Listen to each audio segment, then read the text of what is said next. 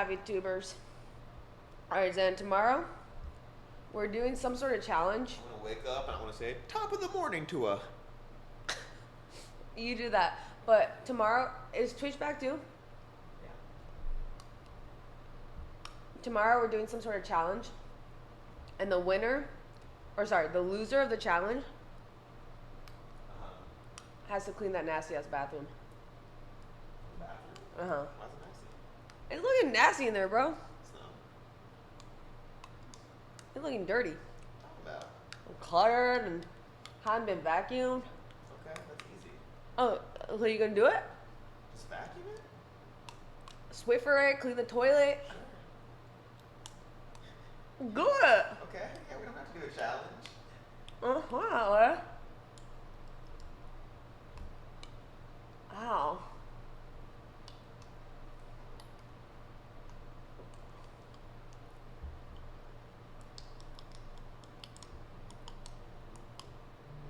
Alright, I'm gonna play a night playlist. And I'm gonna mute the mic. I'll just want Ari. That's all you play. It's good.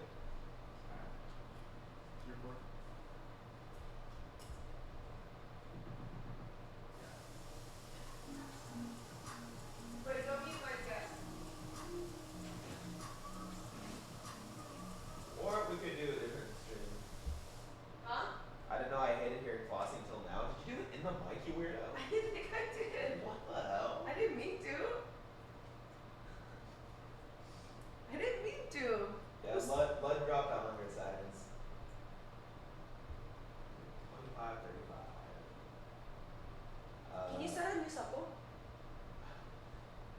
I don't have an idea. I guess picture it is. Actually, I'll do Nun's idea. Nuns? Yeah. What's his idea? I don't know. I need to tell you. Huh? I don't need to tell you. Worst. You're just the worst. Because you're being the worst. How am I being the worst?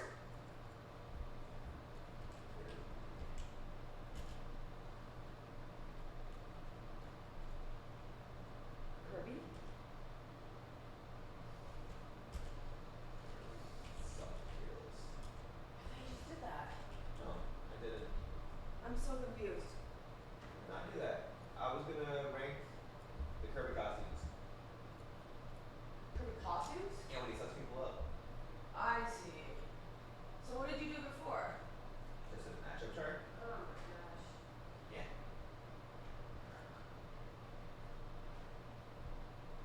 Okay. Don't do that. I'm gonna six minutes. Man, the sponge smell will get off my hands. What? You get the sponge smell off my hands. That's nasty. Yeah, dude, that's your fault.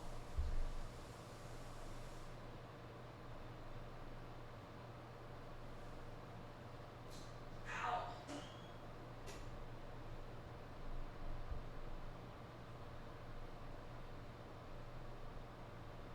I appreciate it, Chris. Thank you.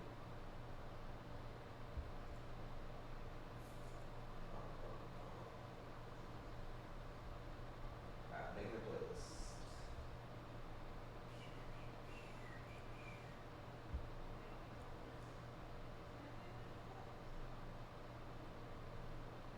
I gotta brush too.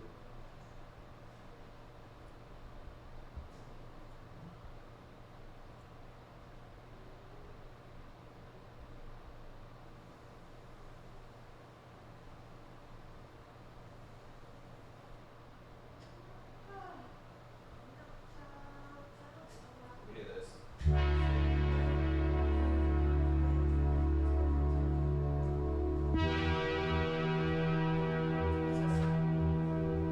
The history of Mike Tyson. Watch out.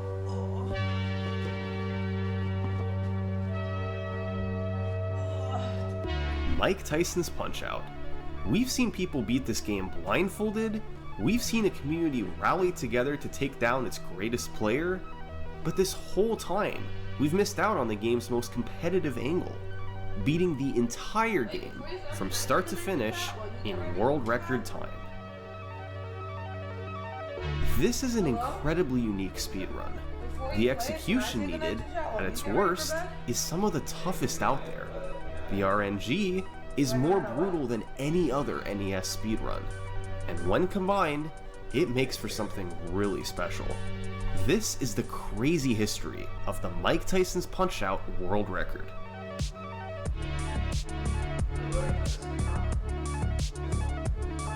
I'm gonna do my skincare. Hold on. We'll come back to this in a sec. We'll come back in a sec. I can't see chat anymore because I took my eyes out.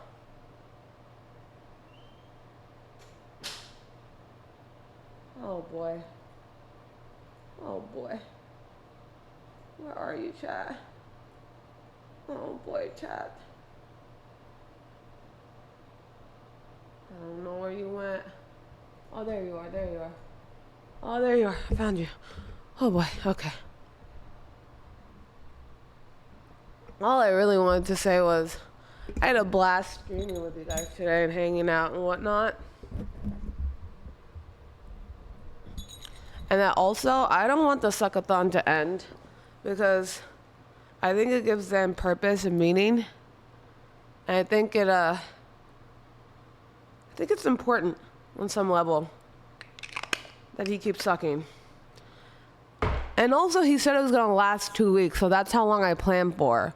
So it's really hard for me to just switch on a dime like that. He guaranteed me 2 weeks. Like, what am I supposed to do? Is that war paint? No, it's moisturizer. I'm 35. You need subtitles? You can't understand me? Because I have my night guard in. I'm a really bad grinder. I grind my teeth a lot. Nerd. I am a nerd. Yeah, I got that full nighttime routine. Got my moisturizer. Usually I go toner into serum into eye cream into moisturizer into face oil. But tonight I thought I wouldn't bring all that gear with me, so it's just a little bit of moisturizer, but like heavier moisturizer. And then you can't go to bed without your lip mask. Anyway,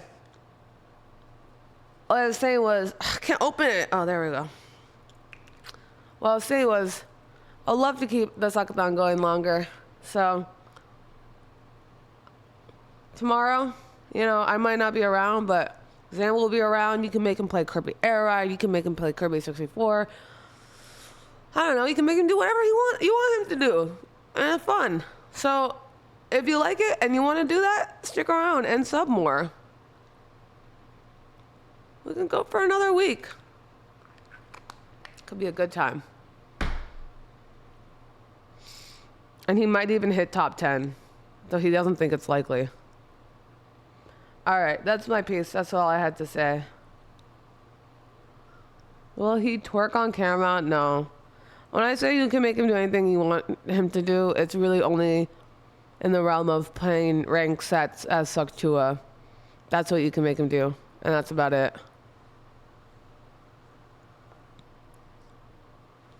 Thank you so much. I appreciate that. All right. No, he won't do that either.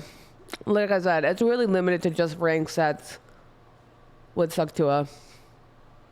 But, that could be fun too.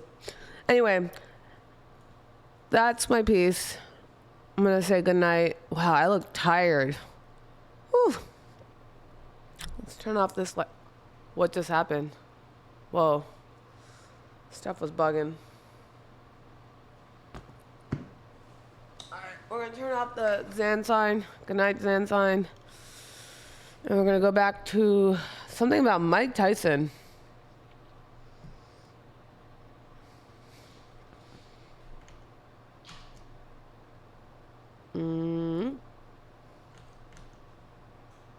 All right.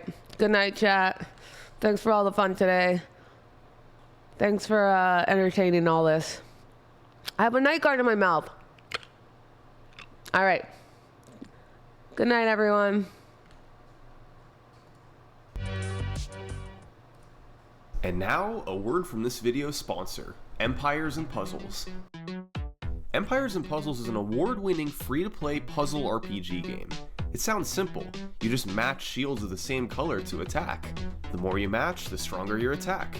But there's much more, including specials, collectibles, and a global PvP leaderboard. Empires & Puzzles also has an upcoming holiday event featuring special hero surprises, exclusive rewards, and joyous challenges. In the Owl Tower event, new heroes will be soaring into action. They bring not just their unique skills, but also introduce new damage and defense types. There's never been a better time to get into Empires & Puzzles. Check it out now on the App Store and Google Play, or simply scan the QR code on screen here. Thanks again to Empires & Puzzles for sponsoring this video, and if you want to help support me, download the game now.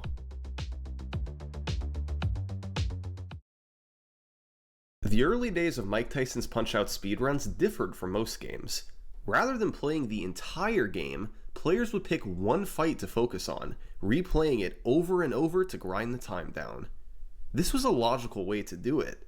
The game has a built-in timer and displays your exact time after the fight.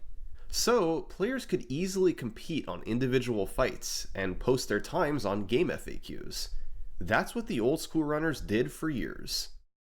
But one runner did something a bit different. He decided, just for fun, that he was going to complete a run of the full game, all 14 fights back to back. He was the only old school Punch-Out runner to do a full game run, and it was way ahead of its time. The runner who did this was Matt Turk.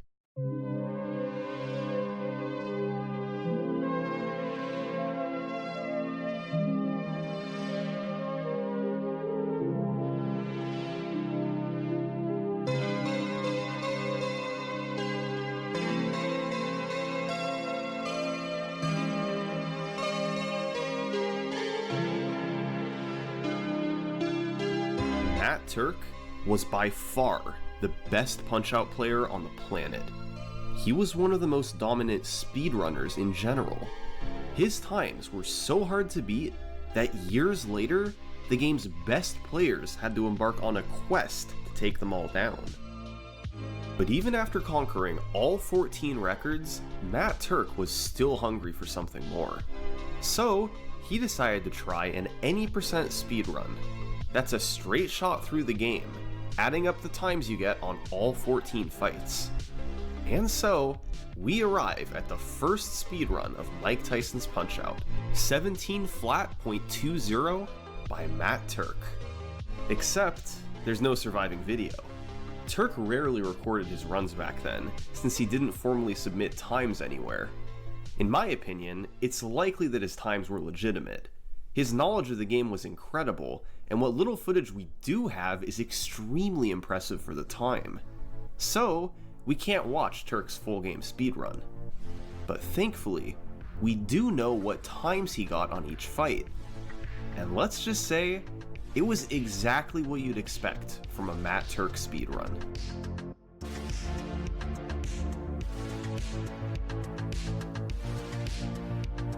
Turk started with Glass Joe. He's a complete pushover in a casual playthrough. However, the fastest way to beat him is tougher. You wait until 40 seconds, then time a punch within a 4-frame window when Joe charges forward. If done properly, he'll go down and won't get up. Punch-Out runs at 60 frames per second, so a 4-frame window is just 1/15th of a second. That's a tough way to have to start your speedrun. But of course, Turk nailed it, matching the task time of 42.00. But a few fights later, Turk had to deal with the most dangerous back-to-back fights in the run. First up was Don Flamenco 1, aka Frame Perfect Don. By punching then dodging, and waiting until the last 60th of a second to counter him, you'll get a star. Star punches are essentially powerful uppercuts, and on Don 1, a star punch instantly knocks him down. He gets up, but with little health, and once you punch him down again, he'll stay down for the knockout. If done correctly, Dawn 1 can be the fastest fight in the game at just 14 seconds. But it's a brutal frame-perfect punch. Just 1/60th of a second to properly time it. Every miss costs 6 to 7 seconds, so the time can snowball quickly. Not only did Turk get the star on his first try, but he ended up once again matching the task time of 14.97. Complete perfection yet again from Matt Turk.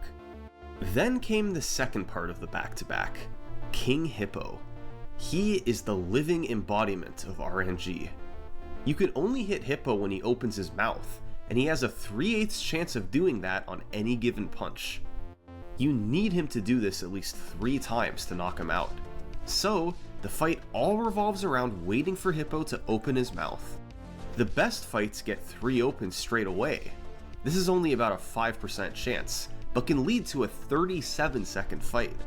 From there, each additional non-open adds 3 to 4 seconds, and it can get bad fast. Turk ended up getting a 48-second Hippo fight, 3 blocks and 3 opens. That's a solid fight given that blocks are much more likely than opens. But this combo of Dawn 1 and King Hippo was super punishing. You needed the frame-perfect punch just so you could get a chance at Hippo's randomness. It was a terrible 1-2 combo, but on this run, Turk had made it through relatively unscathed. The next several fights featured a mix of tricky execution and harsh randomness. We're going to get to most of these fights later. For now, it's important to know that Turk had a pretty clean run through most of the second half. No fight stuck out as getting terrible luck, and he made few, if any, mistakes. Matt Turk had himself a very solid run going. Yet, none of this actually mattered, because there's a fight at the very end of this game that makes the previous 13 seem completely irrelevant. I think you may have heard of him before.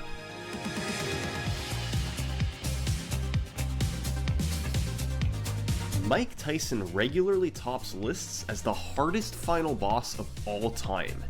He's lightning quick, unpredictable, and can knock you down with one hit. Those who've tried know how hard it is to beat him. But speedrunners need to do more than just beat him. They need to do it in the first round. That's 3 knockdowns in under 3 minutes. It seems completely impossible, but there is one way to do it. We'll break the fight down into 3 phases, 1 per knockdown. In phase 1, Tyson throws uppercuts, and you can hit him twice after each one. By delaying your second punch to the last 60th of a second before he would block, this punch does 5 times the normal amount of damage. If you're a frame late, he blocks. If you're a frame early, you barely damage him. It has to be on this one magic frame. So in phase 1, you have to land frame perfect uppercut after frame perfect uppercut. You don't need to hit them all, but you need to hit a lot of them. In phase 2, Tyson starts by throwing more uppercuts, meaning you need more frame perfects. But at 1:30 on the clock, his pattern switches and he throws hooks. Here it's much easier. You just dodge and punch twice after each one. No need for anything frame perfect. After sending him down again, you enter phase 3, which is quite simple. Tyson only throws hooks, so you punch him down for the TKO. Phase 3 takes anywhere from 52 to 55 seconds depending on Tyson's pattern. So if your second knockdown is at 2:04 or lower, you've got a round 1 fight in the bag. The key to the fight is that you can damage Tyson much more during his uppercuts than his hooks. So, the earlier you knock him down in phase 1, the more uppercuts he'll throw in phase 2 before 1:30, and the more damage you can deal. Generally, you need at least 4 phase 2 uppercuts, meaning a first knockdown of 109 or less. But, you can get as many as 6 uppercuts with a knockdown under a minute. Of course, Tyson can randomly delay and screw everything up. Most notably, in phase 1 he can do the 8-second delay, where midway through the phase he just stands still for 8 seconds. It happens 50% of the time, and while it doesn't completely kill a round 1 attempt, it can turn a solid phase 1 into an impossible one. Now, with perfect execution and a lucky pattern, it was possible to round 1 Tyson down in the 220s. However, these times were extremely rare and took hundreds of attempts from even a seasoned veteran. Getting a round 1 fight at all was unbelievably difficult, and when it happened, it was usually just before the end of the round in the 250s. Even Matt Turk couldn't always pull it off. Under optimal conditions, with nothing at stake and the pressure off, Turk could round 1 Tyson a bit over half the time. But at the end of a world record paced speedrun, with 13 fights behind you and just 1 to go, conditions are anything but optimal. Trying to land frame-perfect punches under this type of pressure is unimaginable. But if anyone could do it, it was Matt Turk. And he ended up finishing off this run with a Tyson fight of 250. He cleared round 1 with several seconds to spare. While we can't watch this run today, its legacy lives on. Like most things Matt Turk did, it was so far ahead of its time. A clean first 13 fights, and a round 1 Tyson at the end. Those two aspects combined made this run amazing. Shortly after this run, the original Punch-Out community started to die off. By 2010, Matt Turk stopped playing as well. So, with no competition left to lower them, all the world records remained stagnant, including Turk's full game speedrun. But then, in the late 2000s, there was a shift in the speedrunning community. Rather than being scattered across different websites like Game FAQs, speedrunners started to centralize at one website, Speed Demos Archive. For a few years, Mike Tyson's Punch-Out didn't have a submission on SDA. But in 2010, a new name popped up on the website. He was the first new Punch-Out runner in years, and unlike most before him, his main focus was completing a run of the full game. This runner's name was Sinister One.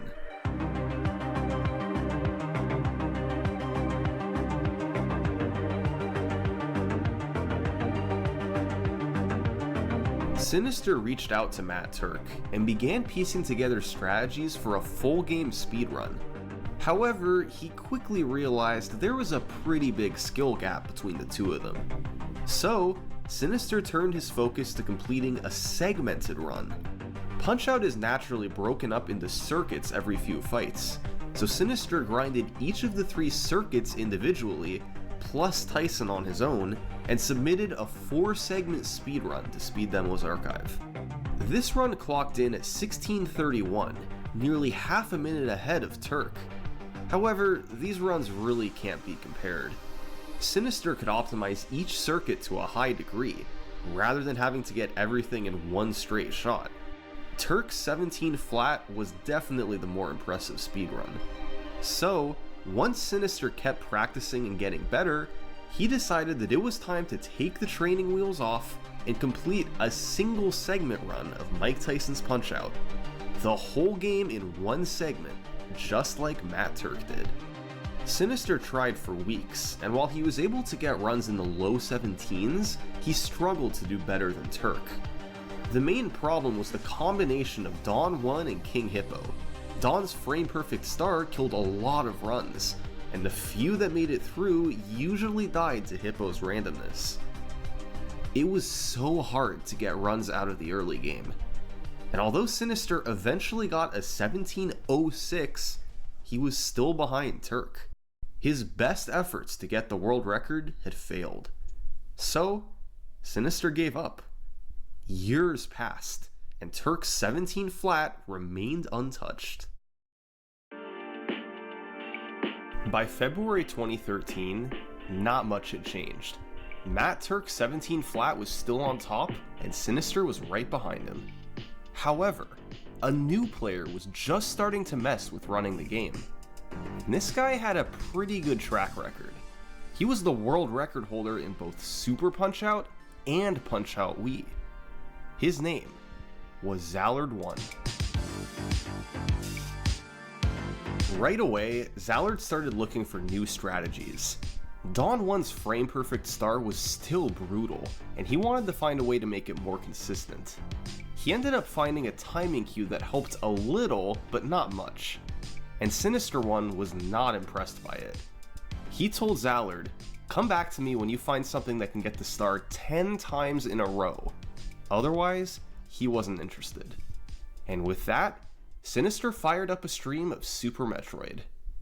And what happened about an hour and a half later absolutely floored him. Alright, let's check out this Zallard video.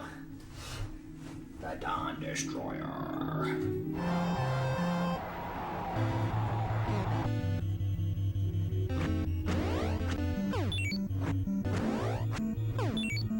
Oh my god, are you kidding me? Dude, no way. This can't be real. Dude, this guy's a hacker. Hacker? No way. Okay, I gotta try this. Alright guys, you might be about to witness the greatest thing of all time. Wow. Wow. I'm so astonished I had to get hit one time. I don't believe it. I don't believe it.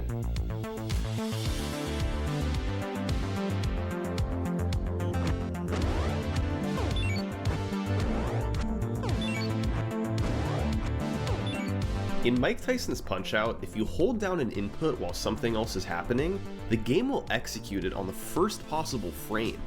So, by holding down different inputs consecutively, you can perform a series of moves that always come out on the first frame, and therefore always take the exact same amount of time.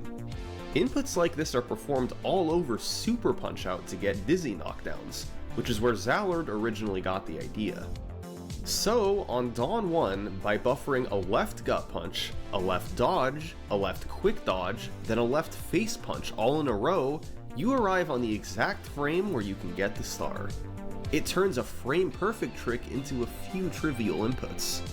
Zallard also found that you could do something similar on Glass Joe. By buffering a left face punch and a series of gut punches, you can guarantee a 42 knockdown, no timing needed. The Dawn 1 buffer was probably the greatest discovery in the game's history. Instead of resetting half of his runs, now Sinister would never have to reset there again. Zallard had revolutionized Mike Tyson's Punch-Out, but Sinister was the one who could really take advantage of it. I don't have work tomorrow. World record incoming tomorrow. It's a lock.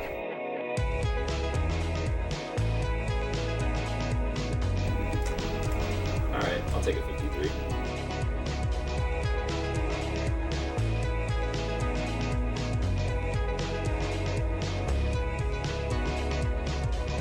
Over the following several fights, he was able to keep it close with Turk, bleeding time without falling too far behind. But Sinister knew there was one place he could make up a bunch of time: the penultimate fight in the game, Super Macho Man. Matt Turk's split here was a 118. This was a solid enough time back in 2008, but by 2013 the fight had evolved. In a worst case scenario fight, Sinister was looking at a 110 or so. Best case scenario, it could go under a minute. Macho's speedrun strategy looks ridiculous, with punches being snuck through his guard and stars thrown all over. But the fight largely comes down to one specific moment. If Macho's fourth punch is an uppercut, which is 5/8 likely, you'll get a good fight. If it's a hook, then it'll be a slower fight. Either way, as long as his execution was clean, he'd save big time over a 118.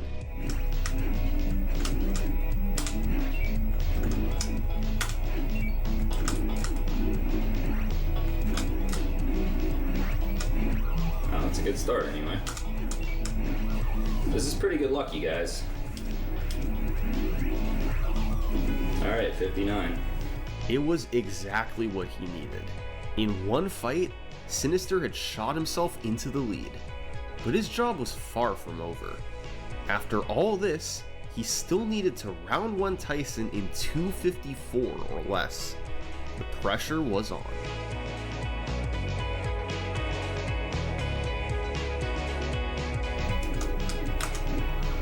105. That's a good time.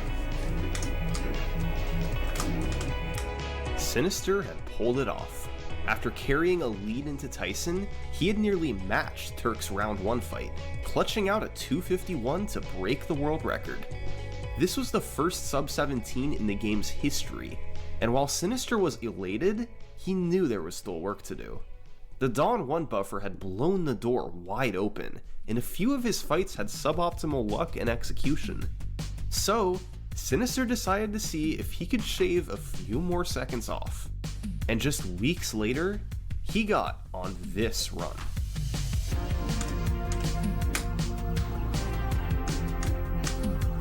Cool. Yes. Oh boy. Alright, this is now serious. Did I just gain time in that split? Dear God above. An enormous lead, with 3 fights to go. Next up, Mr. Sandman. Gotta take advantage of the situation here. Sandman has a big mix of RNG and execution. The hardest part in the fight is his Dreamland Express, where you must dodge 3 times in rapid succession. You can counter him for massive damage afterwards, and by getting intentionally knocked down at 159 or later, he'll do another Dreamland Express when you get up. So it's incredibly rewarding if you dodge the Dreamland Express correctly, but if you're too slow, you can't damage him enough after. Sandman also has 2 main pieces of randomness. When you knock him down the second time, there's a 25% chance he gets up with a big health refill, which loses 10 seconds. And before his second Dreamland Express, there's a 50% chance he does a long delay, which loses 6 seconds. So that adds to 16 seconds of variation from RNG alone, plus tricky execution. And on this particular fight, Sinister ended up getting both the good refill and the short delay, although he bled a few seconds from slow dodging on the second Dreamland Express. An extremely lucky fight on an incredible pace, and his lead ballooned to nearly 28 seconds. So far ahead. On Macho, Sinister ended up getting the bad hook pattern on the 4th punch, which cost 10 seconds. But heading into Tyson, Sinister still had a mammoth 18-second lead. All he needed was a round 1 fight, and this would be a massive world record.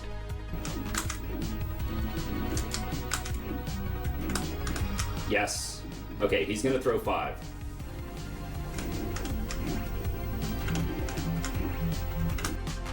Yes! World record. There it is. I don't care that I lost time. Oh man. These are some beautiful looking splits. He built up a huge lead and finished it off with a round 1 Tyson. That's a winning formula for Punch-Out speedruns. The only path Sinister saw to beating this run was saving time at the end. 109 and 254 were good enough splits, but it was possible to gain a bit on each. He just needed to be within striking distance by the end. Well, does this count as striking distance?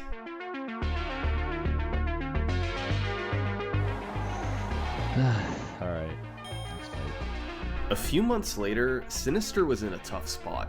He'd made a 7-second mistake on Honda 2 and got awful luck to lose 16 seconds on Dawn 2. This was a big deficit, but he did have time to save. Was it possible to climb out of it? Good start. Yes. Yeah, 57, baby. He needed a 247 on Mike Tyson. There'd never been a world record with a Tyson fight in the 240s. Sinister needed to break new ground.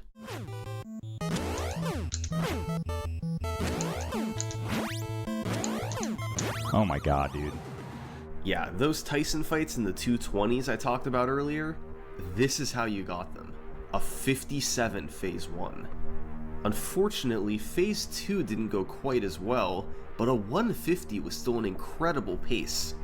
Now, he had to finish it off and see what time he could get.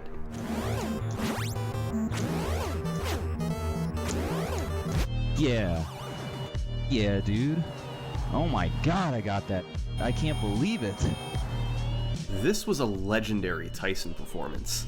With his back against the wall on world record pace, Sinister managed to go 9 for 9 on frame-perfect hits in Phase 1. The final result was a 2:43, an unheard of time for the end of a world record. As the congratulations poured in, Sinister debated if he should keep going. Those last 2 splits were really brutal, but he also had lowered the record pretty quickly. Maybe he wasn't at his full potential yet. Ultimately, Sinister decided to push onward. He wanted to get one more improvement before stopping. 5 weeks later, Sinister had another good one going. He was tearing through the world circuit, and once he finished off Sandman, he had amassed a lead of 19 seconds. But he knew what he was up against in his final 2 splits. And right on cue, Macho gave him the bad pattern. But he recovered nicely, and was on his way to still having a nice lead going into Tyson. No!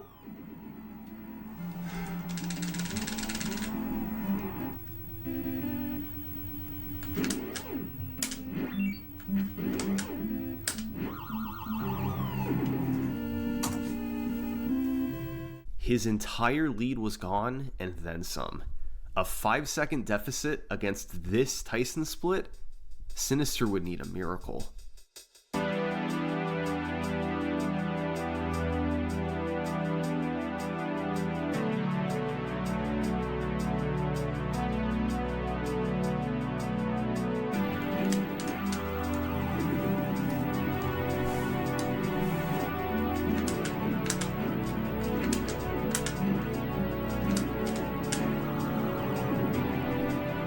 Against all odds, Sinister had actually brought this run back. He was guaranteed to finish Tyson between 2:34 and 2:37, enough for a new world record, albeit a fairly small one. But there was something else Sinister could go for here: frame-perfect hooks. In Phase 3, Tyson gets up with 40 health. Normally, you hit him twice after each punch for 2 damage each, a total of 4 damage. But if you instead delay the first punch to the last 60th of a second possible, you'll throw a single punch that deals 5 damage. Theoretically, if you land 8 frame-perfect hooks in a row, you can get a 37-second Phase 3, a massive time save over normal.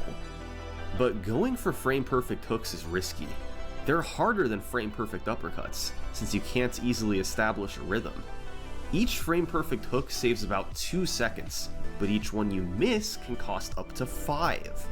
Generally, hitting 4 hooks is enough to save you some time, while hitting 2 is enough to break even. But add in blocks, and your Phase 3 time can spiral. So, it was decision time. Do you take the guaranteed small world record, or risk it to go for glory? Going all out.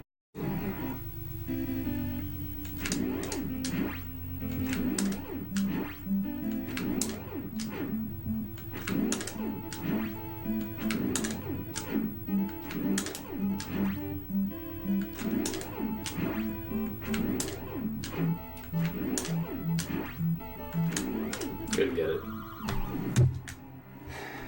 I couldn't get it, dude. I couldn't get it, man. I couldn't get any frame perfect hits. I was too nervous. Had Sinister just played it safe, he'd be celebrating a new world record. But can you blame him for trying? It was a chance to demolish the record. He had missed on this occasion, but that was alright. Shake it off. Just get another run back to Tyson, and you'll get it next time.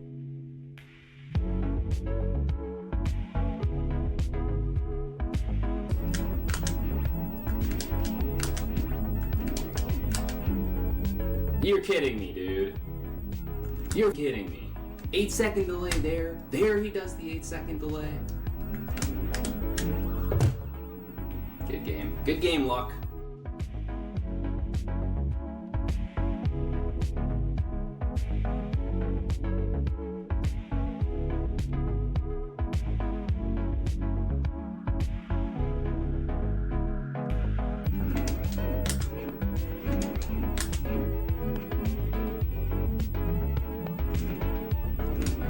And it's 8-second delay killed it.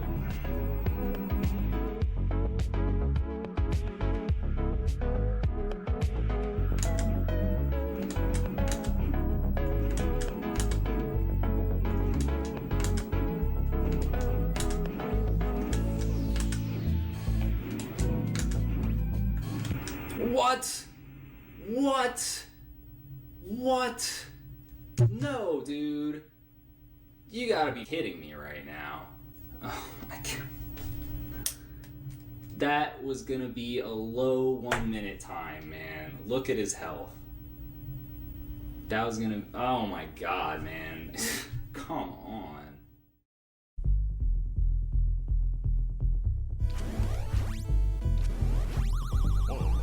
Dang, that's a pretty good one. Yes, dude! Holy what?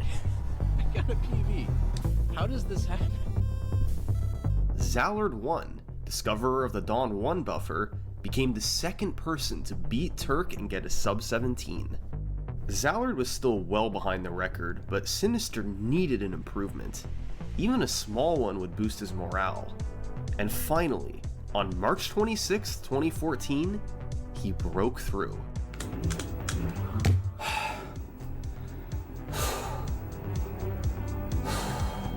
Sinister was able to get a lead early and never relinquished it. He started with an excellent 41 on Hippo and got average luck on Sandman and Macho. His Tyson execution wasn't perfect, but a 105 knockdown meant he'd get 4 uppercuts in phase 2. He ended with a 251, enough to lower the record by 3.5 seconds. But Sinister's relief wouldn't last long, because Zallard 1 was flying down the leaderboard. And just days later, he finished off this run. Oh man, that's quite the PB. Dude, I got... Whoa. The run had a notable mistake on Great Tiger. Tiger is one of the only fights in the game with no RNG. The execution consists of 4 gut punches that each have a 6-frame window.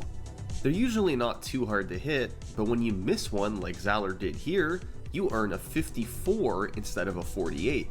It was a 6.5 second mistake. Zallard missed the world record by 6.23 seconds. Had he not missed the gut punch, he would have dethroned Sinister and taken the top spot. These two guys were neck and neck. They had similar consistency overall and could both reliably round 1 Tyson in the 240 to 250 range given no 8-second delay. But as similar as Zallard and Sinister's skills were, their ultimate goals were different. Zallard wanted to keep lowering his personal best and maybe snag the world record, while Sinister had even loftier goals. He wanted a single segment run that would beat his old segmented run, the 1631 from 2010.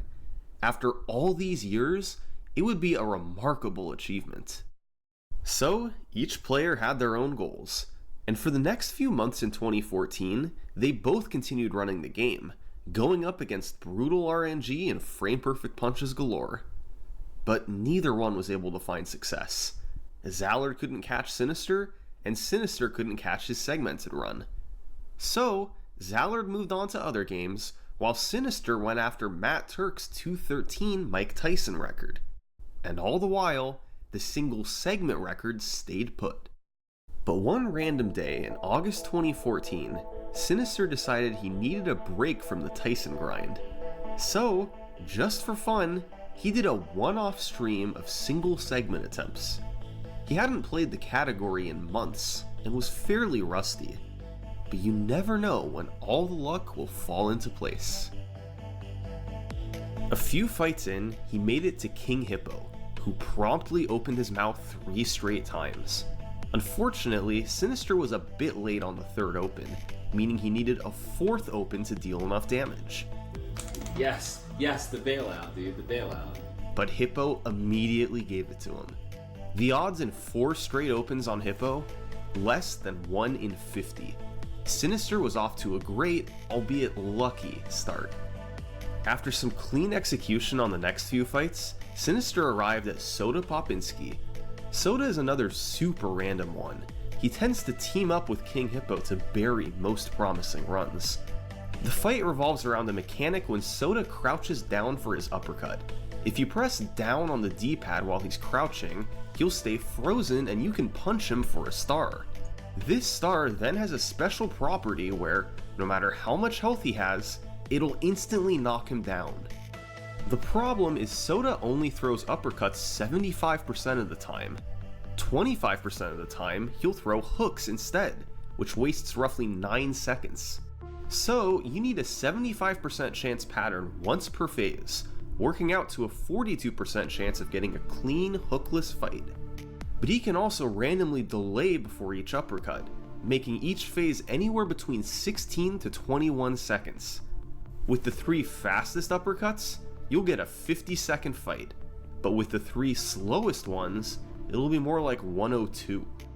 To summarize, Soda will kill more than half your runs by throwing hooks, and for those he doesn't kill, he can delay to waste a bunch of time.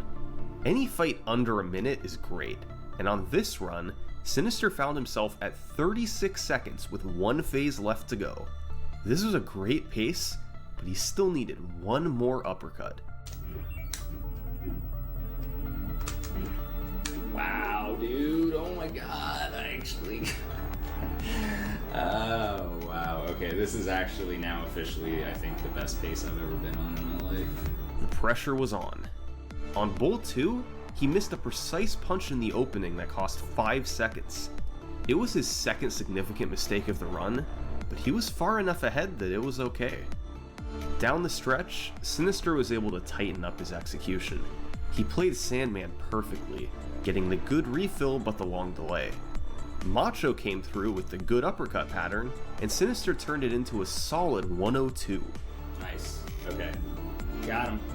So, through it all, Sinister had built up a 20-second lead over his segmented run. He needed a 2:48 Tyson fight to get it done. But he'd been used to fighting Tyson in an individual level setting. That's very different from the end of a single segment run.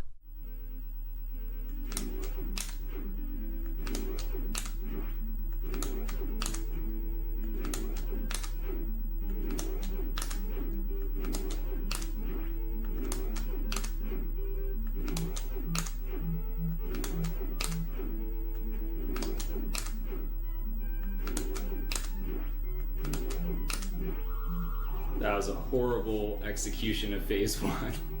Pull it together, man. Pull it together. Yeah, it wasn't pretty, but a 108 was still doable.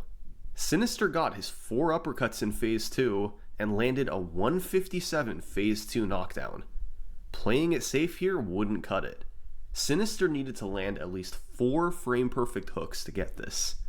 He had come all this way, gotten amazing luck, and it would all be for nothing if he couldn't execute right now.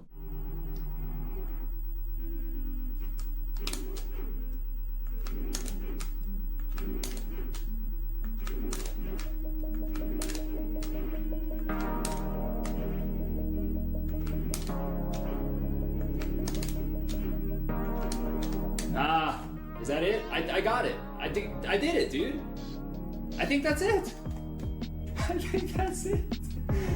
Oh my god, is this... Hold on. Let me put in the time. Yes! Yes, dude! 1627 out of nowhere!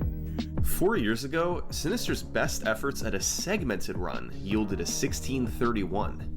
Now, he could beat that with a straight shot through the game. This was a pretty lucky run, as Sinister made multiple mistakes that could have killed it.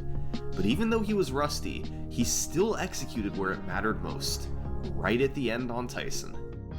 Sinister was more than satisfied with this run, and he turned his attention elsewhere. Now, it was Zallard's turn to focus on single segments. With this new record, the difference between his run and the world record had doubled. Unless he could take 12 seconds off his PB, Zallard couldn't move out of second place. He'd be competing against a 42 Hippo, 56 Soda, and a solid final 3 splits to finish it off.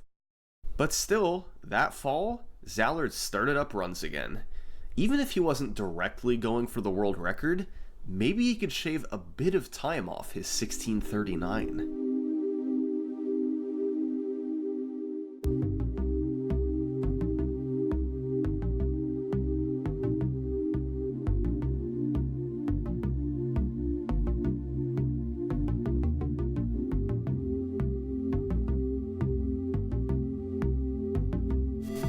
Come on, Tyson. Just round one. That's all I need. Just a round one fight.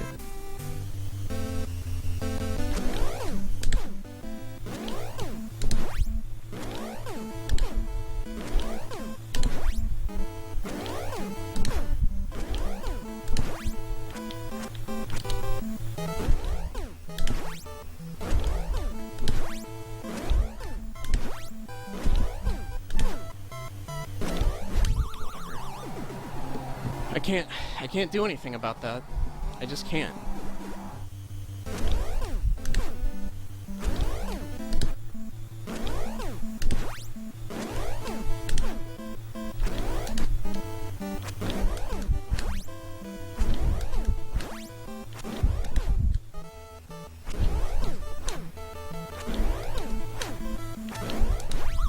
This is in danger, real bad.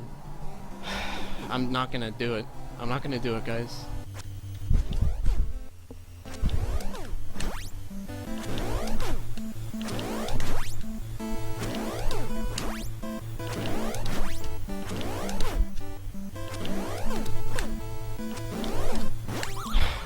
I don't even know what that is. I don't even know. Is that the record? No, it isn't. He's got a 27. Man. Such a crushing PB. In Phase 1, Zallard actually played quite well. He got the 8-second delay, but still turned it into a respectable 108. But Phase 2 was his downfall, with 2 blocks and several other missed punches.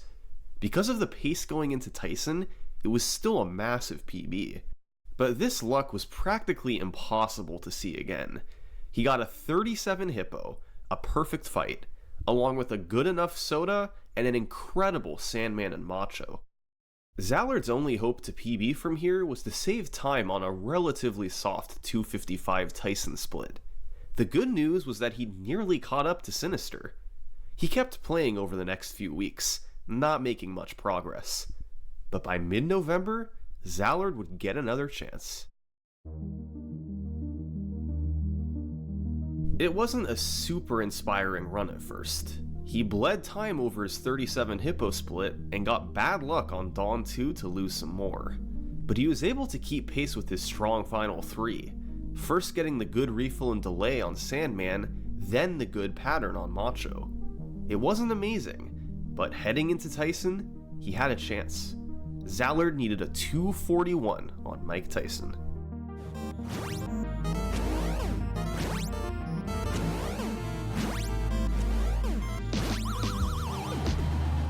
Near perfect. Zallard was easily on pace to get this. But Phase 2 was a bit more dicey. He missed 2 of Tyson's uppercuts and missed all of the hooks. Now, he couldn't play it safe. He had to hit at least a couple of these.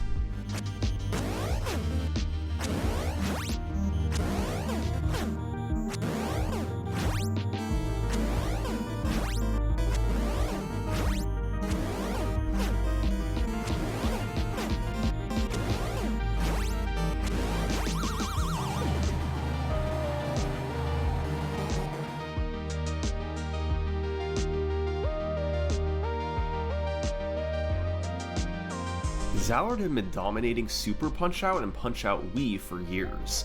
Now, he was the king of Mike Tyson's Punch-Out too. Congratulations poured in across the community, even from Sinister, who was good friends with Zallard and was happy to see him succeed. But admittedly, it was pretty tough for him to lose this record. He'd been known for holding it over the years, and suddenly being in second place was a big shock. Sinister did some attempts shortly after Zallard's 1625, but ultimately his heart wasn't in it, and within weeks he stopped.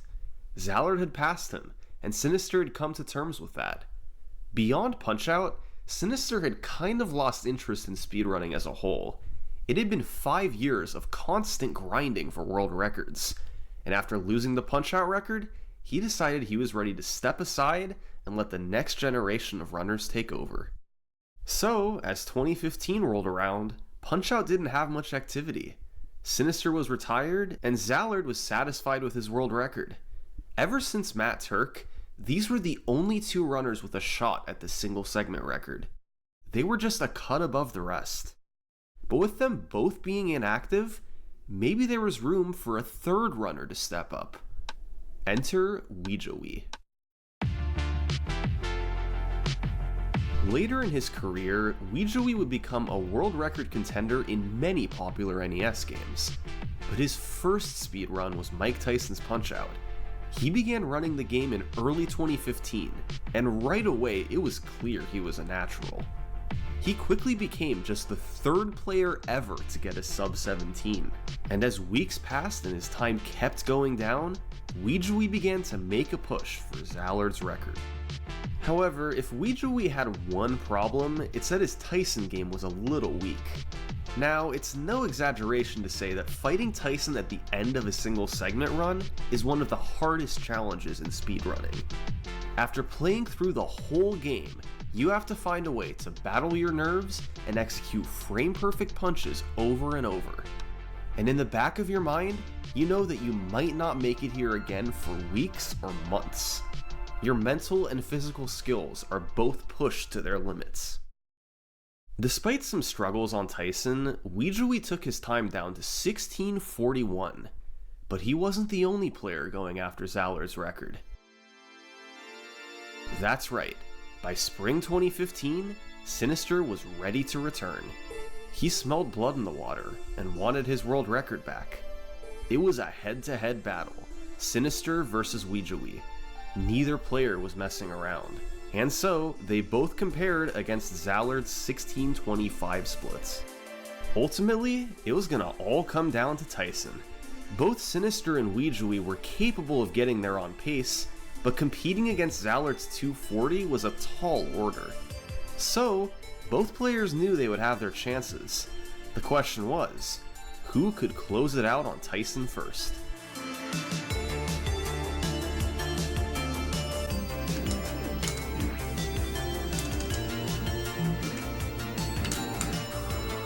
Nope, not it.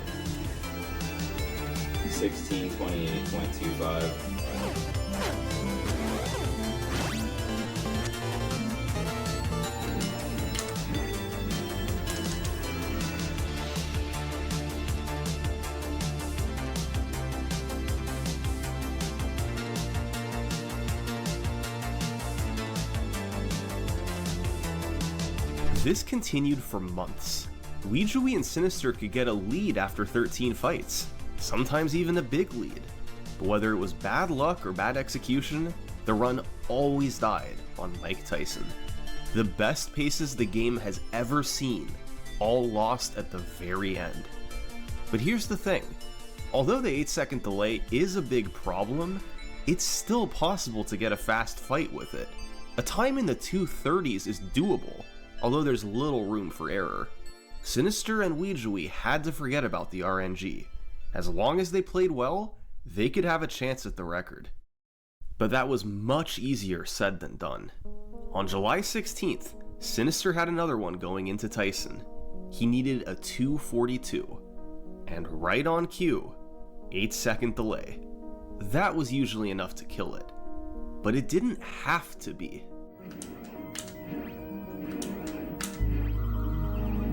It's alright. Dude, that last delay was a killer.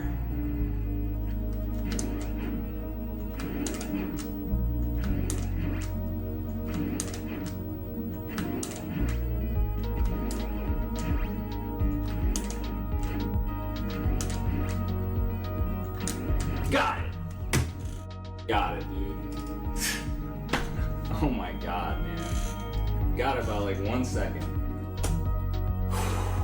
Now that's how you fight Tyson.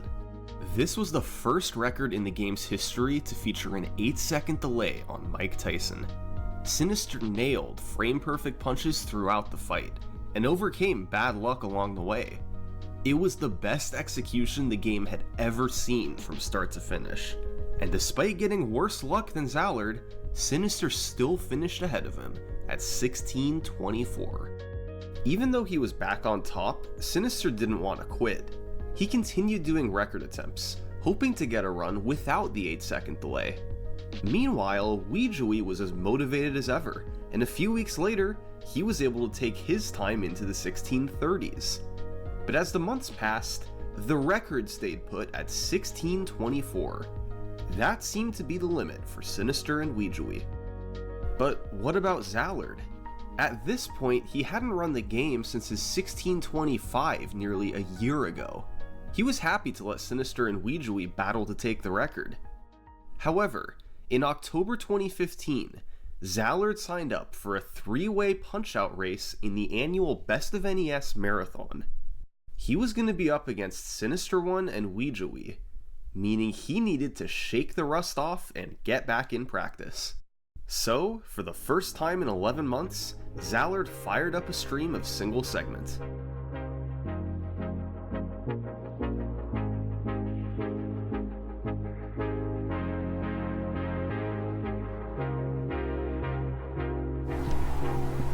It's not gonna matter. He's gonna 8-second delay this.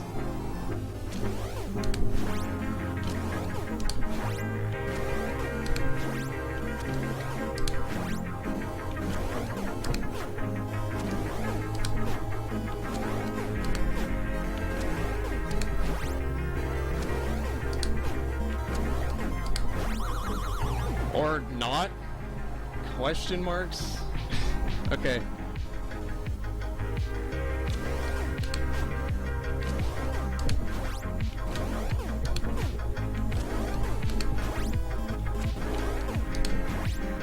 What are you talking about, Tyson?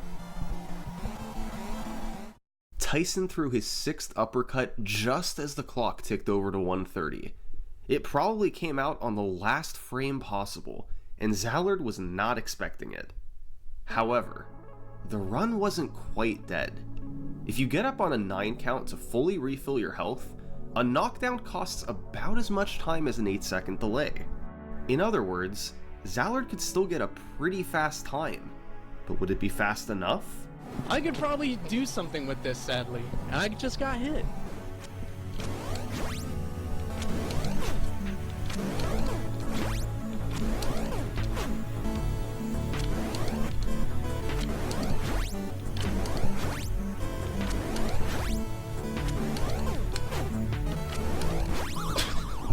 What a stupid run, dude.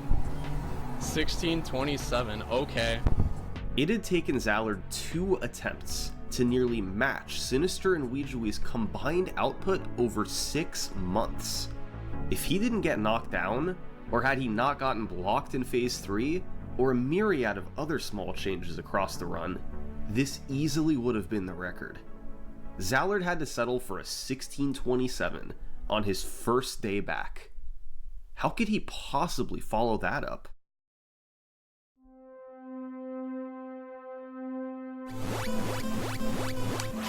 Alright. Here we go. Oh. Alright, soda.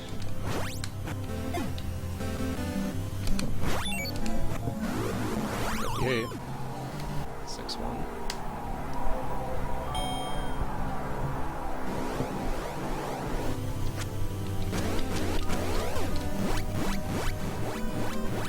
Uh-oh. It just got real. That's a split you're not supposed to gain time on. 4-8? This is so dead. This is the deadest speedrun I've ever seen. Oh my god, dude. This is doomed. This is doomed. This has no chance. Zero possibility of finishing.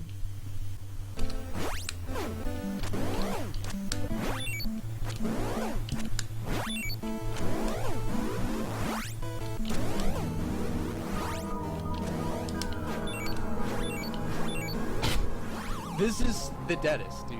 You can't get this luck. Tyson's 8-second delaying this. I will bet you all the money.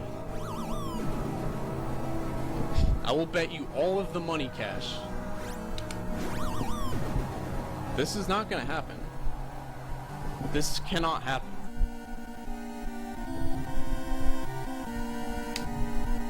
This isn't even real, dude. Okay, like, you don't understand. This can't finish. It's impossible. And what happened on Mike Tyson on the ultimate dream run ever of Punch-Out? Well, I'll let Zallard take it from here.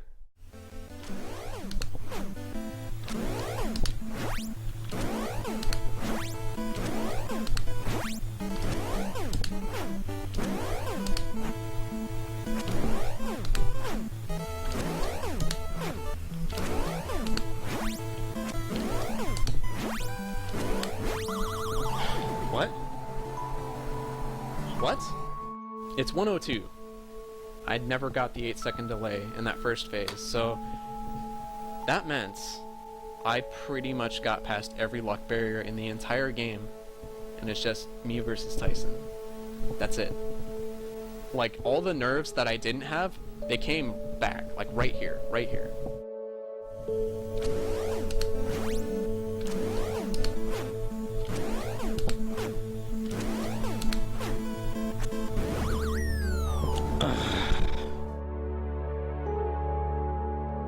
I remember thinking, well, this is where it dies. But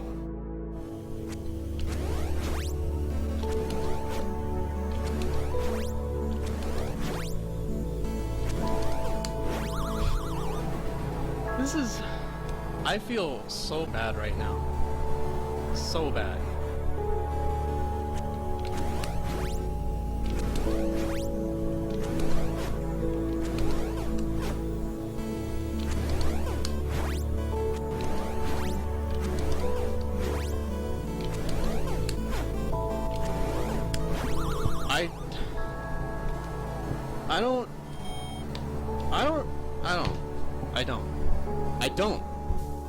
I just don't.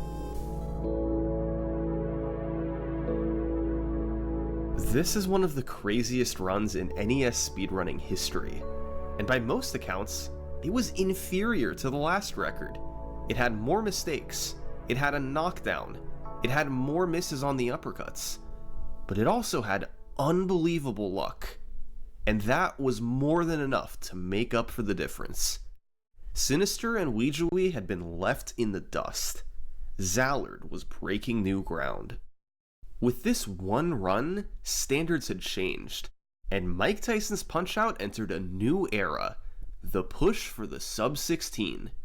For years, it was a theoretical time, but more of a pipe dream than a rational expectation, much like the mythical 457 in Super Mario Bros. But now, Zallard's 1607 opened up new possibilities. Sub-16 was suddenly realistic, and that was enough to make Zallard commit to trying. The blueprint for this run was simple. There was no way Zallard was going to be ahead of the record going into Tyson. The 1607 got all the luck, and trying to compete with it would be a losing battle. But as long as his deficit was reasonable, Zallard could make it up with an insane Tyson fight at the end. You'd need the ultimate combination of luck and execution on Tyson. For starters, you need to get your first knockdown before 1 minute. That involves hitting all 9 frame-perfect punches in the first phase and not getting the 8-second delay. With any luck from here, Tyson throws 6 uppercuts in phase 2, and if you hit 5 of them, you'll knock Tyson down before he has a chance to throw any hooks. And from there, by hitting a few frame perfects in phase 3, a time in the high 210s or low 220s is possible. That is 18 frame perfect punches at the end of a world record paced run. These used to be unreasonable expectations, but this wasn't 2014 anymore. Tyson execution had gotten better, and if Zallard wanted to get a sub-16, that's what he needed to do. Within days, he was back to doing attempts, hoping just once he could clutch out the Tyson fight he'd need. On November 9th, he had one with potential. Although he bled a bit of time on Hippo and Soda, he was able to keep pace everywhere else. But after an unfortunate mistake on Macho, the deficit ballooned to 18 seconds. Zallard needed a 225 Tyson fight, and after a 144 second knockdown, it was clear that this was going to be close.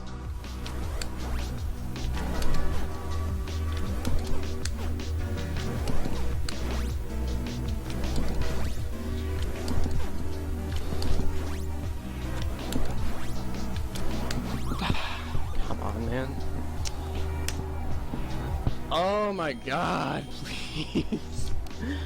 Without the mistake on Macho, Zallard would have had a sub 16. Instead, he had to push onward. A couple weeks later, he had another similar one.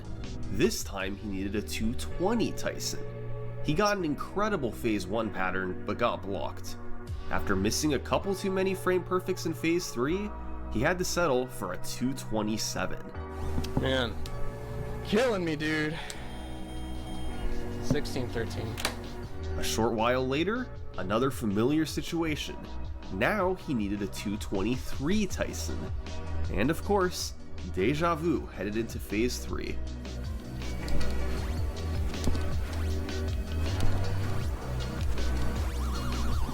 You gotta be.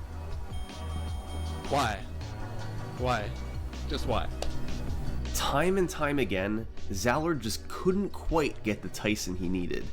He was playing well, but not perfect.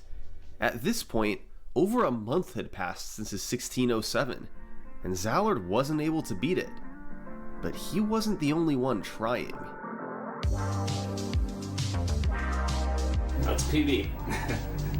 It is a PB. Man, that was 1622. All right.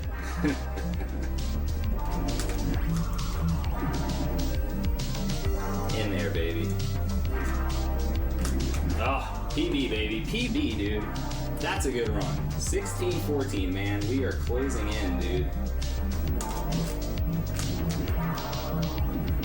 I think I might have just PB'd. All right, it's PB, dude. Alright, I'll take it. Missed world record by 4 seconds, guys.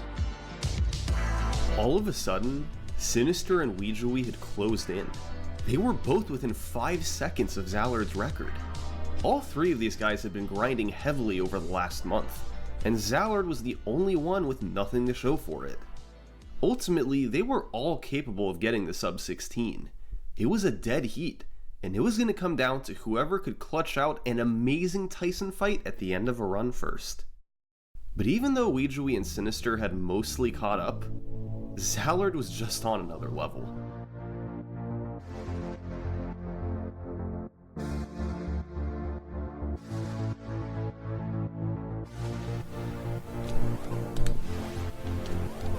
Oh, baby.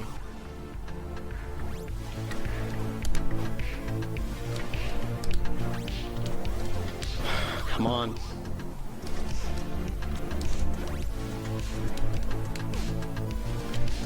Yes! Yes! Oh yeah! Oh yeah, dude. It's done, dude. It had happened. Zallard had just gotten a 218 Tyson in a run. Just 2 years ago, this would have been the fastest recorded Tyson fight ever. This speedrun was the product of years of attempts from Punch-Out's best players. It started with Matt Turk's initial run, then Sinister's grind through the 16s, and finally Zallard's push to take it under 16 minutes. Punch-Out's ultimate barrier was broken. It wasn't a perfect run. Most notably, he got a hook on Soda, which cost about 10 seconds. But the 218 Tyson fight more than made up for it. Zallard was done. And seeing what he had accomplished, Weejoey and Sinister decided to stop grinding as well. Everyone was satisfied with this incredible world record. The sub 16 was real. By 2016, most of the Punch-Out community was inactive. This is common once a landmark world record is set. People feel no need to even try beating it. So, for months, there was no movement on the leaderboard. However, that changed in late January 2016. For the first time in a year, somebody new entered the top 3. And all of a sudden, in one fell swoop, he passed both Sinister 1 and Weejoey, only trailing behind Zallard's world record. This runner was me.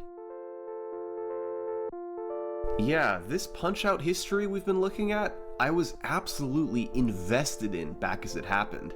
They're some of my fondest speedrunning memories, and were instrumental in getting me into speedrunning as a whole.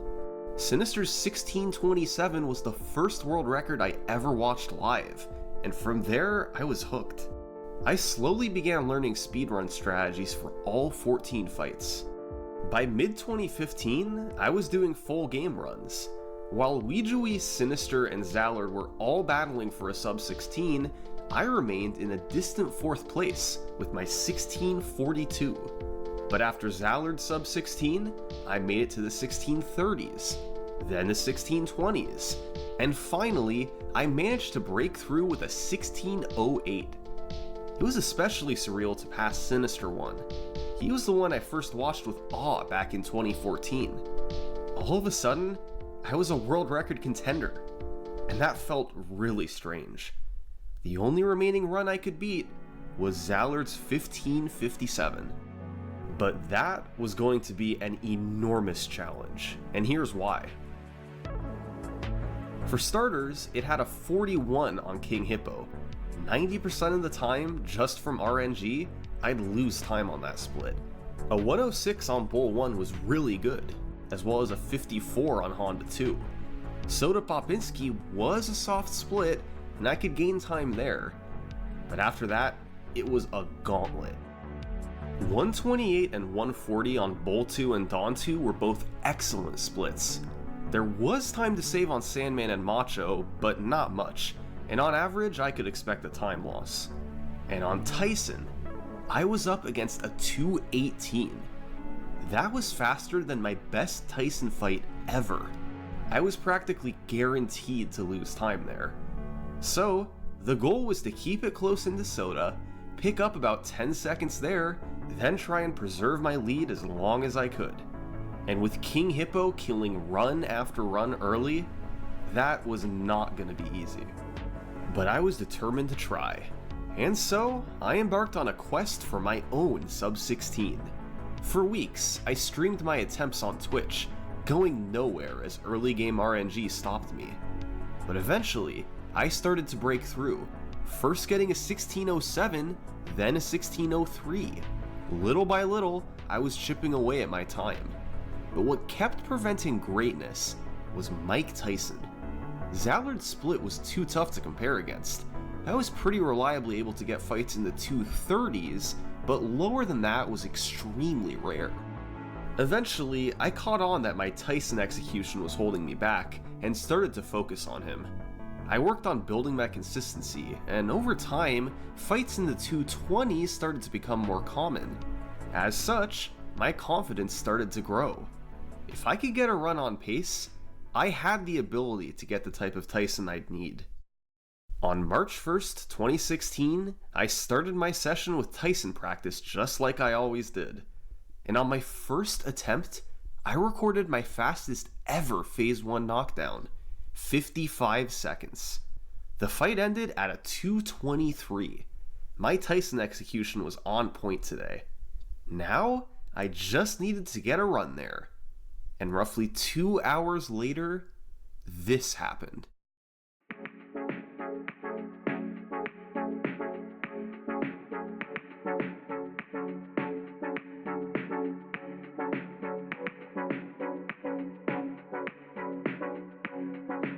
It was everything I could have hoped for. I was ahead into Soda, saved 10 seconds, then got godlike Sandman and Macho luck to add to my lead. This was a ridiculous pace, with incredible RNG. And my nerves were out of control. My hands were literally shaking. But right there in the chat helping me calm down were the current and previous world record holders, Zallard and Sinister. They put any fears of losing the record aside to help give me encouragement. Just an amazing display of sportsmanship. I did my best to gather myself and press start on Tyson.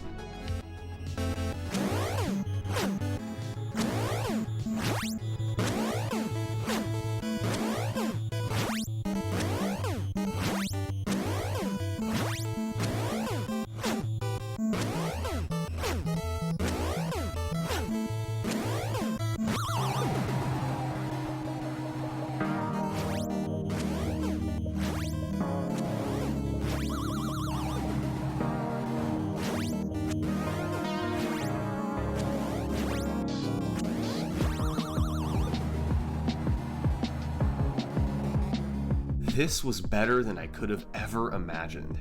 I had clutched out a 224 after these first 13 fights. It wasn't quite as good as Allard's 218, but given the circumstances, I was more than happy. And right there cheering me on were Sinister and Zallard. Two guys I had idolized were celebrating me taking their world record. Just a completely surreal feeling. With a 15-second lead over second place, I felt pretty good. This run had outstanding luck, and a solid Tyson at the end. There were very few spots to gain time, and I had no intentions to try and lower it. So, I took a step back and played other games. But I loved Punch-Out and struggled to stop playing it for long. As it was, I didn't want to try and grind to beat my 1542. I felt it would be impossible without a miracle run. However, if I could find new ways to save time, then maybe beating it would become realistic. So, that spring, I went into the lab, searching for new strategies and time saves on all 14 fights. And with help from other community members, we were able to completely overhaul 2 fights. First up, Piston Honda 2.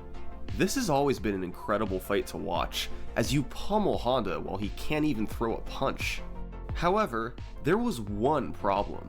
Honda starts dodging uppercuts midway into phase 2, so in order to get the last one to land, you had to stand around and wait for his eyebrow pattern, where he was forced to take it. The end result was a fight between 52 and 55 seconds depending on refill and star luck. However, in early 2016, Zallard began messing with implementing max damage uppercuts on the fight. By carefully pressing up and start within a small window, you can throw special uppercuts that deal more damage and that Honda 2 cannot dodge. I struggled to hit these consistently, but by messing around one day, I figured out that doing a quick dodge beforehand provides a visual timing cue, making the punches much easier. So now, there was no need to wait for Honda's eyebrows, and the fight ranged from 45 to 51 seconds. And the other fight was Don Flamenco 2. We ended up transforming him from a normal fight to the most random one in the entire game, even more than Hippo and Soda. On the first counter of the fight, you get a star, and you get another guaranteed one every 7 counters. But on all the rest of the counters, you have a 1 in 16 random chance of getting a star. It's a complete mystery why Nintendo designed the fight this way, and frankly, it's pretty baffling. But getting extra stars can be enormously beneficial, since they deal massive damage to Dawn. Zallard worked out a phase 1 where you'd get 9 chances at the 1 in 16 random star, and from there, I helped develop a roadmap for the rest of the fight depending on how many stars you get and what health refill Dawn gets in phase 2. This unlocked times on Dawn 2 that were previously impossible. With 2 stars in the mid refill, you could get a time all the way down in the 120s. The problem is, getting this luck is extremely unlikely. Most of the time, you'd get 0 stars in phase 1, and end up in the 140s like usual. Now, this 1542 world record was quite optimized for the strategies used, and the new tech wasn't guaranteed to help. Honda 2 was now harder, and Dawn 2 was way more random. But there was clearly potential here to beat the 1542. I wasn't sure exactly how much time I could save, but if I got everything to line up, the record could go down by a lot. So, in May 2016, I got back to the world record grind. My goal time? Sub 1520. I didn't know if that was a realistic goal, but I wanted to at least try for it. And right away, things were not looking good. The random elements kept ending run after run. Hippo barely let anything through, Soda killed half that made it to him, and Dawn 2 was never giving me stars. They were teaming up so that on every run, at least one fighter gave me unwinnable luck. The new strategies didn't seem to be helping, but there was still one way I could beat the record. On May 24th, I got on a run that lost 18 seconds to Soda Popinski. This effectively killed it, but I decided to play it out, and entering Tyson, I had a 10-second deficit. I needed a miracle fight, and ultimately proceeded to get the first ever perfect Tyson in a run. That's hitting all 22 frame-perfect punches throughout the entire fight, in all 3 phases. Doing this on the uppercuts isn't too hard, but proceeding to then hit all 8 hooks is super tough. But with the pressure mostly off on a pace like this, I was able to get it, and lower the record to the 1530s. A few days later, I was in a similar spot. The first 13 fights had done me no favors, so I only had a 7-second lead compared to a 2:10 Tyson. I needed another miracle fight, and I somehow did it again. A 2:13, matching Matt Turk's IL record from 9 years prior. This time, it was a perfect fight other than one missed hook in Phase 3. Clearly, I had stepped up my Tyson game a bit, but I was doing it with the pressure off. Neither of these runs were on a good pace, and the Tyson fights are the only reason they were records. If I wanted to reach my goal of sub 1520, I had to execute on Tyson when the pressure was on, and a few weeks later, I'd get my chance. It started with a perfect 38 on King Hippo. After a solid next couple of splits, Soda gave me uppercuts, and I got a 53. I made it to Dawn 2 with a 17-second lead, and while he didn't give me the god luck, I got one random star and a good refill. After a decent Sandman and a great Macho, it added up to a 21-second lead going into Tyson. This was an amazing run. Now, those 210s and 213s I had gotten were super rare. I could maybe pull it off 1 in 20 tries. Add in the pressure of a pace like this, and it wasn't looking likely. But I didn't need a perfect Tyson. If I could beat him around 220, that would be an amazing fight, and I would get the sub 1520. But I also had the 8-second delay to contend with, as well as nerves. No time to think, here we go.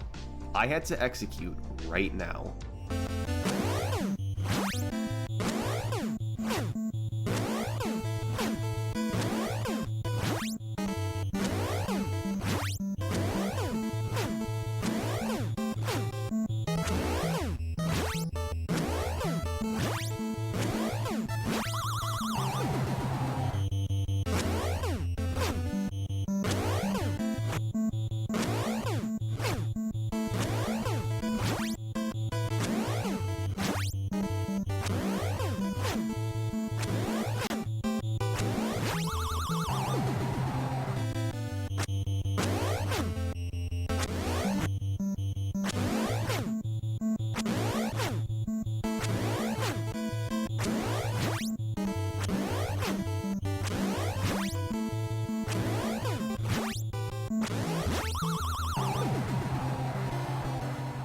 I didn't know how to feel. 232 is not a bad Tyson, but after a 56 phase 1, I was on pace for something amazing. It was still a world record, but not the one I was looking for. So, I kept playing. This was going to be a very hard run to get out ahead of. A 38 Hippo and 53 Soda meant I was pretty much always going to be behind. The obvious time save was Tyson. Even if the super low Tysons weren't realistic, I could still save a solid 10 seconds there with some regularity. But keeping pace with the rest of the splits would be brutal. Although there was one other place I could hope to save a bit of time.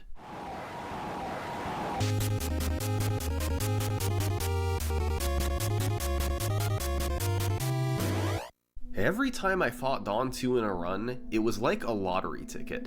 About 96% of the time I fought him, I'd get a fight in the 130s or above. Usually this resulted in a time loss against my 138. However, roughly 1 in every 25 fights, the stars would align, literally, and I'd gain big time. Getting 2 random stars plus a good refill meant I could finish Dawn off in the 120s, and that had massive implications on the run. It could turn a bad pace into a good pace. It could turn a great pace into an amazing pace. A good Dawn 2 is so rare that you can go weeks without seeing it. But whenever Dawn 2 decides you win the lottery, your run is suddenly thrust into serious territory.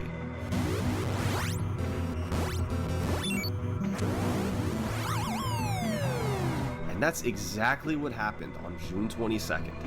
Dawn 2 gave me a 124, approximately 1 in 50 luck. And all of a sudden, I was ahead of my splits with 3 fights to go. This was a golden opportunity. A 7-second lead, knowing I had time to save on Tyson at the end. I just had to avoid a catastrophe. Oh, bad refill on Sandman. There's 10 seconds gone. Ah, bad delay. There goes another 5. Ugh, bad macho pattern. Another 10 gone. And a knockdown. The run is over. This is what the game does. It'll give you false hope with a miracle Dawn 2, but you're far from out of the woods. Sandman and Macho can team up to immediately kill your run, and there's nothing you can do about it. By this point, I was starting to get pretty frustrated. I'd been grinding every day for over a month, and although my goal was sub 1520, I hadn't even gotten sub 1530. I realized that part of it was a mental battle. I was going up against my 1531, which had an amazing early game to make me always in the red. So, I decided to run against my 1534 splits again, which were much friendlier before Tyson. But even still, although I could get out to a lead, it always came crashing down somewhere. This continued for weeks, and I began to wonder if sub 1520 wasn't realistic. The type of luck I needed, on top of an amazing Tyson at the end, might have been too much to ask. I kept doing runs, but they always died somewhere. I couldn't get everything to line up. The sub 1520 just wasn't a feasible goal. It would take a near perfect run, and the game just doesn't let you finish runs like that.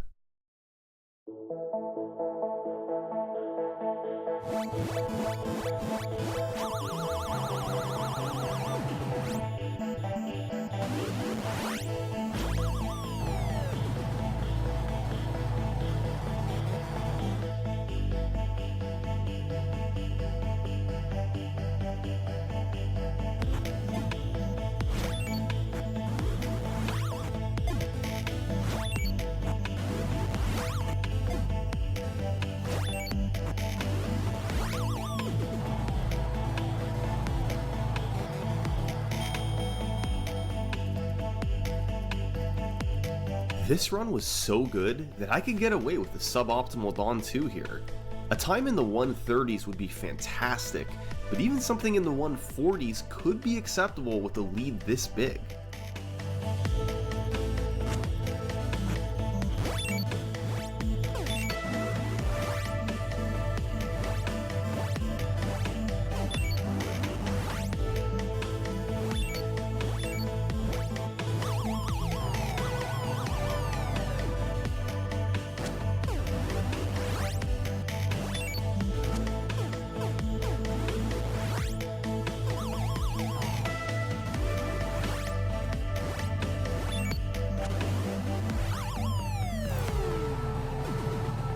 I couldn't believe it. On the best pace of my life, I had gotten the 1 in 50 Dawn 2 luck. This run was approaching once in a lifetime territory, but I still had 3 more fights to go. I pressed start on Mr. Sandman, waiting for this perfect luck to come to an end.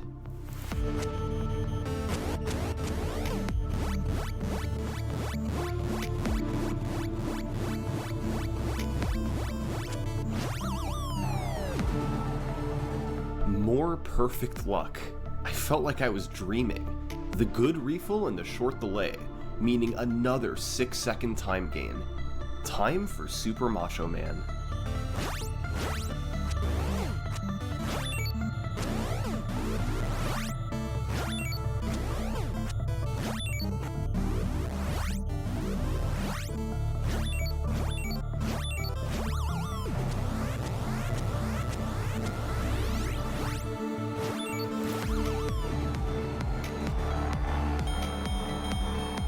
Perfect luck again. This was impossible. Punch-Out doesn't let this happen. I now had an incomprehensible 36-second lead.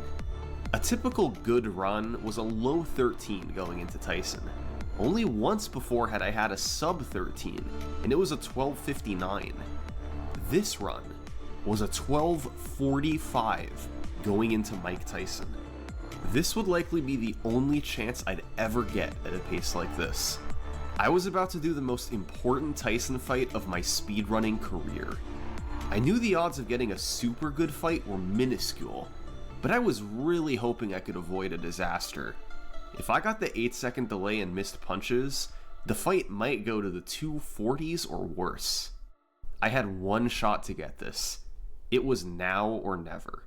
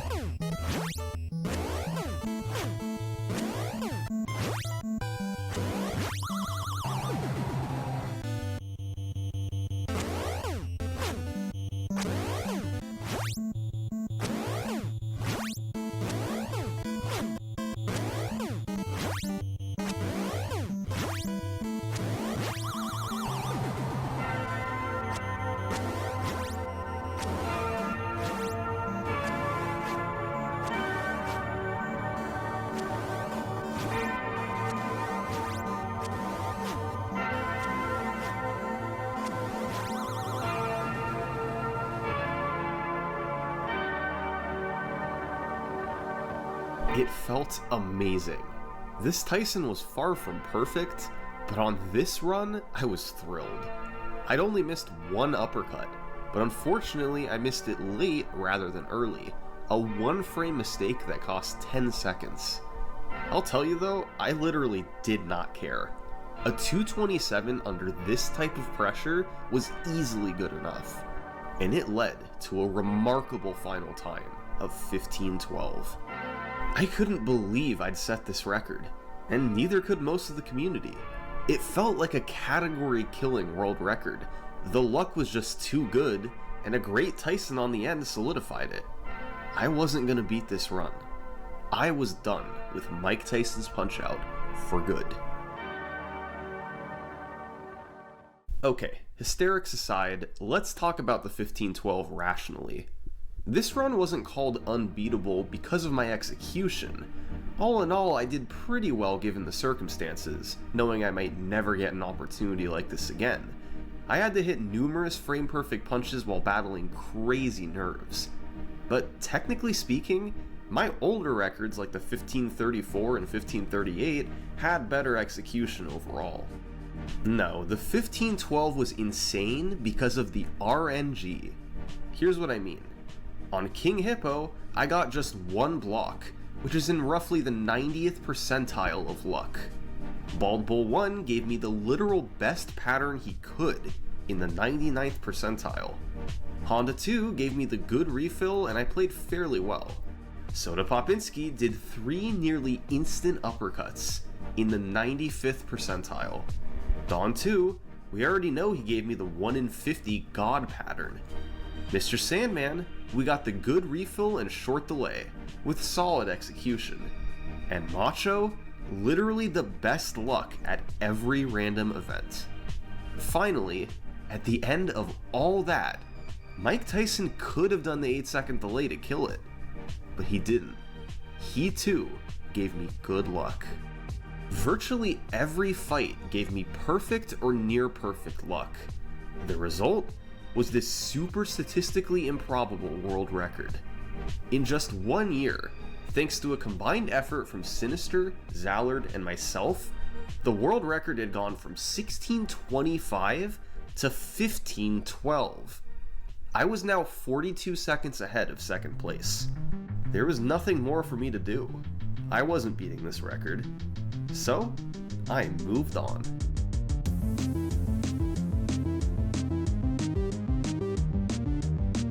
As the months passed in 2017, more players got sub-16s, but nobody was really approaching the 15:12.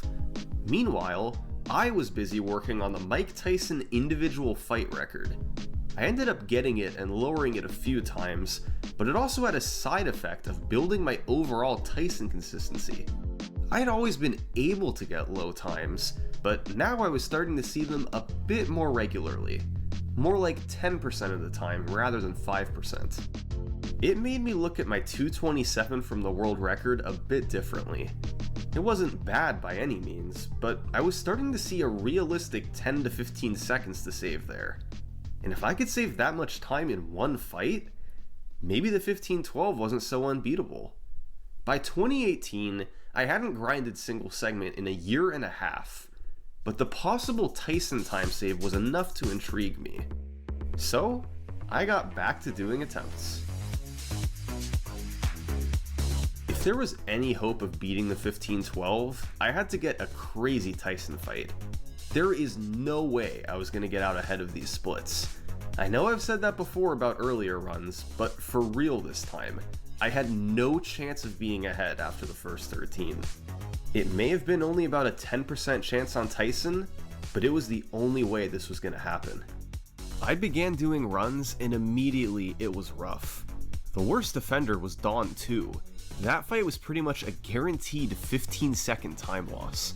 And on the rare exceptions that he gave something passable, someone else always stepped up to kill it. This continued for months, and typically the culprit was Dawn 2. But one good sign was that my Tyson game had definitely improved. And even if they weren't records, I was getting some really fast runs. What a run, oh my god, 15-17. The real test was going to be fighting Tyson when the record was within reach. And thanks to Dawn 2 and the rest, that was never happening. Hippo killed most runs, Soda took care of some, and Dawn 2 was the insurance. But finally, on April 7th, I managed to only lose 13 seconds to Dawn 2 on a run tied with the record. That was actually a pretty good fight. And after I matched my Sandman and Macho splits, my deficit was only 12.5 seconds going into Tyson. Believe it or not, this was my second best pace ever other than the 15-12, and I still needed a 2:14. But luck and execution were both on my side. Yes! I just beat the Mike Tyson's Punch-Out world record. I don't believe it. We did it, man. I was not expecting to beat the 15-12. That was the power of a good Tyson fight. This run still had great luck from start to finish. In fact, it was virtually identical, except it didn't get the godlike Dawn 2. But since it's a 1 in 50 pattern, I couldn't be too disappointed. After nearly 1,000 attempts over a few months, and run after run dying to luck, I finally had a new world record to show for it. For months after this, I continued trying to lower the time. I had 3 runs make it to Tyson ahead of the 15-10. On the first 2, I got the 8-second delay to kill it. And on the third one, I got the luck, but my execution wasn't there. I hate... As I've said before, getting it all to line up is nearly impossible. I could get a good Tyson fight, but having to do it on a pace that you might not see again for months, it becomes so much harder. I was happy with my 15-10 and had a comfortable lead, so I stepped aside once more and stopped running the game. However, my break would come to a sudden end the following year, when completely out of nowhere, Punch-Out's greatest discovery ever was made. King Hippo had been the bane of our existence for years. He was about to be made completely irrelevant. This is the Hippo Minippo. Punch-Out is super random, and naturally players had long wondered if you could somehow control the RNG, but it seemed unlikely. The game looks at 2 memory addresses to determine each random event. One tracks frames elapsed since power on, and one tracks all inputs since power on. There was no way humans could control that. But in 2019, the game's 5th place runner, Lukendor158, and his brother, Zoxox, began looking into it more.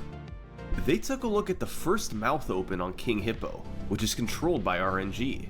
they found that Punch-Out actually has a frame rule system, just like Super Mario Bros. Rather than 21 frames, it's an 8-frame system. So, as long as you push start within an 8-frame window, you'll arrive at the first open on the same frame every time. That solves one memory address, but what about the one tracking all your inputs? Well, every frame a button is pressed, it adds a corresponding value to the memory, which is stored in binary. However, Hippo's first open is strictly determined by the 2 rightmost bits, which are in turn determined by how many frames you've pressed right or down. So, if you don't press down or right at all until King Hippo, you can control what the memory value is. By then pressing start in the corresponding 8-frame window, you'll arrive on the correct frame with the correct memory address, and King Hippo will always open his mouth. The Hippo Manippo was born. Later, Lukendor and Zoxox were able to extrapolate this to Hippo's 3rd and 4th punches as long as you cancel the 2nd one. When the dust settled, King Hippo had become a non-random fight. You had to start a timer upon powering up the game, then press start in an 8-frame window, then carefully fight him to get the 2nd and 3rd opens. It was a difficult strategy, but if done correctly, you would always get either a 40 or 41 on King Hippo. It probably goes without saying, but this was enormous. We used to reset 80% of our runs to Hippo. Now, we'd make it past him 80% of the time, and always with a fast fight. We'd now have so many more chances at Soda, Dawn 2, and the rest. The world record was already down to 1510, but with the Hippo Manippo, a sub 15 was starting to seem realistic. Just a few years ago, sub 16 was thought to be the ultimate barrier for Punch-Out. Now, 14 5x was the endgame. Around this time, I enlisted the help of one of my viewers, I Am the Dinosaur. He built an archive into my split spreadsheet, so I could keep track of every split of every run that I performed. This was great data to figure out my average fight times, my consistency on certain fights, and my overall luck. Dinosaur also helped me with something else. We plotted all my runs, comparing their paces and seeing how far they made it. Before the Hippo Manippo, few runs made it past the early game, but with RNG manipulation in effect, it was a different story.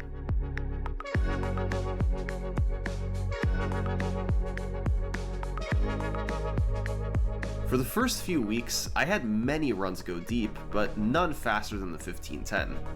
Let's take a look at this run on July 22nd. We were off to a great start. Thanks to the Hippo Manippo and a small strategy change on Honda 2, I had a 4-second lead going into Soda. You can see that this is one of my fastest paces ever. And right on cue, Soda threw a hook. It hurt, but a world record was still within reach. But after Dawn 2 gave me a 139, and Sandman and Macho didn't help much, my chance was all but over. Not only did I need a perfect Tyson, I needed a fast perfect fight.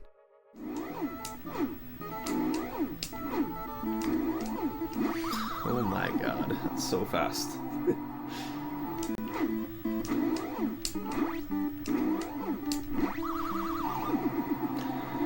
It's basically dead. I mean, I would need something amazing.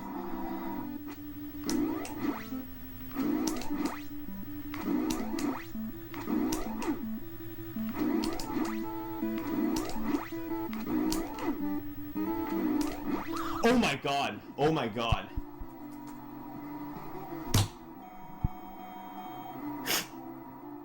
Somehow, someway, it was a new world record. This was a very unorthodox way of getting there, but in the end I had brought it back. It was a small improvement, and wasn't what I was ultimately looking for, but it showed the power of Hippo Manippo. It took just a couple of weeks to set a new record. Still, I wanted to go faster. I continued for a few weeks, and then on August 6th, I managed to get a 49 on Soda in a run. 3 instant uppercuts. It turned a mediocre pace into a great one. Heading into Dawn 2, I was praying I'd at least get something. And I did. 2 stars plus the mid refill. I was starting to break new ground with this pace. My fastest run ever. The next step was to make it past Sandman. Uh-oh. This was getting ridiculous. I had to hold it together. Next up, Super Macho Man.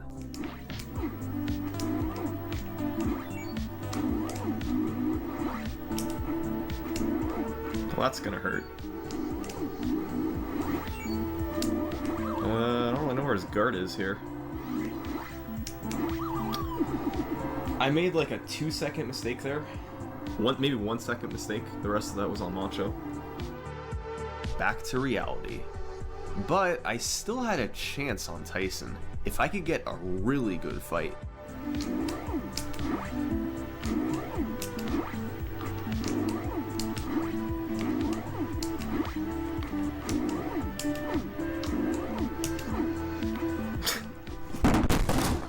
Oh my god, all my games fell. Sorry, that was so loud. I hit my console hard and all the games on top fell off.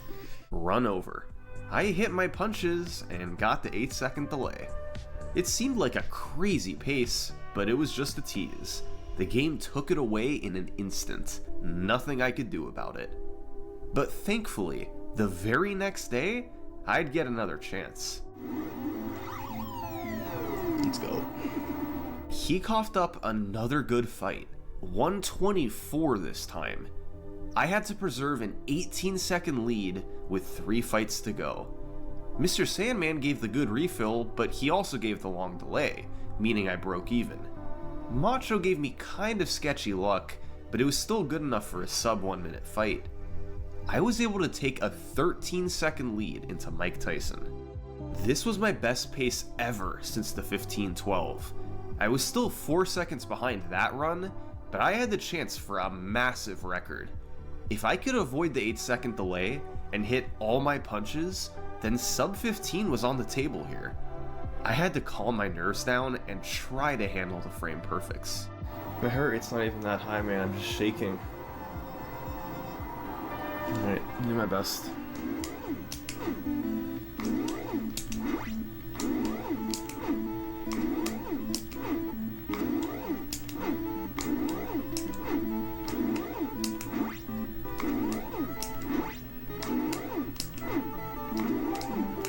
Wow, that pattern. That was a phase 3 uppercut pattern.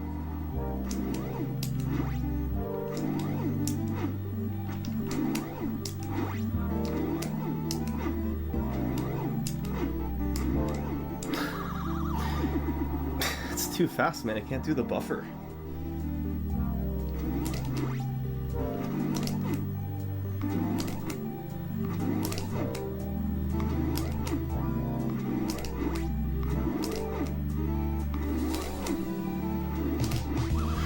God, 15 minutes flat. Oh my god. Oh my god. So close. Half a second from sub 15. This was an awesome record, nearly a 10-second improvement. I missed just 1 punch on Tyson. Overall, I was happy with my execution under pressure. Especially because of Dawn 2, this would be a tough run to top. However, thanks to the Hippo Manippo, I wasn't the only one going for the record.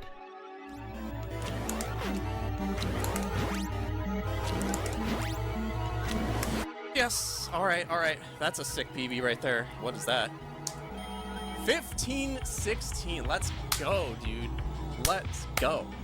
Zallard was back, and now that he had the Hippo Manippo, he was able to demolish his PB. With just 1 run, he cut my lead in half, and he was a serious record contender. Zallard's 15-16 didn't get the crazy Dawn 2 luck that I had, and his Tyson pattern was slower, but other than that, we had very similar runs.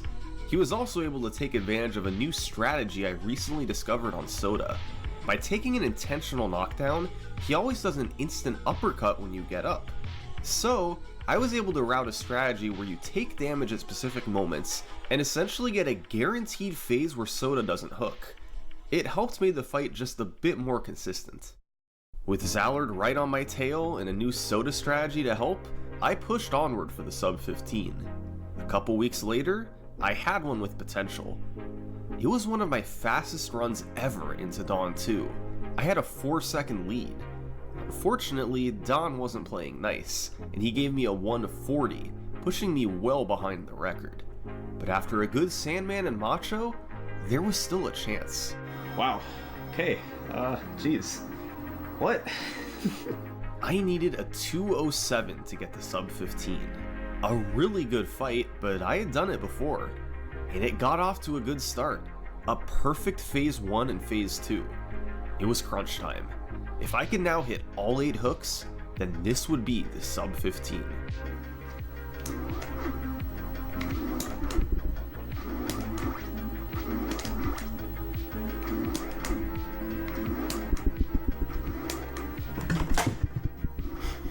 Couldn't do it, man. I couldn't do it. I can't just get a perfect Tyson fight every single time, man. I can't do it. Hitting 22 frame perfects under world record pressure is not easy. I was 3 hooks away and couldn't quite hold it together. The next several weeks were awful. Dawn 2 was destroying everything in sight. I'd enter him with a lead and the run would be dead moments later every time. He was never giving me stars and always giving bad refills. This continued for a couple months. And then, that October, I had a run going that looked like nothing special, but it took a sudden turn at Dawn 2.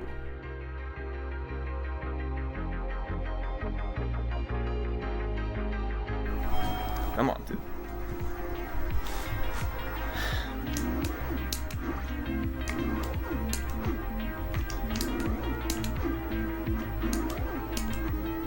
Just like that, it was over. Tyson gave a horrible pattern and I missed too many punches. If it's not obvious yet, this fight is so brutal.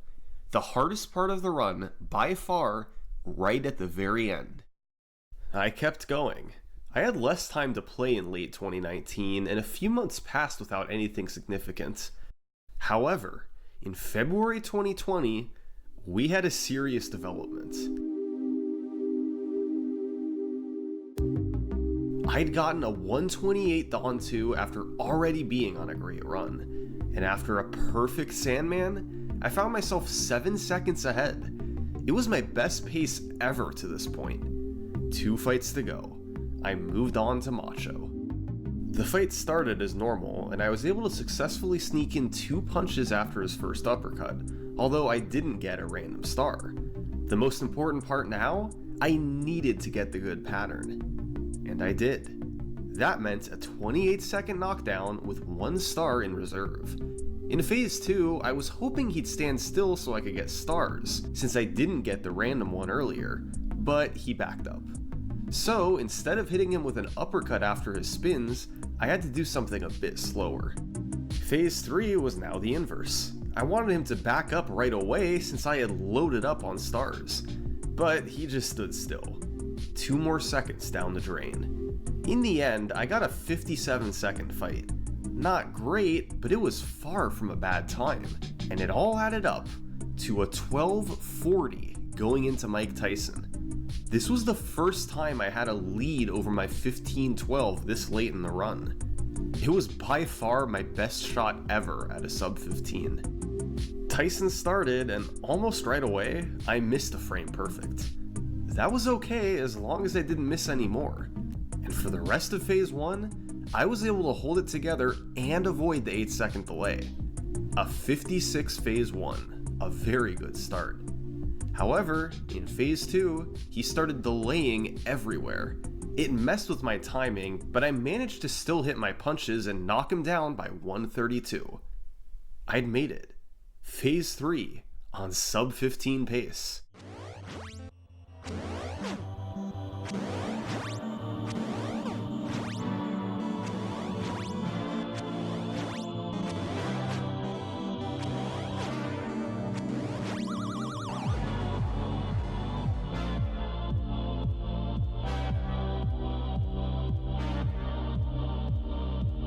Sinister had set the first sub 17, Zallard had set the first sub 16, and now I had set the first sub 15. It was my best chance ever to get it, and I was super happy I'd clutched out Tyson when I needed it. I'd done nearly 1,000 attempts since the Hippo Manippo's discovery. It was mostly a brutal RNG grind, with some heartbreaking deep runs mixed in. But at long last, the sub 15 was finally real. Even though I was thrilled with the run, I was still interested to see if I could take it lower. And right after this, the pandemic hit, and I had a lot of free time on my hands. So, I started grinding attempts harder than ever. And man, the game absolutely destroyed me.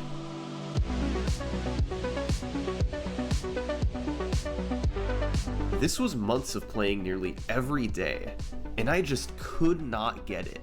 More often than not, Dawn 2 was to blame. He'd take a good pace and destroy it in an instant. Eventually, this turned into years of failure. I poured hundreds of hours into single segment after my 1455, and I still couldn't set a new record. It was mostly due to luck, but I'd had my share of chokes too.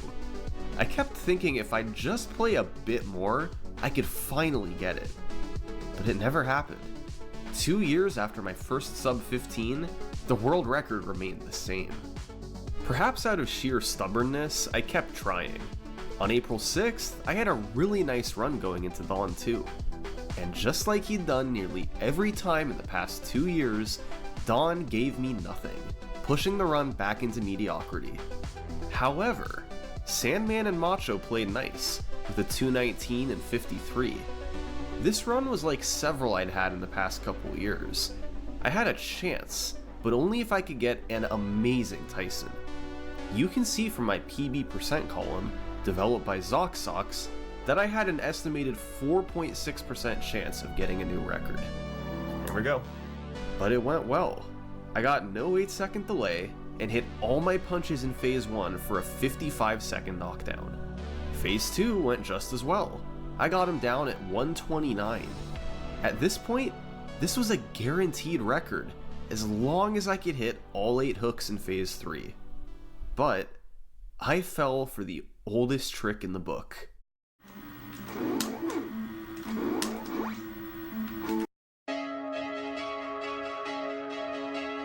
I dodged too early. Tyson's hook was frames away from hitting me. I frantically hit dodge again, praying that Mac would move out of the way in time. And I just cleared it, somehow even managing to land the frame perfect too. After surviving that, I knew I had this record.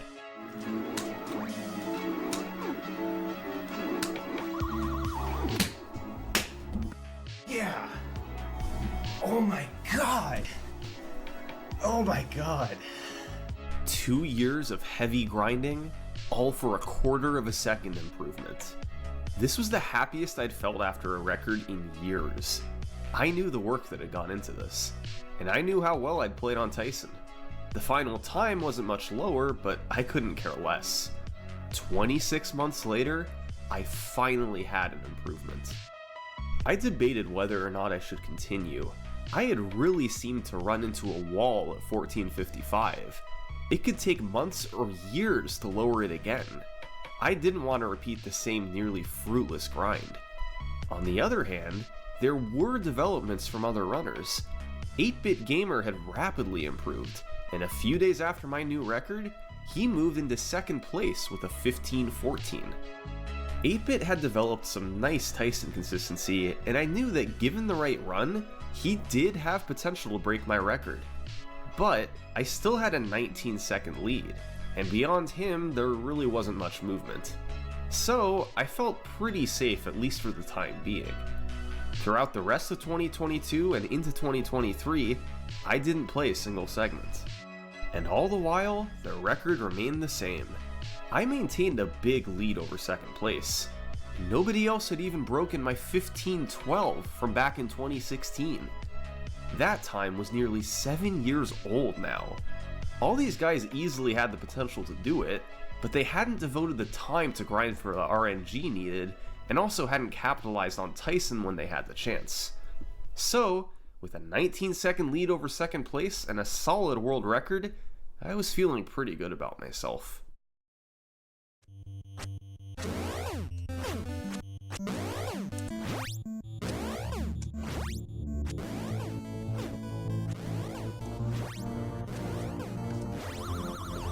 Let's go.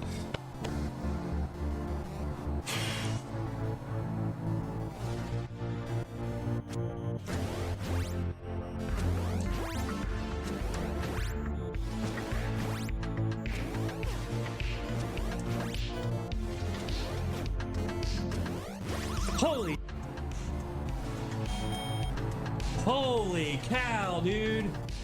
Oh my god. Oh my god. Holy cow. Oh my god, dude. Are you kidding me?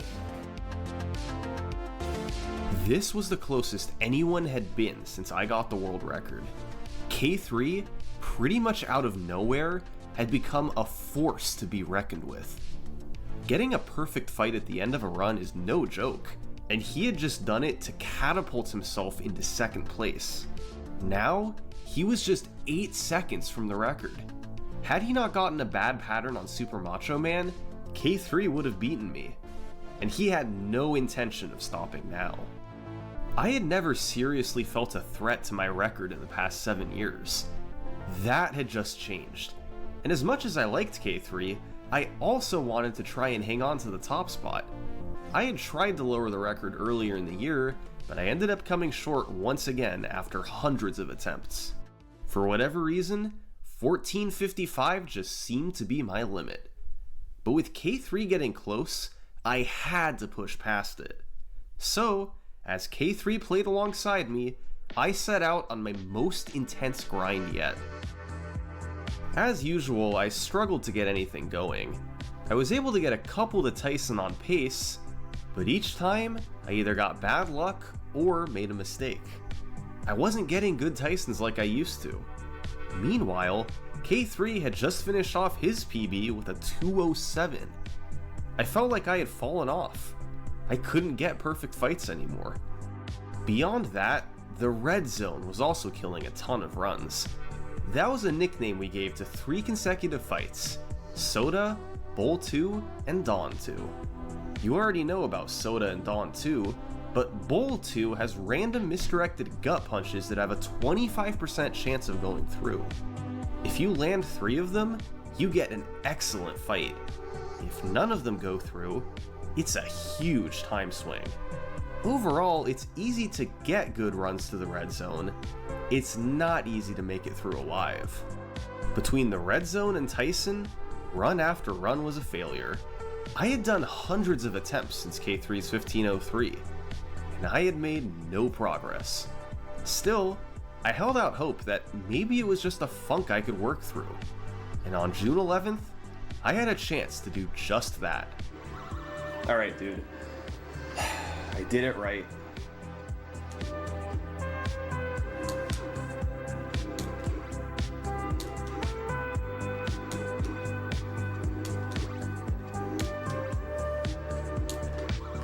Yes, dude! Oh my god. I did it. I did it, dude. I did it. It wasn't much, but I'd finally shown I could still get a good Tyson. And although the record was no harder for K3 to beat, at least it wasn't a 14:55 anymore. I had hopefully passed that mental hurdle.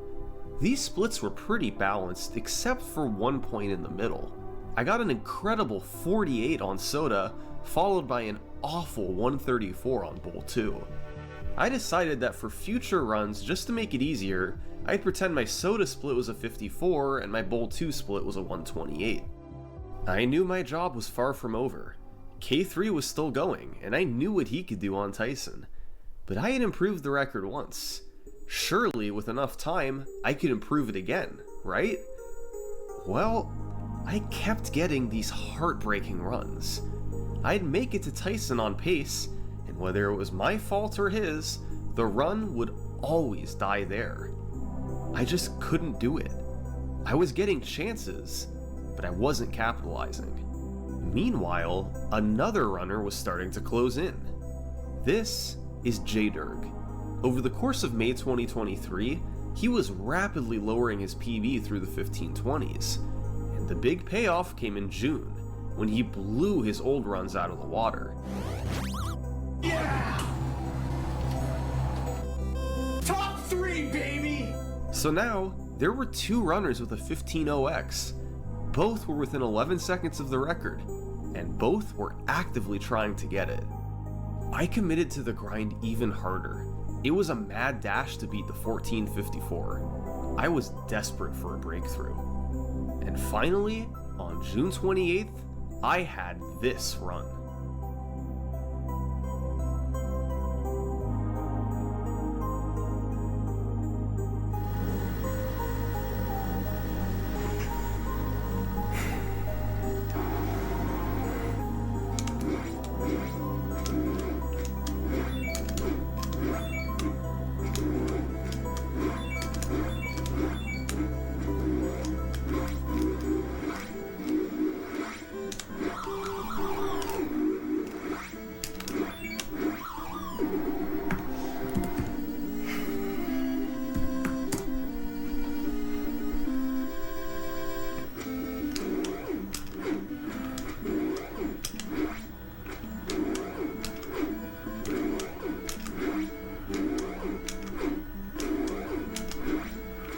Alright. I ended up missing the record by 2 seconds, but at least it wasn't my fault this time. I had hit my punches on Tyson and just gotten unlucky. This was an insane pace through Sandman, my best ever by far, but it didn't matter with Tyson's 8-second delay. And that would become a trend over the next few days.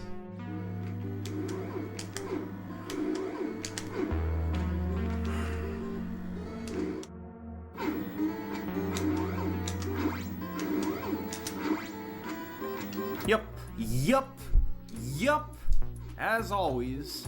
But finally, on July 8th, Tyson gave it up. I scored a 54 first knockdown and 128 second knockdown. And once again, I had to hit all 8.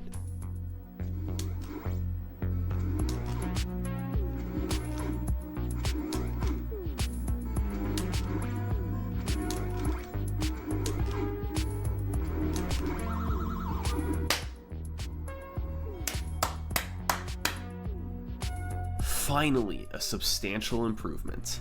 For the first time in over 3 years, I lowered the record by more than a split second.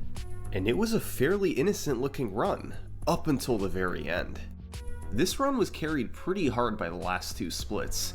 It was nothing special through Sandman, but a 51 Macho and 206 Tyson were incredible fights. At long last, I had a bit more breathing room.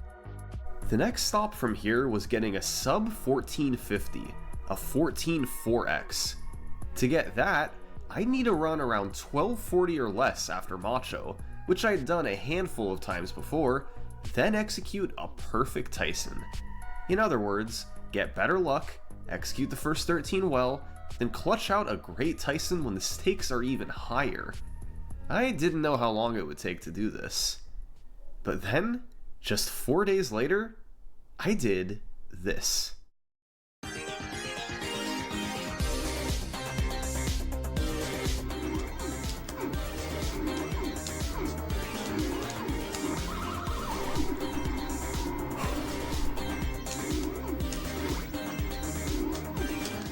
It's over. Wait, that was it. That was it. That was it. That was it. That was it. Oh, that hurts. That hurts. I threw it away. I'd gotten no 8-second delay, but punched probably 1 frame too late in phase 2.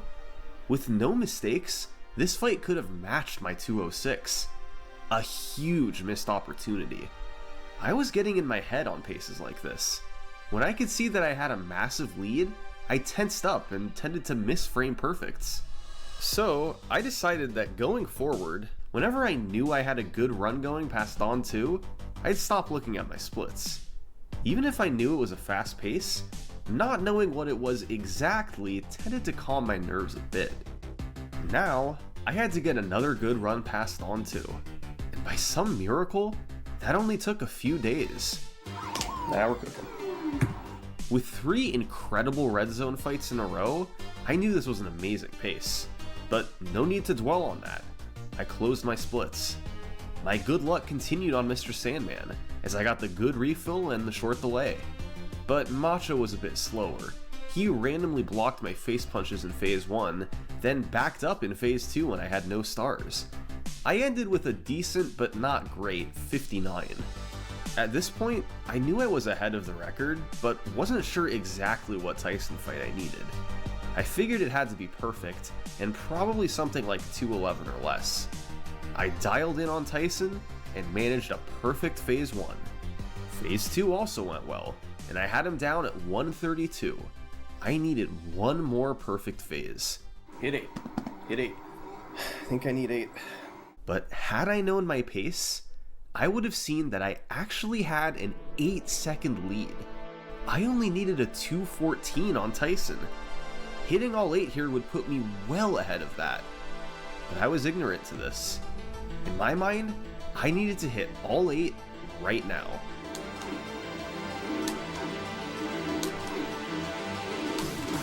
What did I get? What did I get? What did I get? What did I get? What did I get? What did I get? Let's go! Oh my god, dude.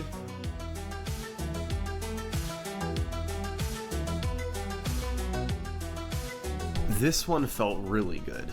Despite being nearly tied with my best pace ever into Tyson, I still executed a perfect fight, and the result was the world's first sub 1450. Now, it wasn't all perfect. My Bull 1 fight got pretty bad luck, and my Macho fight wasn't too fast either. And although I got no 8-second delay, Tyson did give several other short delays. But all in all, I didn't care. This was a record I'd been looking for years. I had regained a 15-second lead over second place, and felt really good about where the record was at.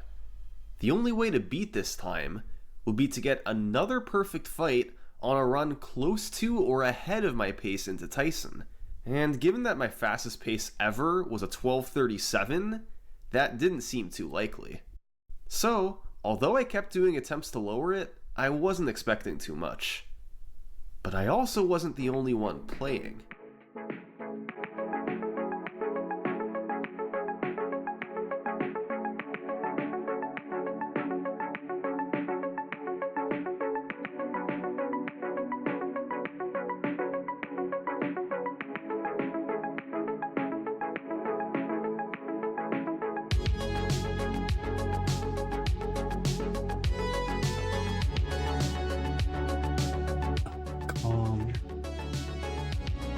One punch at a time.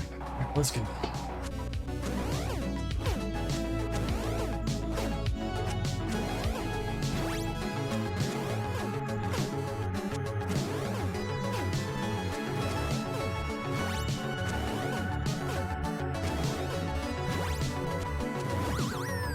No, that's too much, dude. Ugh, that's double switchback, dude. K3 had just managed the best pace ever into Tyson by over 4.5 seconds. The fight itself did not go well. K3 got bad luck, missed too many punches, and got knocked down. But just being in this situation was remarkable. Across all my thousands of runs, I'd never gotten anything close to this going into Tyson. I'd had numerous upper 1230s, but never below 1237. This 1233 didn't get off to a crazy start, but it took off in the world circuit. He had 3 excellent fights in the red zone, then followed it up with essentially perfect Sandman and Macho luck. And all the while, K3 never made a mistake. He saw what pace was developing, but was still able to lock it down until Tyson. The truth is, while I had had more overall chances at the world record, K3 had the very fastest ones. Back in September 2022, K3 had a 12:48 into Tyson, with a 19-second mistake on Honda 2. This could have been a 12:29. Again, my best ever was a 12:37. So, even though I held the top spot, I did not feel safe. K3 was an excellent player, and he could demolish his 1503 at a moment's notice. I kept going, and the next few weeks were pretty slow. The attempts were really adding up, and I wasn't sure how much further I wanted to go. I was just looking for one more run on a fast pace where I could knock out a perfect Tyson. And finally, on August 21st, I'd get that chance. This was an extremely balanced run. Throughout the entire world circuit, every fight gave me very good but not perfect luck. I didn't gain or lose too much time anywhere. At the end of Macho, I had a 12:39, and I needed to gain 2 seconds over my 2:10 Tyson.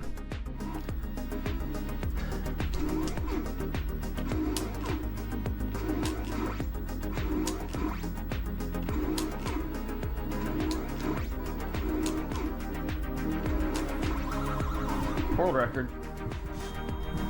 World record! This was just a very clean and steady run. No split stood out as being incredible. It was just a great run from start to finish. Compared to what we've seen over the past 10 years, it's almost an anticlimactic record to end on. But 1446 is where the world record stands today. I never could have imagined the journey I'd go on when I first got the record in 2016. The remarkable 1512, the discovery of Hippo Manippo, Dawn 2 crushing my dreams, the sub 15, and the rise of some amazing competitors. All these factors combined to take the record to where it is today. That and thousands of attempts. From the days of Matt Turk, through Sinister One's dominance, through Zallard's world record battles, and through my own reign with the record, Punch-Out has an incredible world record story. And I can't wait to see where it goes and who takes it there in the future. This has been the history of the Mike Tyson's Punch-Out world record. Thanks for watching.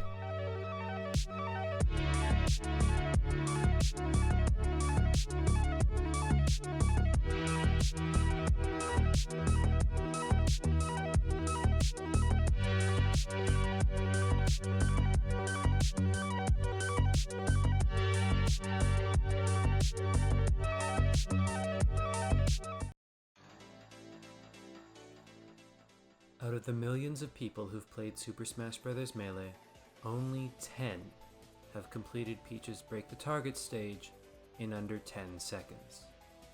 Of those, 6 were too late or too slow to be able to say that they once held the fastest time on the planet. 3 completed the most unlikely feat in all of Smash and were rewarded with the world record. And the last one? Well, he's the most interesting of them all. This is the history of Peach's Break the Targets, Melee's most unlikely world record.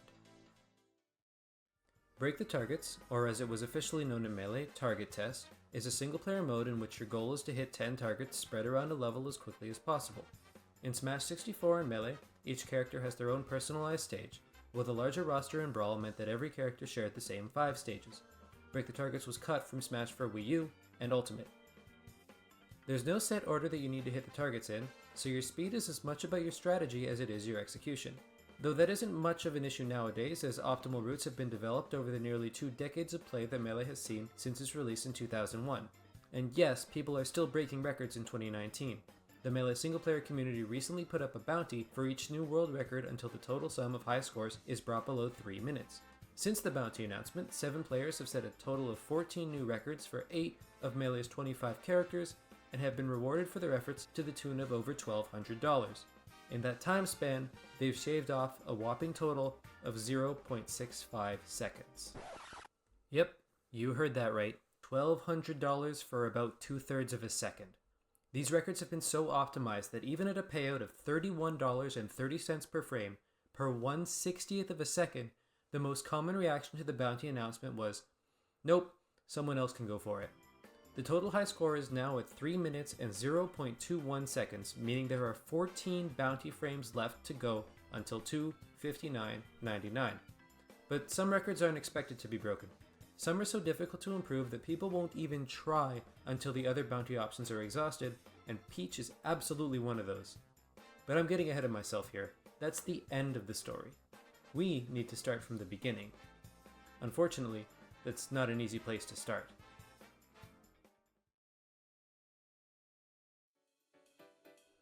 Some games, like Mario Kart, have comprehensive, well-documented world record histories, with organized lists dating back to, for instance, 1997 for Mario Kart 64. Super Smash Bros. Melee, on the other hand, is not one of those games. There was never a centralized place for players to compare their times, and most of the fragmented websites that popped up went offline long ago. But something important happened to the community in 2005. YouTube was founded. YouTube became the de facto centralized place for at least the Melee records that came with videos, and thankfully it's still around today. If you know what to search on YouTube, 3 names will eventually pop up, each attached to a Peach Break the Target's world record: Joe Bushman, Link's Dark Arrows, and Hanky Panky. Even with so few names, the history there is actually quite rich. My initial concept for this video was to treat everything before Joe's record as a footnote and call it prehistory. But the longer I searched, the more I uncovered, and I felt it was important to tell the other side of the story too. So over the past few months, I've reconstructed the history of Peach's Break the Target's world record as best I can, starting from as early as possible. I've done a lot of searching, conducted over a dozen first-person interviews, and I just want to take a moment to appreciate the generosity of so many people in the Melee community who dredged up bookmarks, archives, and memories in support of this video.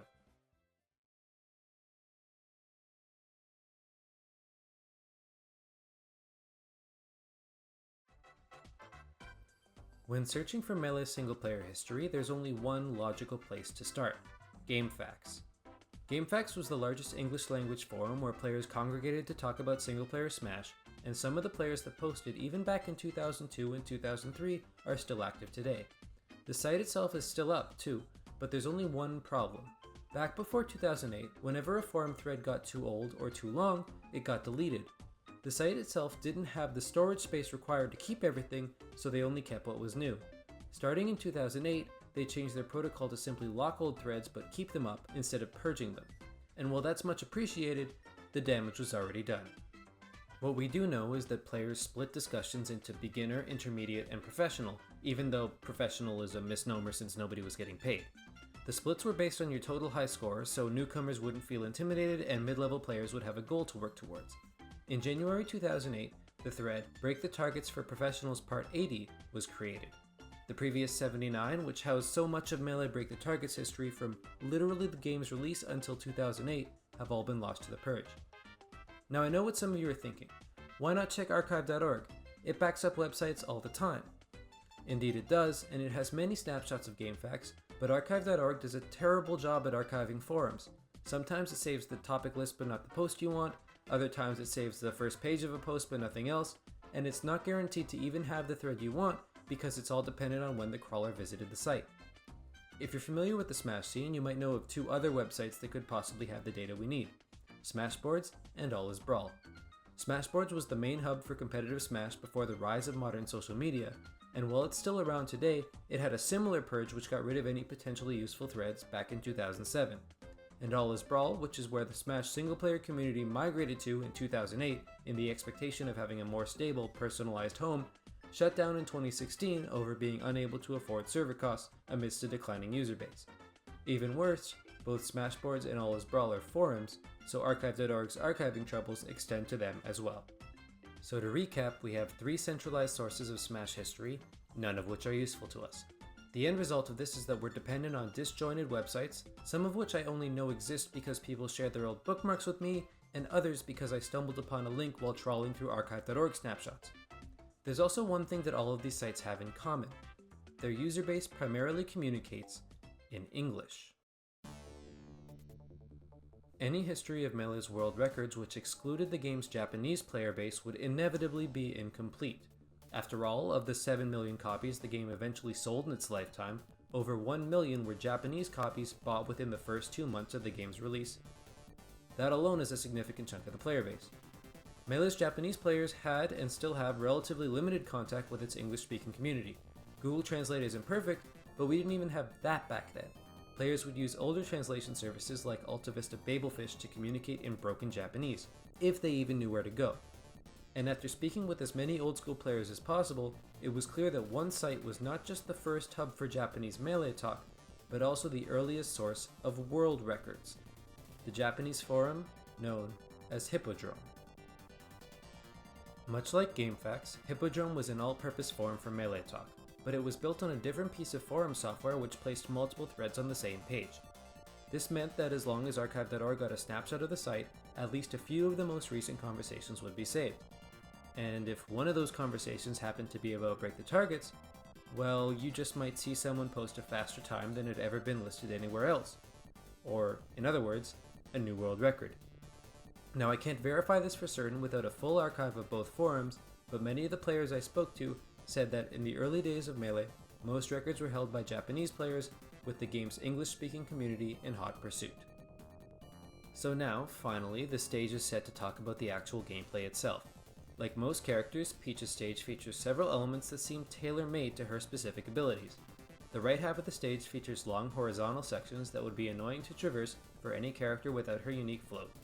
2 targets at the top of the course placed perfectly for her to hit while descending in her up B parasol, and a moving target that weaves in and out of the range of her down B turnip throw. But it's the left side where things get interesting, for now. The leftmost target is on the other side of a small wall, but players quickly figured out that Peach could attack through the wall, or the floor, to hit it without going around. And the target underneath the floor seems like another place where float would come in handy. This run was recorded by a player named GamePro88 circa 2003 as a beginner strategy meant for players who had never played Break the Targets before. Obviously it was never a world record, but it's important because it serves as our baseline for how fast a player could complete the level once they knew what they were doing and had practiced for a little bit.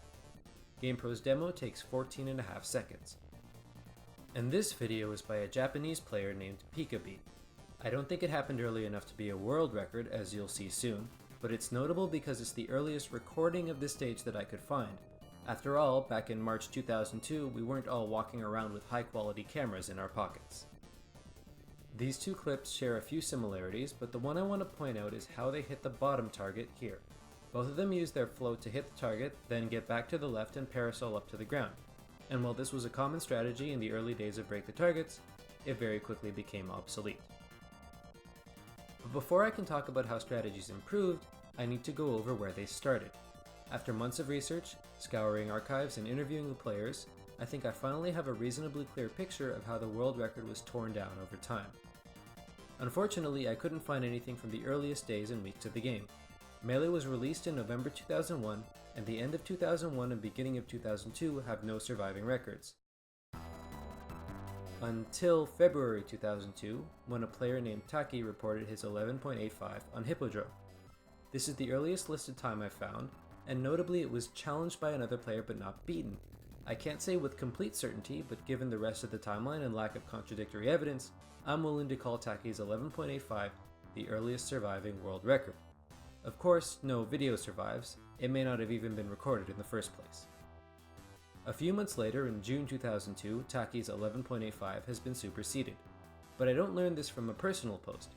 Instead, the new name is found in a world record list alongside 24 other times.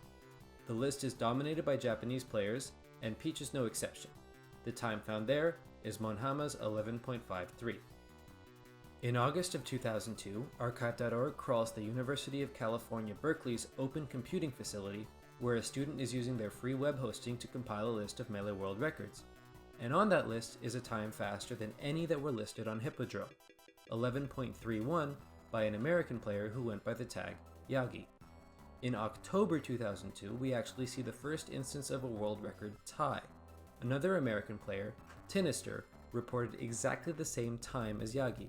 Some of you might also see a familiar name at the bottom of this list, Mewtwo King. Mewtwo King later became one of the best players in the world at Melee and its successor, Brawl, and he confirmed with me that he was active back then and had posted his times online. Before the end of the year, a milestone was reached. Another American player, Shadow the Chog, was the first player to hit 11.00 on the dot. He then hit 10.77 circa February 2003. Unfortunately, Yagi and Shadow haven't been active in the Melee scene for a long time, and Tinister doesn't remember the specifics of these early records, so we know very little about them. Also, given the pace of change, it's actually quite likely that other records existed in late 2002 and early 2003, but if they did, they've since been lost to time. We sadly have very little hard evidence to work with during this time period. But someone we have plenty of hard evidence on is a Japanese player named Senju. Remember the name, you'll be hearing it a few more times before this video is over. Senju possessed two very important attributes: world record skill at breaking Peach's targets, and a capture card. Circa April 2003, Senju beat Shadow's score by a single frame, and his 10.75 had proof for the world to see. Senju originally posted the video on Rhythm.net, a now defunct Japanese hosting site similar to GeoCities or Angelfire, if those names ring a bell. And that's where I was able to find the archived file 16 years later. The video also made its way to America, where it was shared on the file sharing service DC++. Like BitTorrent, DC++ is a peer-to-peer service. It's expensive to run a DC++ hub, and the one dedicated to Melee was down frequently due to this cost. Several users made backups of the entire archive, so even though the hub is now down permanently, I was able to verify that Senju's video had been shared there. Two people still had access to their old archives and were able to send them to me. If we compare Senju's 10.75 to Peekabee's 11.93, it's pretty easy to see how quickly the stage started becoming optimized. Most notably, the early float is completely gone, replaced by a turnip throw. This saves all the time spent moving to the target and back, in exchange for the half second required to pull the turnip. After hitting the first 4 targets, Senju lands around 3.7 seconds in, while Peekabee gets to the same spot by 4.3 seconds.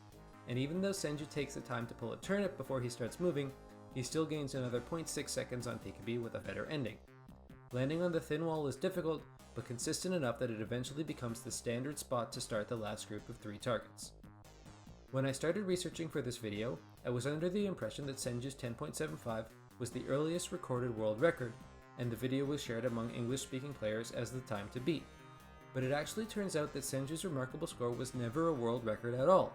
His time was recorded in April 2003, but a Japanese player named Mystery Y had hit a 10.65 circa March of the same year. By the end of March, the amusingly named Unidentified Person, also from Japan, knocked the time down to 10.57. Unidentified Person would improve his score further to 10.52 at the end of April, and deep in an archive of ancient Melee videos which hasn't even been released to the public yet, I found a 10.52 with his name on it. Side note, the timing on this was particularly absurd. I found his archived Hippodrome post on the exact same day that I was given access to the video archive, which greatly simplified the act of putting 2 and 2 together to verify that I was looking at 2 pieces of the same puzzle. Unidentified Person's improvement over Senju's 10.75 was largely at the start of the run. As you can see, he took a more efficient route to the leftmost target, and then just kept up the pace the rest of the way.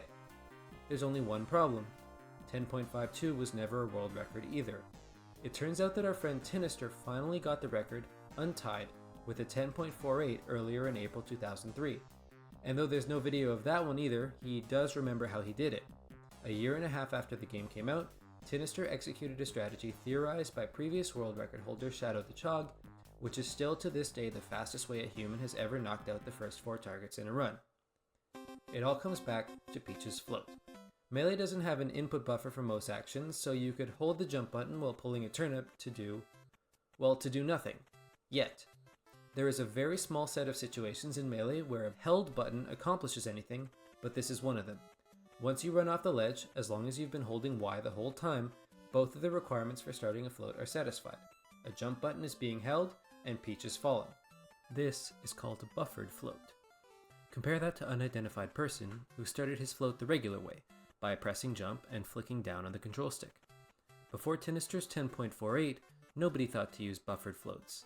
Now, everyone does.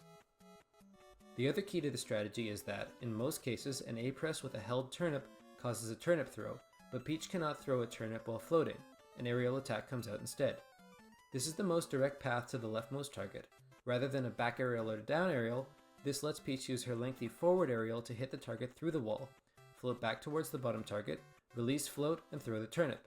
Then she can double jump up and hit both of the next 2 targets with a single up special parasol. This was Tinister's and Shadow's secret, and it got Tinister the record, but even though they never released a recording in order to keep the strategy hidden, Tinister didn't keep the top spot for long. Unidentified Person took it back by a single frame with a 10.46 in May. An actually unidentified person had it 10 days later, as a world record post listed a 10.38 without a name beside it. and Senju officially got his day in the limelight with a 1-frame improvement to 10.36 in July. And with Melee nearing its 2nd birthday, Peach's Break the Targets finally had a videotaped world record. Senju didn't use Tinister's strategy. Instead, he improved on his earlier approach by taking advantage of a glitch in Peach's down special. If you walk off a ledge and go airborne on the exact same frame that you press down and B, you pull a turnip out of thin air. This saves crucial milliseconds, and though it's slower than Tinister's strategy through 4 targets, Senju made up the difference with a better ending. I'll explain that later. As you might have noticed, by this point the pace of improvement had started to slow down, and it looked like that would continue, unless someone got lucky.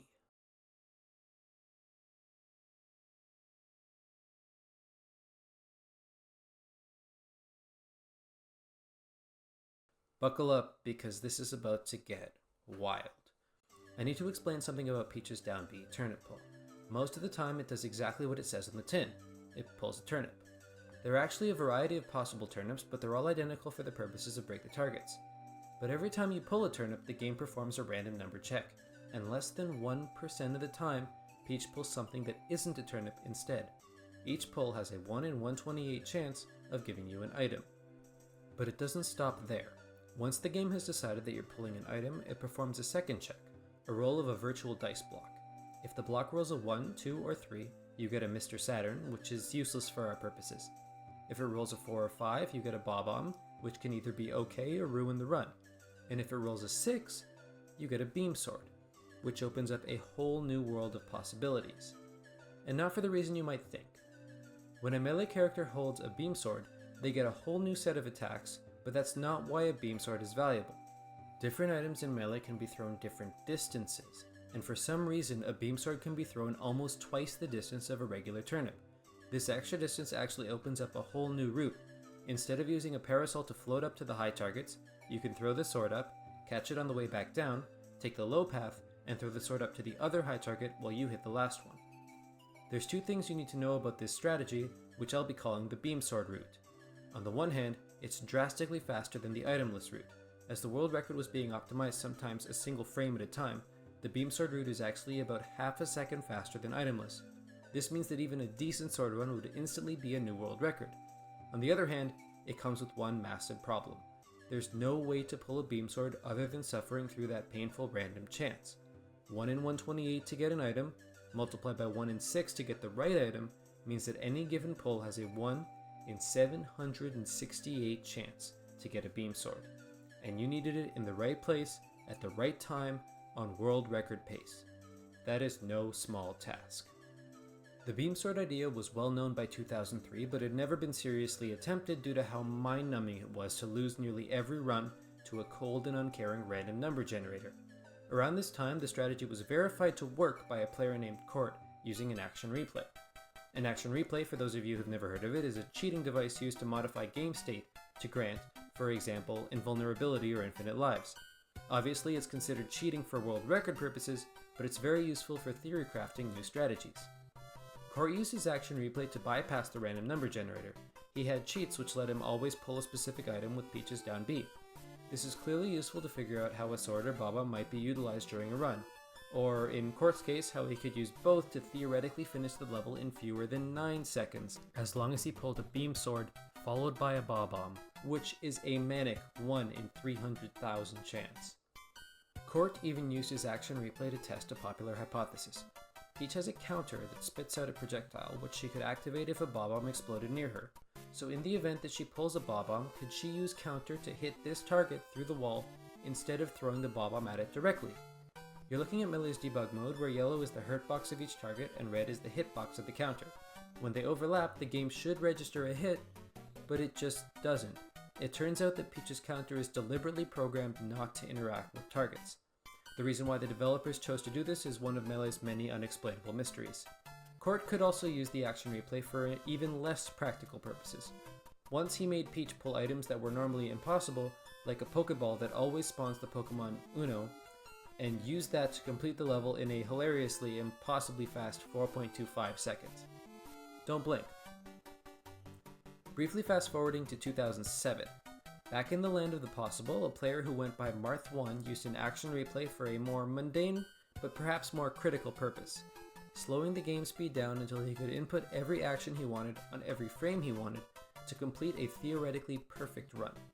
This is called a tool-assisted speedrun, or TAS for short. Marth1 verified that an itemless run, using only Peach's standard turnips, could actually finish in under 10 seconds. All you needed to do was be perfect. Marth1's 9.97 had exactly 1 frame of leeway before a 10 showed up on the timer.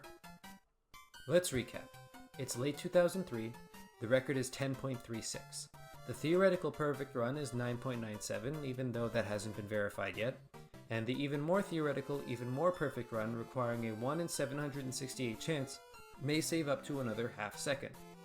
If we fast forward all the way to late 2019, an enterprising tasker named Practical Task, that's me, verifies that the 1 in 768 run, as performed in the world record, does in fact save exactly half a second, as it maxes out at 9.46 seconds. Now I know what you're thinking, wait, does this guy not know how to do math? And indeed, 9.97 minus 9.46 is not exactly half a second in real life, but it is in Melee. See, there are 100 hundredths of a second that can possibly be displayed on the timer, but there are only 60 frames in a second. So what does Melee do with the other 40? The answer is simpler than you might think. It just skips them. Obviously 0.00 is always possible, the next frame is 0.01, then the one after that is 0.03. 0.02 is always skipped. So even though 0.03 is 2/100ths of a second from 0.01 in real time, in game time the gap between 0.01 and 0.03 is the same as the gap between 0.00 and 0.01. 1 frame, or 1/60th of a second. There's no perfect pattern to follow for some reason, but there are some rules. The zeros, 0.00, 0.10, 0.20, and so on all the way up to 0.90 are always hit. So are 0.03 to 0.93, and 0.05 to 0.95. 0.04 to 0.94 are never touched. The rest really have no rhyme or reason, and a whole different set of digits are used in multiplayer when the timer counts down instead of up. At the very least, the cycle consistently repeats every second. This was valuable to the members of the early community. In an environment that mainly operated on trust, they could use this information to root out cheaters. Let's say a new player comes into a 2003 GameFAQs thread and posts their personal record list with a few really good times. If you check the list and their Peach time was, say, 10.64, you knew they were lying. A 0.64 is impossible. It wasn't foolproof, but a list of 25 times without a single fake usually meant their times were legit. But what if the cheater knew the system? What if they were an experienced player who tried to pass off a single fake time and they knew not to pick the wrong sub-second numbers? Usually it was obviously sarcastic, like our friend Gob here who didn't believe a reported new world record from Japan. The rest of the time you'd have them explain their strategy, and if they had a history of good behavior, trust was all you had. And this is where we come back to court. In late 2003, with the American record at Tinister's 10.48 and the world record at Senju's 10.36, Court went on GameFAQs and reported that he didn't just break the record, he smashed it. 10.10. This time was incredible. It was closer to the theoretical perfect run than it was to the next fastest player. It was so incredible that it was almost unbelievable. And then he one-upped himself, blowing through the 10-second barrier with a 9.92 that he claimed was the first ever completion of the beam sword strategy. There was only one problem. Everyone knew Court had a capture card. So where was the footage? I spoke to several players who were around when this news broke, and they all said the same thing. They simply didn't believe Court. They said that he was trolling, that he made it up for attention, that he lied. And you might think that this was a double standard. After all, they had no issue trusting the times the Japanese players posted.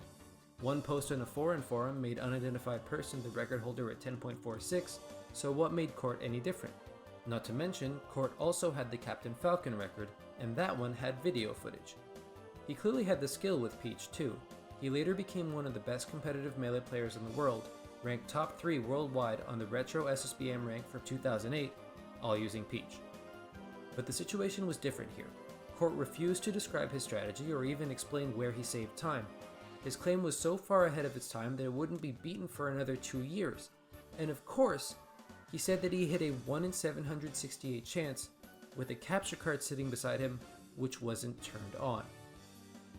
In my view, extraordinary claims require extraordinary evidence. There's no inconsistency in trusting the Japanese record holders in proving times a frame at a time, but not blindly believing someone who says they've hit the first sword run ever. In retrospect, Court's times are not unbelievable, and one of the people I spoke to even said that if he really faked the record, he was incredibly modest about it. I eventually tracked Court down and was able to speak to him directly. He was very open with me, and all this time later, he still maintains that his times were real. I asked him if he had something to say to the people that didn't believe him, and he offered the following. Peach was important to me though. I ended up being the best Peach in tournaments before Armada's era. That coupled with the fact that Senju did not release all his strategies / videos made me a little angry too, so I just did the same thing.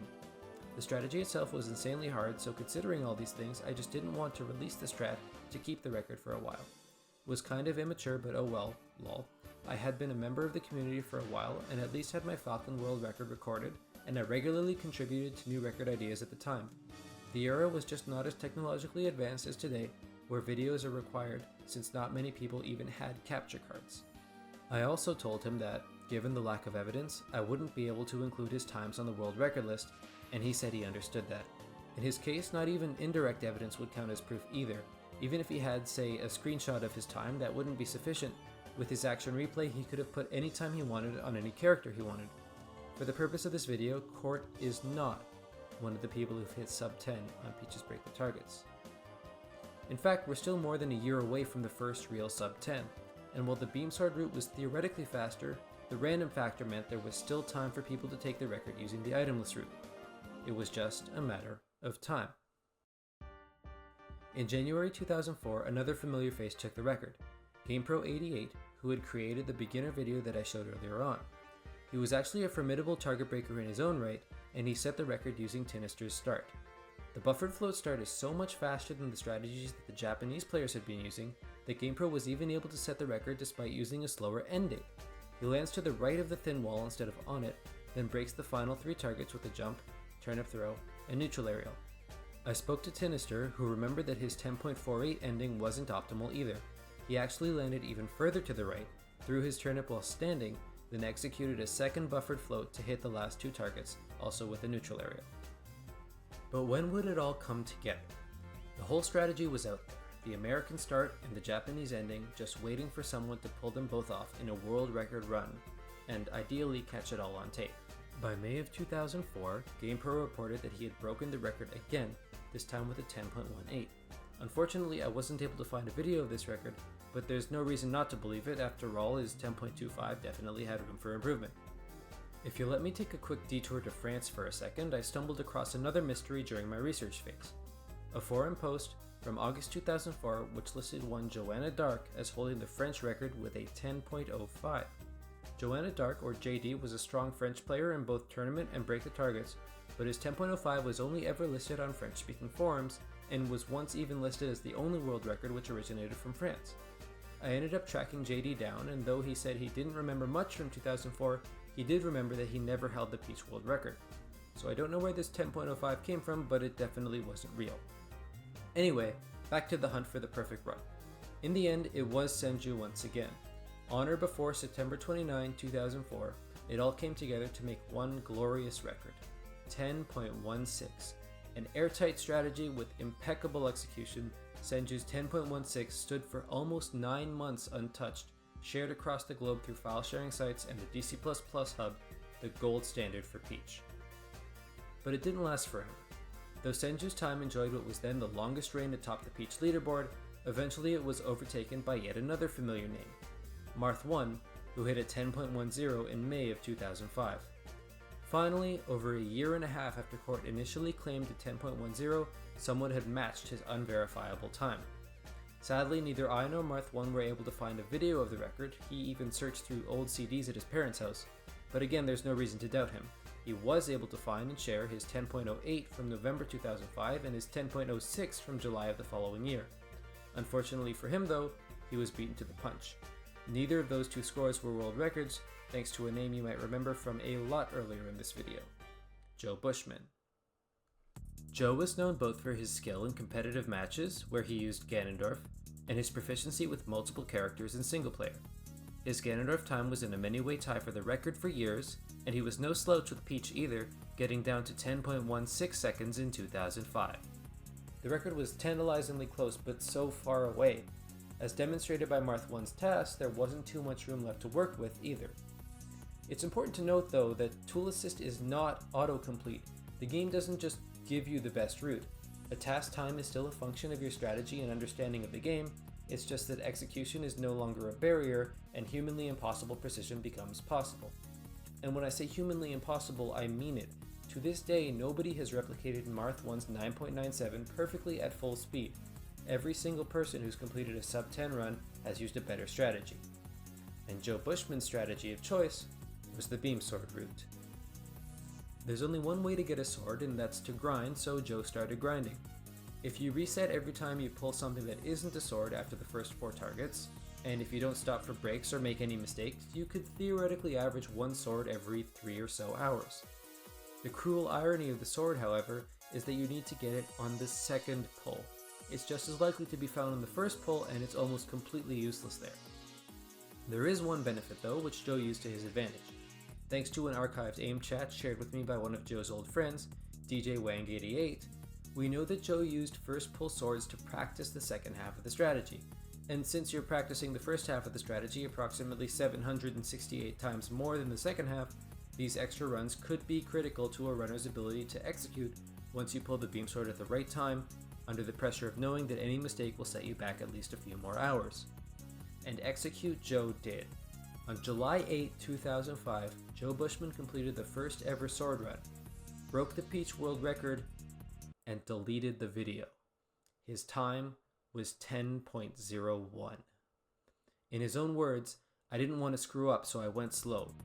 So he went back on the grind, and merely 1 day later, on July 9, 2005, Joe Bushman finally broke the 10-second barrier. For good, on video. Joe Bushman hit a 9.92, and DJ Wang created a commemorative website for the occasion, proclaiming Joe was amazing and sharing the video through a hidden link in the 9.92 timestamp. But something was nagging at the back of Joe's mind. What if Court's time was real? What if 9.92 was actually a world record tie and not the undisputed best time? Perhaps being spurred on by the possibility that he was the second person to hit 9.92, Joe went back to grind for more swords. And a bit over a month later, he got a time so phenomenal that it stood for 7 years. On August 19, 2005, Joe Bushman hit a category-killing time of 9.78 seconds. The gap between his time and the second best player's time was larger than the gap between the second best time and the record at the end of 2003. The time was so phenomenal that for years, most people didn't even bother challenging it.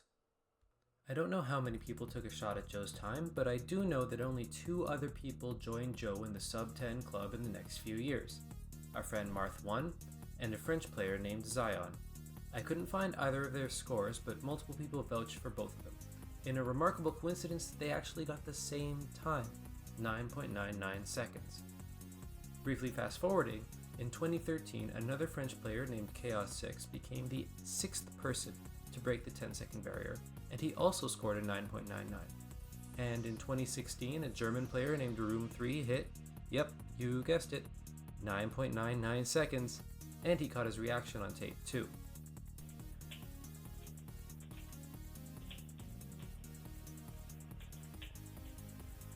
Ja, ja, ja, jawohl, ja, ja, endlich.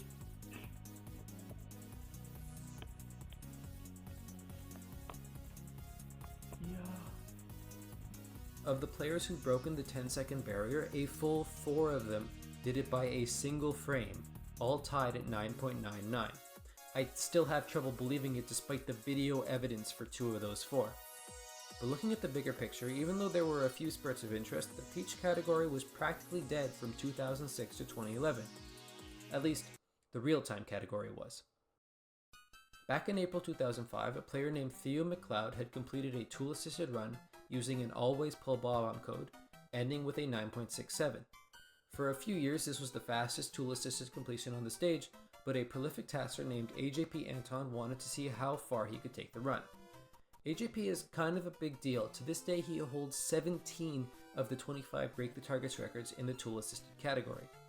For Peach, AJP ended up developing a strategy using 3 bob-ombs and a beam sword, and put it all together for a mind-blowing 8.40. To this day, AJP's 8.40 is still the record for Peach's TAS run, but it has a problem. The run itself isn't real. You see, in 2008 there were no action replay codes which specified Peach pulls 3 bob-ombs in a row then a sword. There were only all bob-ombs and all swords. AJP had to create 2 runs that synced up in the middle, then use creative video editing to splice them together, accounting for camera shake, and make sure the timer keeps moving properly. If you're wondering why I went on this tangent, it's to show that optimal is a relative term. Many break the target stages have practically impossible strategies that players don't use. These strategies are called TAS only. But sometimes, in rare cases, players searching for an edge to nab a world record will turn to a TAS for inspiration, and may discover that something thought to be TAS only is actually doable in real time. But that's a conversation for later in the video. For now, back to the timeline. In 2012, a player named Link's Dark Arrows, or LDA, decided to take a crack at the record for no other reason than because he wanted the most unlikely record in Melee under his name. But it wasn't LDA's success that brought him notoriety, it was his repeated, painful failures. Within his hundreds of hours of record attempts, LDA pulled many beam swords. Many beam swords. He uploaded the notable beam sword runs with titles like We Shall Call This Beam Sword Curtis and Caution Wet Floor, lamenting the various ways the runs were lost. He compiled his runs into the legendary and criminally underappreciated YouTube playlist Beam Sword Theater. Seriously, go watch it. It is a fascinating look into the mind of a speedrunner. Normally you see the final successes, not the most crushing failures. But eventually, almost 8 years after the record last changed hands, after hundreds of hours of grinding and dozens of lost beam swords, including 18 that got uploaded to YouTube, LDA finally nailed it. The new record was 9.72, and it was his. I got a chance to speak with LDA about his motivation, and he offered this. When I uploaded my first beam sword fail, it was on a whim because I remember Moody's failed attempts from the mid-2000s. I had no intention of turning it into the cornerstone of my channel for months. However, prior to this I had been no stranger to grinding runs with random elements. In 2008, I grinded for a beam sword run in Brawl, landing a time of 8.30, so getting a sword in Melee was more or less something I had already been accustomed to several years prior. It was just a matter of deciding this is what I wanted to do. The tremendous support convinced me to keep going. A lot of people got in touch with me during the grind and encouraged me not to give up. Of all the things I've done, including having the world record total high score in Brawl by a large margin, Peach is what I've ultimately branded myself with, and I'm perfectly fine with that. I even went back and reclaimed my Brawl Peach record with 7.61. Along with a myriad of other random number generator based records, I guess you could say I briefly became a random junkie. They're some of the most coveted records and I wanted them to be mine, so I made it happen. Much as LDA was inspired by an earlier runner named Moody, Beam Sword Theater inspired others and revitalized the category. Moody, who had in turn been inspired by Joe Bushman, even got his beam sword completion eventually, poetically hitting his own 9.92 all the way in 2018, over a decade after his first attempts. But more immediately, out of this inspiration came a runner who would challenge LDA for the throne. Hanky Panky, a competitive Peach player, started grinding for world records as well. Hanky uploaded his beam sword failures under the playlist Beam Sword Theater, which, as he cheekily noted, had absolutely no relation to Beam Sword Theater. Another player, Treklink, later chronicled his failures and slow descent into madness in Beam Sword Theater 2. Hanky's road to the record includes perhaps the saddest run of all. Even though he successfully completed the beam sword run, his time was a 9.73, 1 frame slower than LDA's world record. But he didn't give up there, and on May 17, 2013, Hanky ran the route just fast enough to take the record with a 9.68. In total, he said it took him 32 hours of runs to beat LDA's time. And in the YouTube description of his video, he said that he didn't want to touch Peach ever again. Then, of course, he went back to grinding, and 2 weeks later on June 3rd, he pulled another sword for a 9.82. Heartbreaking, I know, but the pain wouldn't last long. Later that very same day, Hanky Panky pulled another sword, and the world record was a 9.65. But somehow there was still room for improvement. Remember, this route maxed out at 9.46 seconds. There was still an 11 frame window to beat the world record, and Hanky knew it. He said in the comments section of his world record video that he would have been happy with a 9.55 or better. Meanwhile, LDA refused to stand for holding the record a mere 2 months. He went back to the drawing board and he didn't have to wait long before striking gold. On June 25, 2013, LDA pulled off what would prove to be Peach's second category killer, a 9.53, only 4 frames slower than the theoretical perfect time, verified by my testing to be tied with the task from target 4 onward, and mercifully absent the anguish of another 18 lost beam swords. But even though this is where the record stands as of the release of this video, this isn't where the story ends. If the days of the itemless world record could be summarized as the Stone Age, and the beam sword world record days can be called the Space Age, then I believe we're on the cusp of a third era, the Information Age.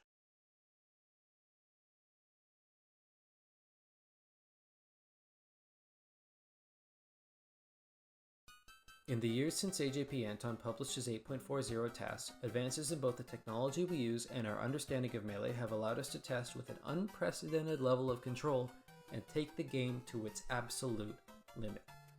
Now I need to clarify something.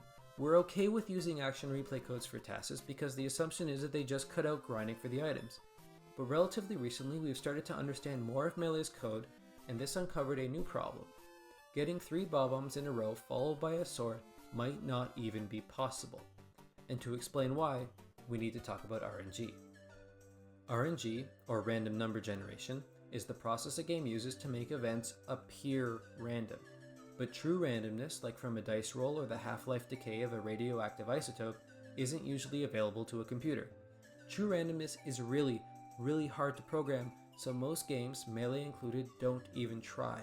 Instead, they just try to appear random by spreading out, just like how the old iTunes shuffle algorithm was changed so you couldn't hear the same song twice in a row until you'd heard every other song in your library first. This is called pseudo-random. Whenever Melee's pseudo-random function is used, it uses its last output as the input. This means that if you start from the same initial point, called a seed, you'll always get the same result. This is what makes Melee pseudo-random, not fully random. This isn't actually a problem in game because there are 2 to the power of 32, or roughly 4.3 billion, possible seeds. Furthermore, the actual function that converts one number to the next is defined optimally. It actually cycles through every possible number before repeating, for a cycle that's 4.3 billion numbers long. For the 5 people that might care, Melee's RNG function is actually the default linear congruential generator from the Microsoft Visual C++ IDE. Yeah. Anyway. How does this relate to AJP's 8.40? As mentioned, there are roughly 4.3 billion starting seeds. 1 out of every 384 of those, or a bit over 11 million, start with a bob-omb. Run AJP's 8.40 task inputs through those 11 million, and again 1 out of every 384 give you a second bob-omb. That means about 29,000 starting seeds break the first 2 targets.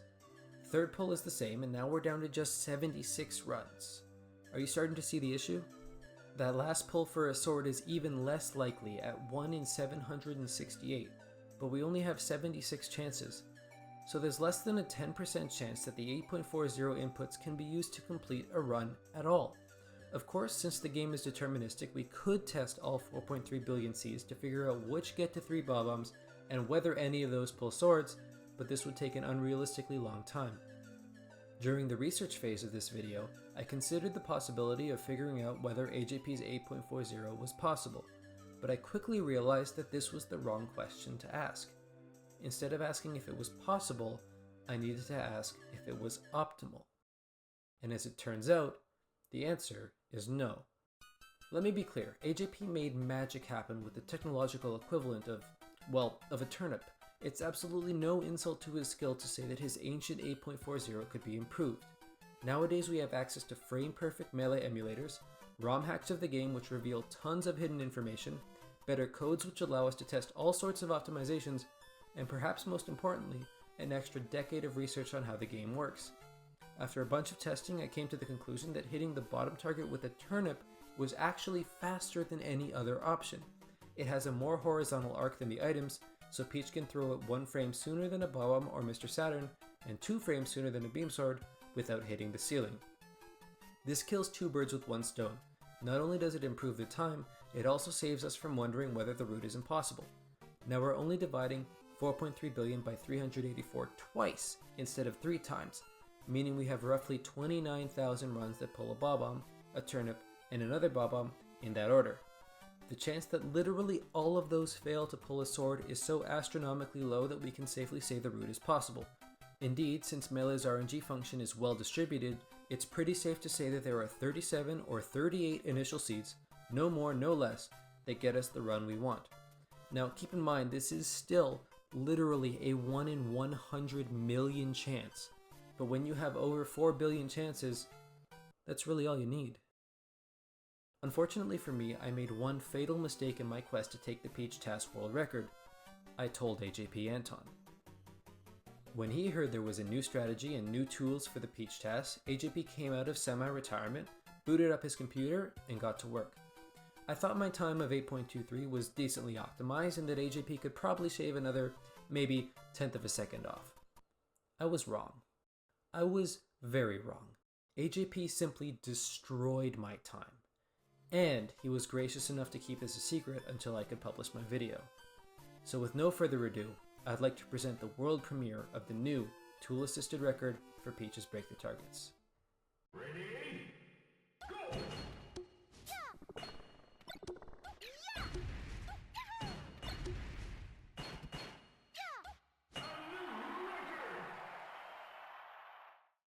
AJP's time, 7.80, is absolutely unbelievable. The route is unrecognizable, even the parasol is gone. And don't worry if you didn't catch everything, explaining all this could take another video on its own. But in one sentence, nearly every target is hit with a frame-perfect trick, and Peach also appears to do this weird warp thing at the start of every throw. See, it's not actually a warp, but to explain it, I need to talk about Melee's control scheme. Melee's grab button, Z, normally acts as a macro for shield, L or R, plus attack, A. This is true for item throwing. You can either throw with Z or with L plus A. But since an L press by itself causes an air dodge, Melee's developers programmed in a buffer. You can press A up to 3 frames after L and still trigger an item throw. That raises a question though, since you can move a significant distance in the first 3 frames of an air dodge, what happens if you cancel it? After all, the game can't just wait 3 frames, it starts the air dodge immediately. The game also doesn't pull the player back to their initial position and start the throw from there, or skip the first 3 frames of the throw. It turns out the throw just starts from your new position after the air dodge, but with whatever momentum you had before from whatever you were doing. So if you air dodge cancel throw from a jump, you get a burst of movement and your jump continues. If you fall off a stage and air dodge cancel throw, you get a burst of movement and then your fall continues. Even better, the air dodge and the throw don't need to be in the same direction, which opens up lots of options. And Melee is an analog game. There are literally thousands of angles you can pick for the air dodge, which gives a task player impossibly precise control over Peach's exact position. Throws, however, need to be either up, down, left, or right. This means that most of the air dodge cancelled throws in AJP's record are in fact tasks only. It's impossible to hit precisely the angle you need at full speed with any measure of consistency, even if your control stick gate has a notch in it to try to stop the stick at the right place. But in certain situations, like when you want to air dodge straight up, down, or sideways, an air dodge cancelled throw can actually be performed in real time with enough practice.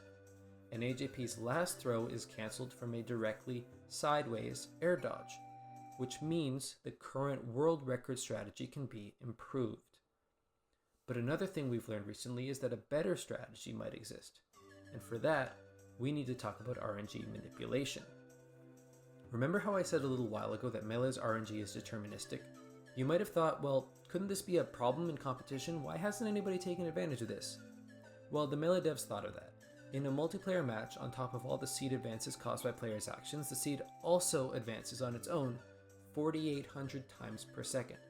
But Break the Targets isn't a multiplayer match, and it turns out the number of times the seed advances each second in a single player match is 0. In fact, the RNG seed doesn't even advance in menus or when fewer than 2 characters are selected on the character select screen.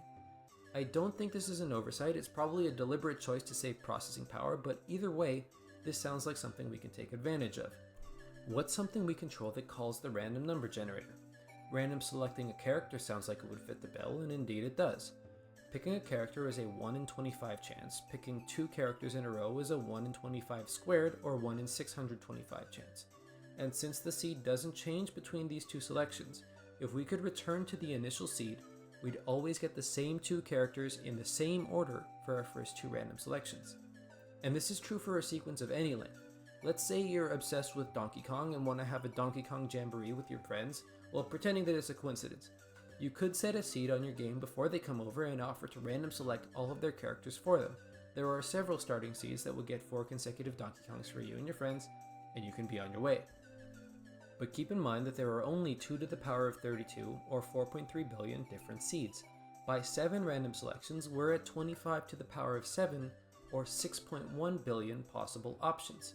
Thus, not every chain of 7 characters is even possible. If all of your friends get suspicious and ask to re-roll their characters, your plans will be foiled, as there's no seed which gets you 7 consecutive Donkey Kongs. At most, your first 2 friends can get the 5th and 6th Donkey Kongs in the chain, while your 3rd friend is guaranteed not to, and might get Mario or something. Even though not all chains of 7 characters are possible, some duplicate sequences still exist. But, by the time you get to 9 characters, those are all gone. Think about that for a second. With just 9 random selections, we can know exactly which of Melee's 4.3 billion seeds we're at.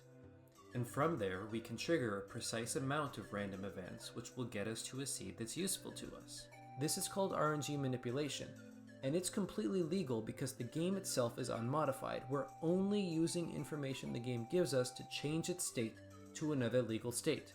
In fact, a player named SaveState even wrote a bit of code which does the calculation work for you and proved that it worked by using it to briefly take the world record in another RNG dependent category, All-Star Mode, where he set the RNG seed in a way that would give him an ideal lineup of opponents. Compare that to a ROM hack which makes random select always give you Donkey Kong for your Donkey Kong Jamboree, which is after 7 selections not a valid game state. Of course, this only applies if the RNG seed is not incremented by anything else. I also glossed over some of the nuances, so I do recommend watching SaveState's video if this topic interests you. This is a potential topic for me to make another video on as well. Anyway, the important bit is that RNG manipulation can also be used in Peach's Break the Targets. Since we know how the RNG function works, we can find the next seed that hits the 1 in 128 chance to pull an item, and then figure out which seed comes after that to find out which item it is. And we can see how many random selections it'll take to get there. Done properly, this will guarantee that if you start a run by pressing down B, you can pull exactly the item you want. Viewers with particularly good memories will remember that I mentioned earlier that there's only one way to pull a sword, and that's to grind for it. This is true even though RNG manipulation exists, because we specifically need to pull a sword on the second pull, and RNG manipulation only lets us manipulate the first. This is because Peach's animations also cause RNG calls. Pulling a turnip, running, floating, attacking, unfloating, throwing a turnip, jumping, using her up B, and landing, aka literally everything that happens between the first turnip pull and the second, call the RNG function for sparkles, dust clouds, and so on. The number of calls also varies and is dependent on the exact frame the player presses each button, so effectively we lose control over the manipulation as soon as Peach starts doing anything. But the important bit is that a guaranteed first pull opens up a whole new route. Not with the turnip, but with the first pull Bob-Omb. See, floating is slow, so throwing a turnip at the lower target saves time over going there to hit it yourself. In the same way, throwing a turnip at the far left target also saves time, but there's only one item that can hit it through the wall, a Bob-Omb, which actually only explodes when it touches the floor, not a wall. And unless you know the Bob-Omb is coming, it's impossible to plan for. But if you know that you'll get a Bob-Omb every time you start a run, you can save some time. In fact, you can save more than half a second over the itemless route. I developed what I'd like to think is a human doable route that maxes out at 9.31 seconds, which, if you've been keeping track, is faster than the current world record. Now this could be valuable because it completely removes the RNG element from Peach's run. This is a trade-off, not a free record though. In exchange for removing the 1 in 768 chance of a sword, you do need to spend a minute or two between each run to reset the seed, which may prevent players from getting into a rhythm, and the already tight execution is definitely harder in one spot. So instead of working on a new route, some players have recently been attempting to optimize the current world record route, or at least to break the 10-second barrier with swords of their own. Some even tried to beat the best itemless time, which isn't the world record and isn't counted for the sub 3-minute bounty, but is useful because the first half of its strategy is shared with the current world record. For over a decade, the best itemless time was stuck at 10:06. By 2013, it was actually a four-way tie between Joe Bushman, Marth1, LDA, and Hanky Panky, all current or past record holders. Enter Sockdude1 and Sam the Digital, both from Canada. Sockdude is currently in sole possession of 7 world records and is tied for 4 more. Sam owns 3. Sam's total high score for Break the Targets is a cool 3 minutes and 4.99 seconds, good for the 7th fastest combined time in the world. Sockdude is in a league of his own though, with his total time clocking in at 3 minutes and 2.03 seconds, the fastest of anyone worldwide. Across the entire cast, the average gap between his personal best time and the world record is a measly 4 frames. In April of 2019, Sam got to work on breaking the 10:06 tie. It wouldn't be easy as there are only 6 frames between 10:06 and the optimal 9.97. But something happened during Sam's attempts. Good fortune came his way.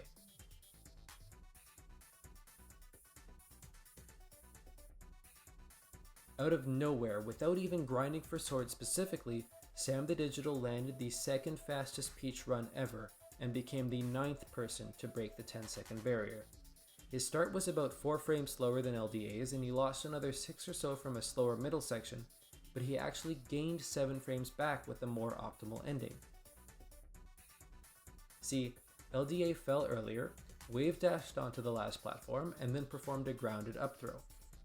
Sam, on the other hand, fell later and performed the throw while still in the air.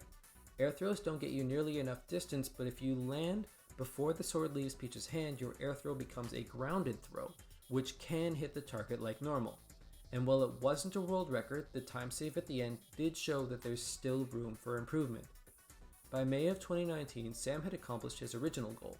He hit a 10:03 item list, and later at 10:01, which is just 3 frames shy of Marth1's tool-assisted run, the closest anyone's ever gotten to replicating it. Sockdude, hot in Sam's heels, completed a 10:05 in the same month. But LDA's record and all of those itemless times have something in common. None use an air dodge cancelled throw. Remember what I said about those? At the center target in the itemless or bob-omb round, it works in both, you can air dodge straight up and cancel the air dodge by throwing a turnip to the right. This is definitely human doable and saves a lot of time due to how slow Peach's double jump is at gaining height. In the sword run, when you're about to throw the sword for the second time, you can save another 3 frames by air dodging to the right and throwing the sword up. After I informed the Melee single player community about the potential in air dodge cancelled throws, Sockdude went back to the itemless run. His goal? Finally break the 10-second barrier without the use of RNG. On October 26, 2019, Sockdude actually hit a 10.00 flat. Then later that same day posted a 9.95 to become the first person to break 10 seconds without a sword. He later switched to the faster ending that I had displayed in my bob-omb 9.31 TAS, which he used to shave off another few frames to 9.92.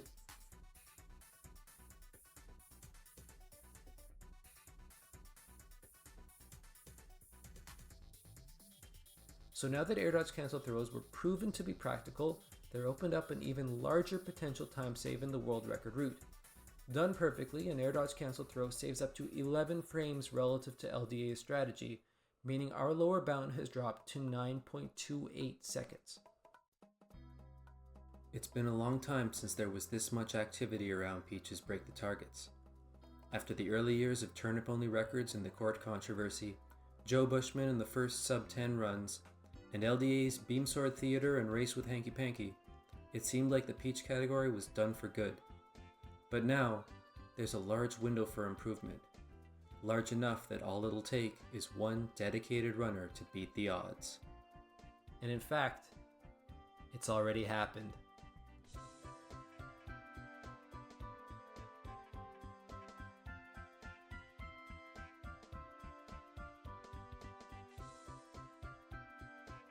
My friends, I am proud. I am so proud to announce that 9.46 seconds by Sockdude1 is the new Peach Break the Targets world record. After over 6 years, the most unlikely record in Melee has been broken once more. While I was researching, I offered a few trusted runners a deal. On top of the $259.99 bounty, a second bounty to whoever broke the Peach record specifically in exchange for letting the clip premiere in this video. Sockdude rose to the challenge, and now the total time is 3 minutes and 0.15 seconds, merely 10 frames away from the goal. Astonishingly enough, there's still room to improve. Sockdude is 11 frames away from the tool-assisted version of his route, so someone else could theoretically swoop in and take it if they get lucky. There's also the Bob-omb RNG manipulation route, which can get down to 9.31 and so has 8 frames of leeway for a new world record. But now, much like how pulling a beam sword was originally just a pipe dream, there's a new white whale on the horizon.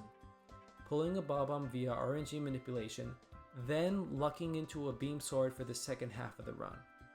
This would be an excruciating grind. You could go weeks before you see a single sword because you're now taking a minute or two per run to manipulate RNG instead of being able to restart every few seconds.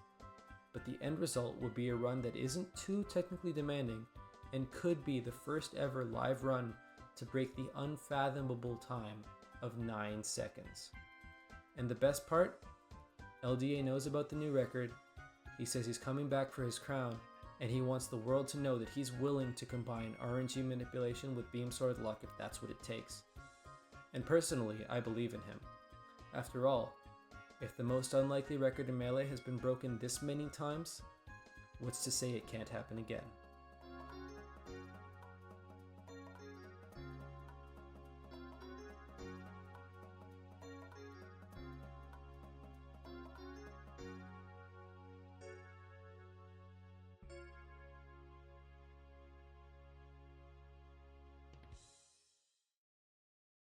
Released in 2002 for the Nintendo GameCube, Super Mario Sunshine brought the 3D Mario series from its roots into the next generation. With its bright and colorful graphics, simple yet memorable story, and extremely fluid mechanics. No pun intended. As with any game a part of a major Nintendo franchise, people would eventually take interest in speedrunning the game. An any percent speedrun of Super Mario Sunshine entails completing the 7th episode of each of the 7 main stages, which then unlocks Corona Mountain, the final level in the game. Timing would always end on the final platform ground pound in the Bowser fight. The game forces you to complete the shines in their intended order, so given that the game only allows you to skip Yonker Hills Episode 1, there would ultimately be 50 shines required to finish the game, including Airstrip and defeating Bowser. The first ever recorded full game speedrun of Super Mario Sunshine was completed on July 22, 2004 by a runner named Dragorn with a time of 1:59:49. This run's notable for being considered the first sub-2 completion of the game. However, it's also worth noting that this run was what's known as a segmented speedrun.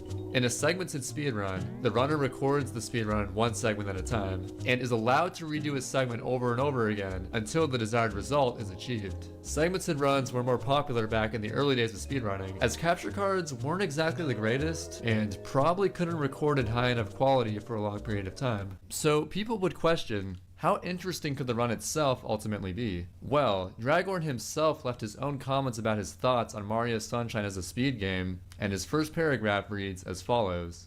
In retrospect, I would say this was a rather poor choice of a game to speed play. The 2D Mario games have warp worlds and such that allow one to streak through the game in about 10 minutes. It takes 10 minutes just to get through the game's opening cutscenes. Grumble grumble. Even SM64 has tons of glitches and shortcuts for beating the game in under a half hour. This game, however, is the epitome of linearity. You can't do shines out of order, you can't skip them, except for the first one in Yonker Hills, and you don't even get to pick what shines you collect. You need the 7th one in each level. And this game just isn't conducive to shortcuts like SM64. There aren't any items like the caps or shell, not to mention the cannon, which alone provides infinite possibilities. And the replacement of the long jump with Flood also eliminates many opportunities. And let's not even go into the fact that at least a quarter, closer to a third of the entire run collection is made up of cutscenes.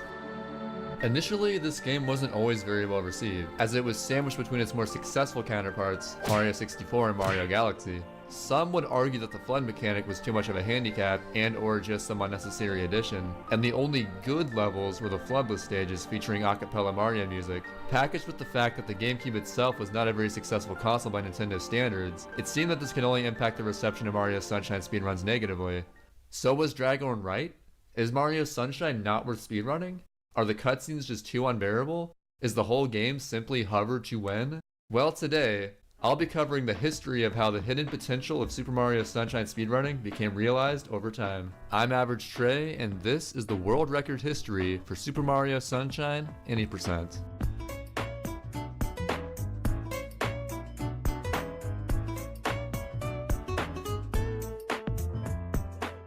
So as you might imagine, Dragorn's segmented 159 has very unrefined movement. He seemed to have an irrational fear of water sliding, which, at its top speed, is the fastest form of movement in the game. The strategies used for Shadow Mario Shines were also quite interesting. All jokes aside, this run definitely deserves respect for being completed in a time where there were literally no resources or community for this game yet. It's worth noting that even in 2004, the blooper race shortcut was known about, as well as hovering through the Ferris wheel in Pinna 5. And also, the red coins in Gelato 6 were still pretty annoying.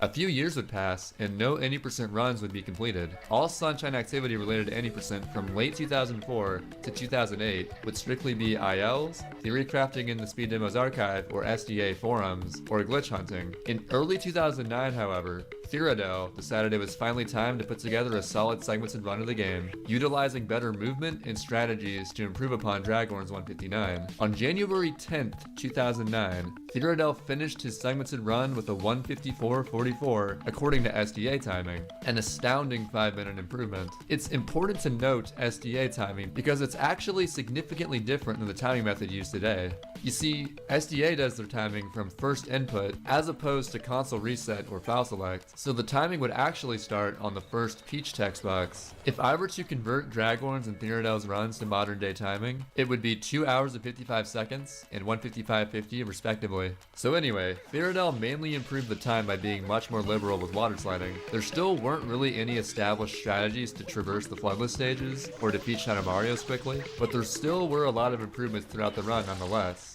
At the time, this run seemed pretty darn solid, but there was still a lot of things preventing Mario Sunshine from being considered a highly respected speed game. For example, the Eel boss fight felt like kind of a crapshoot, the casino was a randomness nightmare, and there were just so many goddamn cutscenes. Would people ever get around these kind of issues in years to come? The time period that followed this could be seen as an era of discovering things. No one was really doing any runs of the game, at least not outside of Japan, but I'll touch upon that in a bit. Instead, during the period from 2009 to early 2011, a lot of important skips and tricks were found that would shave off significant time. The first of which being the Pinna 1 cutscene skips discovered by a Japanese player named Tateo. In July 2010, he discovered that you could skip both Mecha Bowser cutscenes by simply exiting area as you were transitioning into the cutscene.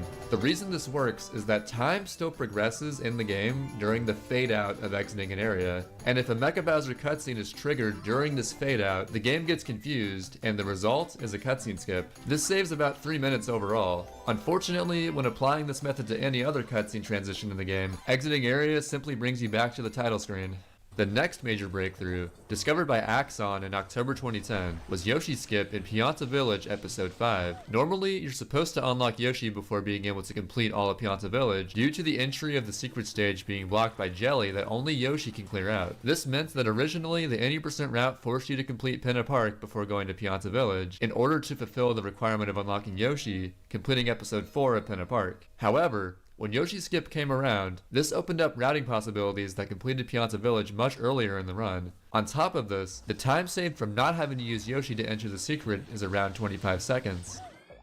So it's no secret that the casino in Serena Beach Episode 4 is extremely annoying. There are 2 spinning slot machines to deal with, on top of a finicky tile flipping puzzle that opens up the way to the secret entrance. Thanks to a discovery from Mano Cheese in February 2011, all of the random elements of the casino can be skipped by simply gaining enough height to climb over the top of the curtains. Without this skip being possible, Serena Beach would have undoubtedly been the most annoying world in an 80% run. Other smaller skips were also found during this period, such as Skip in Pinna Park Episode 2, a banana clip in Serena Beach Episode 3, some major abuse of invincibility frames to skip a large portion of Pianta Village Episode 3, and a spring clip to skip the boss fight in Oki Bay Episode 2. But who would be first to put all these skips and tricks together into a full game, single segment run? Well, the answer isn't entirely clear, but let's dive right into it. So you know how I mentioned Japan earlier? It turns out that the Japanese were the original pioneers of what could be considered the modern era of SMS speedrunning. There were 2 dominant 80% runners that emerged from this region.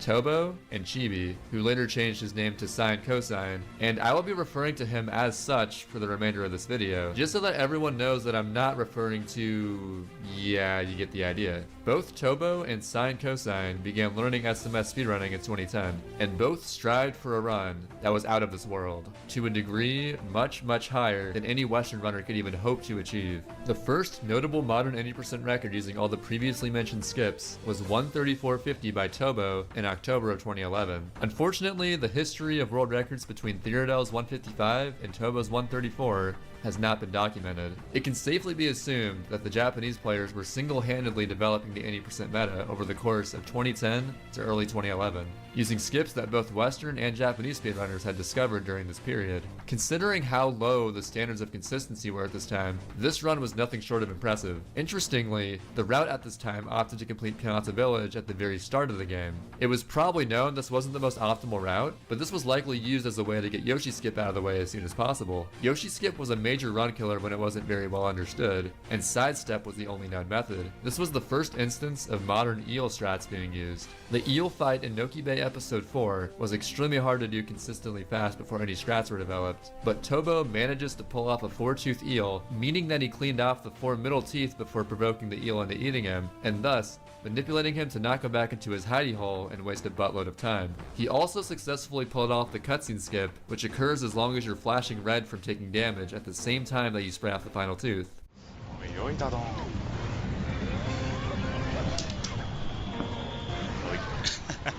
8秒の更新8秒更新しました。おめでとうございます。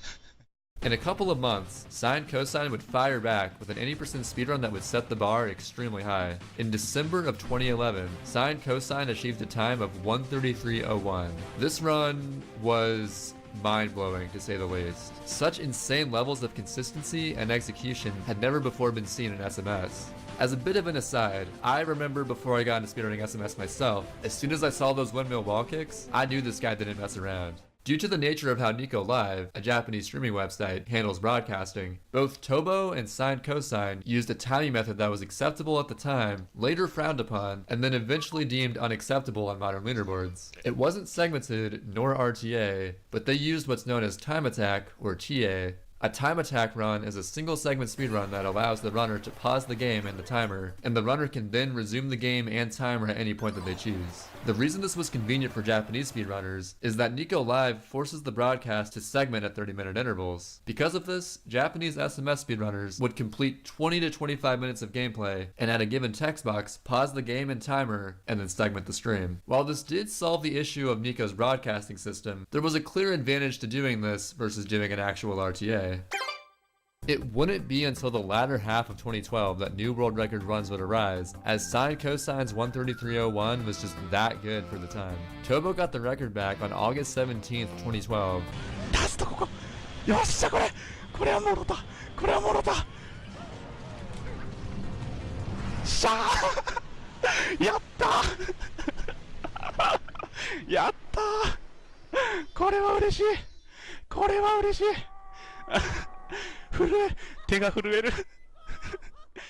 The route used in this run was new, as Bianco Hills was completed first again, and Rico Harbor was done really early in the route, right when it's unlocked. He also utilized advanced ship movement in Pinna Park Episode 5, which has an extremely tight window to hover to the boat, side flip to the sail, and then spin jump to the catwalk. Sine Cosine then got a time of 132.31 on October 7, 2012, but unfortunately he either unlisted or removed the video from his YouTube channel. Tobo proceeded to tie this time on November 8th. Later in the month, on November 22nd, Tobo improved the record by 24 seconds, getting a 132.07. A notable strat used in this run was an improvement to a previously known banana clip in Serena Beach Episode 3. In May of 2012, your boy Graham discovered what would come to be known as the banana split. By backflipping into the glass wall and timing a throw, this served as a much faster method of clipping into the pool room. Amongst any healthy competition of a speed game rising in popularity, some shady business is almost guaranteed to occur. In 2012, Racing on Speedruns Live, or SRL, was becoming very popular, and racing SMS 80% was no exception. Racing was all in good fun and wasn't taken too seriously or observed with much scrutiny. That is, until one such race would change this forever, as it would cause figureheads of SMS to begin to crack down on those who don't provide adequate proof of a race they participated in. There is a cycle that was considered to be the stuff of legends at this stage in Sunshine's development. The chance that any of these chucksters decide to stop, as well as the amount of time that they're stopped for, is entirely random. Ideally, the chucksters early on are mostly on a fast cycle with little to no stopping time, and the very last chuckster is on a slow cycle, having to stop a lot and for an extended period of time. If the last chuckster is slow enough that he's in this corner when you get to this section of the level, it makes a cycle that saves a minimum of 20 seconds possible. Before it was known that you could mash the Y button to reverse a chuckster throw, the chance of making this cycle was deemed to be nearly impossible in an RTA. This very cycle plays a pivotal role on this scandal. On December 14th, 2012, this 80% race took place. Now, you'll notice amongst these results that there was a runner by the name of Ramel 12345667 who got disqualified. Well, to put it simply, Ramel spliced a mid-131 run for a race and streamed the video playback as his race proof. He didn't do this just out of nowhere, however.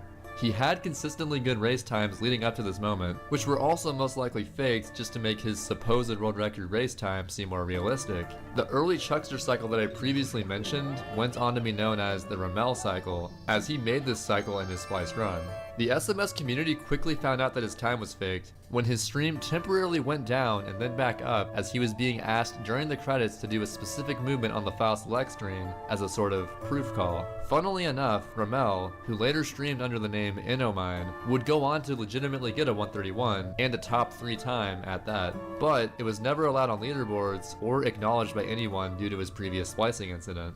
From here, Tobo went on sort of a tear, while Sine Cosine couldn't quite keep up. Tobo improved his own record a few times, managing to get a 131.58 on December 29, 2012, barely achieving a 131 before 2013. He then got a 131.38 on February 15, 2013. And keep in mind that all the records up to this point have been either segmented or done with the TA method of timing. It seemed like Tobo was such a dominant force, but it was only a matter of time before another runner would rise up to the challenge. That's where Samurai Man comes in. Samurai Man, a speedrunner from Finland, began seriously running SMS in the summer of 2012, and he improved fast. Like, really, really fast. Well, GG. That was the run, guys.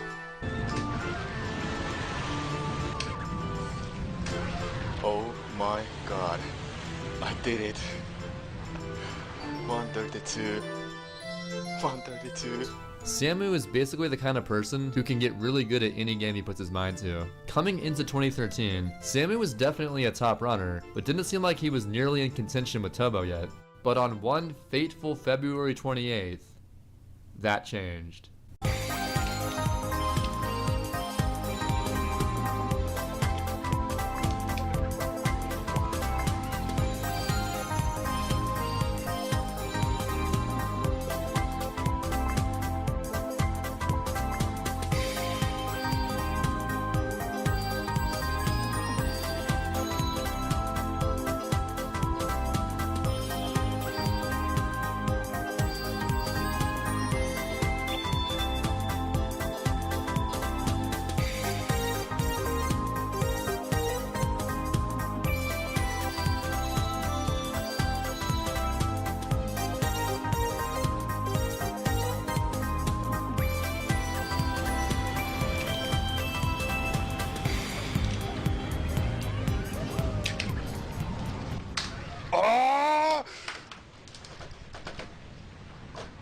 Yes.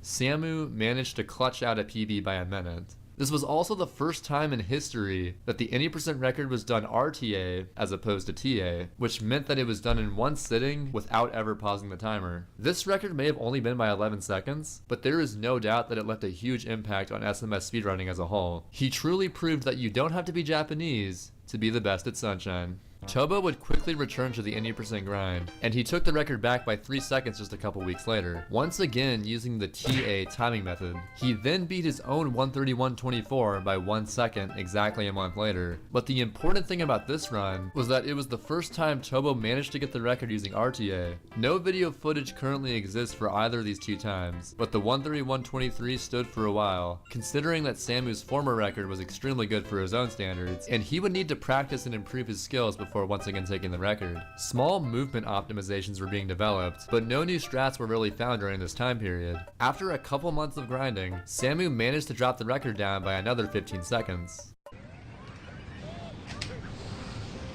Oh yeah! Yes! There we go. A new world record. A new world record.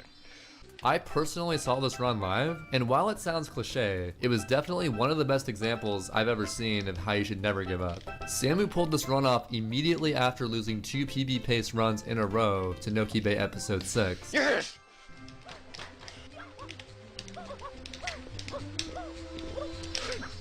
Oh! You can't be serious!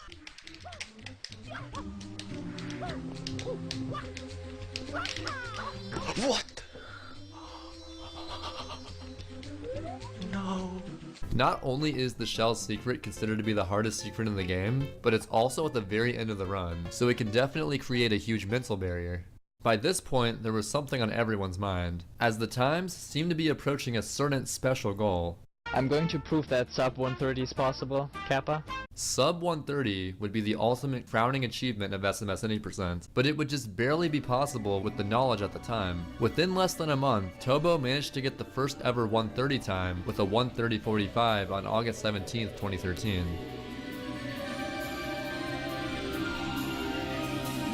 あ、やばい、タイムもう今45でしょ。45よっしゃ、45やったろ今。45だったよし。There really weren't any significant discoveries in the game for the majority of 2013, just a ton of grinding runs or races, and a community expanding at an alarming rate. The rivalry between Japan and Europe, Tobo and Samu, was raging on, and other runners were sneaking up in the background. Yamata, Stelzig, and Pyroshade. Each representing a different country. Samurai Man later achieved a 130.49. Though not world record, it showed that he was more than capable of it. Samu would pull in over 1,000 viewers every time he streamed attempts, as viewers eagerly anticipated the low 130, if not sub 130, 80% time. Well, on September 3rd, 2013, this happened.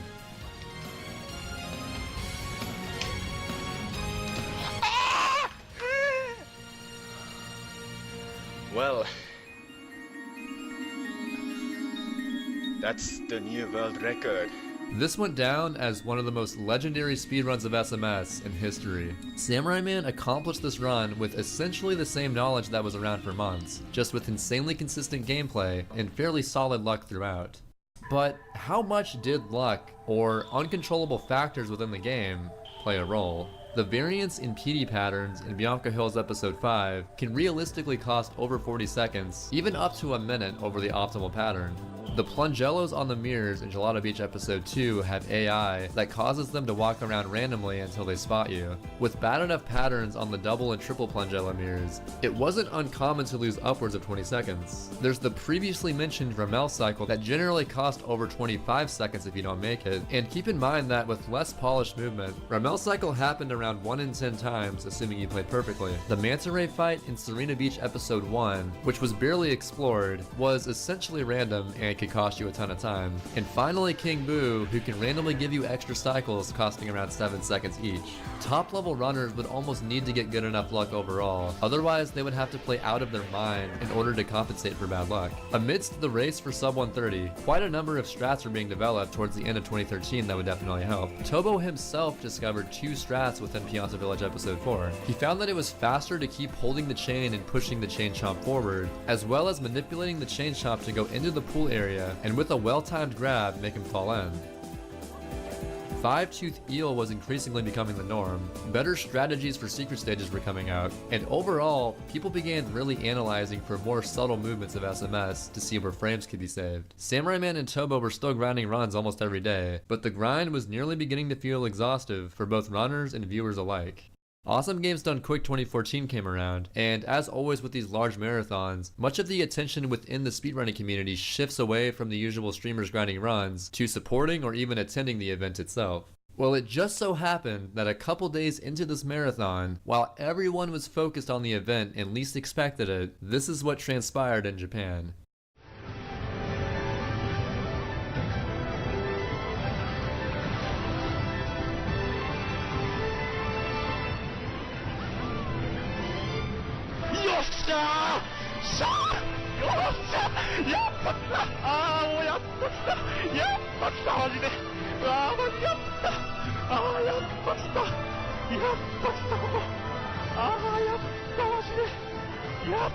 On January 6th, 2014, Tobo proved that sub 130 is possible with his run of 129.50.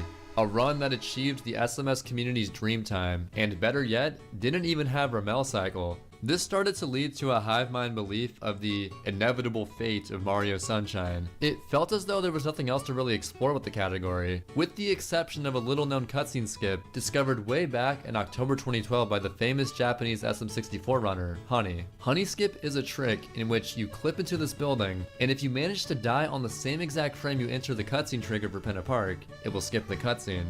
The reason that you die is that there's a death plane in most of the out of bounds areas that will kill you if you're touching the ground for the duration of 1 second. Even though Honey Skip was kinda known to be possible for over a year, there were no reliable setups yet created for it. People thought that the setup would be too slow for it to be worth it anyway, and you can really see why if you knew that the original setup involved some janky Y-cam return alignment. Top level competition seemed to die down, and with the exception of SRL races, motivation for running any percent was somewhat declining. Tobo's magnum opus, the sub 130 run, would mark the end of an era. So there's something I've been kinda brushing over for this entire video thus far. Gelato Beach. Gelato Beach in an any percent run sucks. Gelato 1 is okay, you know, the secret of the sandcastle or whatever. Sure, I'll give you that. Episode 2 sucks. Episode 3 is more or less an auto-scroller. Episode 4 is more or less an auto-scroller. Episode 5 is more or less an auto-scroller. Episode 6 sucks. And episode 7 is Shadow Mario. There is an interesting aspect to Gelato Beach, however, that doesn't apply to any other world in the game. The episode 8 Shine, the Watermelon Festival, exists in every episode of the world. Since the beginning of SMS speedruns, people would occasionally theory craft ways to clip into the glass and collect the shine in episode 1. Gelato Beach skip? Oh my god. Thus unlocking all the episodes immediately, making episode 7 available. People already knew that the shine was in fact a physical shine, because an alternate method of Gelato Beach skip was already known. Exclusive to the Japanese version of SMS, you can use Yoshi in episode 6 to clip through the ceiling and dive ground pounds into the shine. People using NTSCJ had a slight advantage because of being able to avoid Gelato 6 in any percent, but it really didn't save that much time, since you still ended up doing the same number of shines. Obviously, years went by with no success in finding the skip, and it seemed as though it was hopeless. Then one day, along comes the Spyro speedrunner. That's right, the long sought after Gelato Beach skip, or GBS, was found on February 21st, 2014 by Tobal1, who doesn't even run SMS. This just goes to show that sometimes, having a fresh pair of eyes is exactly what you need to solve a problem. And if he or she is already a talented glitch hunter, that also helps. While this may seem like an obvious solution, the reason it took so long to find was due to how precise the setup is. Not only does the angle require you to grab a straight edge and align the camera forward, but you must align the camera from this direction rather than this direction, otherwise it still won't work. The discovery of the skip quickly went viral, and SMS runners were absolutely ecstatic. Not only would this save over 10 minutes in any percent, but it skipped what was widely agreed to be the most boring world in SMS. The race was on as a mad dash to get some free world records ensued. After gaining enough understanding of the skip to at least get it within 10 attempts or so, Samurai Man started doing runs as soon as possible. The first run that Samu completed using the skip resulted in a 1:24.24, a 5.5 minute improvement using a skip that saves 10 minutes. Obviously, there was a lot more work to be done. I previously mentioned that the United States was the weakest region by a considerable amount. But that wouldn't stop Paperario1231, as he fully capitalized on this moment for the US to finally hold a world record in 80%. What the hell? What was... Huh? Screw it. If I don't get a 1-2-1-1-1-2... Yeah, I'm not gonna get it. I don't even fucking care. I don't even fucking care! I did it! I don't know what to do! By 1-1! Ah! Okay. Nice job, Paper. What's your final time? What's your final time? World record for an hour until Tabo gets it. What? Paper managed to sneak in a record for America, and a 122 at that. And as expected, a mere 20 hours later, Samurai Man got a time of 1:22:35. An improvement, yes, but still not even close to meeting his full potential. Tobo quickly got a run of 1:21:45, but of course, this still wasn't good enough to be worth highlighting. Within a couple of hours, Samu not only achieved a 1:20:36, but then a 1:20:32 immediately after that. BP. All on February 22nd. The original GBS setup, which lasted for all of one day, involved using 2 coconuts, one to disable the hitbox of the blender, and the other to do the skip. As you can see, by this point, the 1 coconut method already became the standard. The very next day, Tobo managed to get a 1:20:08, so within just a couple of days of GBS being found, the record had almost been dropped down to a sub 120 time. Samu and Tobo were the only runners who could realistically get a sub 120 at this point, so it was only a matter of who'd be first to get it. Well, 1 month later, Tobo finally got the first sub 120 in SMS 80%, but he didn't just get it by a little bit. His time was actually a 1:19:34, completely smashing his previous record by over 30 seconds. This run was an extremely solid run with the strats that were known at the time, plus the addition of GBS. A great surge of popularity for running SMS came directly from the discovery of GBS, so it makes it all the more insane that the 1:19:34 stood for over 5 months without being contested. This is perhaps when Tobo, already being a dominant player, was at his most dominant. A few weeks prior to performing this legendary run, Tobo delivered this tweet that states, "Tobo the WR hug," and at the time, this tweet really couldn't have been more true.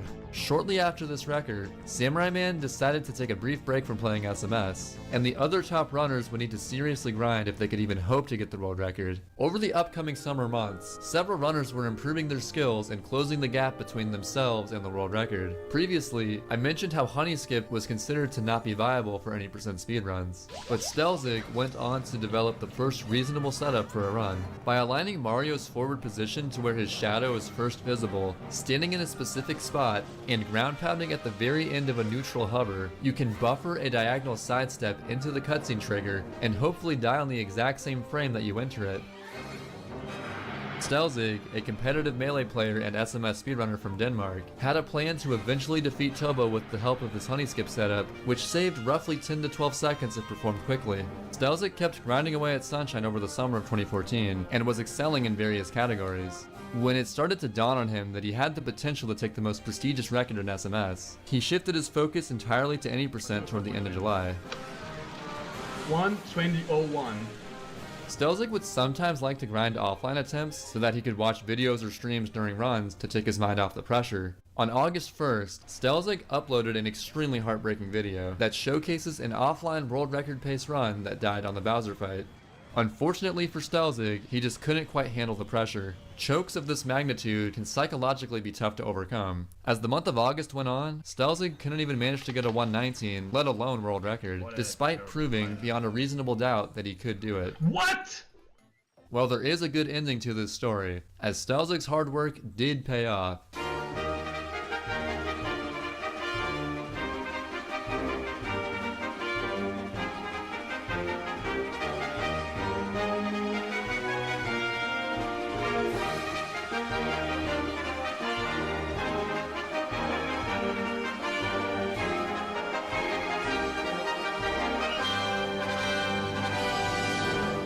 He achieved a world record time of 1:19:24 on August 25th. He finally overcame his mental block, and for the first time since late 2012, someone other than Samurai Man and Tobo, and Paper Mario, held the any percent record. About a week before Stelzig took the record, Samurai Man started doing some SMS any percent runs just to see how he would do, but wasn't entirely sure if he would come back to serious grinding or not. He actually managed to get a 1:19:36, just 2 seconds off Tobo's former record, 4 days before Stelzig's 1:19:24. Well done. In the latter half of 2013, Samurai Man and Stelzig became European rivals over the 120 shines record, which is essentially the 100% category for SMS. Viewers were excited to see these two trade the record back and forth, using many Zig Frogs or Samu Caparais to show their support. This rivalry transferred over to any percent when Stelzig fully established himself as a threat with his world record time. Autumn of 2014 came around, and Samurai Man was hard set on going for not just world record, but the first ever 118. After about a month of grinding, Samu finally bested Stelzig's time by about 4 seconds.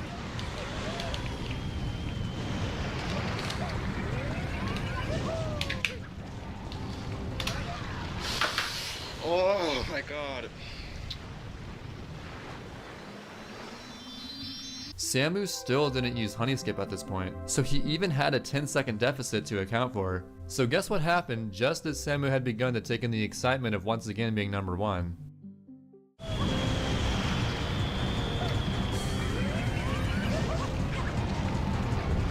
That's right, Tobo had been grinding any percent attempts this whole time, but coincidentally, he achieved a 1:19:08 merely a day after Samu got world record. Not only was this a large improvement to the record, but in addition to not using Honey Skip, this run also didn't have Rommel Cycle. Tobo's record was truly daunting, as some of the strategies that were used seemed so crazy. This would mark the beginning of the journey to 118 for all the top runners.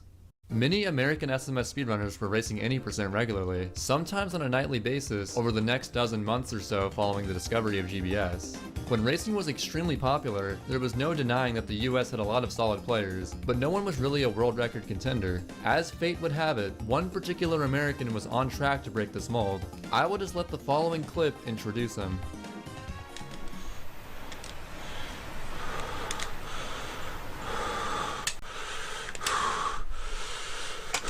Yes! Yes! Yes!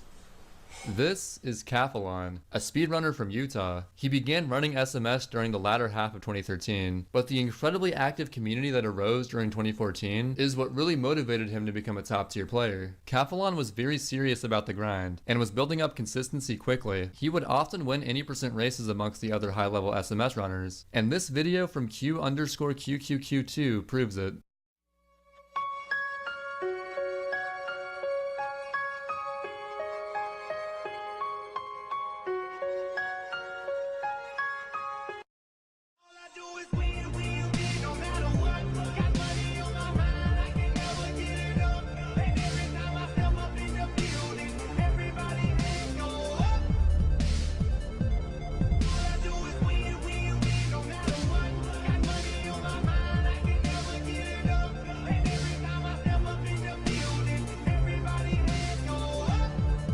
Everyone knew that 118 was realistic after Tobo's 1:19:08 happened, and Cathalon was dead set on being the first one to achieve it.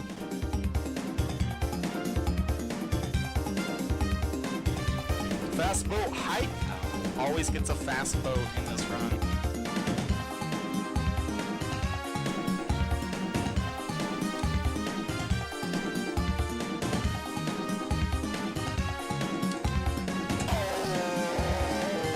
Third place! 2014 was coming to an end, and it seemed that one of the top runners was destined to get the first 118 any day now. While on January 14th, 2015, Cathalon, but more importantly the USA, would leave its mark in SMS history.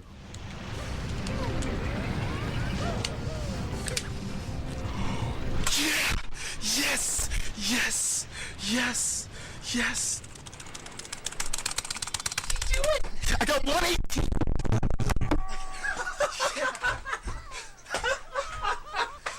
Cathalon was the first American to put in the work to get a solid world record time. This run was truly inspiring, especially for the Americans within the SMS community. Zach, you did it! Dude, world record hug, dude. World record hug! Oh my gosh, that's so awesome. This was an incredible way to start off 2015, and the competition would only get crazier from here. Another Japanese player that I've mentioned a couple of times earlier in this video, Yamata, was a top 5 player for a remarkably long time leading up to this point. Yamata is known mostly for his skill in the 120 shines category, but of course, that skill can also translate to any percent. Yamata ended up tying Calf's world record on February 7th. This is somewhat of a trend with Tobo, but the next day, Tobo took the record back by 4 seconds. Then later in the month, on February 23rd, he got a 118.35. Tobo was back on top, but he wasn't yet satisfied with his record. At this point, you might be wondering why even some non-Japanese runners like Cathalon are using the Japanese or NCSCJ version of the game. Well, there are some minor version differences when it comes to the 80% category. NCSCJ saves roughly 1/3 of a second every time Delfino Plaza loads, and this adds up over the course of a run. However, NCSCJ loses nearly 10 seconds on Serena Beach Episode 6 due to a much stricter goop cleaning requirement. The PAL version, which is native to most other countries outside of North America and Japan, has the fastest text speed when using Italian text. That being said, the Delfino load times on the Japanese version are still the biggest factor. At this point in Sunshine's development, NCSCJ saved roughly 12 seconds over NCSCU, and even less than that over PAL. So overall, the version differences are extremely minor, but most people still found it necessary to play on NCSCJ to save every little bit of time that they could. Cathalon didn't give up, as he pushed the record down another 6 seconds on April 2nd. Can I put this call on stream for now? World record! World record! World record! This was a solid run overall with very few notable mistakes. In a matter of less than 4 months, the record was pushed down to sub 118.30 since the first sub 119. At this point, any percent was really starting to feel like it was becoming optimized. So let's introduce Average Trey, aka me. I come from the state of Kansas, and at this point I was 19 years old. I was known for being the 120 shines guy, having held world record in that category extensively, and running 120 shines at AGDQ 2015. However, I knew that if I put in the effort, I could potentially get a sick any percent time, and maybe even world record. Throughout the month of May 2015, I challenged myself to grind nothing except for SMS any percent until I either got a 117 or the month of May was over. Just to make things a little more special, I also decided to use Facecam and called this month the May of Trey's Face. Going into this month, I was over a minute behind Calf's world record, but I was confident in myself to improve.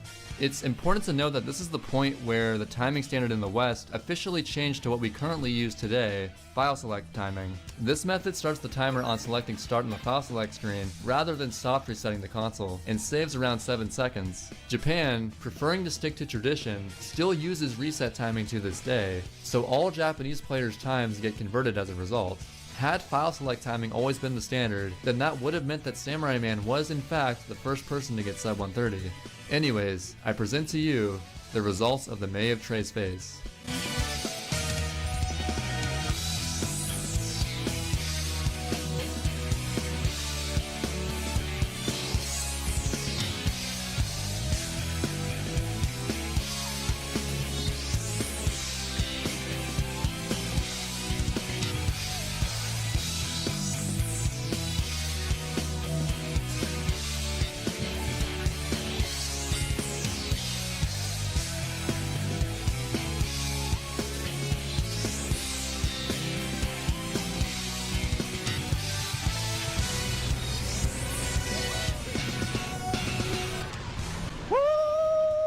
With only a few days to spare in the month of May, I not only achieved the 80% record, but this was the first time that anyone has simultaneously held the record in the 4 main categories at the same time.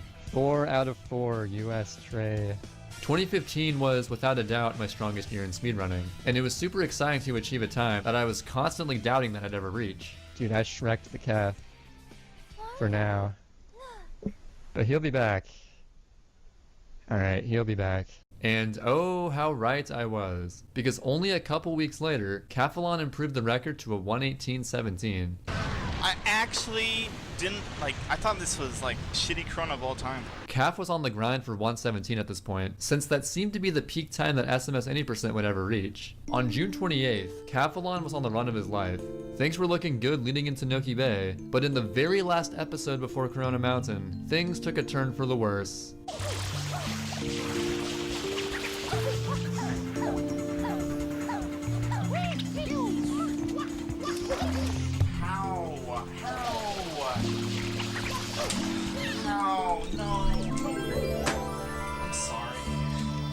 This run could have been 117, but Cathalon choked the Shadow Mario quick kill, costing him about 12 seconds. This was definitely the most depressing world record in SMS history, and something that Cathalon will probably never live down. The shittiest run ever.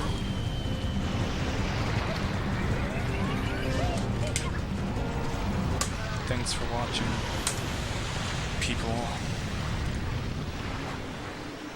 So you may be thinking, well, yeah, that's sad and everything, but there's nothing stopping Cathalon from just grinding more attempts and finally achieving the legendary 117. Well, that would be true, except at this point, a revolutionary discovery for any percent was in the works. A majority of the group of SMS runners known as the Good People were responsible for putting the pieces together and making a certain skip in Pinna Park possible. Dan Salvato, famously known for his work in modding Super Smash Bros. Melee, created a practice codes hack for SMS. Using USB or SD card loading, one could load the game with these codes and use them to reload stages instantly by holding a certain combination of buttons and exiting area. These codes were extremely useful for making practice more efficient, cutting out the wait time of exiting and re-entering a level. Another feature includes position codes, which allows the player to save himself at a specific location using the left D-pad, and then using the right D-pad warp to this point from anywhere in the level. On July 12th, Sided Williams asked Clayton SMS to test something using practice codes in Pinna Park. He wanted him to position code himself in the loading zone for the Pinna 6 secret, and then in a mission other than Episode 6, get an orange Yoshi outside the park and use the position code to test if the loading zone was still there. Well, it turns out that it is there. So if there was just some way to get to the Yoshi go-round inside the unloaded park section using Yoshi from the beach section, there would be potential for a major skip. It had already been known for years that you can clip into this door in the beach missions of Pinna Park. The problem is, as I mentioned previously, the park is unloaded. This staircase is surrounded by invisible walls that Mario can oddly stick to by holding the control stick towards it. And if Mario sidesteps into the wall, he zips to the bottom of the map and dies instantly. Pyroshade discovered that platforms created from spraying an enemy with Yoshi's juice could pass through these invisible walls into the unloaded park. It would have to be a platform created by a purple Yoshi, as pink platforms only raise up vertically and orange platforms are stationary. It soon dawned on Cathalon that in Pinna Park Episode 2, there are bullet bills that get shot at you in series of 3, and these bullet bills will even shoot into the unloaded park if you're standing in this area. Cathalon then realized that by standing on horizontally moving Yoshi platforms that are able to pass through invisible walls, Mario can actually stand on the platform and be unaffected by the unloaded park. And it was at this point, people knew that this skip could actually become a reality. So here is how the skip should work in theory. First, you would unlock Yoshi by completing Episode 4 of Pinna Park, then go to Episode 2 to perform the skip. You would eat a durian in order to turn Yoshi purple so he can create platforms that move horizontally. Then, you would use a glitch known as fruit storage to store a fruit that turns Yoshi orange. In order to do fruit storage, simply grab a fruit with Yoshi's tongue and dismount Yoshi before he actually eats the fruit. This allows you to eat the fruit from any point in the level that you'd like. After storing a fruit, use another fruit to clip into this door. The standard black bullet bills will never give you the proper angle to reach the Yoshi go-round, but there are special purple bullet bills that can spawn randomly, which have homing properties. You would create a setup that allows the bullet bill to face a certain window of angles, spray it at the correct time, then ride the platform through the unloaded park. At any point during this ride, you would eat the orange fruit that you stored so that you can access the loading zone, and bam, you've effectively skipped the entirety of Pinna Park Episode 5. The first person to actually pull this skip off on console was Kenny Cola. So there you have it, you can now access Corona Mountain with 43 shines instead of 44. It goes by a variety of names, but it's most formally referred to as Early Yoshi Go Round, or EYG. If this skip is done optimally and with first cycle purple bill, it could save up to a minute. But here's the thing. People thought this skip would only be possible on the NTSC-U and PAL versions of the game, as NTSC-J doesn't have fruit storage. But a day later, Jared's Giants discovered that if you set the fruit that you used to clip through the door in just the right spot, Yoshi could eat the fruit through the door. Not only did this save time since you could use one fewer fruit in the setup, but it made this skip possible on every version of the game. The first world record completed using this new skip was also the first 117 ever. Yamata got a 117.58 on July 16th, 2015. There was obviously room for improvement considering how much time this skip should save. Later that same day, Cathalon got a 117.55, making his quest for 117 bittersweet, as he never quite managed to get it without a new major skip. The biggest problem with EYG was readily apparent: the luck factor. It could literally take over 10 cycles before any purple bill showed up in some cases, as you're never guaranteed to get any purples on any given cycle. This skip adding yet another major element of luck to the run was extremely troublesome, as it would mean that the chances of an amazing run coming together was even lower than before. Whenever a major skip is found, it's almost destined that a new up-and-coming runner would capitalize on it and rise to the top. Nindide, a fairly experienced speedrunner at this time, had been running SMS for about a year at this point. He was notorious for always going for the most ridiculous strats possible for his skill level, and would often pay the price for it. But the thing is, despite all the resets and ridicule he received, this turned out to be a brilliant strategy for reasons that I'll get to later. On July 24th, Nindide left his first impact on SMS any percent world record history, getting a 117.50. Dide actually skipped 118, which is nothing short of insanity. No one could have seen this coming. This dude, who streams with compressed splits and doesn't even record his game audio, just came out of nowhere and swept up the any percent record. And people wondered, why is there no sound? Well, the answer is, because there is none. A couple weeks passed with no new records, which is surprising considering there was so much time that could be saved. EYG was just so difficult and random that it was hard to clutch out a world record run. I took the record back on August 11th by finally getting a decent run with EYG. Didn't get cooped. World record! USA. Nepal. Nepal is back. Nepal! If you compare my bullet bill setup to setups in previous records, you'll notice a pretty major difference. I was actually using the high bill setup, which is considerably worse than the low bill setup. The reason I was still using it is that I was, stubborn, simply put. Just don't be like me, okay? If you're gonna do EYG in episode 2, do yourself a favor and use the low bill setup. A couple weeks later, Yamata improved the record by a second, so the time was slowly getting whittled down to where it should be. People were just losing so many runs to bad luck on EYG, which made any percent more brutal than it ever was before. On September 4th of 2015, I was on the run of my life, and then this happened. Really? Is that gonna be the death of the one cycle? Oh shit! No ledge grab? Despite choking what could have been a solid run for the time, I still ended up getting a new record of 117.32. World recce! With the worst late game of all time. God damn it. I was pretty disappointed to say the least, knowing what this run could have been. Well, wouldn't you know it, Tobo once again took his throne back, getting a 117.25. It's truly amazing how Tobo had been around for 5 years at this point, and was still able to break the record every now and then. Tobo had this strange sense of pride regarding his times, however. Being that he is Japanese, he stuck with reset timing along with the other Japanese runners. So to him, his 117.25 was actually 117.32, which only tied my record. He wanted a time good enough to beat the record by at least 7 seconds. Because of this, he still didn't feel it was necessary to highlight his run, and kept on grinding to improve the record further. It wouldn't be a true SMS history video without mentioning a Japanese player named Zelpiku Kirby. He is undoubtedly the best TASer of Sunshine, making an any percent tool-assisted speedrun of 109.10 back in April 2014. On October 22nd, Zelpiku discovered what would come to be known as rocket storage. You can cancel the blast off of a charged rocket nozzle with the landing animation from a jump, and then sidestep off a ledge to use the stored rocket. The height gained from this is even higher than a regular rocket, and furthermore, you can charge a rocket during the ascents to gain some additional height.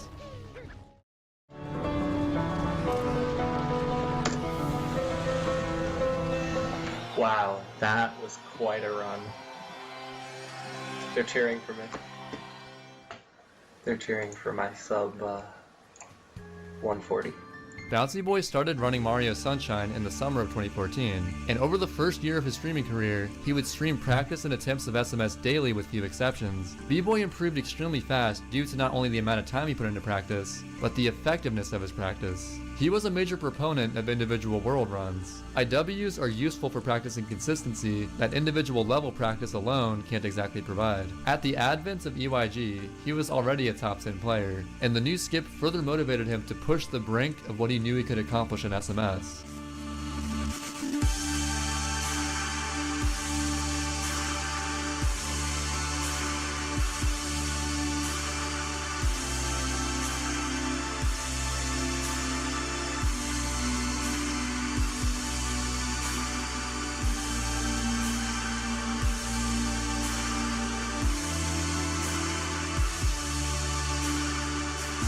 And on Halloween, with the usage of rocket storage in Corona Mountain, B-Boy made history.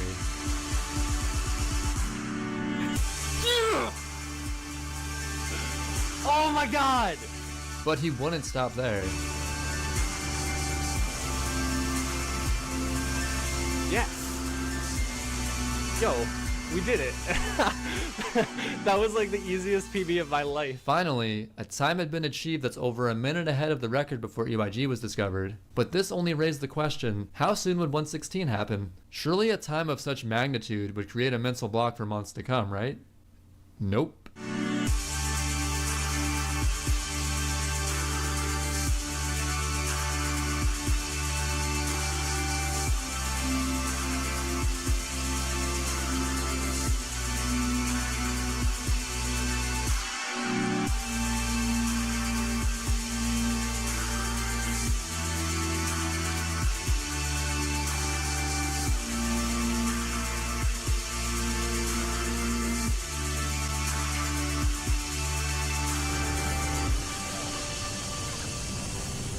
So there you have it. Bouncy Boy established himself as the best runner of SMS Any Percent at the end of 2015. Oh my god! We did it! Holy shit. B-Boy amassed an impressive following on Twitch, thanks in large part to his passionate dedication to SMS Any Percent. The 116.49 lasted for a significant amount of time, as it wasn't until the latter half of February that it would finally be beaten.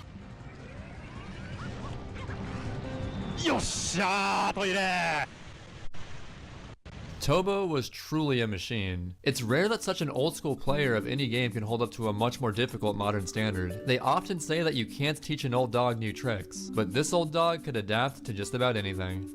B-Boy had been on a hiatus from the game ever since his 116, but when the month of April came around, he decided to return again to take the record back. Only 3 days since coming back to streaming attempts, he finally got a run again that successfully got Ramel Cycle. There was also an improvement to the honey skip setup, found by How to Cantaloupe, that is still the current setup used by most people on the day I posted this video. All you do is stand in the correct spot, hover for a short period of time, and then buffer a fully horizontal sidestep to the left. It turns out that this method is extremely lenient. This is also when doing a blooperless race in Rico Harbor episode 2 was starting to become standard. It had been known for years that this could be theoretically faster, but no one had good enough movement until 2016 for it to really save time. Oh, and by the way, this run was a new record.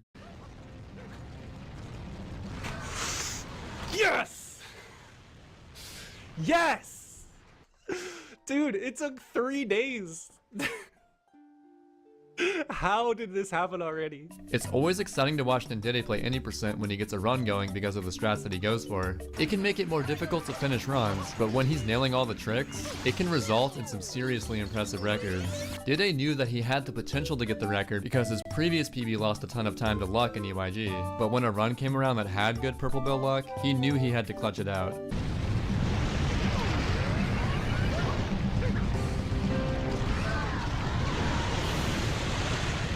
So clearly, Bouncy Boy was getting a great deal of competition again, and he had to do something about it. After messing up the GPS setup and getting a bad pattern on Pianta Village episode 1, this run seemed like it was curtains, but something drove B-Boy to persevere. From what I've noticed, Bouncy is one of the most momentum-based SMS runners ever. When he's playing well, he will generally continue to keep playing out of his mind. When he's playing poorly, he'll tend to make some questionable mistakes.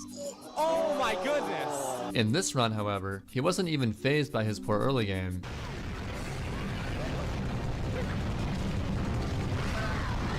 Hey! Did it. But he wasn't quite satisfied with this time. As I said early in the run, this run sucks. I'll get 115, hopefully tomorrow.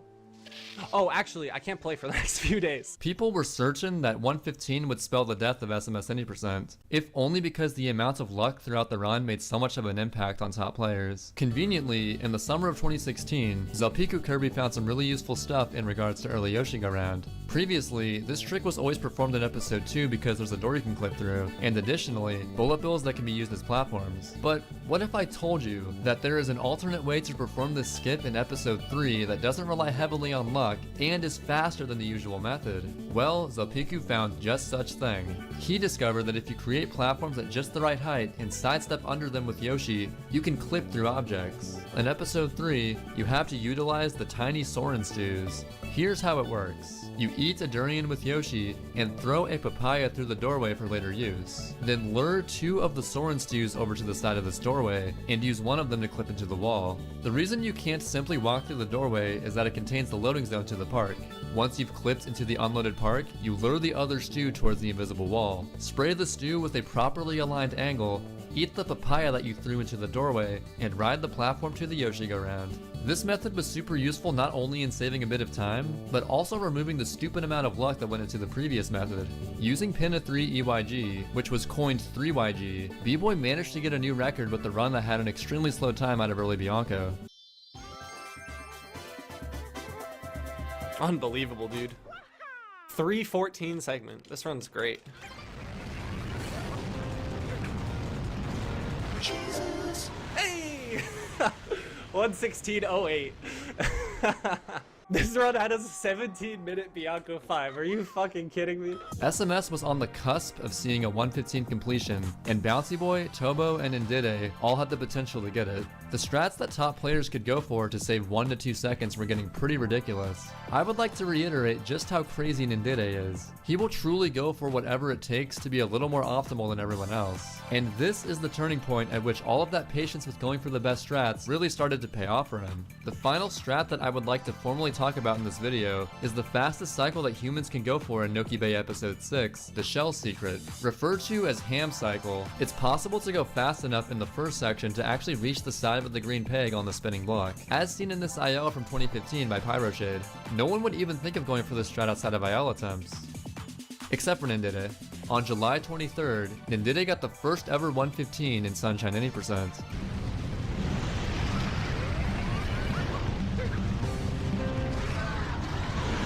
But in his eyes, there was still much more potential for improvement. Considering that 3YG was a thing, and luck was no longer an issue in Pinna Park, he was only scraping the surface of how low he could push his time. After achieving 115.54, Ndide was already saying that 114 was possible. People laughed at him, but little did everyone know that Ndide was about to prove him wrong.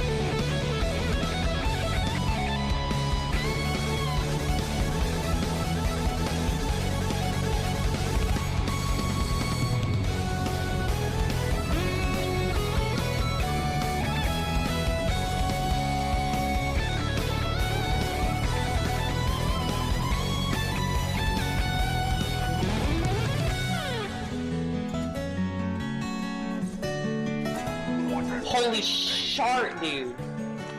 Is this 114 pace?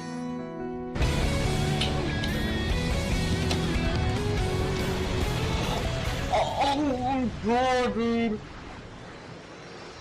It was pure insanity what Nindide accomplished in 2016. As it turns out, it was a brilliant strategy to go ahead and learn the hardest strats immediately, as it clearly helped him in the long run. Before Nindide started rising up, no one could have seen it coming that a 114 would possibly happen at all, let alone in 2016. Some of these strategies are very all or nothing, and it can be hard to justify going for them if it only saves like 1 second. But a single second saved on multiple levels can add up very quickly. Nindide seemed to be slowing down the momentum a bit now, as a few months passed in 2017 with no new PBs. Other top runners had to simply work towards closing the gap between their times and the daunting 114.58. A Japanese runner named Leviton was improving surprisingly fast in the spring of 2017. Leviton had been around as early as 2013, but he took a break from the game for about a year and came back even stronger. Leviton became good enough to even contend for the world record, which he proved in his 80% speedrun in 115.05 without Rommel cycle. The nuttiest thing about Leviton is that he went for relatively basic strats for a top player, but was extremely consistent at pulling them off in a single run. He could achieve times that were within 2 minutes of his sum of best segments, which is pretty much unheard of for any other runner. Well, on May 9th, Leviton got a 114.55 and finally took the record.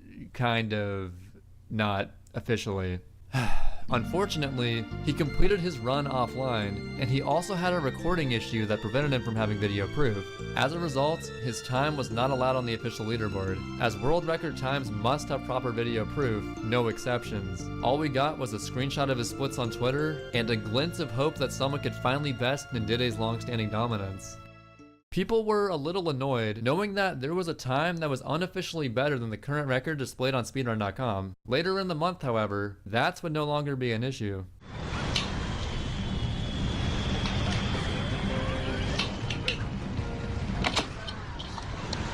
Yes! Yes! I did it.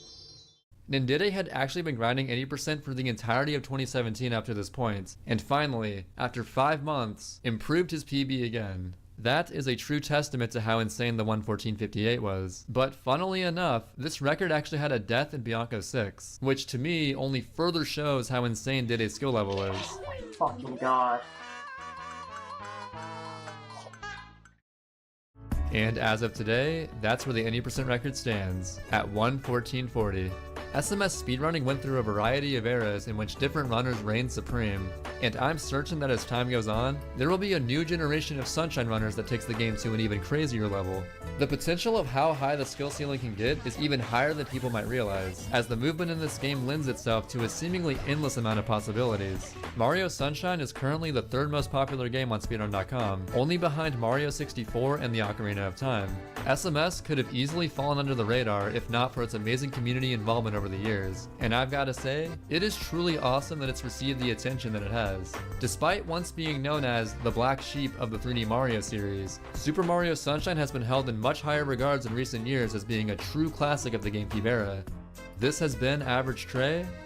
Peace.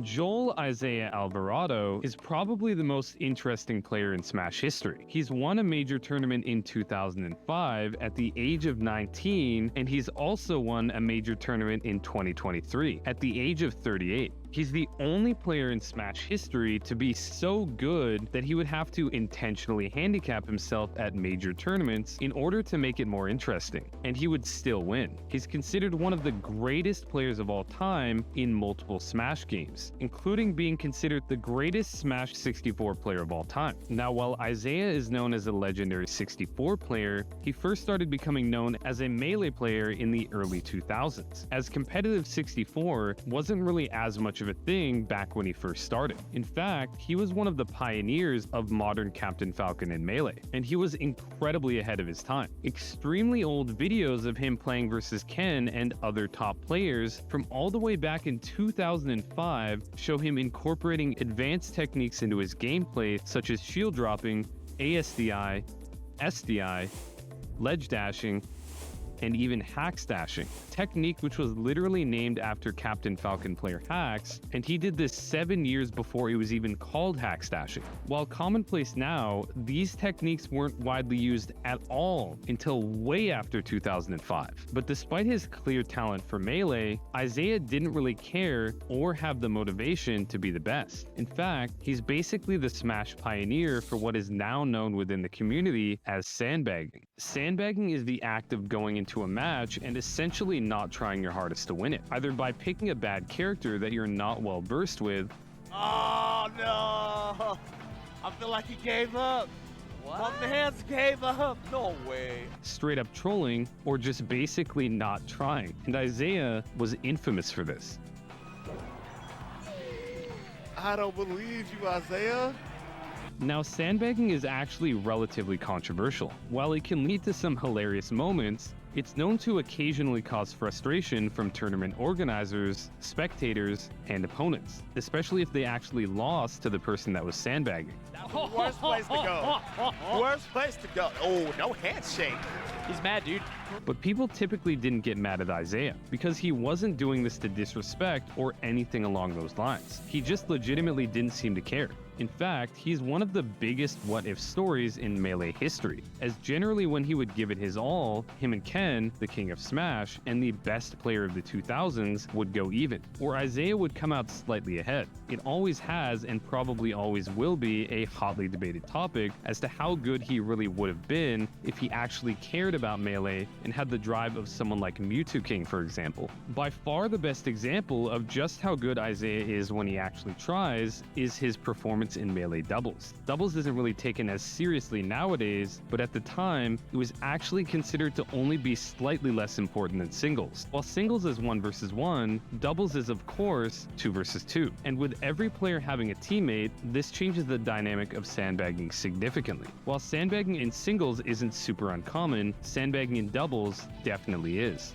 It isn't typically done unless both players are doing it, as by sandbagging in doubles, you're also dragging down your teammate with you, who possibly wants to try to win. So Isaiah notably would virtually never sandbag in doubles or crew battles, and so Isaiah and Ken, his doubles partner, would win very often. This is probably the strongest doubles team of all time, as it was the 2 best players in the world, and it was an actual dedicated team with great chemistry, as opposed to just the 2 best players impromptu teaming up at a tournament. Isaiah and Ken in doubles were insane. It was legitimately unfair. They're just so far above any other team of that time. But Isaiah in singles, however, is just so bizarre. He'll dominate one game and then get completely obliterated in the next 3, while being unable to do basic things like wave dashing and recovering with Captain Falcon's up B. But when he did try, it was amazing. There's no question that when he did, he was the best player in the world. These moments, however, were extremely rare. He generally would need some sort of motivation in order for him to do it, like the famous Mel set at most 3. Because this girl was going to be there, you know, one of his Smash 64 friends, I think her name is Melissa, so that's why he always had the tag of Mel. And Melissa was actually cheering him on. And I really think like if she actually went to every tournament and supported Isaiah in like his singles career, he'd probably be the best. I think he became a Super Saiyan that tournament. In fact, back in my compilation days, I actually made a video covering this. And there's so few examples that it's not even a top 10, it's a top 6. Isaiah's nonchalance towards Melee is made even more evident by his trademark quote, "Don't get hit." As with any good player, Isaiah was frequently asked by people that he would beat for advice on how they could do better. While some players might take this opportunity to go on a complicated in-depth explanation on what the opponent should do, Isaiah would always respond simply with 3 words: "Don't get hit."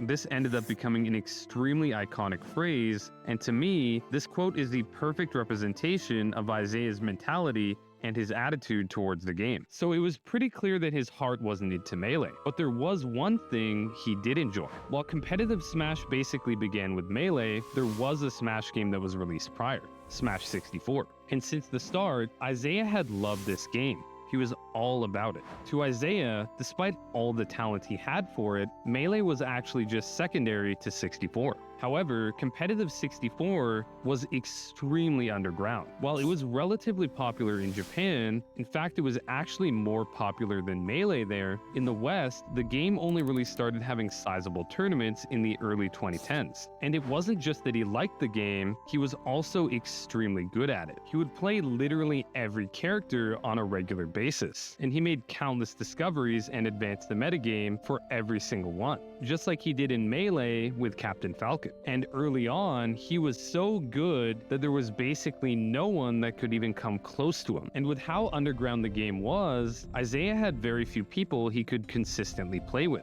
He got most of his practice against level 9 CPUs. With the insanely small number of people that played 64 at this point, let alone were actually good at it, Isaiah was always looking to find new players to face off against. And luckily, there were several places that featured small concentrations of extremely good players. In the entire world, there were 2 regions that were both extremely strong and where Smash 64 was their primary game, as the majority of regions in the late 2000s understandably were mostly playing either Melee or the recently released Brawl. One was the previously mentioned Japan, and the other was a small city in Peru called Tacna, which basically started as a small group between a bunch of competitive friends, who then eventually grew to become some of the best players in the world. Despite the fact that Isaiah resided very far away in California, his search for new players to face led to him visiting both regions from 2006 to 2011, with him visiting Japan multiple times and Peru once. Isaiah went and recorded footage of himself playing all of the best players of each region, where overall, he completely dominated. But he also recorded matches of the players of these regions playing against each other,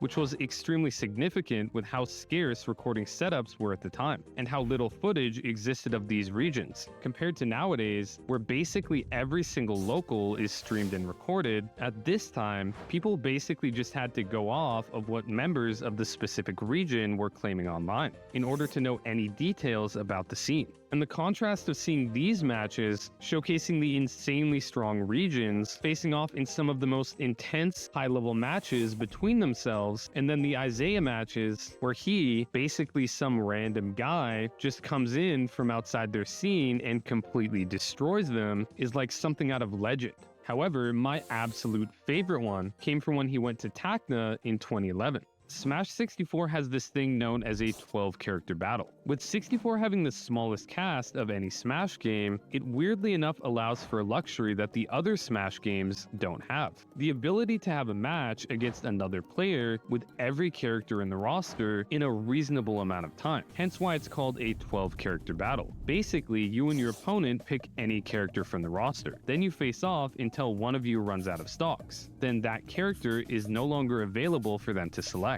and they're forced to pick another character from the roster, with any stocks they took from their opponent before losing carrying on to the next matchup. This continues until one player is completely out of characters, kind of like a one-on-one crew battle. And this is actually taken relatively seriously. It's considered to be the best test to show who the strongest and most well-rounded player is. These typically will take about an hour or 2 to complete, depending on how close the 2 players are in skill. And this is only really commonly done in 64. While it has been done in Melee, where it's referred to as a full roster Iron Man, if the players were evenly matched, this would take forever, as Melee has over double the characters of 64. But obviously trying to do this in Ultimate, which has over 7 times as many characters as 64, would probably take like a day. It's not reasonably doable. These 12-character battles are the reason that 64 players are generally the best with multiple characters out of any Smash game. There are very few one-trick ponies. Basically every high-level 64 player will be good with multiple other characters or the entire cast, and Isaiah was the king of this, with him beating some of the best players in the world on their best characters with absolutely terrible ones, some of the worst in the game.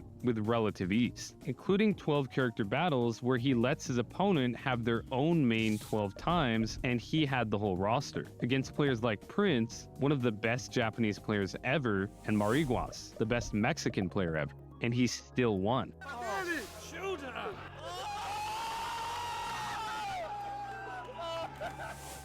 Some of them he's not finishing it. Is this it? He gets us. Oh, it does it. Close it out with 2 socks. This trip to Tacna, though, features my absolute favorite. Tacna was considered to be possibly the strongest region in the world, and he did a 12-character battle against the entirety of their insanely stacked scene, where they had their pick of putting the best player they had of each character up against Isaiah, meaning he would be facing Gerson, their best Pikachu main, Capitan Tabo, their best Falcon main, Estradon, their best Kirby main, and so on, all by himself in a 12-character battle. Now, I know what you're expecting. With the knowledge that you're currently watching a video highlighting Isaiah, you're probably expecting me to say something like he beat them pretty handily with several characters still remaining. Well, that's not what happened. Because he didn't beat them handily, he absolutely obliterated them, winning with not 1, not 2, not 3, but 6 of 12 characters still remaining, including taking 20 stocks with Blink alone and 14 stocks with Yoshi. This is even despite the fact that at the start, Gerson actually beat Isaiah in the Pikachu Ditto, and then took 4 stocks off of his Kirby, leaving Isaiah pretty much without the 2 best characters in the game. But it didn't matter. This demolition was so severe, it actually had a somewhat adverse effect on Peru's reputation. As opposed to people recognizing that Peru is extremely strong, but Isaiah is just that good, instead, many players just dismissed Peru as being overrated and not being as good as people were saying, and moved on, as this was actually the first time an international player had traveled to Tacna to take them on, which obviously is a pretty rough first impression, but it is Isaiah. And it wasn't until Super Boomfin and Mariguas traveled there in 2014 that the reputation of Peru being overrated started being disproven, as Mariguas, one of the best players in North America, went 0-2 and finished in last place, and Super Boomfin, the best player in North America besides Isaiah, was double eliminated by Pikachu player Marco. This still to this day is maybe the most impressive display I've ever seen in any Smash game, and it pretty decently sums up just how good he was, with there being countless more examples very similar to this. If there is a legendary Smash 64 moment, there's a very good chance Isaiah is at the forefront of it. Maribas brings it back even. 2-2. 2 apiece. Look at Marios. He's pointing. Done. He says Isaiah is done. Isaiah is the call done, out. he says. Just jumped out of it. The shield jump. This is Isaiah on stage. Oh no! Oh, he does it! Oh my goodness! What? I can't believe that worked.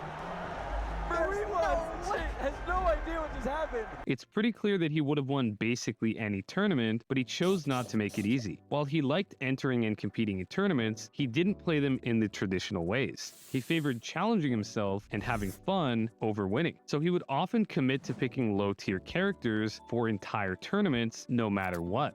How come you decided to switch to characters, and what was the choice behind DK? I haven't played DK today, so I thought it'd be fun. Nice. Yeah. The characters that are considered viable in 64 and most capable of winning a major tournament, especially nowadays, are Yoshi, Fox, Falcon, Pikachu, and Kirby. But Isaiah would frequently dominate and win tournaments with low-tier characters, Link being one of his favorites. Now, Link is very bad, considered by some to be the worst character in the game, although Luigi and DK are also pretty rough. But Link genuinely has the worst recovery of any character in any Smash game, Little Mac included. And in general, even though 64 doesn't have any absolutely terrible characters like Melee or Brawl, as it has the most balanced cast of any Smash game besides maybe Project M, Link is as close to unviable as it gets. However, Isaiah literally won a major tournament with Link. This is big. This might be it. This is the winning edge guard. Oh my god! That was what a so finish ballsy. by Isaiah. Wow. Beautiful. Won Apex 2014, the biggest 64 tournament of all time at that point, with solo Jigglypuff, and placed second at the previous 2 iterations of Apex with Mario and Link respectively. Now, Isaiah didn't just handicap himself with his characters, he also handicapped himself with his stage selections. See, these early Apex events are the first times top Japanese players traveled to North America to attend a major tournament. Despite how strong Japan was, they did have one massive weakness, and it all came down to how they played the game. To say that the way they played 64 in Japan was different to North America would be a huge understatement. In North America, until about 2015, they played tournaments with 4 legal stages, double elimination, meaning you had to lose once in winners and once in losers to be eliminated, with sets being best of 3, sometimes best of 5 later on in the tournament. However, in Japan, they played with only one legal stage, Dreamland, and single elimination, meaning if you lost once, you're out of the tournament, with sets being best of 1, meaning you and your opponent face off in one game, and the winner of that game progresses in the tournament, although Grand Finals was often best of 3. I actually love this format because this means every single game from round 1 of the bracket to Grand Finals is extremely high stakes, and this is part of the reason that most of the best Japanese players are known for being extremely clutch, as it's basically a requirement. Down 5, 4, wait a minute, Wakira,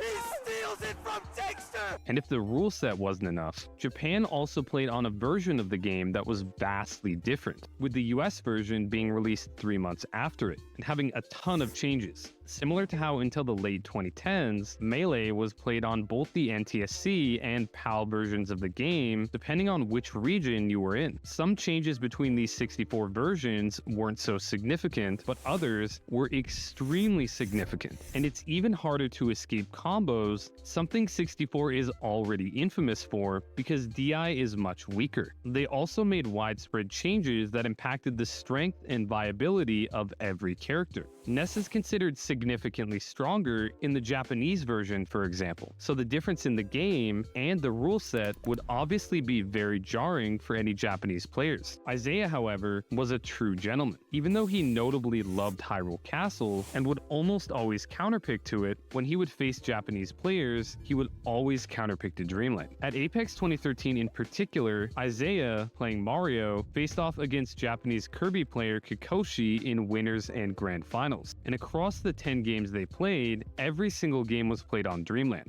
Isaiah eventually finished second after resetting the bracket 3-0 in grand finals, and then losing 3-1 in the second set. Isaiah genuinely just loves 64 and wants to have fun, and he wants the exact same for his opponent. And now, although 64 does have an extremely dedicated community for its entire history, even now, it's always been very small. And the major tournaments are incredibly infrequent. While Melee and Ultimate will have multiple tournaments a year featuring all or most of the best players, 64 will have one at the absolute most. And a lot of the time it won't even have all the top players from Japan and Peru. And a 64 tournament can't really be considered the penultimate tournament unless it features both the top player from Japan and the top player from Peru. This is pretty similar to how for a lot of Melee's lifespan, a tournament couldn't really be considered penultimate either unless it featured all 5 gods. And while 4 of the 5 gods resided in various places across the United States, making it relatively easy for them to attend a North American major, Armada lived all the way across the Atlantic Ocean in Sweden, making it much more difficult for him to make it out to major tournaments. Fortunately though, Armada had the resources, including a sponsor later on, and increased income from streaming and tournament winnings that allowed him to make it out to many major tournaments. And there have been 12 such tournaments with all 5 gods in attendance. 64, however, has never had that luxury. The massive distance between the best regions and the infrequency of the major tournaments, there have been very few tournaments that actually feature all of the best players. It's incredibly expensive to travel from Japan or Peru to the United States, paired with the fact that there's basically no money in being a 64 player, and in Japan, there is literally no money in it, as due to Japan's anti-gambling laws, Japanese 64 tournaments are not allowed to have prize pools. So these players generally either need to pay out of pocket or be crowdfunded. And there have been very few of these tournaments in 64's lifespan. In fact, it's only happened 4 times in the history of 64, all being in recent years, and all being at the major tournament Super Smash Con. The first 3 were won by the top player in Japan that respective year, but the 4th was just last year. See, we've now reached the modern era of 64. Times had changed. The level of competition and skill for 64 had increased massively, especially in North America. It wasn't just Isaiah on top by a massive margin anymore. You even had new age players like Wizrobe actually competing and winning major tournaments. This is so intense. This is a Here we potential go. reason here. Here we go. Oh my God, this is it. That's it. Oh, Wizrobe takes the Inca Fest. Awesome. That was amazing. And there were players like Super Boomfan that just looked borderline unstoppable by anyone that wasn't either Isaiah, Japanese, or Peruvian. And Isaiah was now a 38-year-old married, grown-ass adult, very far removed from the teenager he was when he first started. But even despite all the time that had passed, his love for 64 still persisted. And with the level of play increasing so significantly, he actually decided to try, marking several tournaments where he would play exclusively high-tier characters and legitimately try to win. Until and that's gonna do it with a 4-stock 3-0 over Prince. First making it to 3rd place at Super Smash Con 2022, one of the 4 previously mentioned tournaments that featured both the top player from Peru and Japan, where he was eliminated in Game 5 of Losers Finals by Chilean player Nax. Gets it up. Huge combo, and that's going to be it. Nax takes it with the 3-stock. These tournaments are an interesting experience. Isaiah clearly is giving it his all. He's actually showing legitimate emotion, shaking his head when he makes a mistake, and showing actual excitement when he gets a big win. This is pretty far from what his reaction used to be back in the day when he would achieve big wins, or when he would suffer losses. Wow. But he survives anyways. Oh, he's dead. Kikoshi has done it. Cheers to the crowd. Kikoshi has defeated Isaiah. Deep breath. Become your Apex 2013 champion. Making it clear just how invested he now is into winning. And finally, Super Smash Con 2023 came around. The 4th instance of a tournament having both the top Japanese player and the top Peruvian player. Isaiah started off by winning his pool that featured the rank 11th, 13th, 21st, 22nd, 28th, 45th, and 48th players in the world without dropping a single game. He then beat Yoshi player Stranded and moved on to the next round to face Super Boomfan. This would be Isaiah's first big test of the tournament. Boom had cemented himself as the best player in North America prior to Isaiah's re-emergence, getting first place at countless major tournaments. And with 64 players being much stronger with multiple characters, it's much less common for top players to just play one character for an entire tournament. And 64 matches can often come down to counterpick battles. The rule set had also changed. It was no longer 4 stages, the stage was now always locked to Dreamland. And players that can play multiple characters are always trying to get a leg up on each other. So he's gonna make a switch. Tacos, he switches to Jigglypuff. I think he wants to force a character change from 0. That's so interesting. So since they can't counterpick the stage, it's not incredibly uncommon to see sets with character picks like this, for example. And a counterpick battle is exactly what happened in this set with how close in skill these players are. Isaiah opened with Pikachu and Boom with Kirby. Isaiah took game 1 with a timeout, and after 3 games, the match count was 2-1 in Isaiah's favor. But Boom switched over to Yoshi and completely wrecked Isaiah for game 4. Oh, look at this beautiful, destructive. That's gonna lead to a pro. Let's go. He was winning so hard, he was actually BMing despite still being down in the set. But everybody plays him a little bit differently. Oh, look at this taunt cancel from Boom. You gotta feel yourself. But it worked. Isaiah then counterpicked to Kirby for game 5, which is considered a very good counter to Yoshi. You just asked Boom if he's staying Yoshi. And he does it. Isaiah's counter picks to Kirby. And the strategy for Kirby versus Yoshi is pretty simple. Stick to the top platform and take advantage of Kirby's broken hitboxes. As every game is played on Dreamland, there isn't the option to pick a stage that has no top platform like you can in every other Smash game. So in order for Yoshi to win, he has to find some way to overcome this, which is extremely difficult. And the counterpick worked out, as Isaiah won game 5 with relative ease. Wow. So Boom gets thrown into losers at winner's quarters. I feel bad for anybody in losers. His next matchup would put him up against Kiyoshi, one of the greatest 64 players of all time, the current number 2 in Japan, and the winner of one of the previously mentioned Penn Ultimate tournaments. But Yoshi gets it, the flat drop up air, the reset off the down air, the forward air, and he did it! Kiyoshi has done it! He is SmashCon 2019 champion! Playing 5 games against Super Boom Fan, and then immediately afterwards having to play a best of 5 against Kiyoshi is a Herculean task. And as was expected, the first 3 games of the set went down to the absolute wire. And he just misses the back air. The roll, but he gets the grab. The magnet hand from Pika, and he can just grab ledge. Wow. Can't keep getting away with this. Oh, here we go. The up airs from Kiyoshi. The down air. Good DI. Isaiah stays on stage.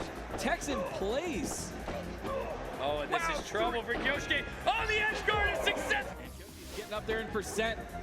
A grab might do it. A back air at the ledge. So close. Let's see if we can get an edge guard here. He hits him with the thunder shock and a forward smash. Isaiah 3-0. Isaiah clutched out every single game on the last stock to take the set 3-0. This put him in winners finals against Kuraba, the previously mentioned #1 in Japan. This would be his toughest matchup. Kuraba was definitively the #1 player in the world, and he was the winner of the previous Super Smash Con. Now, while Isaiah had the Kirby counterpick for Yoshi, Kuraba's Yoshi was a whole different monster, as he is a Yoshi solo main, and the 2 best Kirby mains of all time were Japanese, and he has experience with both of them. And even just 1 round earlier, Kuraba had solidly 3-0'd Nax, one of the best Kirby players in the world. Isaiah stuck with Kirby, and from the very start, Kuraba had solid control of the game. He was turning every single opening into a stock.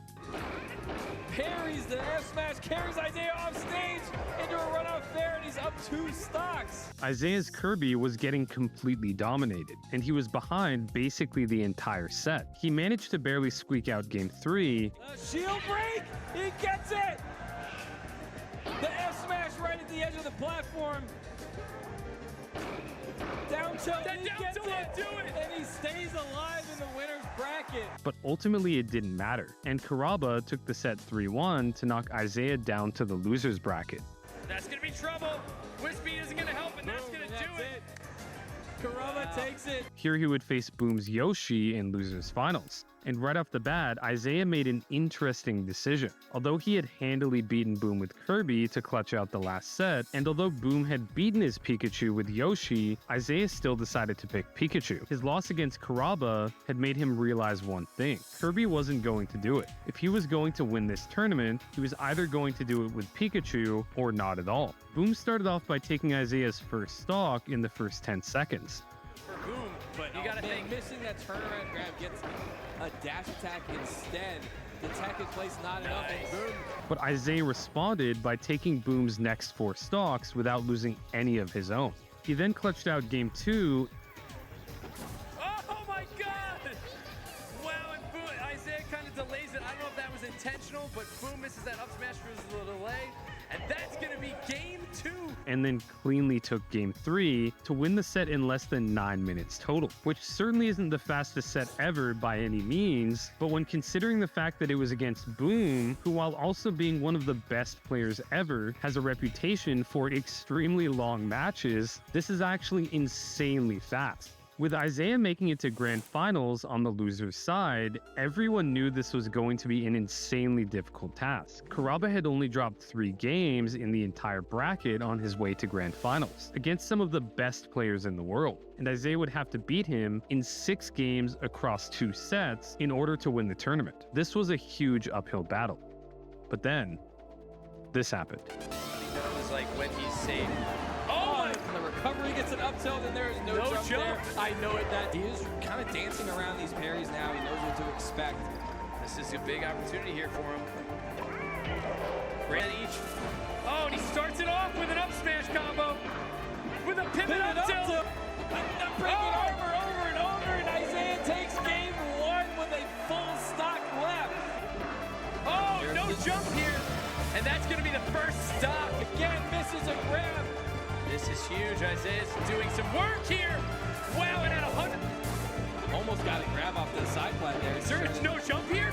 There's no jump. 33%. It doesn't. Oh, just all for nothing. Wow. Oh, he missed the Z cancel. The delay on the up air, so smart. The edge guard here. And a nice little. Gotta ask it as a question. The thunder, the bold hit, but not the Oh, the armor. Same goes to the fair, just misses. Oh, that's going to be it. And we have a 3-0 reset. Easily. And he starts off strong here using that drill attack. Oh, and he turns around wisely to get Kuraba off stage, and that's going to be... Oh, wow, gets that nair out. The tech chase, but the armor, it doesn't matter because he lands it. The armor is almost gone. Kuraba with a horizontal combo. Kenny gets up and going. Perfectly up smash, just misses. Oh, the nair! No jump there. We didn't realize it. Oh, that reverse bear. Let's see what he does with this. Run off to the nair. Oh, and a great... Oh, what? There's no way he meant to do that. Oh, that slow fall. Kuraba bites and goes for that. Oh my God, Kuraba goes for that up from here. Having so much success. What spacing to avoid that DJC fair. Target might be the greatest coach of all time. And that will do it to get that grab. And oh, the get up attack down there. And the stage cover on the Edgehog. David to Wisdom in winner's quarters to beat him. Just these No smothering edge guards. He's got the jump, but the up air takes it away. He gets it back when he lands. The back air breaks over, but the sacrifice from Kuraba is not enough. 6-0 sweep against the guy that beat him. Oh, and he went. He lost his jump, and that's it. Isaiah completes the 6-0 sweep and takes his first Smash Card championship and is back on top of the Smash world. Oh, we can all go on.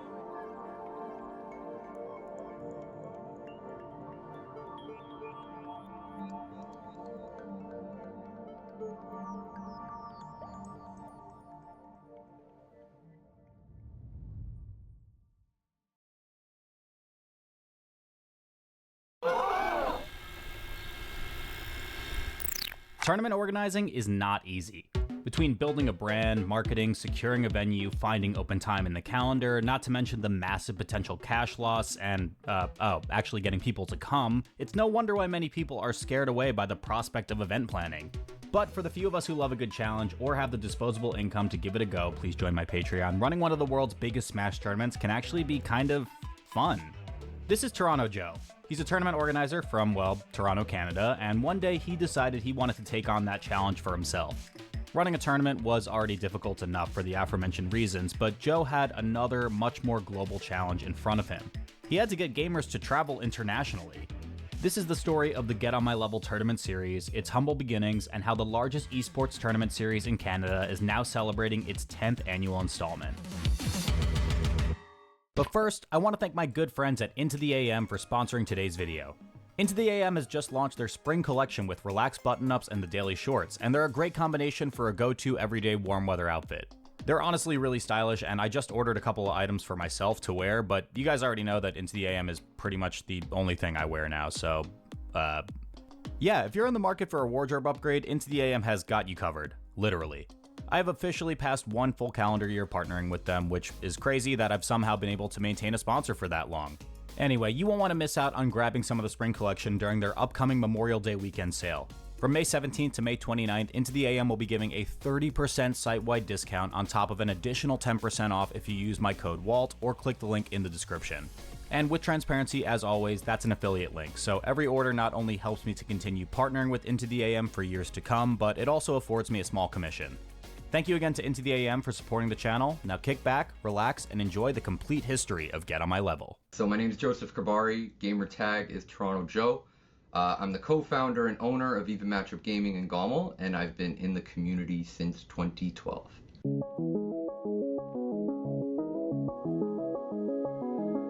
Our story begins around the beginning of 2014, as Solid Jake, the head of Smash events for Major League Gaming, reached out to T.O. Joe to see if Toronto could host a major tournament. The largest event Joe had held prior was around the size of a local to regional level with under 100 people, so to potentially have a Canadian MLG qualifier was a huge opportunity to put the country on the map for competitive Melee. The first Gommel actually just happened by a stroke of luck. Solid Jake had reached out to me through Facebook and just said, hey, do you think you could do a major in Toronto? At the time, we had been running, locals and regionals through Even Matchup Gaming. and I think the biggest tournament we did was like maybe like 80, 90 people. And I didn't know the first thing about running a major or what it entailed, but I knew the opportunity was way too crazy to be part of the MLG grassroots circuit at the time, so I just said, you know what, yeah, I can fucking do this. Joe invited me to a regional he was hosting in 2012, and we were like, you know, acquaintances online, but then I showed up and, you know, he showed me great hospitality, like we had a lot in common, we just clicked as people, and we're, you know, pretty much the same age and all that stuff, so we just really hit it off. And I came up to Canada like 2 or 3 more times during Brawl, and when Gommel came around, it was like, yo, I have to have you there, you know, like I want you to commentate, I want you to help out, like just support me as a homie, like, you know, I'll get you and the boys some Megabus tickets and let's run this. When MLG comes knocking to you in 2014, that was like, you know, like literally Jesus Christ is talking to you about an opportunity. So even though we were quite green and a very new organization and didn't really know the first thing when it came to hosting a major at the time, I knew that I couldn't pass up the opportunity and that we'd figure it out. And just like that, Get On My Level was born. Announced on March 14th, Joe took full advantage of the opportunity, hosting Gommel at York University where Joe went to school. In 2014, it was literally free registration if you pre-regged online. We were doing registration at the door, we were seating at the door, we were making pools in Microsoft Excel because there wasn't a Start GG platform, there wasn't a tournament operation platform to make it all turnkey. And on May 10th, 2014, the doors to the Founders Assembly Hall opened for what would eventually become Canada's biggest tournament series. Gommel 2014 was sponsored by Major League Gaming thanks to that message from Solid Jake, and it served as a qualifier for MLG Anaheim happening in June of that year. Having their inaugural tournament exist in tandem with an MLG grassroots circuit qualifier was certainly a boom, as the event was able to reach 238 entrants for Melee, which was honestly quite solid for 2014. The name recognition of MLG was also an important distinction to have back in the day, as Major League Gaming had a lot of history and street cred in Smash, which was a big deal. The only other major level events that had happened before Get On My Level this year were Apex 2014, which was a bit of a giant in the scene until its collapse in 2015, and Revival of Melee 7, so calendar-wise this event was also positioned very well. Even the perceived difficulty of getting players out to Canada seemed not too bad by the numbers, but Joe himself acknowledges this is still one of the biggest challenges facing this series to this day. To this day, I still feel like the underdog in the industry, just by proxy of the fact that people need passports in order to come to the event. I think I've always had that chip on my shoulder and just that hunger to show that even, you know, with the chip stacked against us, not only can we do events that are as good, but in my opinion, better. And even now, you know, Americans kind of treat Canada as just like, you know, a little bro, like, you know, America's hat.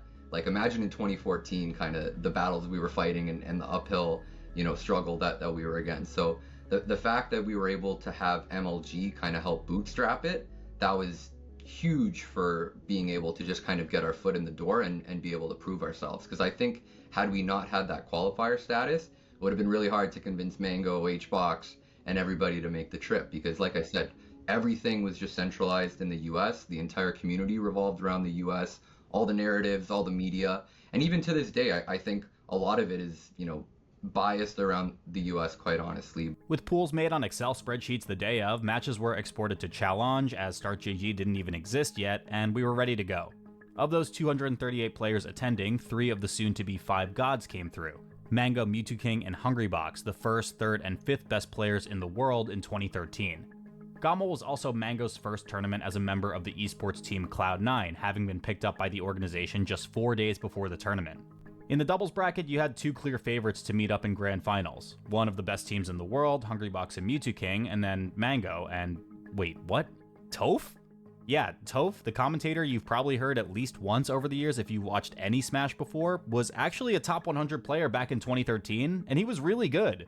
He and Mango actually reset the bracket in one of the craziest doubles upsets ever before they eventually fell in a Game 10 Grand Finals. Hungrybox has 147. All Mewtwo King needs to do, or Mango needs to do, is get a back air on him. Oh, looking for the Dynasty, but he gets the rest. And there it is, GG. Hungrybox and Mewtwo King taking Melee doubles here at Get On My Level. Let's go. As for the singles bracket, Mango took that new C9 sponsorship momentum and ran with it, not dropping a single game on his path to Grand Finals on the winner's side.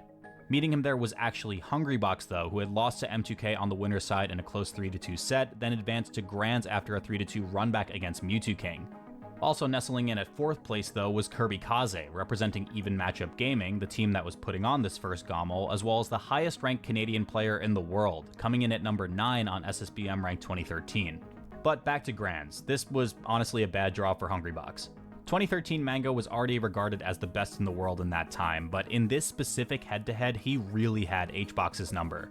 In 2013, Mango only dropped a single set to HBox at NorCal Regionals 2013 after he was initially reset in that bracket off the back of a 3-0. And up until GOML, Mango went lossless against Hungrybox as well at the 2 big majors of the year, Apex 2014 and ROM 7. In fact, Mango hadn't even dropped a game to HBox since Zenith 2013. This set was a pretty unique shift from the Mango trend that had been happening over the last year or so, where HBox was able to bring it all the way to a Game 5 to potentially reset. He went down 4 stocks to 1 in the final game and actually almost brought it all the way back, but he just didn't have enough runway. Mango clutched out that final stock, shut down the reverse 4 stock, and ended the tournament right there. This would be a back-to-back major win for Mango with his gold medal at ROM 7 just a couple months before, but GOML would be his first major tournament victory with that shiny and new C9 sponsor. He's not going to be able to take one more of those back airs though. Nice. Oh, and Mango clutches it out after all. Cloud9 Mango. He was, man, that was almost such a terrifying situation. So terrifying. Good stuff to both players. Yeah. Mango takes first place. Curse Hungrybox takes second place, yeah. And CTEMP's Mewtwo King takes third. Yeah, with Kirby Kaze in fourth. Representing EMG. Yep. Solid stuff to all of those players, and good stuff to Mango taking a tournament win over some really, really tough competition. I'm pretty happy to win this tournament mostly because it was my first time as Cloud9. As for MLG Anaheim, Mango qualified by winning this GOML, while M2K and HBox were already in from winning their own respective events. Also, for what it's worth, M2K had a hilariously high number of qualifier points due to him just going to, like, everything. But like I said before, the opportunity cost for GOML to serve as the Canadian qualifier for MLG Anaheim was huge. And Joe and the Even Matchup Gaming team might have not known it, but this was about to be the first stepping stone on a crazy journey to building out one of Canada's biggest event series. I didn't really feel any pressure going into 2014, I just wanted to make the best event possible. Our motivation was always to showcase that love and that passion, and I think we did a pretty good job with 2014, all things considered, but we knew that after that first one, like, we could only go further and go higher from there.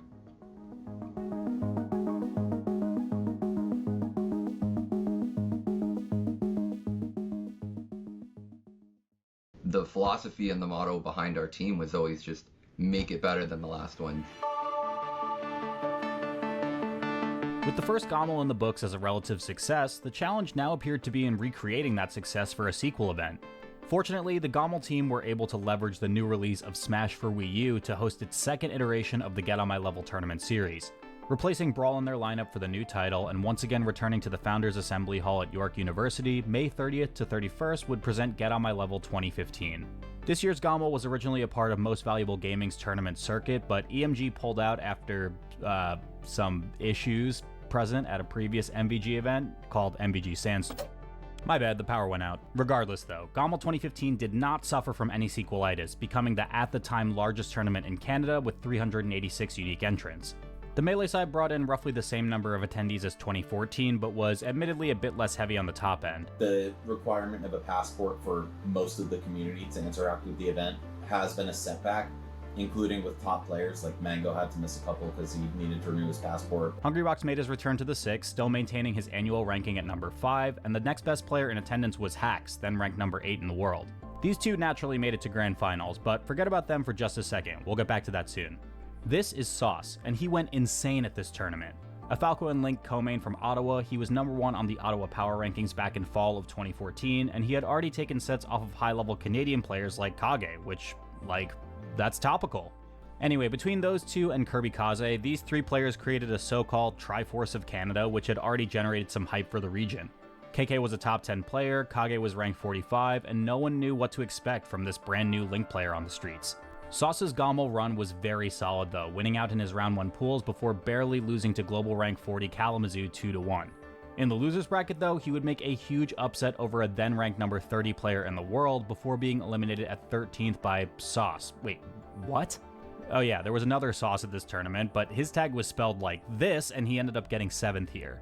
And Sauce ended up playing each other. That's not confusing at all. But wow, we are into right into it, and Sauce, I'm just gonna, Sauce, who is Fox, I will be referring to as Curtis from now on. Curtis? Okay. Curtis is going all in on Sauce, the Link main from Ottawa. Another important mention falling in at 9th place here was Edgar Nunn Shellaby, a Captain Falcon main from Toronto who had just started entering major tournaments at the Big House 4 at the end of 2014. He ended up being taken out by Sauce with the 3 as well, but this Gommel would be the start of something very magical for him.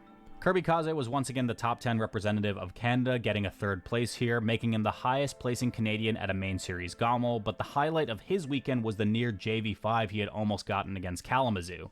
Now, if you don't know what that is, you might be tempted to think the JV stands for something. No, it's not junior varsity, but instead, this is an old bit of Melee history that goes back to the game's first decade. An old player named JV3x3 was infamous for refusing to consider his stock taken until you dealt damage to the next one. If he was at 2 stocks and 0% when he won the game, he insisted that he had 3 stocked you. To a normal person, this was a 2 stock, but to JV, it was a 3 stock. And so, Melee's Perfect was born, a clean, undamaged 4 stock called the JV5. Kirby Kaze vs. Kalamazoo was one of the only near-perfect games in Melee history for that time, and it also produced one of the funniest YouTube comments I've ever seen in a while. The only other one that came close around that time was Hacks on the receiving end of a near JV5 by the hands of PPMD at MLG Anaheim, yeah, that same event of which Gommel was a qualifier, but both of these just fell a little bit short of a perfect game. At Gommel 2015, though, Hacks would actually take the first 2 games of Grands against Hungrybox, but HBox would show his pedigree as one of the 5 gods by completing a reverse 3-0 to win his first ever Gommel. At 54%. Oh, okay. Oh, that should be it right there. That's it. Oh, wow, and he ends it in style. Wow. Wow, and congratulations back here, rest. to Team Liquid's own Hungrybox for taking first place. In 2015, it was a bit of a theme to have a litany of production problems, and Gommel was unfortunately no exception. With Apex just a couple months prior going down as one of the most catastrophic recoveries in Smash event planning, a lot of pressure was on the tournaments to follow to ensure that they didn't recreate those same errors. It actually ended up raining during Gommel 2015, causing the roof to leak, which in turn caused production to on-the-fly transport the entire stream setup across the venue. Somehow and miraculously, the stream never went down during this issue, so Gommel 2015 was able to get out relatively scot-free. But coupling these scares with the fact that Gommel had clearly outgrown the Founders Assembly Hall, something needed to change. The venue was packed even off the back of a grassroots effort and through the weather issues, and that was a great thing, but it was time to scale.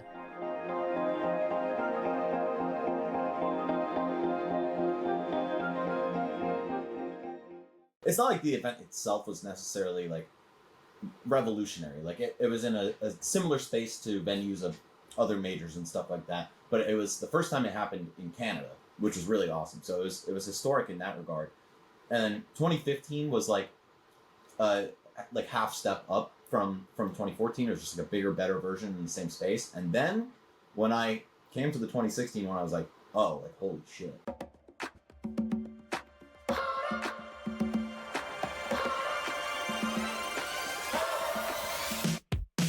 Get On My Level 2016 was the 3rd edition of the Get On My Level series.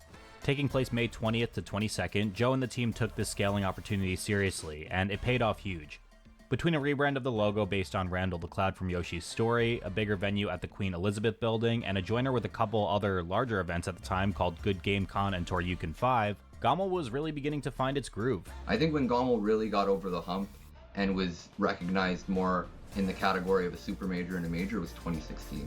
And that's when I felt like, man, we really have something here, and we've broken through to not just the Canadian audience, but the global Smash community as a whole. 2016 really was the year that it just seemed like we overcame the true, not that it's not grassroots anymore, but the true grassroots feel of like, this is just a bunch of dudes in one room at a school, or like a game store, or you name it, you know? As mentioned before, 2015's Get On My Level was clearly outgrowing the location, so the changes made here were huge improvements.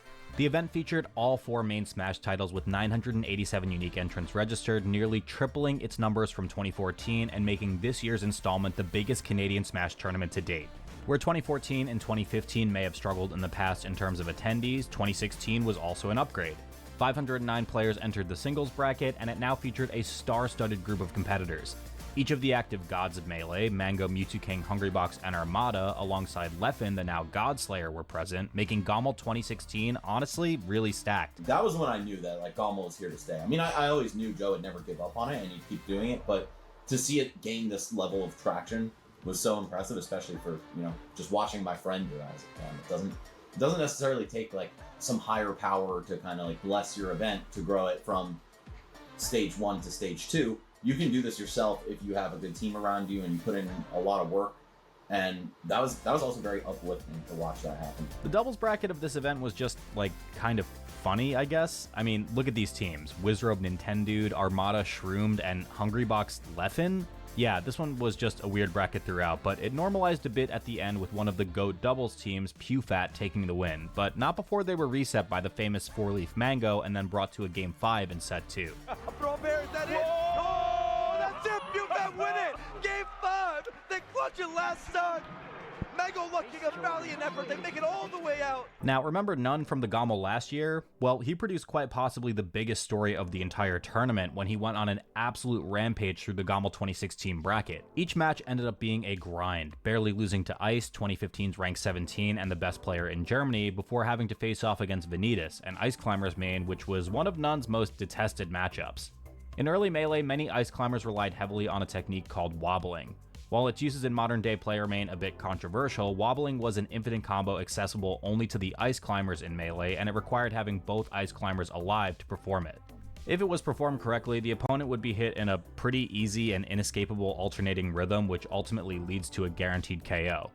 None would famously tweet, "I'm getting wobbled in my favorite game, what do I do?" in the middle of being wobbled by DizKid Boogie, a top 100 Ice Climbers player near the end of 2015, and from there, the rest was history. None ended up making it through this matchup at GOML with a 2-1 to make it into the main bracket, and then beat a pair of top 20 players in Pew and Hugs to make it to Mewtwo, a player who had not lost to a Captain Falcon player since Isaiah did it in 2006. At the end of the day, it does feel like for some reason None happens to be he's like the record-breaking Falcon. None became the first Captain Falcon to beat Mewtwo in a best-of-5 set in over 10 years, already etching his name into the history books. But he'd take it one step further with this win by also qualifying for GOML 2016's top 8, the first time a Captain Falcon had gotten a top 8 in almost 3 years. Okay, is this it? Is this it? Oh, he tries a really great yell. That was such good defense by Mewtwo. Oh! My God! He does it! The game! The raw forward smash! No way! Talk to him, None! And in case that wasn't enough of a breakout moment, None also hit the clip of the tournament in his first match of top 8 versus Lucky. He didn't end up winning this set and would exit GOML at 7th place, but this is still to this day one of the most well-remembered combos in Melee to those initiated. None beating M2K is definitely near the top of the list. I was on commentary for Smash 4 while it happened, and like I was just looking over. We all do it, right? Like when the other game or the other stream is having those hype moments, like the casters are always peeking over, and I was doing that the whole time, like trying to focus on what was in front of me, or like sell it, like I was focused on that. That was insane. Just because, you know, M2K lost to a Falcon. What? Like, wait, it's a Canadian Falcon? What? Wait, it's a dude who used to street race in Nicaragua who came here and did this? Like, what? Yeah. And like, I've been boys with None for a long time before that too. So like on a personal level, I was like, yo, Ed did that shit? Like, let's go. That might have been like the most electrifying upset that ever happened in GOML too. Armada followed a career low 17th off the back of a forfeit at EGLX 2016 with a 5th place at GOML, the second lowest singles placement he's ever received in his career, as insane as that may sound, and outplacing him was actually Lucky, the number 12 player on SSBM rank 2015. After beating None, Lucky would grab a 3-0 on Westballs, then ranked number 8 in the world, before bowing out at 4th place to Mango. To the top platform forward air, like you said. Yeah. Oh, yeah, he had him stuck right there. Lucky did not go for a side B. Side B would have helped. Yeah. Saw the way Mango waited. Lucky ends up in 4th place. It was a well-played set. The other big story from 2016's Melee bracket came, of course, from the winner, though, Leffen. Leffen's reputation preceded him going into 2016, now firmly established as the Godslayer and going down as one of only 2 players in Melee history to beat each of the 5 gods. In March of 2015, he was signed to Team Solo Mid, and it really looked like he was going to be one of the players the gods needed to be wary of. Until Smash Bros. Melee is not considered a legitimate sport. Consequently, the petition is denied for the above stated reason. Denied form, denied. William Peter Jelta has been denied. This is just bullshit. While traveling to the Big House 5 near the end of 2015, Leffen was denied entry into the United States and deported due to his lack of a worker's visa. These issues continued to affect him for over a year, preventing Leffen from entering a number of large tournaments. And to make matters worse, Leffen was later denied a worker's visa from the United States because apparently Melee isn't a sport. Listen, is it a sport or not? I believe it's a sport. They get sports visas to enter the country. That's not a sport. That's not a sport. That's not a sport. It's not a I real want to talk about the 20 million people who are watching the damn thing. And the money they that gotta they're be making. crazier than the ones big money to watch it. It's The silver lining to all of this, though, was that while Leffen couldn't compete in the US, his visa was still good in Canada. And again, you know, that's really due to Canadian visa laws being much more lax, but like we went out of our way to make sure we could get him there. He ended up entering EGLX 2016, where he finished at a rather disappointing 7th, and with a quick win at the first Battle of BC just a couple weeks later, he'd get to travel across Canadian coast to redeem himself at GOML. And redeem himself was a severe understatement. Leffen absolutely demolished the competition, taking out all of the active 5 gods back to back to back to back while winning the entire tournament from the winner's side. Mewtwo King 3-2, Armada 3-1, Hbox 3-2, and Mango 3-1.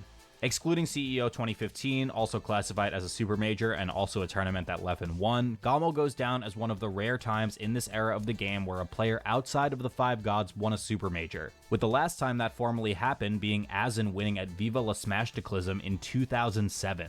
Can't forward smash like that, Mango. Nice smash GI. Uh-oh. Could be the grab. That might be it. Is that it? Is that it? No.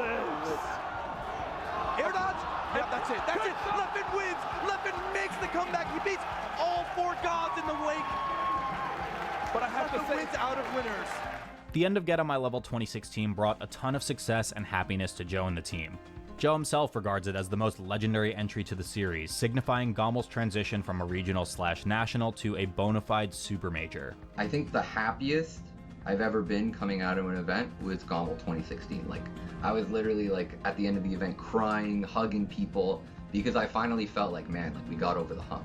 Like feeling like it was no longer like being held back by the fact that it was, you know, in Canada or, you know, streamed on a platform that wasn't as followed as the other big streaming channels at the time. Like that sense of triumph and feeling like, man, finally, like it's all coming together. Like it was just a beautiful tournament, you know, like so many sick upsets, so many sick moments. Just, it was really like the first time that we really stepped up on a convention level event. Like 2014 and 2015 I had hosted at my university, and like, yeah, like we kind of just took it to a whole new height, and the fact that it paid off and it came together in what was such a legendary event, like I was just so proud, man. Like, it means the world to me, not because it's like a personal milestone on my side, but because it was like, man, so many fucking people bought into this and made it happen.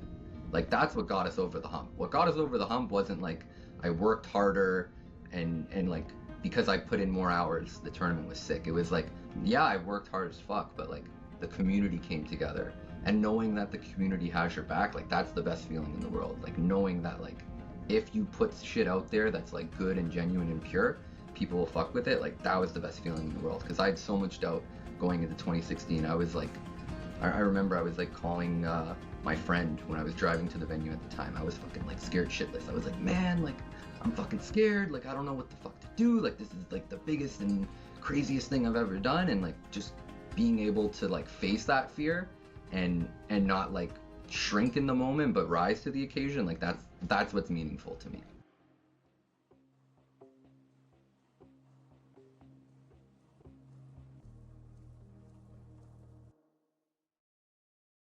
...2017 was really the first year where I wasn't sure if we were going to be able to host the event, just because like I was going through some tough times financially, you know, sponsorships weren't there, and we were coming off the high of 2016, and we kind of felt like, okay, like I said, I felt like we got over the hump. So it was almost like that, you know, little bit of complacency where you think, okay, now that we've gotten over the hump, sponsors are going to come, and now we'll be able to, you know, keep growing it. But, you know, in 2016 or 2017, it was a wake-up call.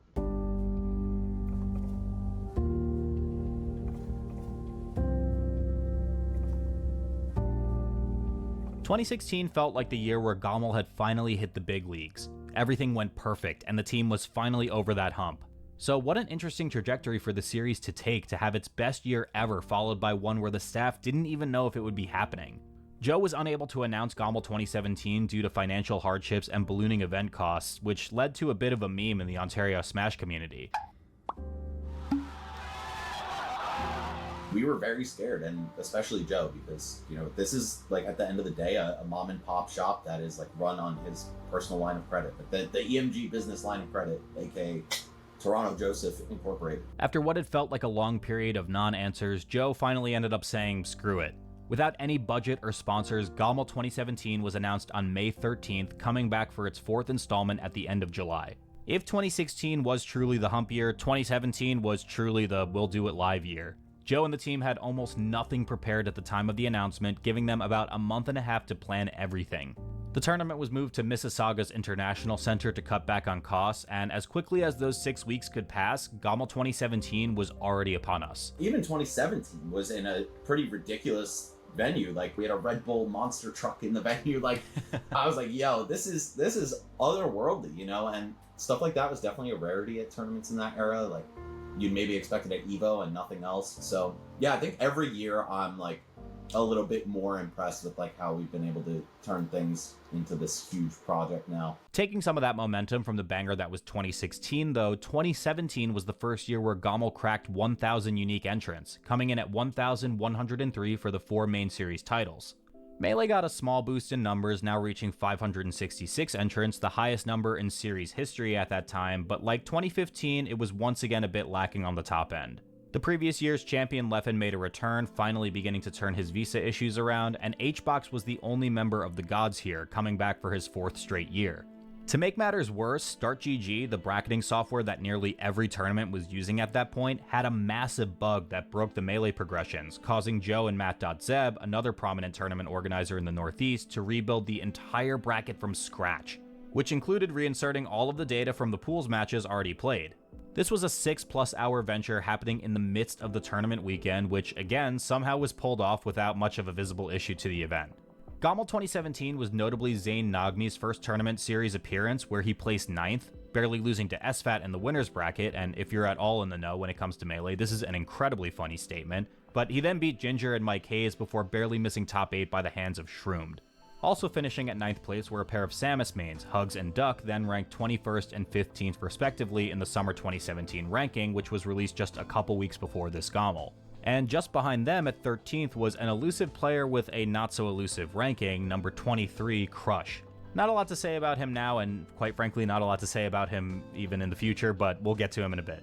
The biggest question of all on the competition side was of course going to come from the 2 top seeds as well as former GOML winners, Leffen and Hungrybox. These 2 of course made it to grand finals, Leffen from winners and HBox from losers, but in terms of head-to-heads, things were looking slightly favored for HBox. Hungrybox took 4 out of 5 set wins over Leffen in 2017 up until GOML at Smash Summit Spring 2017, Royal Flush, and Smash and Splash 3, but Leffen did find a 3-1 win in winners finals of this GOML to make it into grands.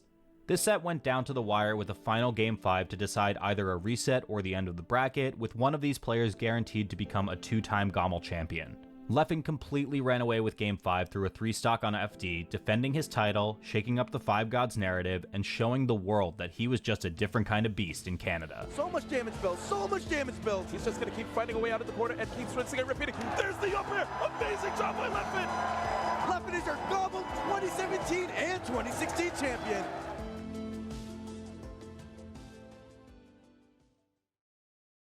So after a bit of a scare in 2017, GOML 2018 was able to bring things back to a little bit of normalcy. The event returned to the International Center, was back to happening in May, and represented a whopping 5 more unique entrants, while Melee took a small dip down to 449 attendees. Zayn ended up getting knocked into losers incredibly early and would go on a pretty crazy losers bracket run, beating Nun, Shroomed, and Moki. He then got his revenge on SFAT from the last Get on My Level, which again, very funny, and would exit GOML 2018 thanks to Axe, who was on a bit of a monster run himself. Axe, after having lost to Hungrybox, which was a bit of a struggle matchup for him, proceeded to defeat Zayn and then Mewtwo King. Wait, Mewtwo King was playing Puff? What? Yeah, so it turns out Mewtwo King had some type of sub-goal or something where he would play Jigglypuff as a counterpick, and I guess he reached it. Regardless though, between the Puff and the Sheik for 2 games apiece and the Fox for 1, he wasn't able to stand up to Axe, ultimately bringing the Pikachu into a run back against H-Box where he'd finally bow out of the tournament with a bronze medal at his first ever GOML. Also attending his first ever GOML was one of Axe's good friends from the West, Masaya Amsa Chikamoto. Known as the best Yoshi player of all time, Amsa put himself on the map in early 2013 to 2014, but had only been to Canada before this for Battle of BC2. Amsa went on a solid run to 5th here, losing out to Axe in winners, then beating Duck and Swedish Delight before also falling to Mewtwo King. And lastly, attending his second and final Get On My Level was that elusive Crush, who ended up grabbing a 9th place here. He played in a few locals in his region after this tournament and one final tournament in 2019 before completely falling off the face of the planet forever.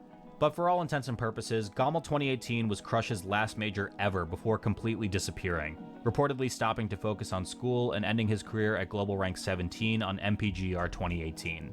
Hungrybox was on a streak of winning nearly everything in 2018, and here would end up being no different. He had a close Game 5 scare with Crush actually, and was sent to losers by Plups Fox, but then brought it all the way back to take the tournament in a Game 9 Grand Finals. Get On My Level 2018 marked the last event in Kirby Kaze's competitive career, completing his tenure in Smash at rank 29 on SSBM rank 2017. At the end of GOML 2018, Joe would ask Max Ketchum to join with EMG on a more formal capacity, where he's currently listed as the Director of US Operations for the team. I don't even know what the hell our titles would be. Joe could be owner and founder, and I could be like, you know, head organizer or something. I don't know, but like, I'll always be the first one to say like, this is his baby, you know what I'm saying? Like, he's the mastermind, like, I am the backup. And that addition would end up being a worthy one, as the GOML series just kept on upping the ante. It just kind of like really naturally happened, like our friendship, and then, you know, when you trust someone as a person, like, and you're doing projects that are adjacent to what they do and in the same space that they do, like, naturally you kind of want to get more involved with each other in that way. And yeah, like, you know, in 2018, it was really like, okay, like, you know, you could use my help, and I want to be part of this. Like, I always was part of it and enjoyed being part of it, but like to step in like an advanced role, I thought was something that like was speaking to me, and it was speaking to Joe. So we just made it Facebook official, you know.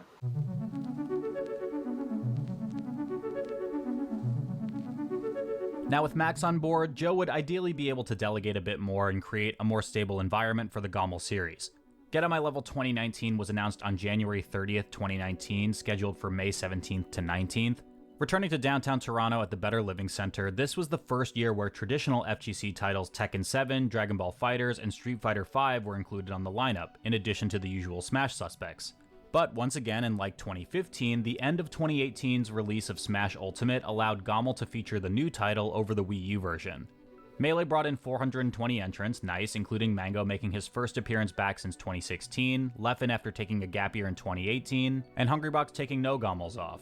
Some of the high seats also included Axe, Wizrobe, SFAT, Zane, and a new top Canadian on the block. GOML 2019 was a breakout event for Curtis Moki Pratt, who had just entered the top 100 on 2017's SSBM rank at number 96. Even Matchup Gaming had picked up Moki for their roster just a few months after GOML 2018, and he'd been attending GOML since 2015, getting 33rd at 2015, 16, and 17, and 9th at 2018, but this one was different for a number of reasons. In 2018, Moki's bracket to 9th was a little bit uneventful, losing out 3-1 to Mewtwo King and then Zane. He did end up getting a pretty crazy upset over Ice, the best player in Germany in that bracket, but it paled in comparison to what ended up happening in 2019. First, Moki took a 3-2 victory over KJH, one of the best players in Michigan and number 25 on the 2018 global rankings. Then he brought Hungrybox all the way to Game 5 in what could have been the biggest upset of the tournament. Instead, Moki still gave us the biggest upset of the tournament in the losers bracket, first beating SB 3-0, Lucky 3-2, and then Plup, the 4th best player in the world, 3-1. Like I said, this was a huge breakthrough performance for the rising star, and Moki would only go one round further into Wizrobe, exiting at a career-high 7th, but just look at a couple clips from this match and maybe you'll get an idea of what kind of player Moki was to become. Okay. Plup! Oh, he messed up. He was trying to jump back and grab the ledge. Yeah. Oh my gosh, Moki. Oh, yo, Moki's pro. Oh yo. My God. Yo, the Daraki instant wall jump into Shine. Oh my Chillin'. God.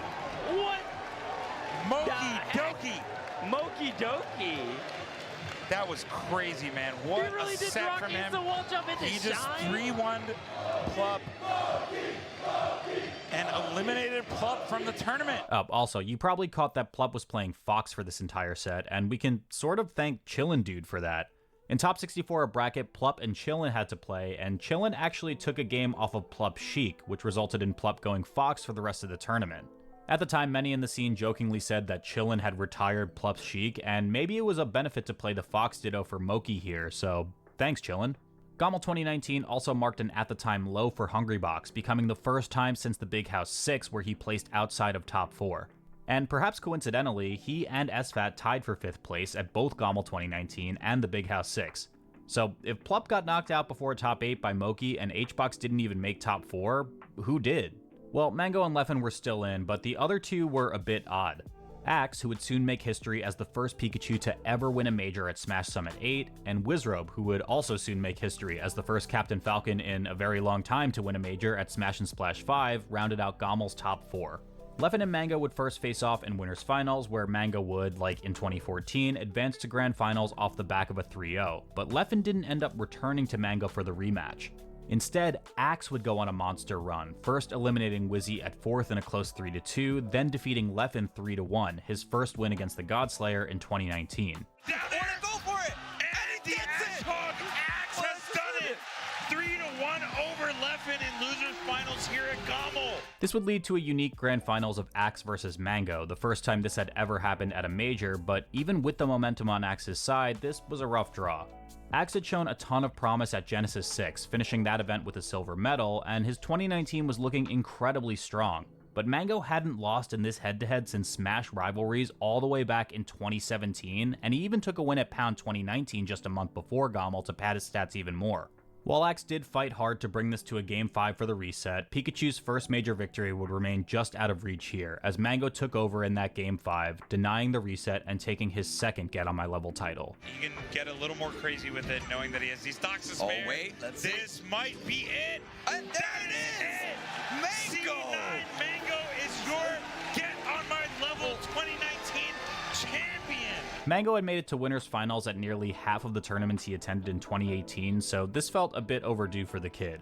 Gommel 2019 was Mango's first victory in Melee singles since Super Smash Con 2017, almost 2 years prior, and it now tied him in series wins with Leffen and HBox.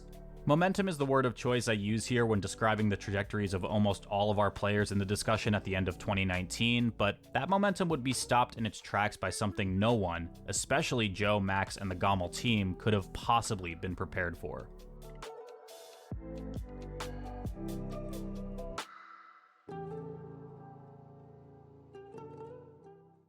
We have therefore made the assessment that COVID-19 can be characterized as a pandemic.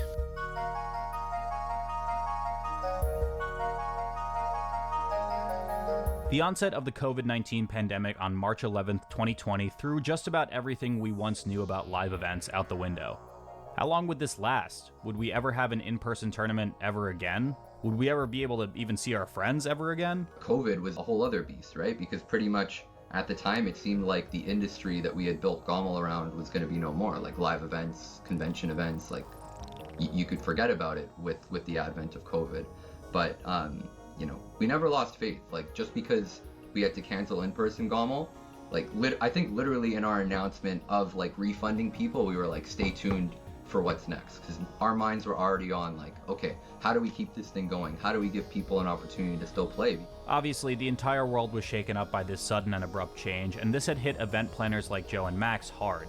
Gommel 2020 was announced on January 5th, 2020 for May 15th to 17th at the Weston Harbor Castle, and the team was forced to indefinitely postpone. Initially, when COVID hit, we weren't even sure if we'd be able to get the money back for the deposit on the venue and stuff like that. We were extremely nervous. We didn't know if this was going to be like a 5-week thing, a 5-month thing, a 5-year thing, right? But exactly 2 months after the announcement of COVID-19 as a global pandemic, the team announced Get On My Line, an online free-to-enter tournament scheduled for July 18th to 19th. When we did Get On My Line, that was like the first net play Slippy major, and fortunately, because we were the first, I think we got away with doing it, and we kind of flew under the radar. But yeah, we stuck with it. Like I'm gonna be honest, I think even if Nintendo sent me a cease and desist, I still would have ran that shit. Per Liquipedia, this tournament would go down as the first online major in the game's history. And that ease of accessibility, being online, honestly served as a huge buff to entrant count, as the tournament boasted a combined 3,251 attendees across Melee and Ultimate, with Melee having 1,367 entrants. Fortunately, once it looked like things were gonna be this way for the long haul, they were able to let us off the hook, and then we had to pivot to doing something online, which obviously is like so deflating when it's like, yo, this was gonna be the year that we took even another step forward for this series, but now we have to take like 20 steps back and we're not on Slippy. You know, moments like that really do call your commitment to stuff into question, but I mean, we never stopped. We were never like, yo, like, let's not even bother doing an online thing. We were like, no, we need to like keep Gommel's legacy alive. Like, this pandemic will end one day, or like, you know, quarantine will end at the very least, and we know that like this is the right thing to do for the scene, for the brand of Gommel, and just like in your soul, you know what I'm saying? It's like, you don't want to like not deliver something awesome that people are expecting, or even if they're not expecting it, even if they give you a freebie because there's a pandemic, it's like you still want to keep that energy alive and like let everyone know that the spirit of Smash is not dead just because there's a virus going around, you know what I'm saying? Times certainly weren't perfect, but Melee in particular did have a silver lining. On June 22nd, 2020, the team working at Project Slippy released a new Dolphin build that would introduce rollback netcode and integrated matchmaking into Super Smash Bros. Melee. This is me matchmaking in rollback Melee with Zane. Zane lives in the MDVA in the east of the US. I'm from Sweden and this is over 100 ping. If you zoom in here, you can see the insane ping, and then look at the gameplay. Dude, it feels so good. That's insane. This became a major breakthrough in the competitive Melee community, as distance-based latency would no longer be as backbreaking of an issue. Rollback netcode was something most games had dreamed of, but to have it introduced in the midst of a pandemic where most in-person tournament activity had already been completely shut down meant that Project Slippy became the easiest and most accessible way to play Melee ever. Get On My Line would be able to use this rollback netcode for a not necessarily painless but workable transition into the online event space. 2020's online rendition had to make a few compromises as a result of the drastic aesthetic change to the series, so they region locked it to the US and Canada, and also had to make matches best of 3 instead of the traditional best of 5 up until top 8 to save on some time. Online competition was a new experience for everyone involved, but I don't think many expected how dramatic of a change this would be. Hungrybox, whether offline or online, continued his streak of attending Gommel since its inception, and thus began a bit of a slump period for the only member of the 5 gods to enter at this bracket. He placed 7th with losses to Spark and IBDW. Also entering a bit of an unfortunate slump was Axe, fresh off his history-making 2019. Online did not fare very well for the beloved Pikachu, and at the first online Gommel, he would DQ at a career-low 65th. The biggest story to come from the online era of Gommel was actually from None, who would end up taking this entire tournament. Facing off against him was IBDW, now known to the world as Cody Schwab, and he would give the Falcon a run for his money, first resetting the bracket, and then forcing a last stock Game 5 where None would find one last need to win the tournament. In a series first, 2020, while it was online, saw its first ever Canadian winner. Up here, another one that's not gonna be enough. Oh my goodness. 97, 97. Oh, Snare, on stage. Oh, no. Now, of course, like I said before, this was not an ideal state for anybody to be living in, but for fans of the game, it was at least something. I go back to that word of momentum when describing the trajectories of our players and even the Gommel series here. Everyone was riding a wave of positivity in 2019, only to have it all shut down in a few short months, and it kinda showed here. On September 18th, 2020, Get On My Level won the award for the Best Canadian Esport event at the first ever Canadian Game Awards, proving just how far this series had come, and how legendary things would be if and when the event was able to come back in full force. We just wanted to show that it was for the love of the community, man. Like, we weren't hosting this for a paycheck, we weren't hosting this to advance our careers. It was literally like for the love of the game, for the community, and yeah, like if you look back on like the processes we had for running the event in 2014 compared to like how refined and, you know, how much more in order it is now, I have no idea how we got through that event, but I think it's just a showcase to, you know, back in 2014, there was no expectations around, you know, your event finishing by X time, your pool finishing on time. Like, people were just there because they wanted to have a good time and they loved the game, and everything was just so new and exciting that really, like, it didn't matter how tight your tournament was or logistically how sound it was really just about, did you provide a sick experience that people will remember? And I think because that's what motivated us, that's what allowed GOML to grow. The pandemic had persisted through 2021, resulting in GOML once again having to be conducted online. This time, Get On My Line was split into a North American and Europe bracket though, and it was admittedly a bit less stacked overall. A total of 1,822 attendees logged in for this one, with Melee only having 303 players in the NA bracket and 162 in the EU bracket. Over in Europe, Pipsqueak took home the bracket with a pretty resounding 3-0 victory over Ice, and other than that, most things seemed to be par for the course, with Ja Raiden, a Luigi main from Switzerland, grabbing a bronze medal here. In NA, a good number of DQs flowed through, which was pretty normal for online tournaments since they were so low commitment, and Axe had said he'd be playing secondaries here, going Marth for the entire bracket.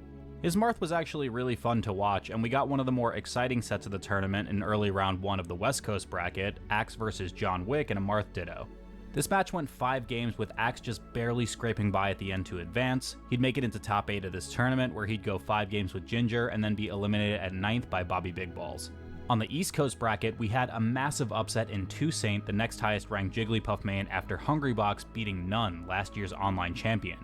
But the weird and kinda crazy dominance of online Nun persisted here though, with him going on a loser's run through Jamrun, Squibble, Eddie Mexico, Bobby Big Balls, Toussaint in the runback, Ginger, Aklo, and then Moki in 2 sets to defend his GOML online title, also technically becoming a 2-time GOML champion. Man, God, he's playing so good though. Oh my goodness, and there it is. What a way to end the tournament. Nun taking the second set 3-0.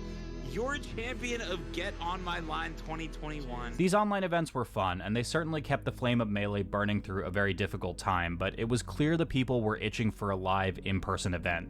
Smash Summit 11 got the ball rolling for in-person majors on July 15th through 18th, and it had gone down as one of the best tournaments of all time, possibly in part due to that narrative that was painted over the last 2 years of the pandemic. As well, the rest of the year saw a few other events begin to trickle back, like Riptide, Main Stage, Smash Summit 12, and the Smash World Tour Championships. Finally, at long last, it seemed like we were beginning to make it back, which meant Get On My Level would also be back, live and in person, very soon.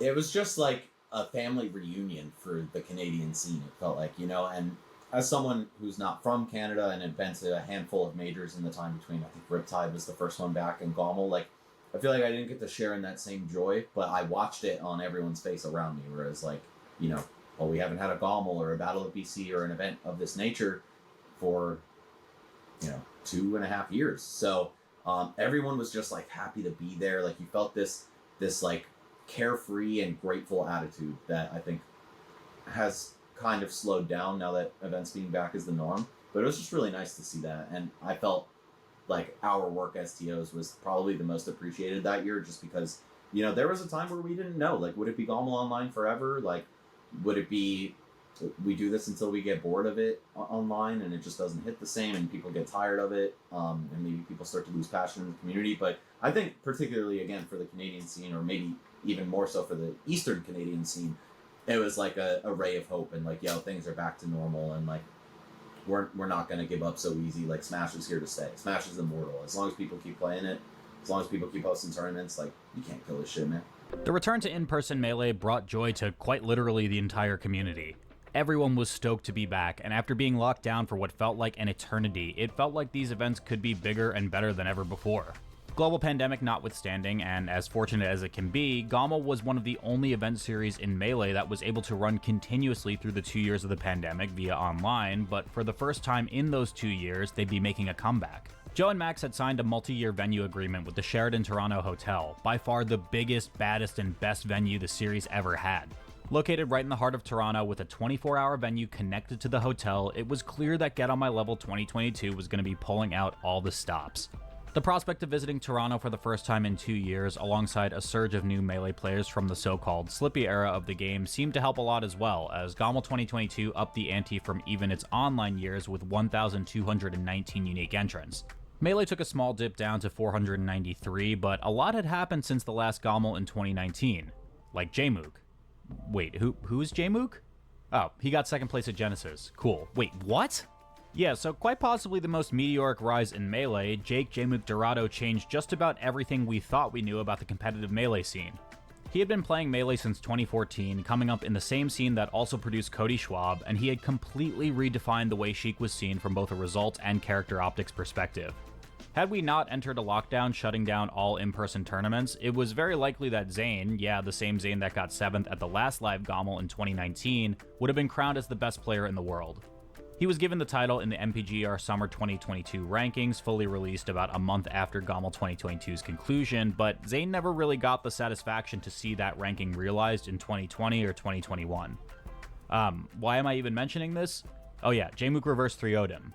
Twice. Opportunity here. It starts with the up tilt. Big call at 35%. So much pressure on this left side, Radar.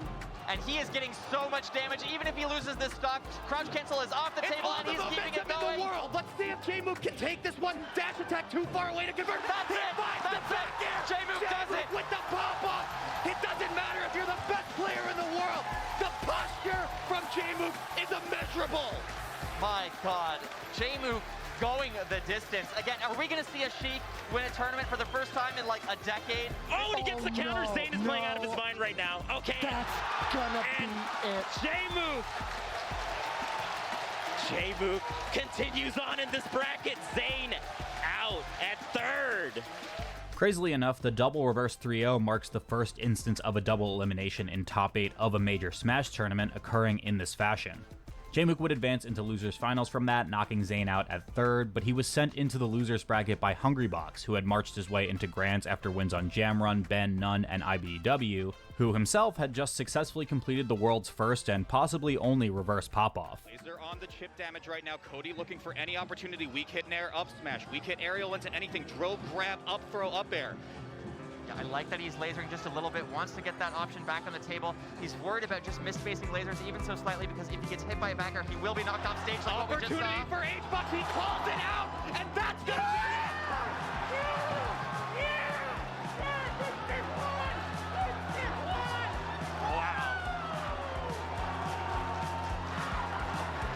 Wow.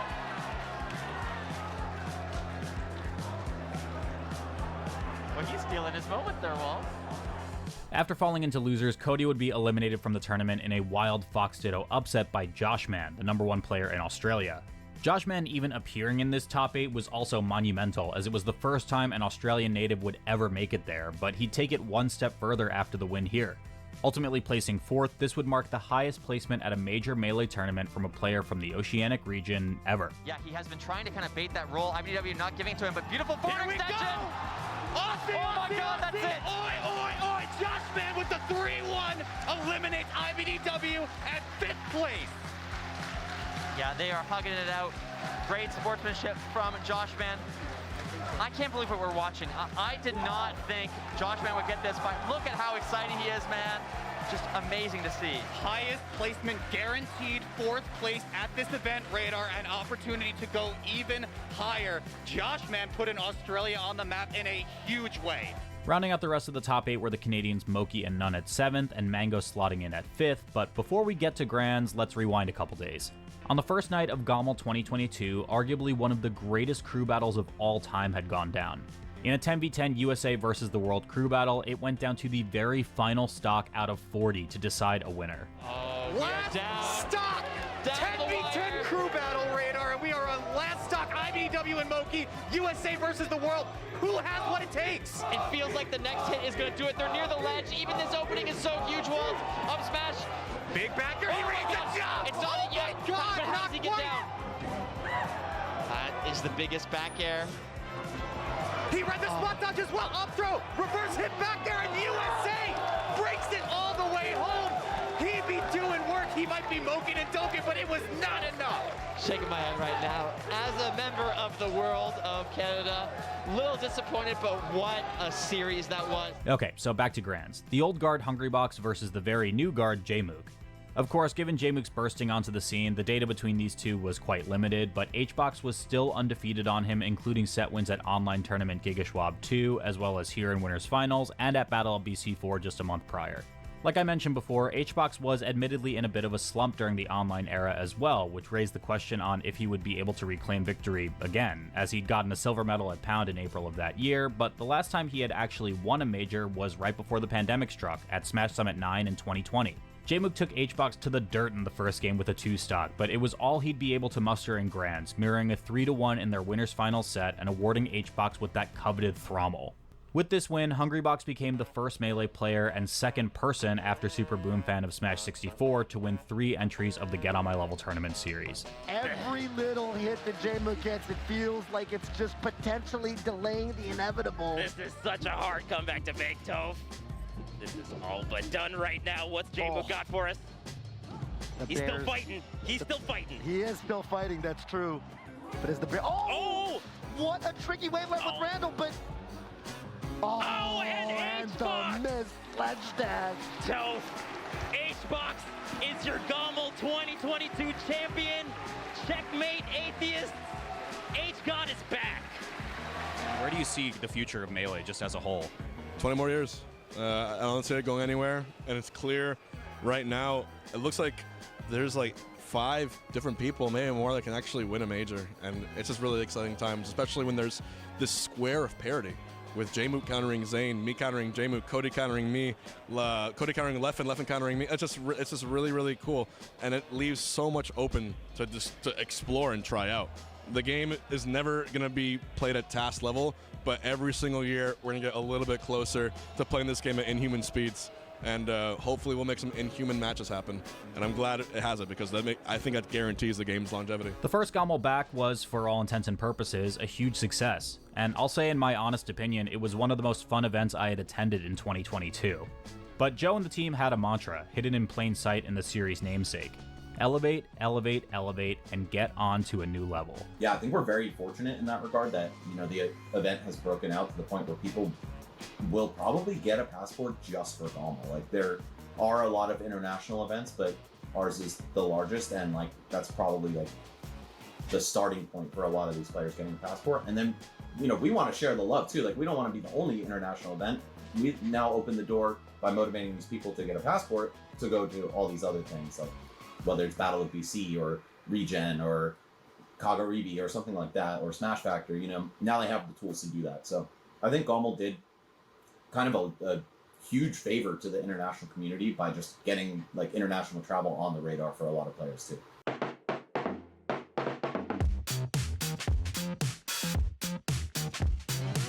EMG would waste no time at all announcing Gommel 2023 on January 8th of the new year.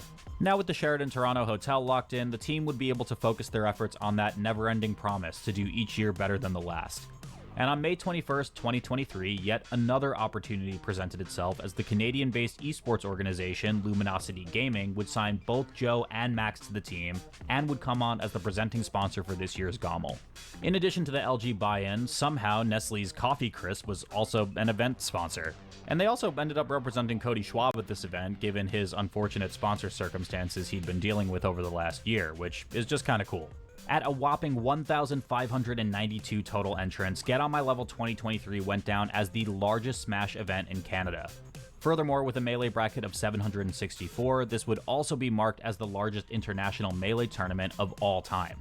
Of those 764 entrants, Zane took the top seed, followed by Cody Schwab, Jmook, and Moki. At 5th seed, we got Hungrybox, the Gommel 2022 champion, then Mango, Amsa, and Kadoran rounding out the initially seeded top 8. Before getting into the nitty-gritty though, I will continue to give my shoutouts to Lala for gifting our community with one of the most wholesome experiences imaginable. Thank you for letting me cast over this. I really think this is such a wonderful representation of what our community strives to be, and I do hope more people keep showing up to these events to usher in a brand new generation for Melee. Randy straight up just mouthed, "Oh my effing god," I'm pretty sure. Come on, Lala. Get one. Come on, Lala. Down smash. Yes. Okay, almost. You know Yoshi's what? so heavy, man. Oh! She's fine. Everything's fine. Yes. Yeah! Let's go, Lala! I'm gonna say this. I think Lala has a bright future ahead in Smash, because look at their posture right now and tell me what player you get reminded of. Is insane. It actually mini You just opened my third eye right, today. right? Look at Zane, the concentration, look at the posture. Zane, this is the scout of the year. I can't believe you just pointed that out. Well said. I'm just saying Lala has it, you know? She has it. No, I think, you know, a lot of discussion has been had recently about pools matches, but having one like this where you have a universal hero, that's one of the best things you can ask for. Shout out to the replay team for getting that. That's rad. That's so sick. I mean, that might be the first stock Lala's taken at a Smash tournament. We don't know. Which would be, what a magical experience for that to be on stream at Gobble. That'd be so cool. Absolutely. My gosh. In doubles, Axe and Amsa were finally able to get one over on Cody Schwab and Jmook, looking like one of the strongest teams of this new era, coming from the winner's bracket, and they didn't even need any games of buffer to make that happen. They took this set in a rather dominating 3-0 fashion. Anything works from blue side right now to get this one started. You just need that first hit. Cody spends the jump now out of resources. That back air was he threw his own teammate! He threw his own teammate! Oh my gosh, the cheese, can he survive this? Back air over, yeah, it looks like this. Oh! One more kill! No, he's alive. From Axe is gonna do my goodness! And it is the pop-off from Axe and Amsa. They will be your winners of doubles, Gommel 2023. Oh my goodness. I thought Cody was gonna pull out his Coffee Crisp X Factor and pull something crazy there. And like last year, 2023 featured another USA versus the World 10v10 crew battle, but unlike last year though, this one was kind of all in favor of the US. And Ben also ended it with a little disrespect too. Gommel 2023 was also the first time Khalid, a San Diego Jigglypuff player who ended SSBM rank 2022 at number 86, made top 8 at a bracket. For what it's worth, this was also his first ever international event too, but to be put up there with the few other Jigglypuffs who have been able to make it into Top Cut was a huge deal. Khalid's final exit at 7th marked him as the third unique Jigglypuff player to make a top 8 alongside Hungrybox since 2014, with the other two entrants being Toussaint at Genesis 9 and Soft at Apex 2014. Now, if you were paying attention to the bracket there, you may have noticed a Morse code 762 on Khalid's bracket path, who finished this bracket at 9th. Morse Code was able to nab the upset of the weekend over the on-fire Jmook with a 3-0 win no less, and that would be the first step towards Jmook's lowest placement in Melee singles ever since Super Smash Con 2017. And with one of the only major tournament winners in 2023 out of Gommel remarkably early and no Leffen in sight to shake it up, it was honestly a toss-up on who could take this one. Cody and Zane were likely the clear favorites, Mango could get his first Thrommel, and Hbox, while perhaps doubtful, could even defend his title from last year and get his first Quadruple Gommel? Whatever. Oh, Amsa also played Falco against Hbox, so there's that. Understanding spacing where you just aren't safe.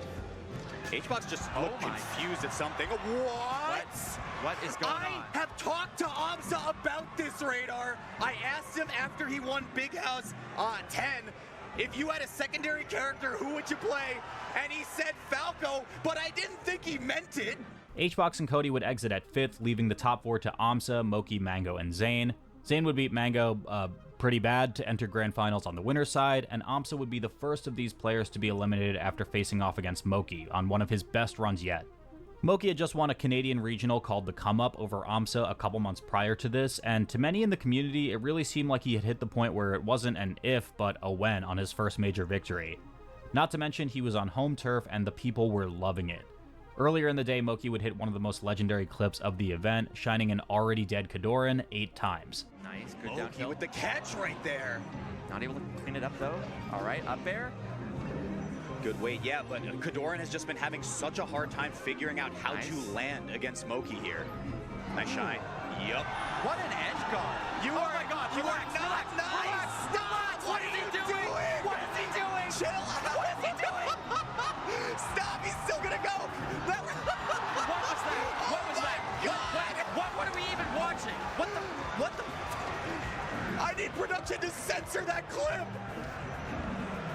It needs to be blurred out here. What's going on? Moki, chill the fuck out. Also, just as a random sidebar, I had posted each of these clips, the Lala one, the Amsa Falco one, and this Moki combo to my various social media platforms, and they all kind of blew up. I don't really have much to add there. I just think it's sick to see that even random moments like these can still reach a large audience of potential new fans for such an old game. Okay, let's get back to Moki. On the list of players Moki would have liked to beat this year, Mango was probably the highest up there. The former god of Melee was one of, if not the biggest thorn in Moki's side, as he sported an undefeated set record against Moki dating back to 2019, and Moki wanted a shot at Mango without any excuses. And in what feels like a very rare moment, the crowd was actually on Moki's side. He went up 2-0 and looked poised to meet Zayn in grand finals, but Mango would not be denied here. With Moki out at third, it all came down to the hottest rivalry of 2021 to determine a winner in Toronto. Zayn and Mango were the clear best players during 2020 and 2021, but we really wouldn't get anything close to the grandeur that was the Big House 9 or Smash Summit 11 here, because Zayn just won. Really convincingly. Mango with one opportunity. Zayn not trying to have it. Forward smash at 142. Mango going low. Oh, that was godlike. The Canadian Cloud. That was so good. Down there at 163. wow. Down tilt sends the wrong way. Mango's got an opening. What's it gonna be? Mango got the knockdown. Shine out of shield. The Mango plot armor hit different. Way. The Mango plot armor hit different, Toe.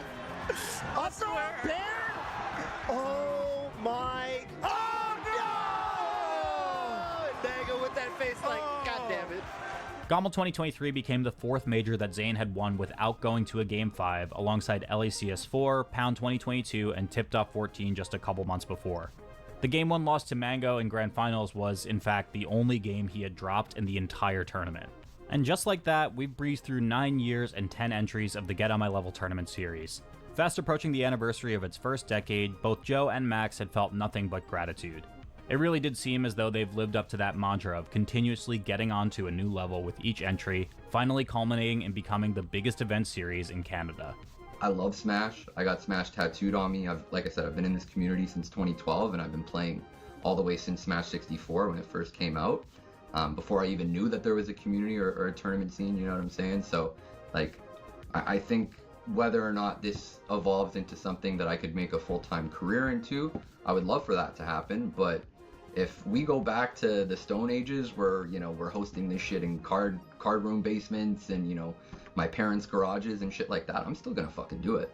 Like, I don't need GOML to be a 2,000 plus person event for me to want to do it. Like, I'm gonna find a way to keep this community together and keep this community alive, because like that's just straight up what I feel like my life's, you know, calling card is.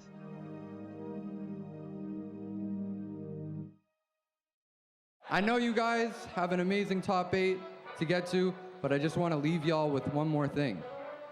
Online, social media, Twitter, that is not the community. This is the fucking community right here. This is the fucking community.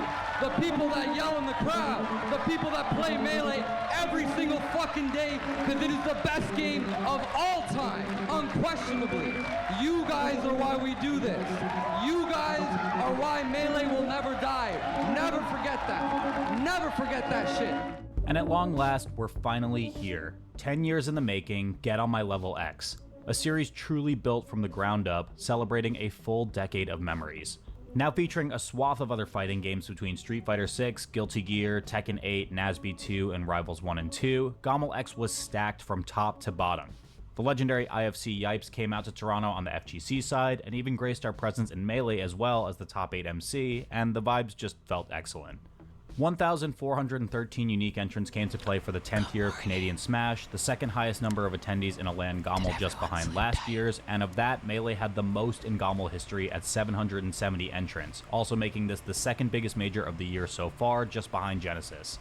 Production felt solid here, and on the partnership side, LG still remained as a presenting sponsor, alongside groups like Domino's and a caffeine gummy called Focus Fuel, of which you should not eat the whole bag at once. Recommended human adult dosage of caffeine daily is between 1,200 to 1,500. No, that's not recommended. That's fatal. I do not condone this medically, by the way, but anyway, let's get the big one out of the way first. The number 1 seed, one of the clear favorites to win, and the current best player in the world, Nouns' Cody Schwab, was eliminated from GOML at his lowest placement in an open bracket tournament by the hands of Bing, a Donkey Kong main, and once again, Morse Code 762, a Samus main. Morse also picked up a very solid win versus Axe on his way to Cody, but I do want to shed a bit more light on Bing for a second. Bing over Cody Schwab to the Even Matchup Gaming staff was much more than a historic upset. All right, I know you guys have been waiting a long time for this Melee top 8, but before we get into the action, there's something that goes way deeper than the game, way deeper than the community. Yesterday, one of the highlight moments and something that will live forever in Gommel's history. That's gross. Bing made it upset on Cody Schwab. It goes way deeper than that. Goes way further than that, though. The legacy of Bing goes beyond just yesterday. We lost one of the integral pieces of even matchup gaming in 2016, Brad Bing Durish. Can you all give it up for Brad Bing Durish, guys?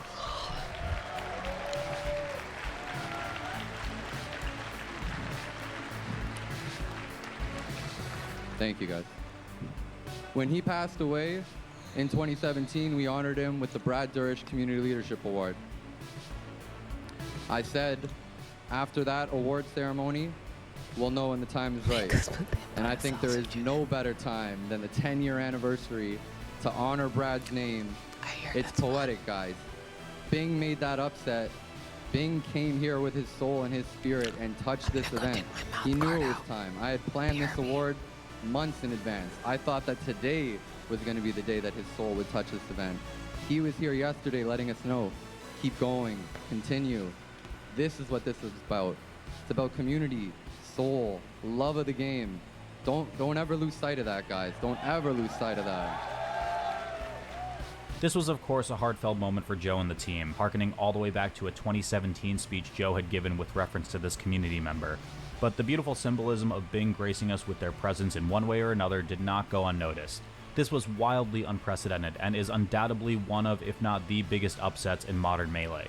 But with Cody out of the tournament, the door was blown wide open for Zayn, one of the other heavy favorites to win, as well as the rest of the field, which included Amsa, Hungrybox, Moki, Mango, Jmook, Sunsei, Wizard, Spark, Axe, Kador, and Aklo Trip, Ossify, STJ. Okay, you get it.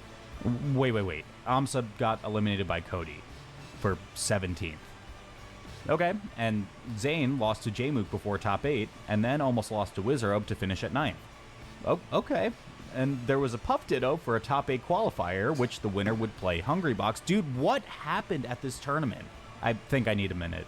Oh look, Zayn entered doubles. That's fun. He ended up teaming with Lavitz01, aka the artist formerly known as Milkman, aka the artist formerly known as Joji, and they got 3rd here.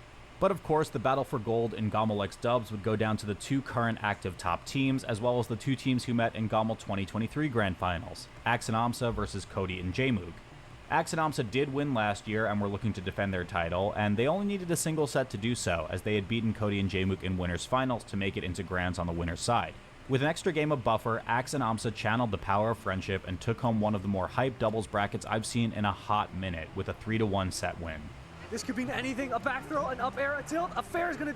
This might be 2v1. This might be 2v1. It's 2v1 for Jmook. It's over. Jmook is over. Axe and Amsa, the 2-time Get On My Level doubles champions. What a win for this team, man. Woo! That game was so close. Every match was tight. That was an insane finish, dude. The momentum swing, it looked like they were up so far up ahead, and then Jmook and Cody kind of just like snuck it from underneath. And you know they're feeling it, right? They only needed 1 set, 3 games to take this. Yeah, and they're putting in an argument for best doubles team in the world right now. Wink, wink, nudge, nudge, H-box, fluff.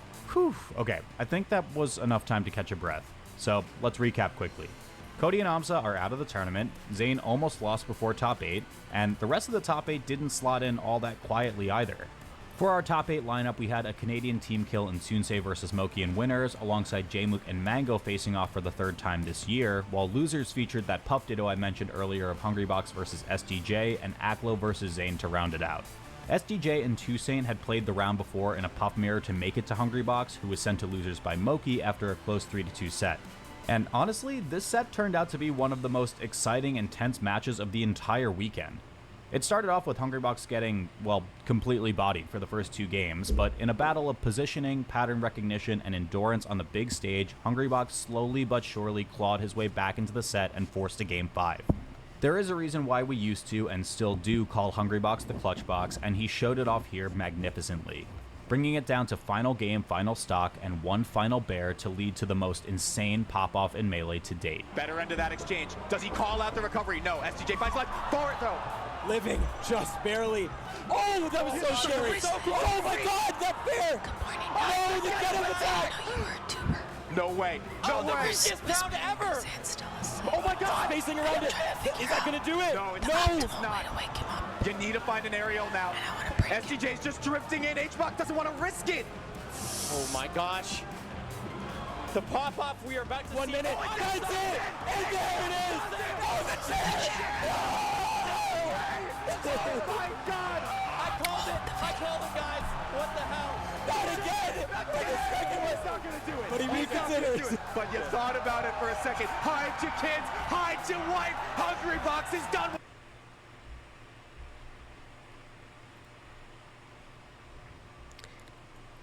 2600, and I wake Zan up in whatever way chat decides. Oh, right, he did Kirby Suck tier list. No, I'm not changing.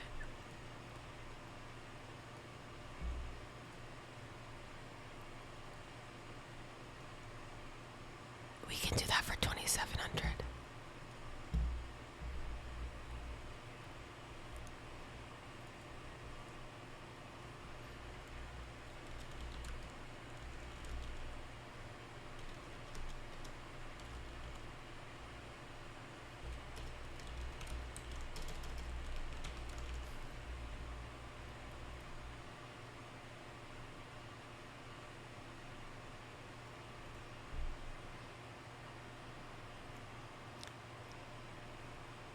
Yeah, I'll wake him up.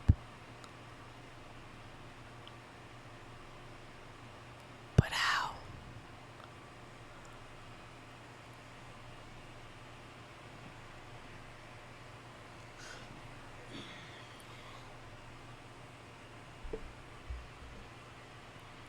Cold water, okay.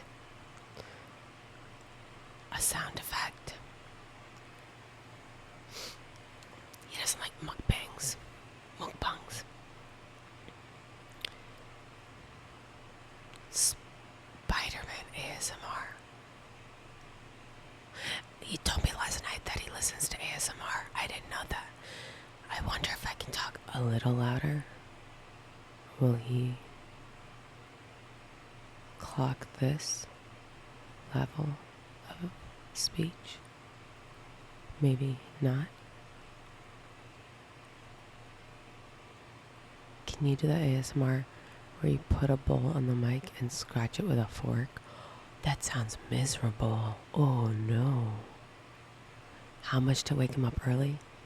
If we hit 2600 Doge.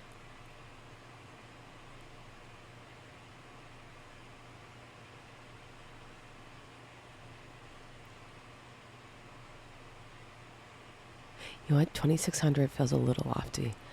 I'm gonna notch it down to 25.75. There we go. Hannah Balatro until he wakes in.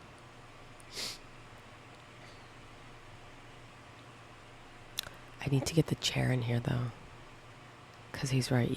You can't sit down here.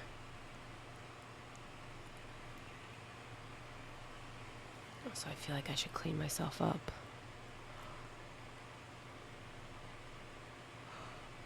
Oh, suck it. Wakes it up by putting on an ice cube on his back. Oh Lord. I learned last night that I can't play horror games because of my motion sickness. It's actually kind of sad. How do I quietly get the chair in here?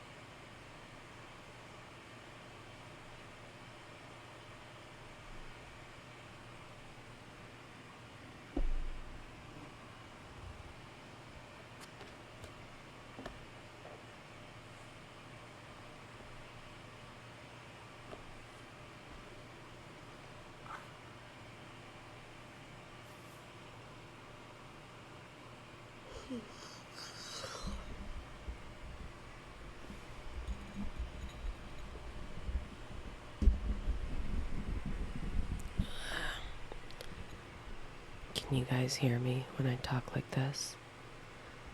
My brother is the goat, John. That's cool. Yeah. Yeah, the vid from yesterday got copyright claimed. Oh, fuck, he's stirring.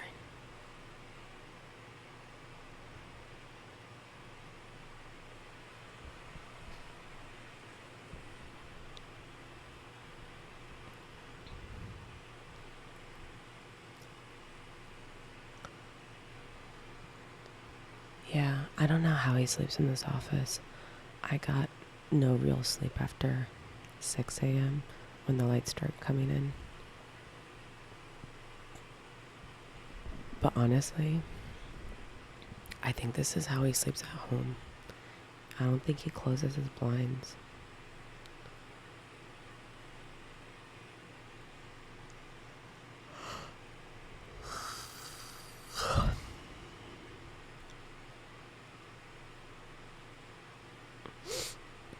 Man, Twitch really hates the tubers. Anti-sleep hygiene, actually. I introduced him to white noise. Can you guys hear the white noise? I have white noise playing so that he doesn't hear me.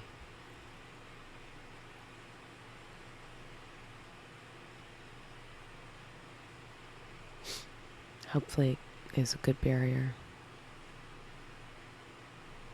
Yeah, we listened to a sleep cast and then we put on white noise. It was nice. Put on the brown noise. Good morning, Glitchin'. Uh-oh. Windows is saying it's gonna restart.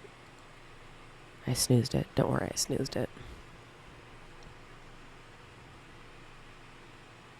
Put the piss sound back on. It was never a piss sound. It was a fire. A crackling campfire.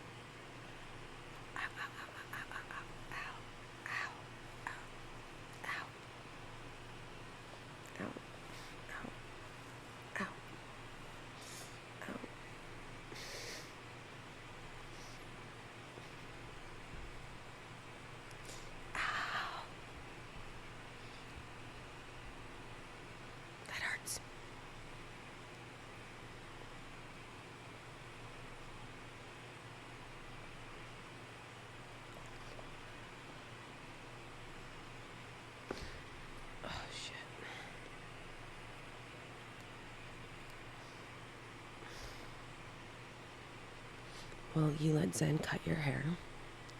I would do that for a big sub goal if it was like reciprocal. But like only a little bit.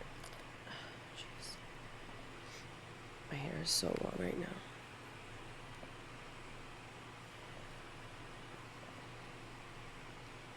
Also in the summer, it's harder to have short hair for me because of the humidity.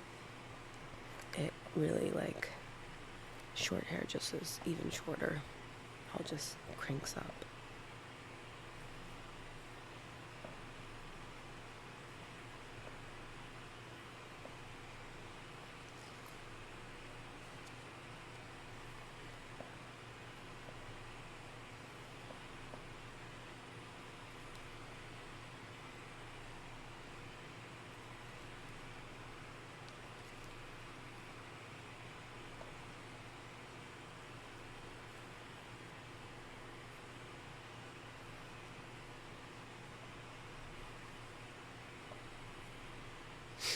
That didn't help. He's stirring again. He's been stirring a lot.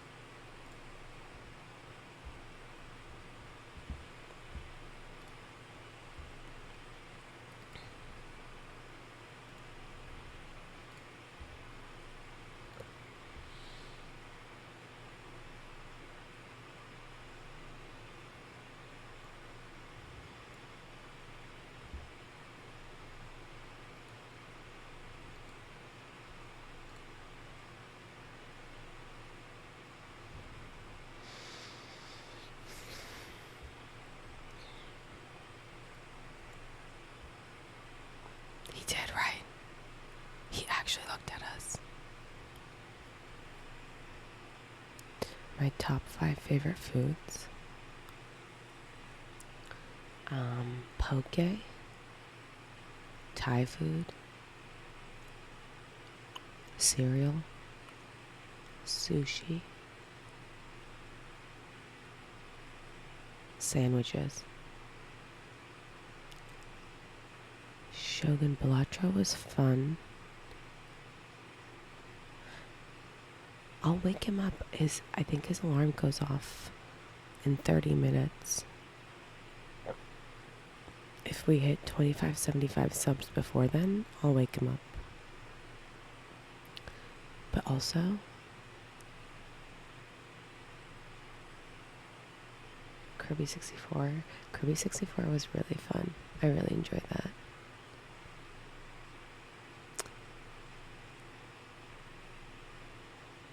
Oh, I do. I mean, favorite foods versus foods I eat a lot. Like, I eat a fuck ton of yogurt and smoothies and stuff, but I wouldn't say they're my favorite foods. I love a good sandwich. Okay, I want to know, what is like a good level to make it to in Balatro? What's up, Ani Raptor?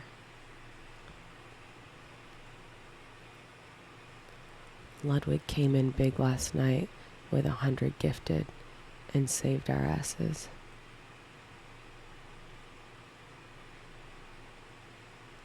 All praise the white Mughal. Kirby 64 was fun. I never knew that game existed. Yeah. Zen was over here thanking him, and I was like, your boss is just telling you to stay working.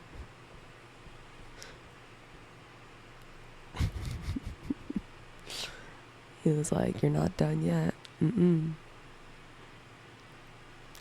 Good morning, G-Subs.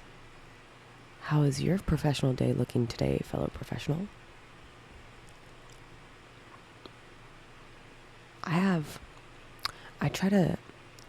I try to have no calls on Fridays. I call it no call Fridays. And somehow, some sucking way how, I have 5 calls stacked up starting at noon today, and I'm so angry. You're starting your shift. Enjoy, Ani. Have a good shift. Yeah, I'm really mad about my calls. Kirby 64 is a really good classic. There's a lot of references from future games. Oh, interesting. Yeah, I don't like having a call job. And they're all, like, my whole company's all on camera bullshit. It sucks. Hate that shit. Hate it.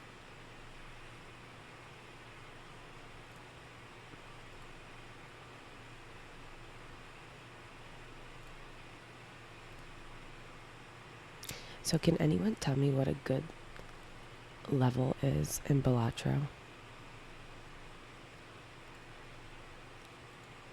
Good morning, Paddles.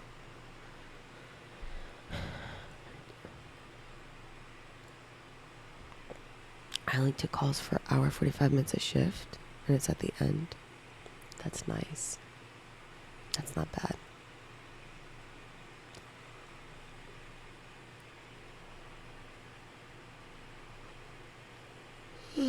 Can't stop yawning. I got such bad sleep in this office. My brain is too small for them card numbers. When's the Oh Goody merch coming out? It's a great question, Brian. Production got stalled on that. Would you buy one? Would y'all want to buy some Oh Goody merch?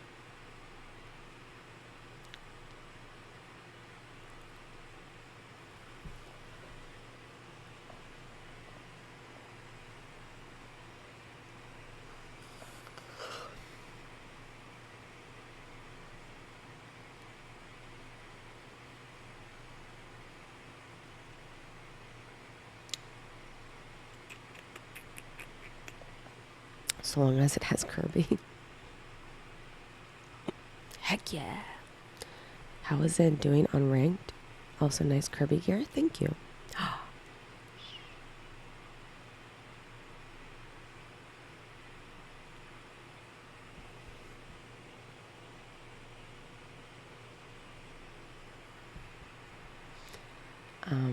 He's fallen pretty far on ranked.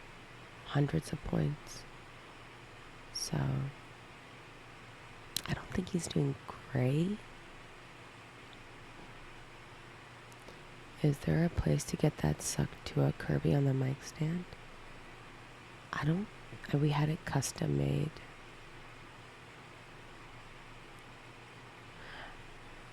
Ryan, I'm gonna wake him up before his alarm clock goes off if we hit 2575 subs. That's the plan.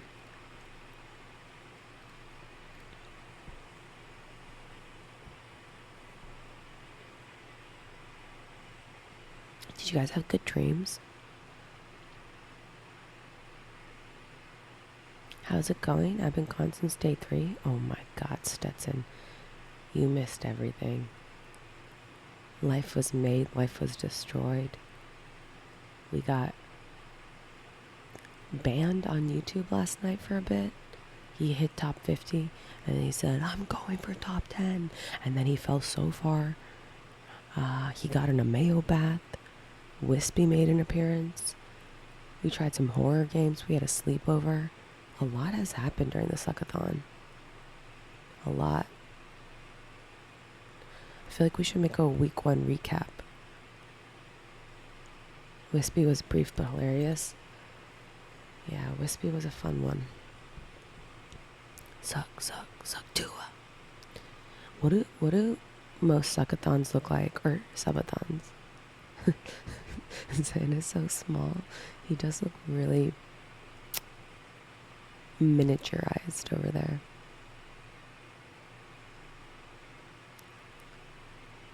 Zan's all-time limit? What's Zan's all-time limit?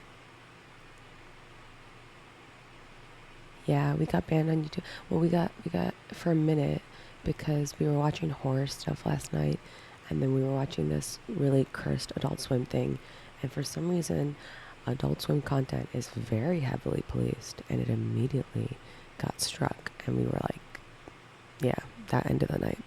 I'm hoping Sam makes a video on the Suckathon, but his upload schedule hella slow. I'm scared he won't release one. Yeah, his upload schedule is not great. I think we might have to cut in line in front of the Grandmaster stuff to get the Suckathon video out.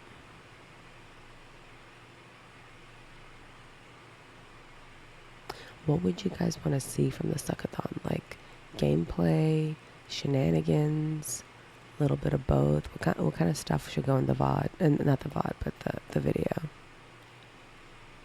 What's up, CJ Melee? Nice to see everyone on this Friday morning. Week-long video of every moment. Every moment.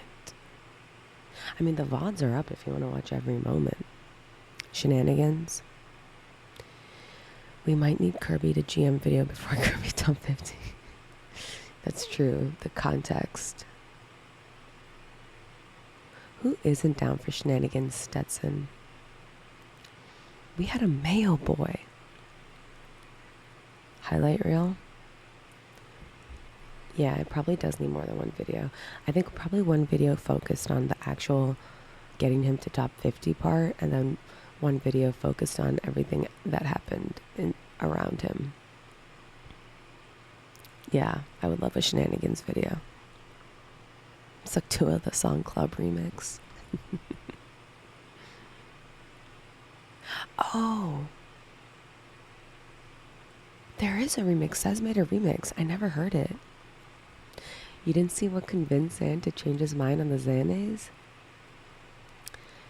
No, I mean subs partially, but it was just mostly just like grinding him down, and then we had to have a very honest conversation about boundaries. So there will be no more mayo baths after that. Wispy had you dying. Yeah. Wispy was really fun. I thought that this was going to be a 1 week thing and that yesterday would be the last day. And so I planned enough shenanigans for 1 week. I don't know what week 2 is going to bring. It's going to be a lot crazier. I feel like it's going to get really unhinged in week 2.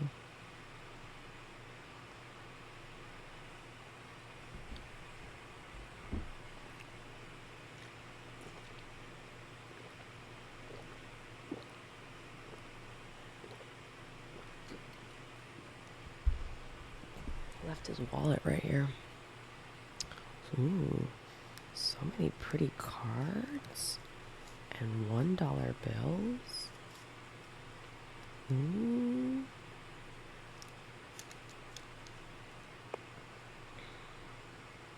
Solid license. Nice, nice.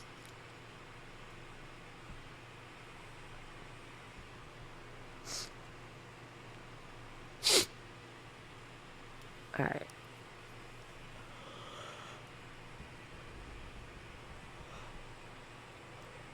What should I do while we wait to wake him up? Wouldn't the timer be constantly low, affecting... Yes, Wizzy Fox. The low timer really does impact the commitment because I can't plan out ahead. I don't know if the suckathon will be alive, so I can't plan for it. And that makes me sad that the suckathon might not be alive for its entire lifespan. How exhausting is it to be on camera so much? I mean, I haven't been on camera nearly as much as he has been on camera. And I think he has way more of a, not aversion, but he's just not as inclined to it. So I think it's probably really hard for him. He's really doing it for the love of the suck. Who's dropping 500 subs right now? I mean, 3,000, he did say he would dye his hair pink. So that would be pretty sucking great. He's never dyed his hair before. Yeah. If Zen had his way, he would go grind streams and never talk to chat. I mean, he does, like the thing he did 2 days ago where he just played ranked for 15 hours.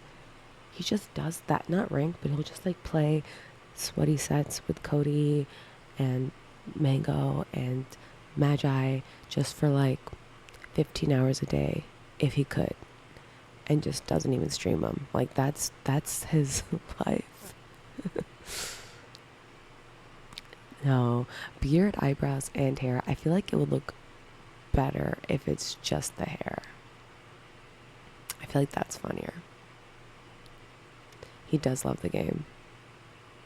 Yeah, he really loves this game. I wish I had something I mean, okay, wait. Obviously my kids, my family, but a hobby or a passion. I wish I had a passion that I loved as much as Zan loves Melee. I have passions, just nothing I would spend 15 hours a day on. Nice save.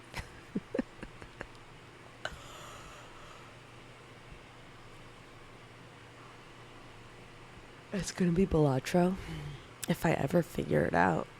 It's so complicated. I hate how much he wins competition because he really do be too good. Yeah. I think, honestly, the only thing that stops him from winning consistently is the in-person. I have not talked to him about this, and I could be slandering, but I feel like when he's in person, he's, like when he's playing online, his mentality is so much harder to shake. Like obviously Wispy can shake his mentality, but that's literally a tree blowing on him. But in person, I don't know what it is. I think something about that dynamic, if he starts losing in person, it makes it a lot harder for him to come back. I think all those people there, all those expectations that he knows exist, it's probably a lot. I should try a lot of hobbies. Medic, I have lots of hobbies. I've done improv. I mean, improv was more than a hobby. I love improv. Krav Maga. I had lots of hobbies, but and I love them. But 15 hours a day? That's crazy. Who wailed, groaned? Ludwig, his boss. His boss came in here and dropped 100. I'm waking him up? I know, he's been stirring. Wait, this is crazy. Are you reading YouTube comments? I thought tubers were lower life forms. Maybe that has evolved since I watched a few days ago. No, techno, unfortunately, if anything, the tubers have become even more isolated under Zan's regime, but I've vowed to bring them back. And anytime that I'm manning the stream, tubers will not be segregated. This will not be an apartheid stream. Not on my watch. Losers Zan does play worse, but not much. He had a good amount of losers runs. True. I do care about tubers. Zan's regime goes crazy. Thank you, Techno. Thank you, Stetson.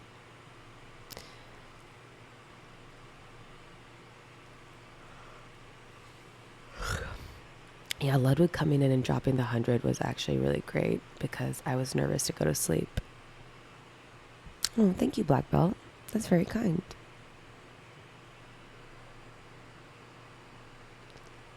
Who's Rock Lee? Are you guys gonna clown on me for not knowing this reference? I don't know who Rock Lee is.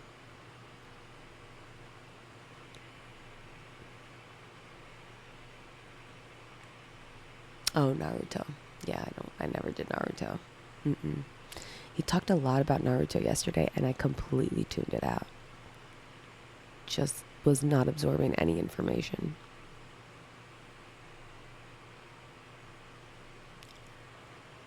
I was a Dragon Ball Z girly.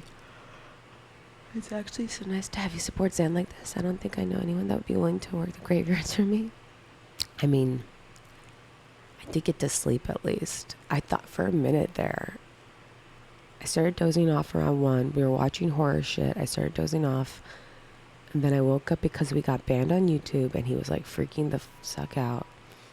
And then I looked at the timer and it was like an hour and a half. And I was like, we can't go to sleep an hour and a half on the clock. That's so risky. And he was like, we're just going to let it die. And so then for a second I thought like, oh, I guess I'm staying up all night without him because I'm not letting this suckathon die. And literally not moments later, Ludwig came in and dropped 500. I mean $100. $500 for 100 subs. Whew. Would the timer going at 0 wake you up with an alarm or something? It's a good question. I have no idea what happens when the timer hits 0. It's kind of scary. It's kind of like death. I don't know what happens when you die either. That's terrifying. How do we get YouTube back up? It wasn't hard. They just had like banned us temporarily and they were like, take down the copyright and we'll let you back up. They sent an email that said that. And we were like, okay, we will. And then we did. How many kids do I have? I have 2 kids. I have a 4.5-year-old and a 2-year-old. They're very cute. The cutest. Water's finished.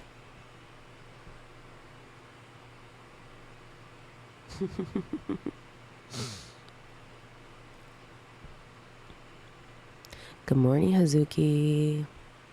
Good morning. I bought these pants for Zen to wear, and he didn't wear them. They're double XL. Look how big they are. They're huge. Am I a good mommy? I think I'm a pretty good mommy. But sometimes I lose my patience with my son. And I'm working on it. Because he's a good boy. Sweet boy. And I gotta do better. I tell myself that every night. Every night I go to bed and I say, tomorrow I'm gonna do better. I'm gonna be more patient, more loving, more kind. I won't freak out about the little things. And I will make sure that when he is pissing me the suck off, I stay calm even in those moments. Oh, I'm sorry that you're working right now, Hazuki. I'm going to have to be working soon. As soon as Suck2 wakes up. Unk status confirmed. None, I told you why we're whispering. He's asleep and I'm trying to wake him up. But I gotta whisper so he doesn't wake up.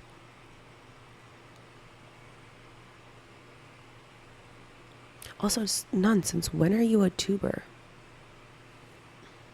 You have 4 kids? That's a lot. That's impressive. I'm impressed. Is my son going to be NFL, NBA, or MLB? Are those the only options? Certainly not NFL. I don't want no, what was it? Encephalitis? What happens to their brains? I don't want that. Whispering won't do it? Yes, obviously whispering isn't going to wake him up, but I'm trying to figure out the best way to wake him up.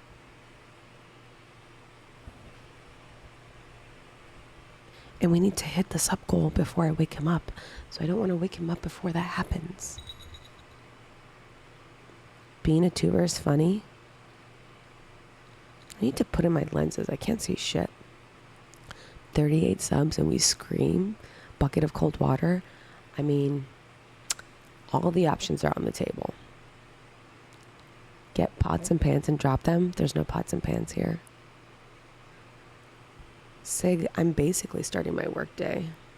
I mean, I should be. I will, as soon as he wakes up. Cold water challenge without consent. Do it. How pissed will he be at me? He might murder me.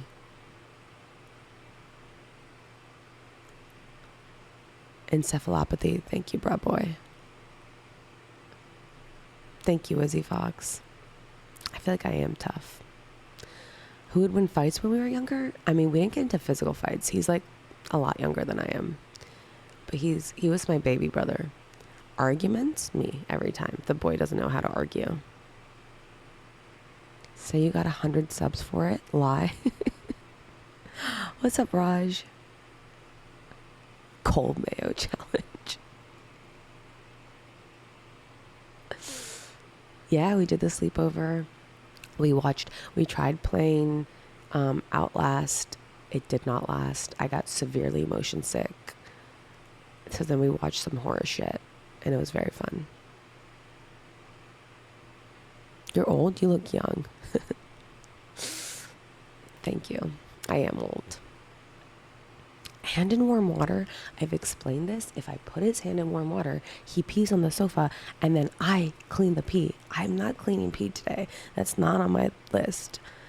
I barely like cleaning my kids' pee. Thank you, Techno. Appreciate it. Looks like there's more tubers in the morning. Lots of tubers in the morning. Small control fire. Light him on a small control. Light a small control fire on him. I think that's a good idea. I think that's a good way. Move him into a lake on the air mattress. Would the air mattress float on a lake? I don't think it would. It's because the morning is the only time Zan responds to us. He is really cute when he sleeps. He becomes so miniaturized, diminutive. Little baby, sleepy, sleepy, baby. Oh yeah, Wispy could wake him up with the blow dryer. That could be fun. Should have played Alien Isolation. I can't play anything that involves moving a camera around and looking. It makes me so nauseous. Sit on him? don't desire to do so. No, I don't think it would float. I don't think so. Also, this one has the built-in motor where it inflates. You just plug it in and it inflates. I think that would stop it or something. Do you think if third-person camera games would do the same? I think so, because you still have the camera shit going on. I think so. Good morning, Killer Cubs. Zan has now played Air Riders and Kirby 64. We did turn off motion blur. I am incredibly motion sick to the extent that I don't really ride. Like, I almost always have to be driving, and if I can't drive, if I'm in an Uber, I have to sit in the passenger seat because I get so nauseous.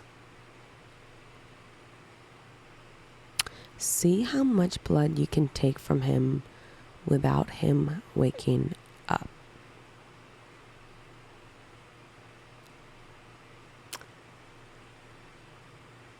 To what end? What do I do with all the blood? Echo, you have the same motion sickness issues? What the suck is man sauce? Are we teaming at Supernova? No, we didn't hit that sub goal during the Diamond Ring Challenge. Although maybe we could make it a sub goal during Suckathon if the Suckathon lives.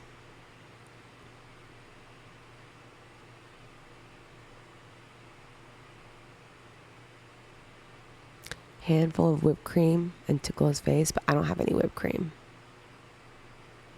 Oh, I could donate the blood. Actually, that's such a good way to wake him up. It's for such a good cause. But I got no needles and no blood containers. I need to go to more majors with him. Well, the next one is literally 10 minutes away. Good morning, Georgios. Yeah, same, Echo. Same. 100% same. It's awful. I'm pretty sure I'll go to Supernova. I don't know if I probably won't enter. Dip a marshmallow in water. Brush it on his cheek. What? Darren, what? Does Gravol help? I don't know what that is. I've taken Zofran before. Zofran is helpful.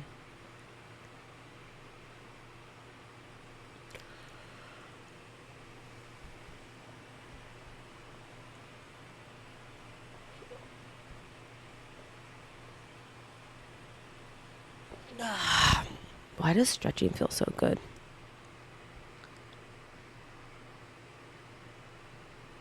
Oh, you're going. Nice. That's exciting. I'll definitely say hi. Supernova might be the biggest tournament this year. Really? I'm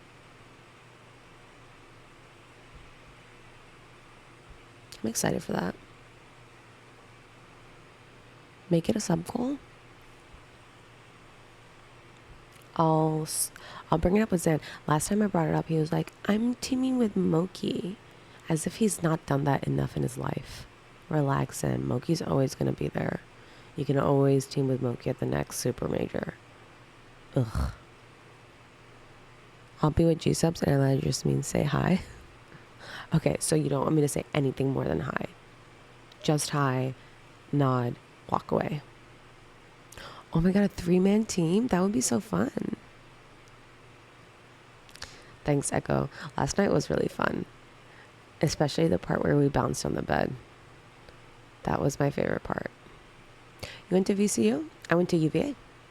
Zan went to Tech. My older brother went to JMU and then Mason. Let's see, can we hit all of them? I have a cousin who went to Richmond. William and Mary. I don't know anyone that close to me who went to William and Mary. Wahoo wah, Sig. Ludwig will pay my entry fee.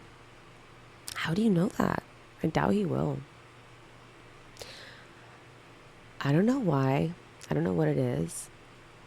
And I might be wrong. I've never met him. But I get the feeling that Ludwig doesn't like me. I don't know. I don't know. I've never met him though. It's just a feeling I get. Lud is playing for all Melee entries this year. He's paying for all Melee entries? What? That's crazy. I never understood the rivalry between the two universities. Too many people made it their entire personality. Yeah. I don't care about that rivalry. Doesn't everyone say they feel like Ludwig doesn't like them until they get to know him? Is that a thing? Oh, I didn't know that was a thing.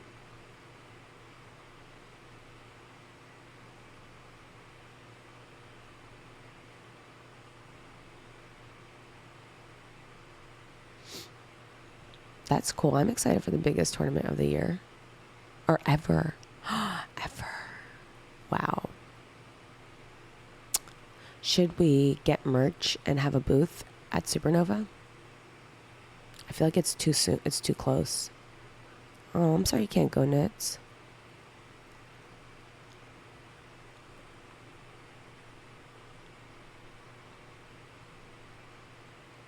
Ever. Wow. That's pretty crazy. I mean, it sounds like you should go. It sounds like it's going to be the biggest tournament ever. That's wild.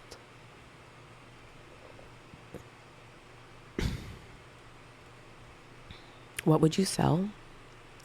Oh, goodie merch? What's up, I'm no fool. Ludwig is very able to ingratiate himself in different social circles because he doesn't take sides unless it's clear benefit for him. But that's how you play the game when working with millions of dollars. Yeah. Oh, you're in Canada. Canada, I would like to be in Canada, except I don't like cold weather. What's up, J-Rob? I feel like things have really gone down the last 3 days when I wasn't there. Did you guys play the Kirby games? Oh, things went down all right.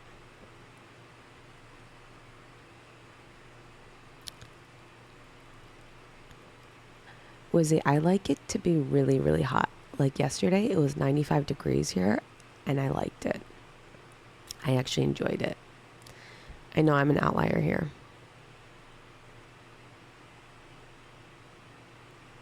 Anyone know what happened to the VOD for yesterday? Yeah, it got taken down because we played an Adult Swim thing, and it got struck immediately. So, but I'll try to see if I can get it back up and delete that section once I have a moment. Have you guys been to Pakistan? Yeah, I mean, I've been. He has not.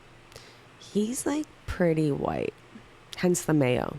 Loves mayo. Wanted to take a bath in it. The humidity was insane. The humidity at night was wild. It was like the air was clinging to your body.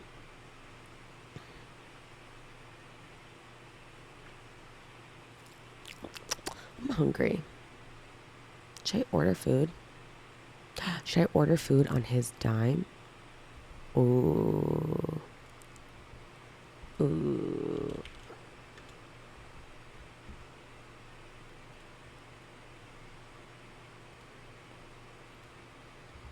Yes. What was Zen freak? He freaked me out. It was bad.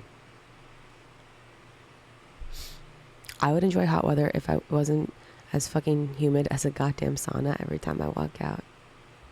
Not that bad. Not that bad. I think Sam Meowth is trying to get Zen to our MTL event. It'd be nice. When is that? I've heard Montreal's a nice place to vacation. He's not logged in to any of the delivery apps? What the suck? I have to steal his phone somehow. Ugh.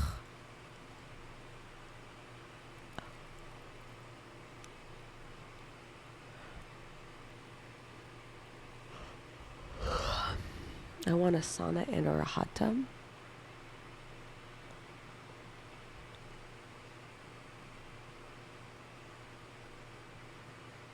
I'm not in Canada. I would love to be in Canada.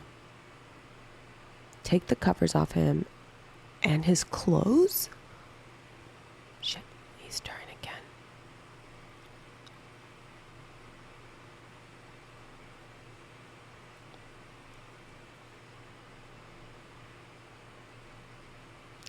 I have zero desire to take clothes off my brother. Covers I could do. That'd be a good way to get him up, but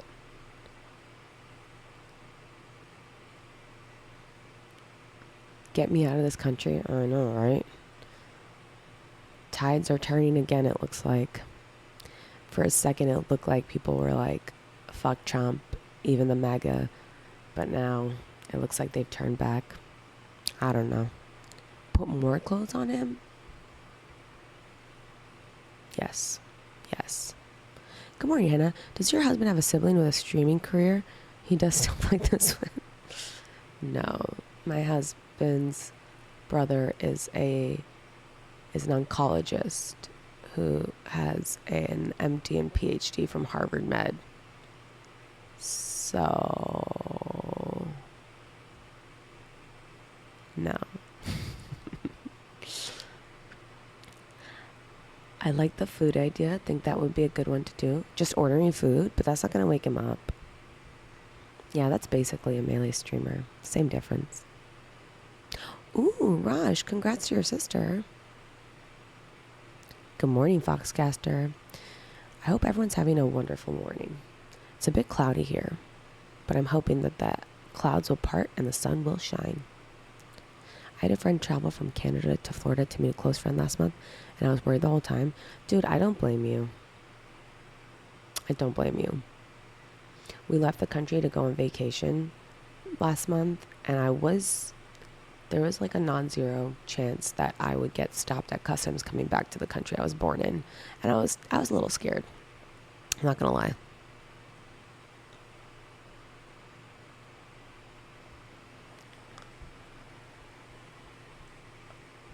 It's terrible. It's the absolute worst timeline. I've spent so much time thinking about it, analyzing, worrying, and they've just won. They flooded the zone. They made me feel completely paralyzed to do anything. I don't know what to do. I just live in the reality of like telling my mom yesterday about how they're claiming he has some sort of vein disease because his ankles are so fucking fat. And telling my mom, like, I mean, it's probably whatever they're saying. That's not the truth. It's something way worse than that because we live in a country where dear leader is 6'4" and 275 pounds and 0% body fat when he's clearly a fat fucking monster whose years of fake spray tanning has seeped into his brain and he can't think beyond 3 simple thoughts of ego, ego, and more ego. At this point, just deport me. Yeah.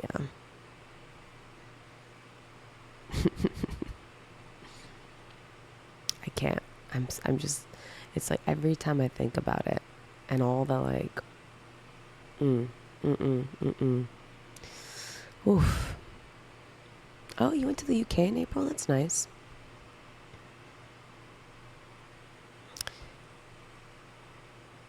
We should leave to New Zealand. We were actually talking about it for a minute, but it'd be really hard. Good morning, Rio. Sleepover was fun. No pranks were had, which I'm a little bummed about, but I could still prank him by waking him up. Am I going to Japan in December? That would be cool. If they would pay for my travel, I would for sure go with them. Who's sponsoring this? Nouns?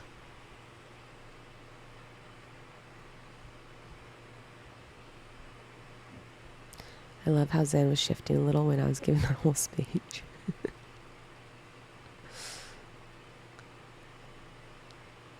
Hey, Will. Yeah. A wet willy. I thought about a wet willy, but then I have to put my finger in his ear, and I don't want to do that. Take a nap, Muffin. Take a load off. You may end up moving to New Zealand or Australia since MDs are comparatively and their work-life balance is way better. Are you an MD, bro boy? That's so cool. You should do it. 100%. I support you. I should make a Kirby moveset tier list and then show it to Zan when he wakes up. Darren, why do you keep saying wet marshmallow? I don't know what that... Oh, in the ear? Oh.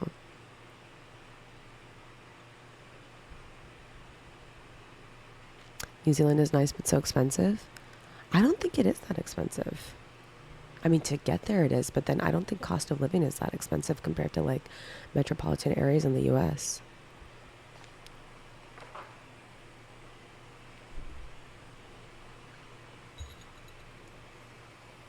Yeah, like Wizzy Fox, how long does a new mother get off for mat leave in Canada?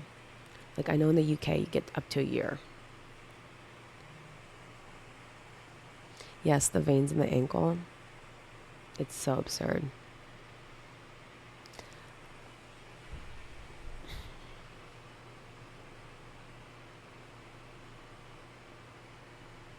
I live in DC and I'm suffering monetarily. Bruh, it is actually terrible. Yeah, British Columbia is gorgeous, but it's too cold for my blood. Good morning, says. Gonna get ready for work. Have a suck to a day. Thank you. You too. A year or more to get into New Zealand, you're saying? Can you or Zan play any instruments or have any other cool talents? I mean, we both took piano when we were kids, but neither of us are good at that. He can play drums. He has a lot of cool, weird little talents. For maternity leave. He can throw cards, and like he could pop those balloons by throwing a card. He can... What else can Zan do? He has weird talents. Me? I don't have a lot of talent. I can balance shit on my head. I'm really good at balancing.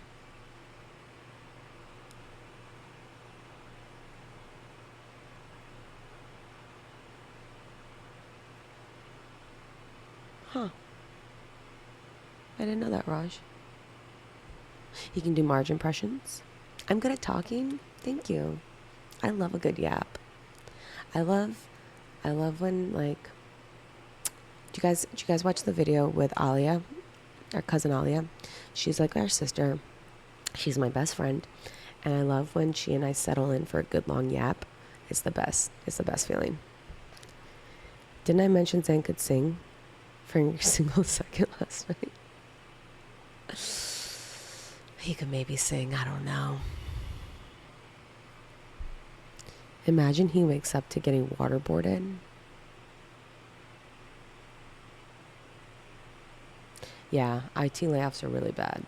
It's scary because they're all just right sizing for an AI future, which like I don't understand what that looks like because who's buying your products? If it's like AI is making all the who is going to have money to buy these products? It makes no sense. I don't understand what the future is going to look like. There has to be a universal basic income implemented at some point. I don't understand. Did he agree to me waking him up? Do I need consent for that?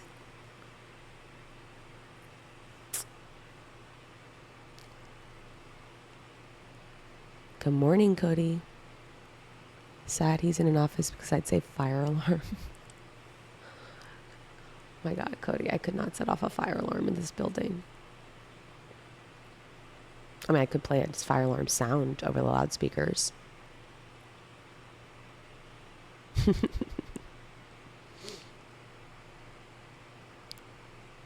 If he wasn't in an office, would he have a fire alarm? Yeah, but like not that kind you pull. You'd have to like trigger it with like smoke or something. Yeah. Play the Suckathon song really loud? I mean, look, first we have to hit 2575 subs so that when he gets angry, I can point to the subs and be like, but I got subs for it. Although that might, I don't know if he's happy for subs anymore at this point. I think he just wants Suckathon to die. But we can't let Suckathon die. We can't. Paint your entire body blue and wear blue clothes and then stand in one corner of the room just staring at him.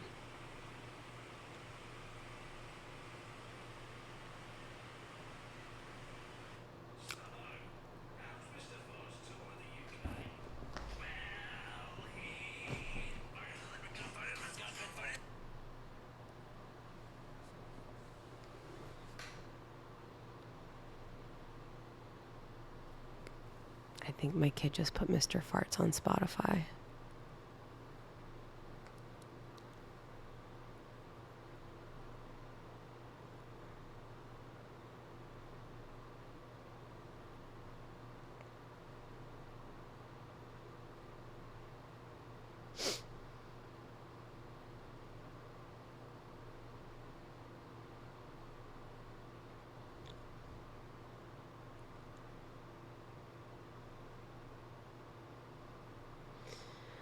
Whew. Ice Cube on stuff. I don't feel as safe talking without the white noise.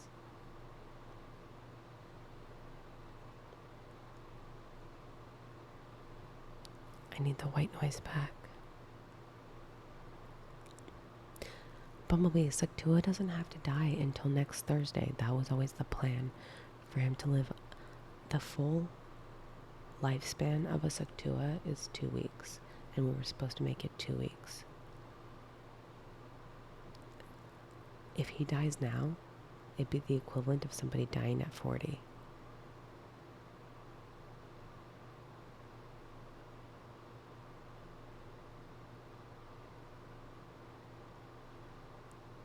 He's sucking listening to Mr. Farts because he knows I hate Mr. Farts. He's not allowed to listen to Mr. Farts when I'm home.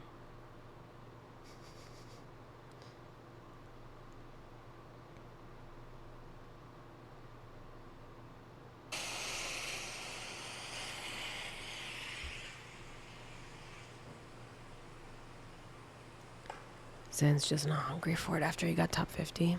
It's been about, okay, I mean, if you really need it. Do you really need the Spotify, dear? You can have it. Just let me know. I can turn it off.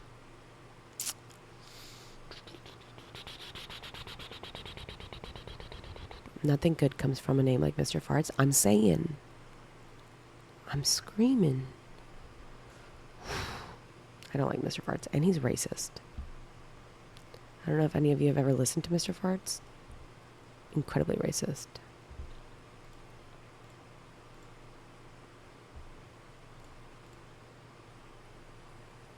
Yeah, on Spotify. Please, Mr. Farts was my father.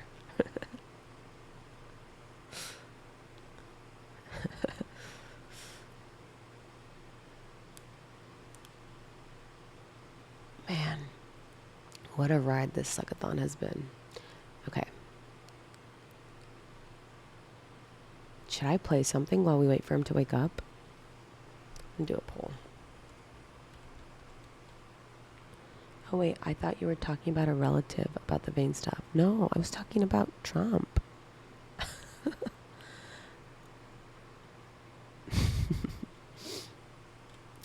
Okay. Question. What do Kirby 6'4", Balatro, Melee? Oh my goodness. So many options. Oh wait, I should add. Hold on. Hold on, I messed up. Don't do this poll. Don't do this poll. I'm going to cancel this poll.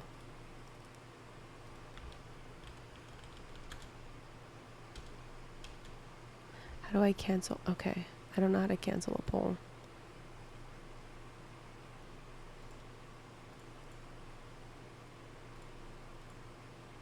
Alright, I'll add it here.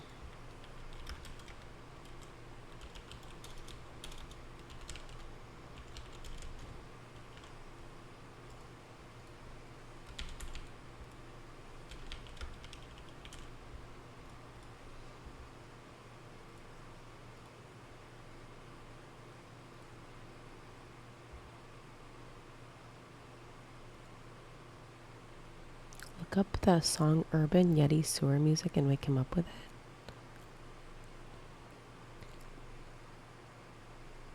What would he do? Wait, what would he kick me out for?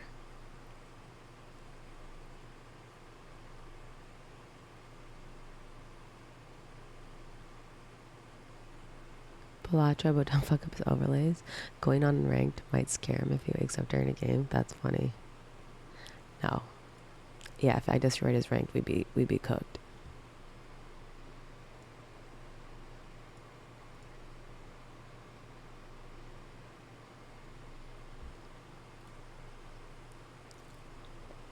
I messed up this poll on Twitch.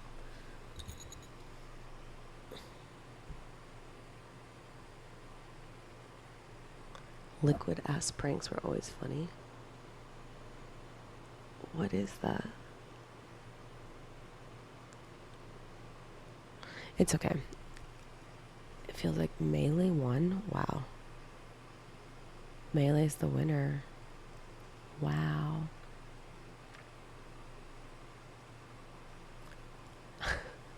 Thank you, Nam.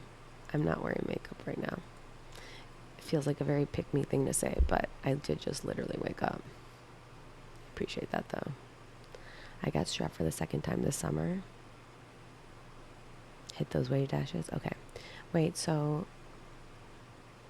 But I don't have to play Kirby, do I? Because I can't do Kirby. Should I try to do adventure mode as Kirby? Alright, let me put in my contact lenses so I can see. BRB.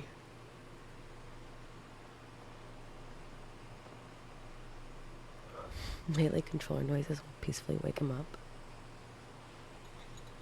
But do I have to do adventure mode as Kirby, or can I do Sheik?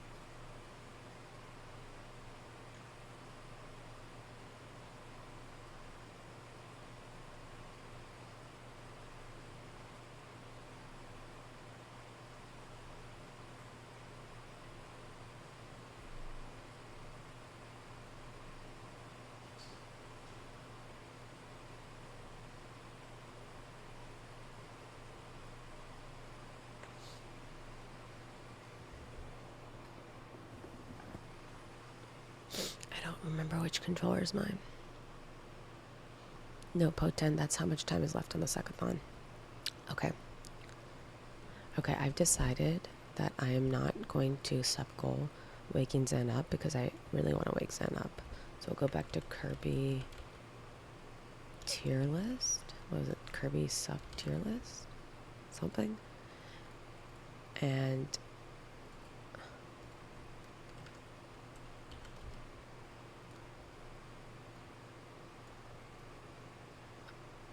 instead, I'm going to add, let's see.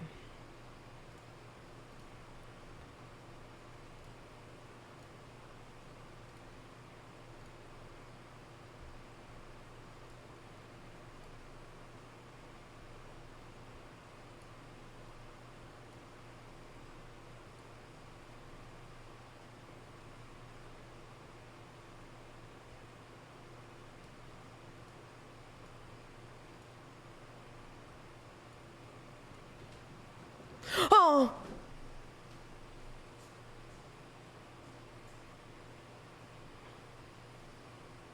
What the? What the fuck was that?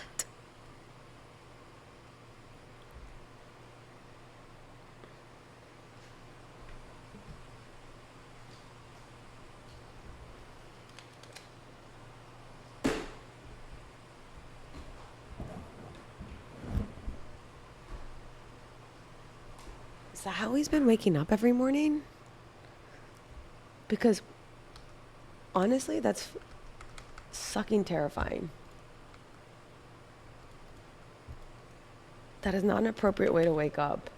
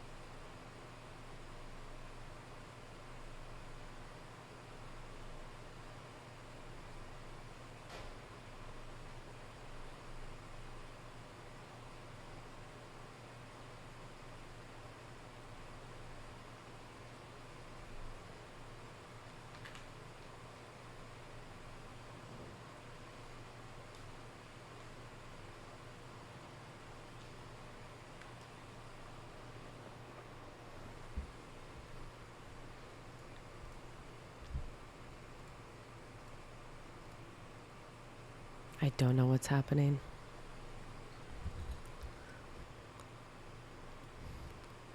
I have no idea what's happening.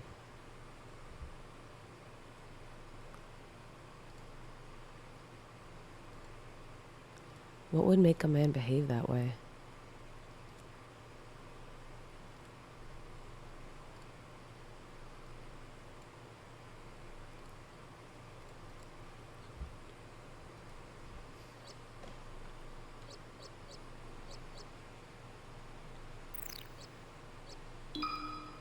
Choose your character. Zelda. So wait, it's very hard. Can I have 3 stocks? How many stocks can I have?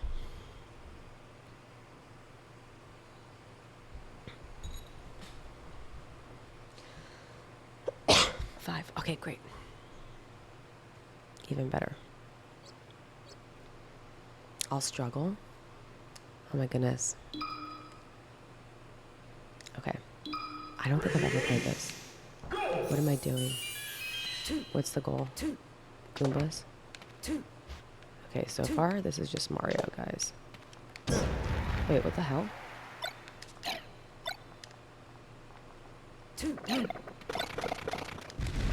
Oh shit. Okay, wait. I can do better than that. Hold on. Yeah, I decided I'm gonna wake him up no matter what.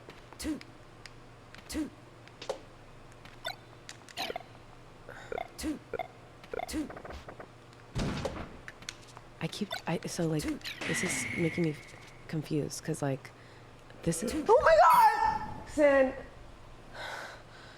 Oh, Jesus Christ. Why? I hate you so much.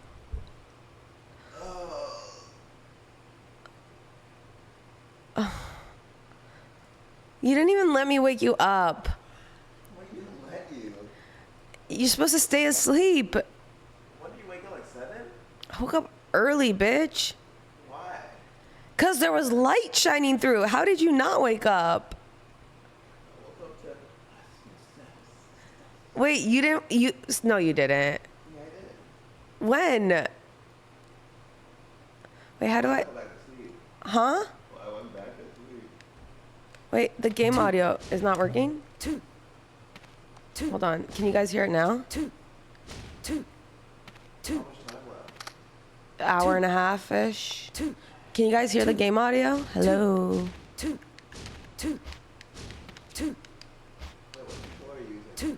Who knows? It doesn't say anything.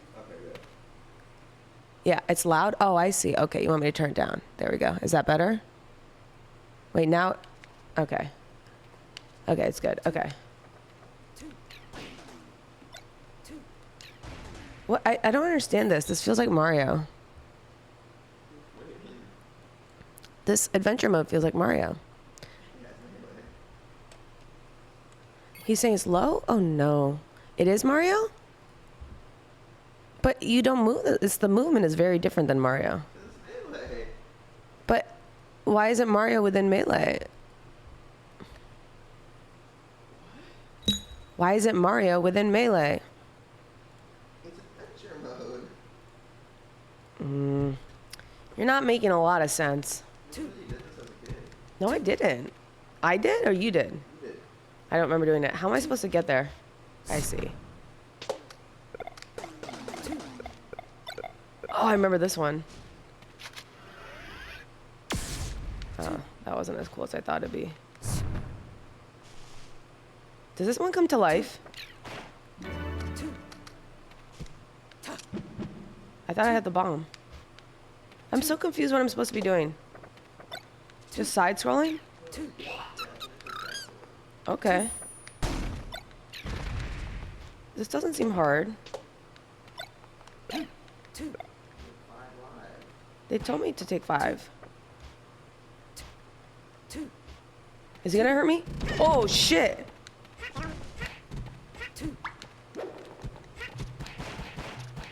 Okay, so now I play melee. Okay. Very hard. Oh, really? Yeah, they're hard as. Oh. What move? Fair?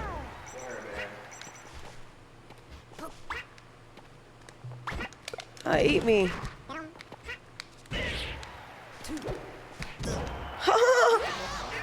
It got. Oh man. Shh. Okay. They're eating me.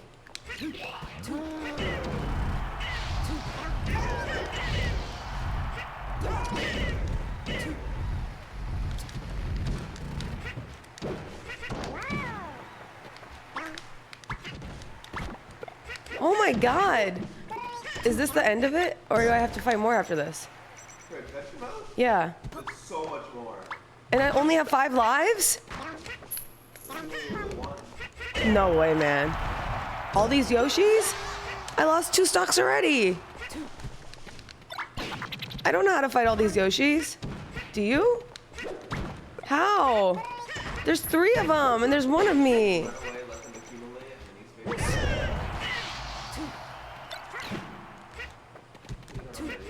No.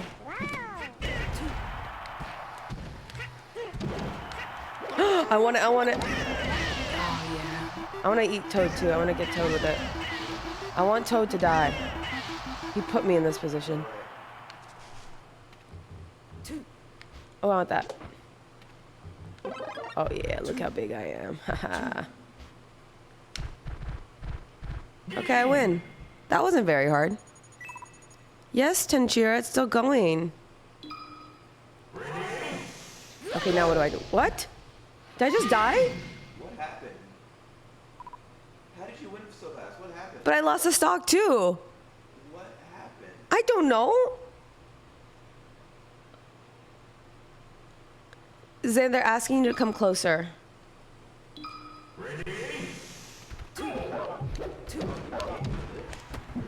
Yeah, I can tell you that. Why are these Donkey Kongs so tiny? Or am I big? Why?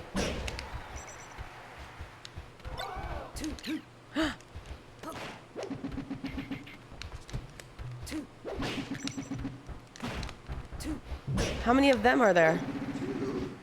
No, after that. Oh god. It just spawned everyone inside the map.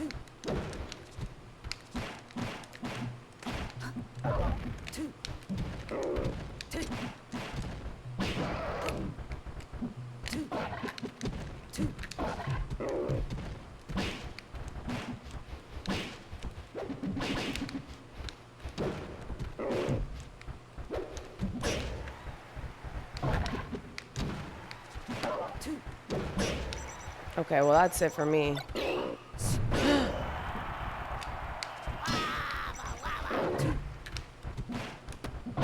Shitballs.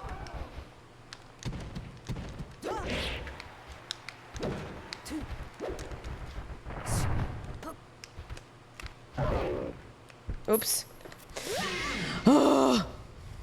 Is this JMUG for June? Game over. Shh. This is hard. In fact, I would say it was very hard. How many stages are there, Zen? Hello? Oh, whoops. Did you see that?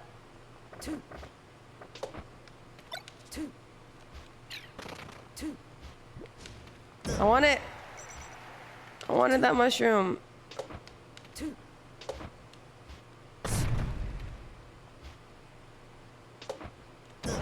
Oh my god. What is this? What did I just take? What does it do for me? Boop. This is making me want to play Mario.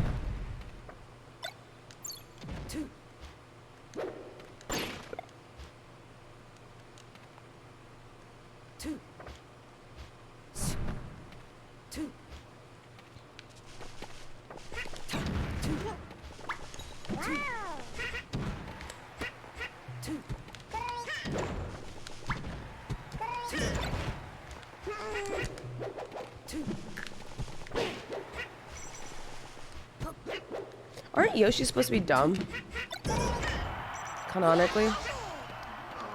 Yeah. Bunch of doodle bird brains. They literally what? Rage? Raised.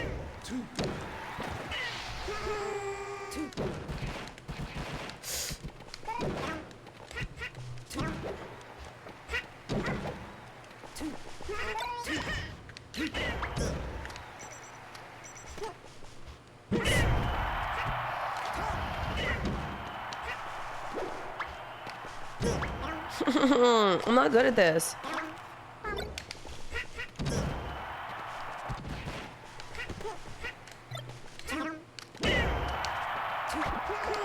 Keep eating me too.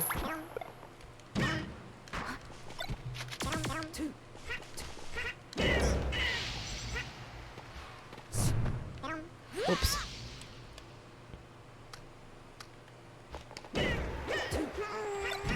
Oh, I don't like using this because I can't see myself either. I don't know where I am.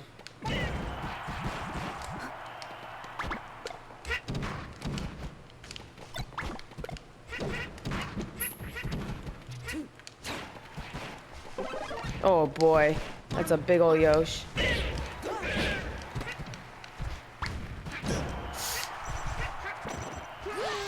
I can't do this, Zan. What made you think I could do this? I don't think I can.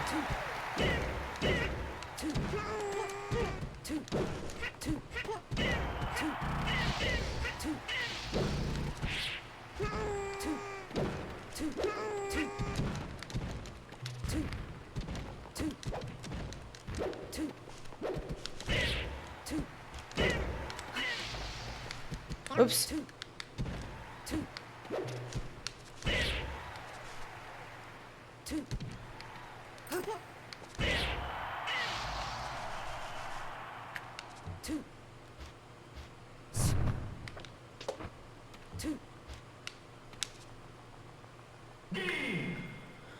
Oh. Make the difficulty normal. Can I make the difficulty normal? Okay, what is happening here? I think it's a glitch on Core 3, is what the chat said. Oh. I see.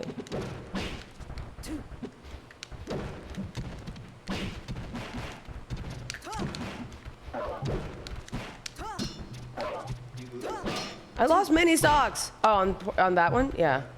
Yeah.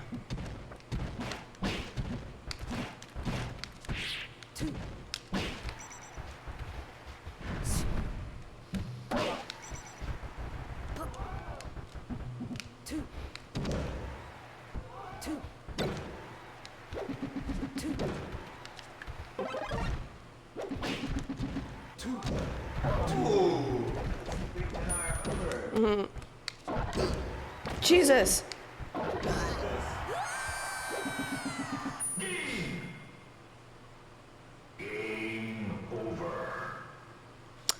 Why am I bad at this, then? It's hard. It's very hard.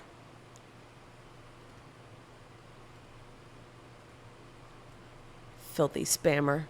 Sucking. What? What did you say? Someone said filthy spammer.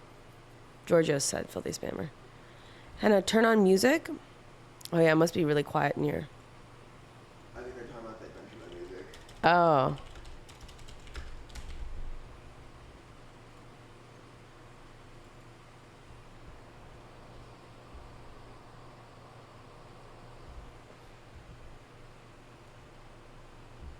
Can you turn my white noise off? No, it's about. Oh, yeah.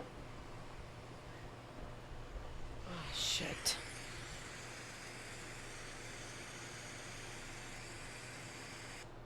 How do I do that? How do I do that? Zen. Yeah? How do I do that? The music? Yeah. Escape? Hold on. Escape? Hold on, what's it? Escape? Then go to options. Slippy. Enable music on the jukebox. 100%? No, right? 80? Maybe. Oh my god. Meet your other music. No way. I think I like the other music more. Well, chat will like that more.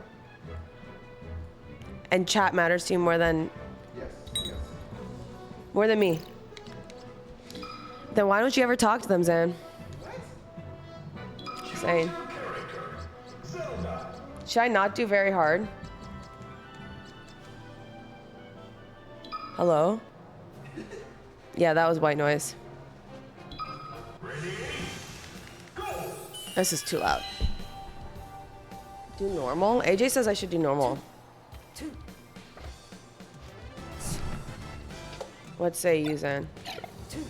I think you can do this. I think you're wrong. Want me to coach you? Yeah. I do.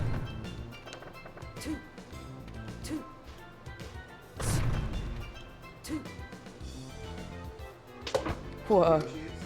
Uh-huh. We'll grab that. Nah. No, because it's gonna run out. It does confuse me.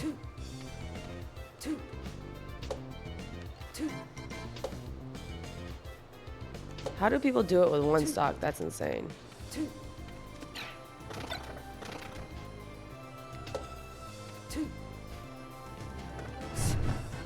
Oops. All right. Here goes.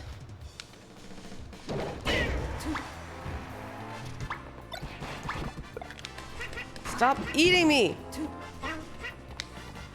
I'm trying to do what you said. Stack them up. Yeah, stack them up and back air. Back air? Not fair. Fair is my best move. Back air's important so you'll be more away from them. I see.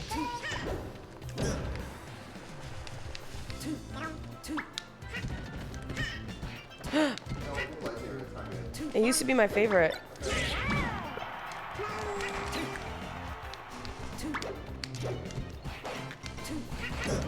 I can't do this, Ann. What's cruel mode?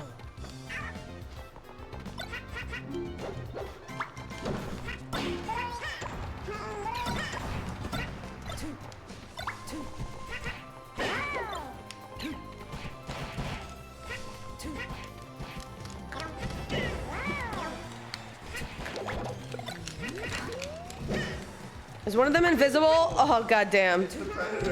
Oh, goddamn. I don't think I can kill without a fairing.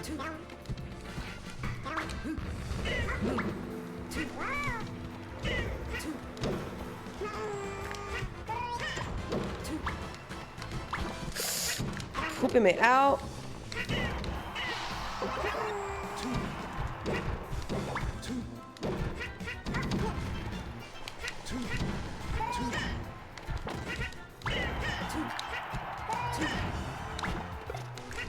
They're not like the Yoshis in the other one, classic mode.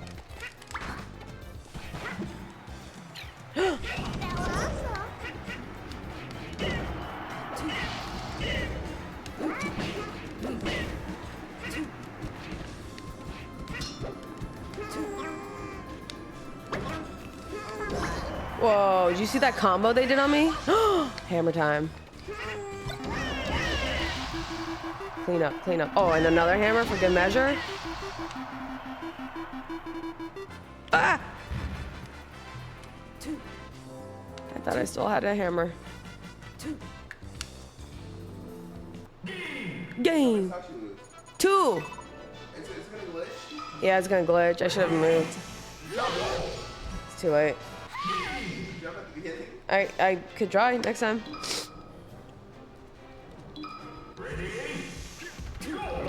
Why do they spawn us in the same spot as each other? Also, are you at all hungry? Not yet, are you? Yeah. All I had for dinner was a s'more and popcorn. Really? No. But the kids ate most of my poke.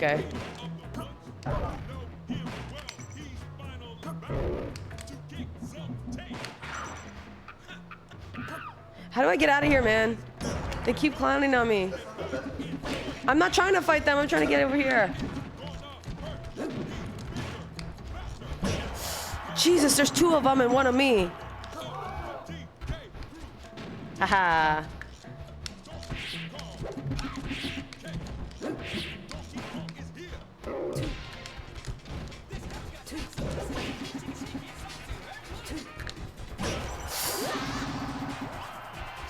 Yeah, the Suckathon made it through the night, Ben, thanks to his boss. Why do these Donkey Kongs live forever?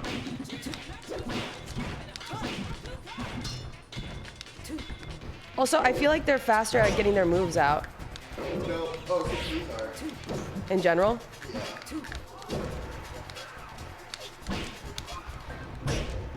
Like, literally every time. What? That was so not satisfying. Yes. Oh, goody. Ben, have you come through at all?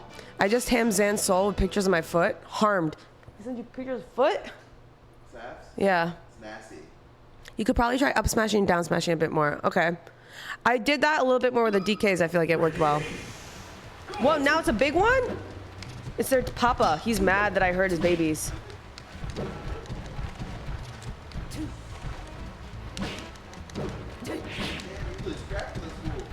Am I not supposed to?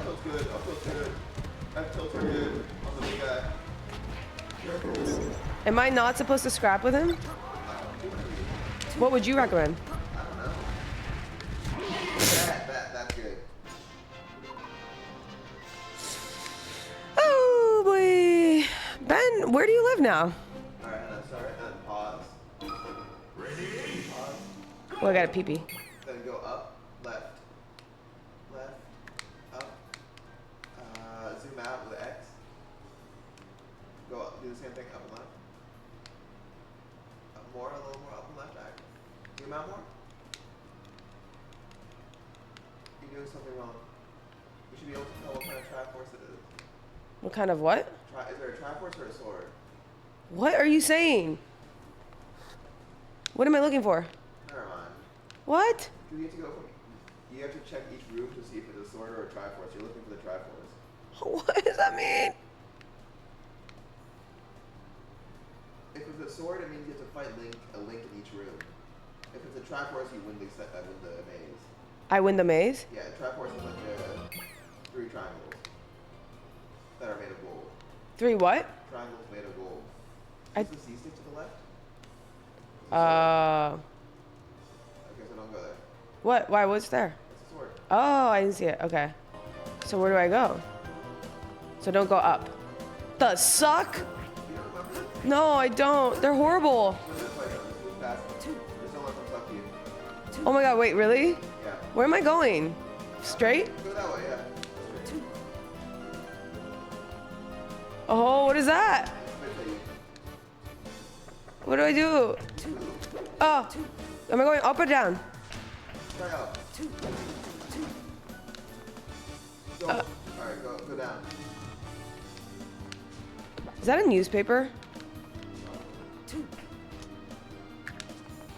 go fully. Peek. Alright. Which way? Ew, did it lay an egg? What the hell is that? Another thing that's a swallower. Oh my god, go down? Go down left.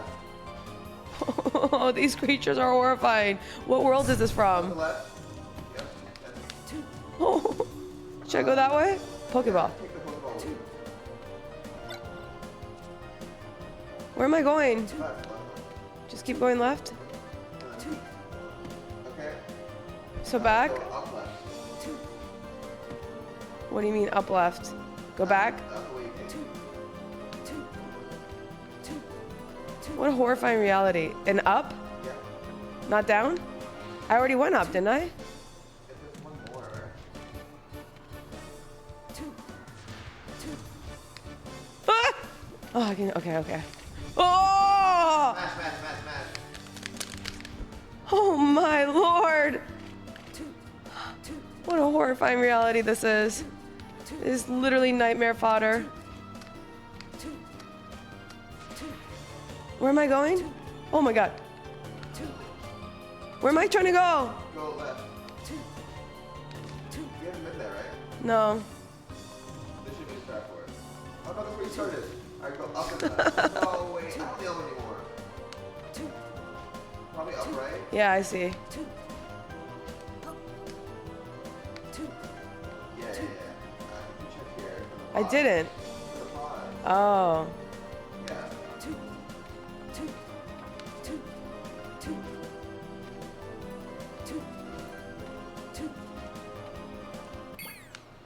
No. Ew. Yeah, go that way.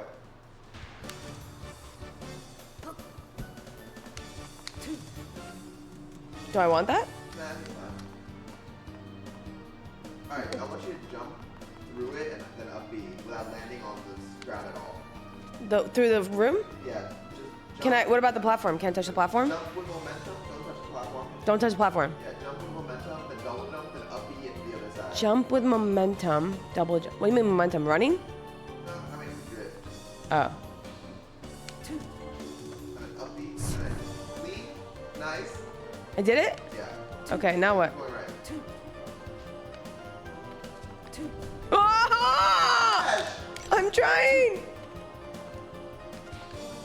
Alright, same thing. I can't, dude. The angles. Apparently you can't land on the platform like this. Ah! Oh, it's bad at you. I go right. Oh my god. I have no power.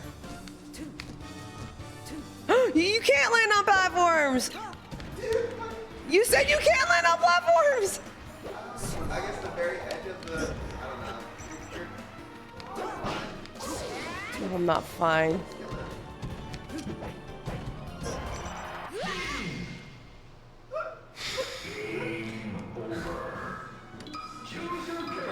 Yeah.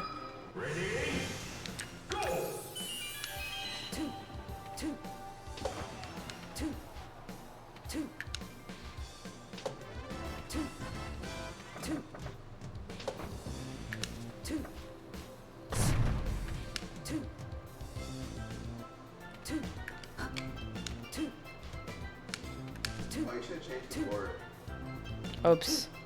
Try jumping immediately. Okay. When you fall.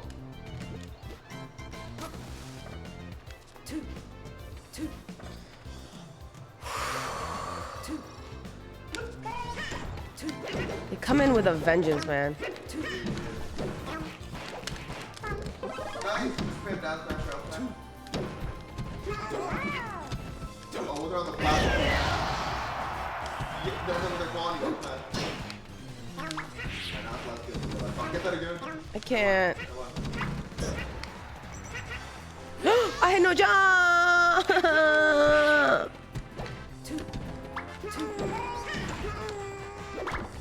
I want it, I want it, I want it, I want it. I don't care if it is confusing. I know, that's why I want it.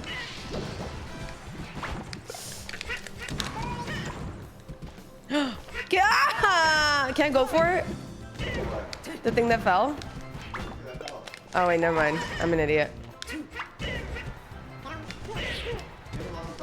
Yes, I have, remember? I need that, I need that. Oh! Do you know how cruel it is to drop supplies and literally have them fall off the platform? Have them fall off the face of the earth?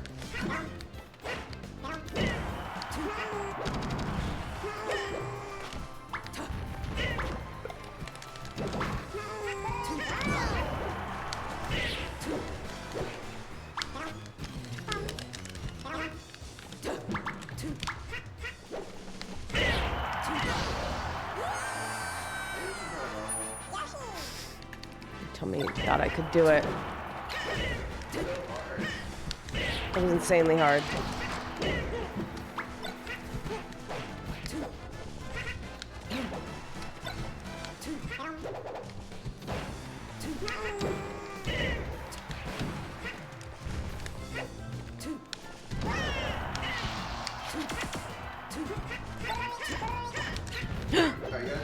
I know, I know, I know.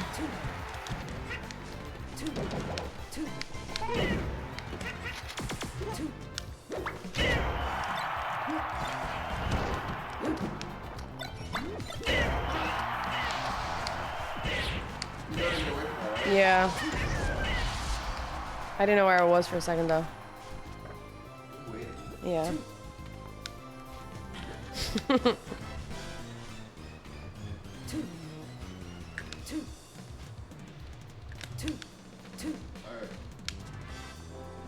Kind of jumping as you're falling. Okay.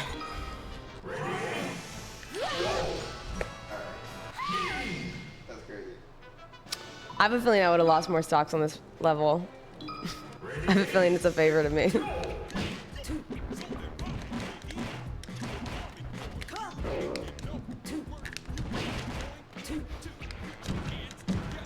Wait, I just remembered how many lucky things happened to me last time to get here. There were 2 SDs from 2 DKs.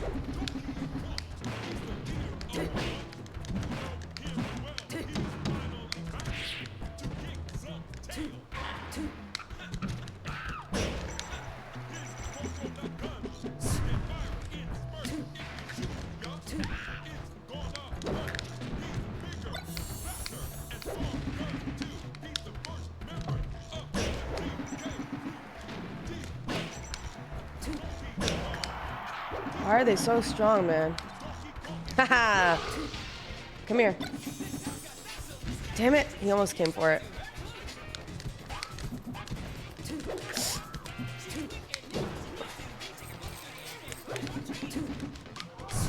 That was an accident.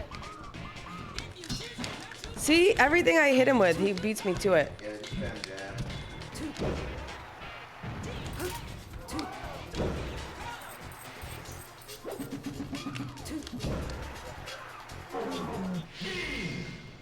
Sub goal for Xantaraptus.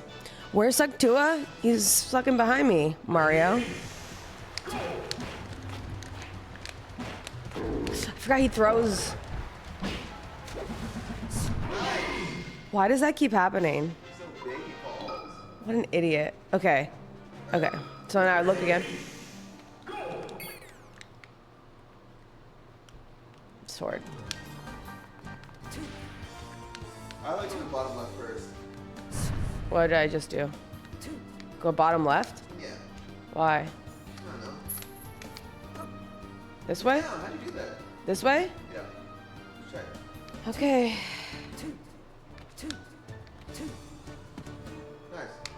Nice. That's it? Yeah. Whoa. That was cool. Get into Melee, you can potentially be number 2. I would never get into something if I couldn't be number 1. Yeah. We spawn at the same place. She's also Sheik? Stay Zelda, bitch. Are they? So what is the Sheik Zelda situation? I get that, but like, what is it? Is she in costume? Yeah. Oh. In my power field. Really?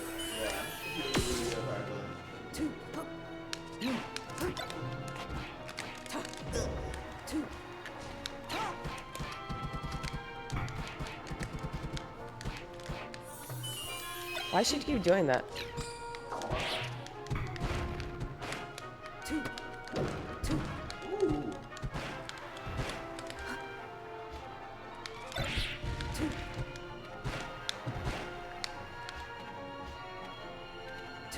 Thought she was gonna go for it. Ganna is chasing Zelda, so she turns into Sheik to help Link. I'm sorry, is this like a DV thing?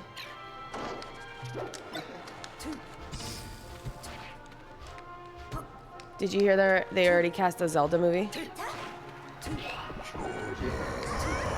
Who? Yeah.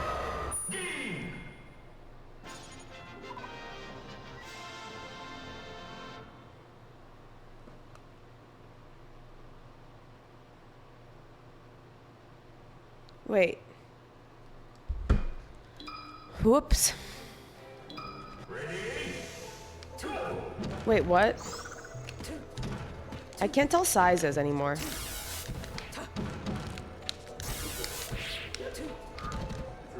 Are we normal sized? There's a giant ball sack in the background? Where? Shoot.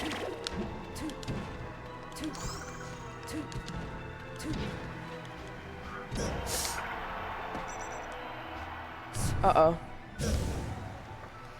I'm trying. Oh. Oh no. Oh no. Oh, it's down here.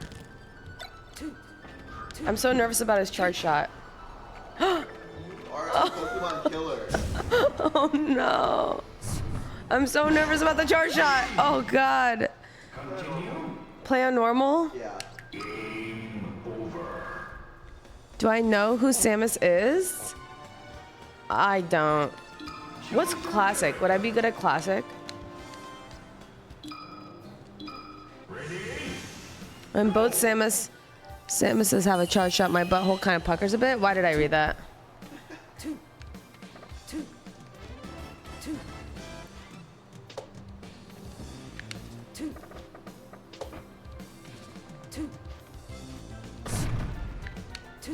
The voice gets deeper when you get bigger. I know, that's the funniest part.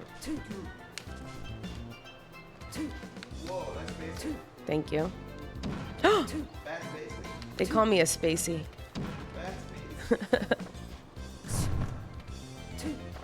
Okay. I've never gone into this with...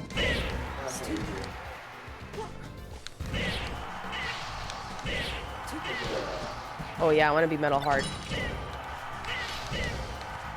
They're a lot easier to kill. Are you kidding me? Oh, they still do that.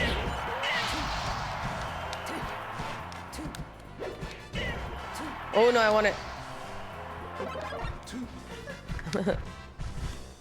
Two.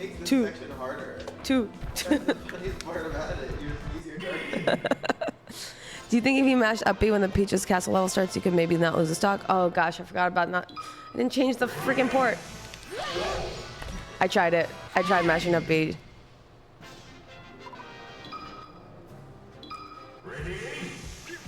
I don't like spawning in the same place as them either.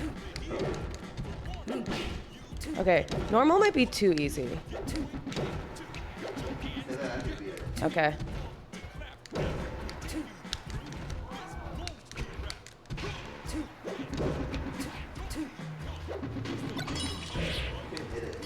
Oh, right.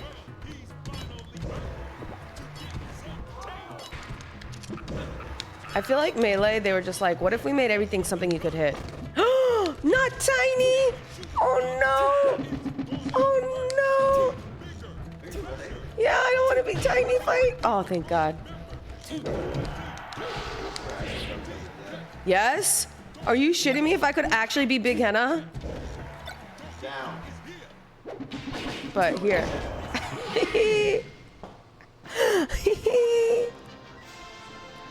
Is Zan still going for top 10 suck? Yeah, he is.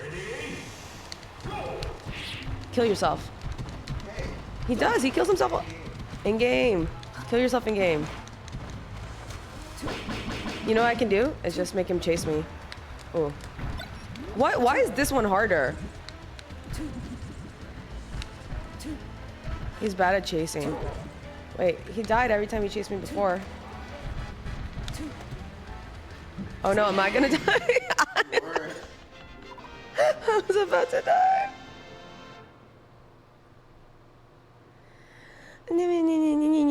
Work messages. More work messages.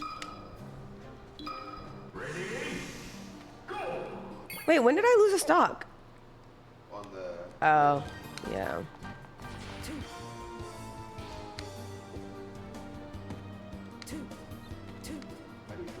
I don't think he did. Those hurt you. Just run through it.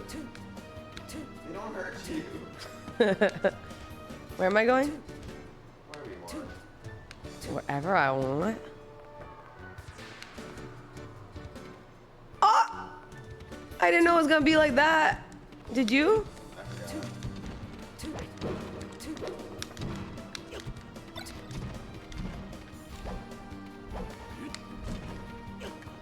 It's not gonna rain today, mother sucker. Oh no. I didn't know who I was. I didn't know who I was. Oh. No, they didn't.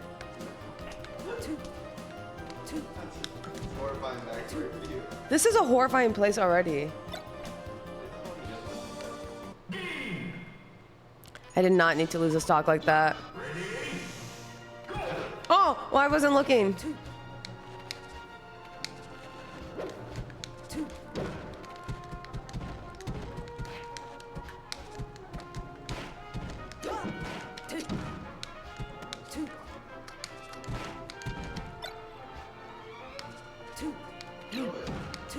I did, didn't I? I'm gonna do it.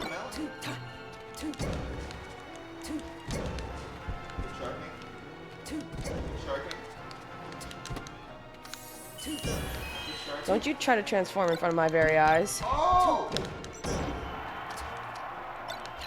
You remember where you placed that? I don't know where it went. Why go to it?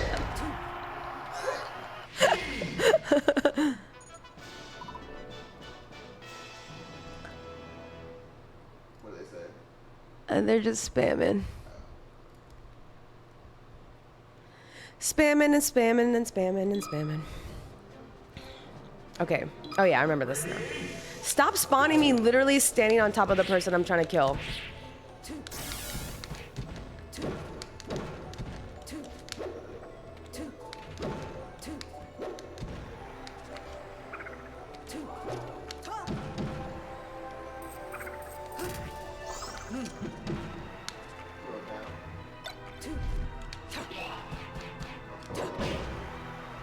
Polywag, get on my polywag.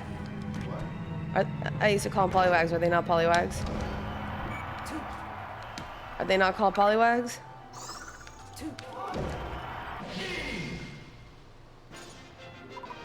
What are they called? Oh, what? Okay.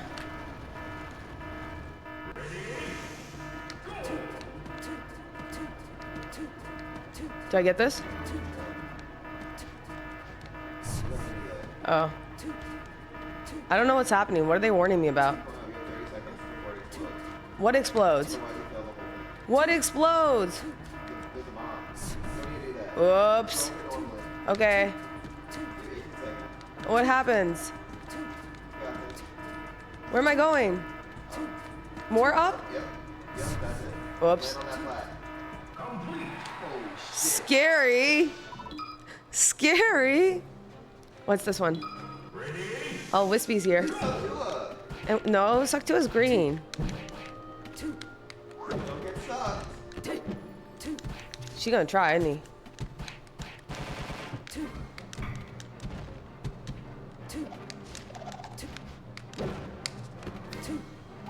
Oh!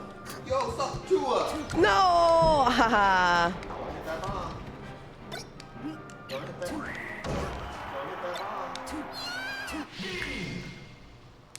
Is Chic Power S tier? I did like playing Kirby. Well, now what? Oh no! Oh, bad mistake, Hannah. I shouldn't have said. If I had said no, would they? What is that one? It's super racist. It's in blackface. I don't like hearing them die. It makes me sad. Yeah, I guess so. Just F tilt? No, it wasn't.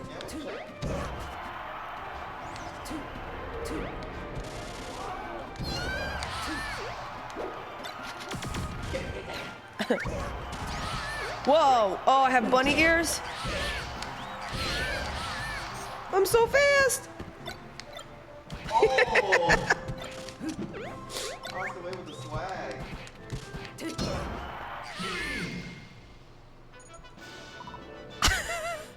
That was the most fun stage.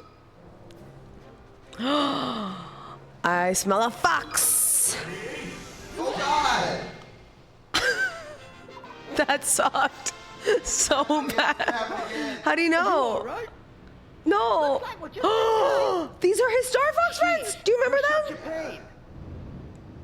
This is such a cool thing. This sucks. This sucks. This really sucks. Am I about to fight a Pikachu? Oh, a bunch of Pichus? Pichu. Are they all Pokeballs? Yeah.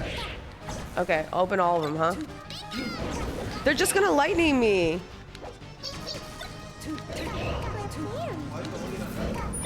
Huh?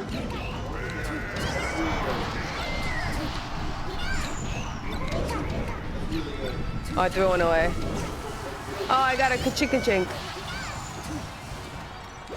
I want him. Get away. Oh, it took one. I can't go there now.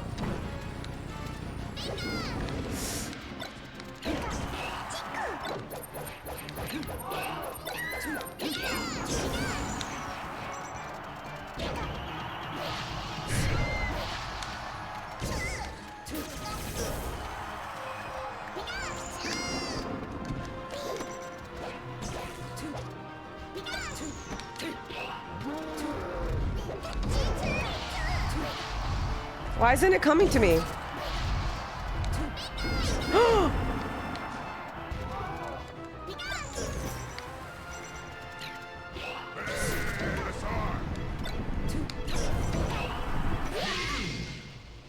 Continue? You died?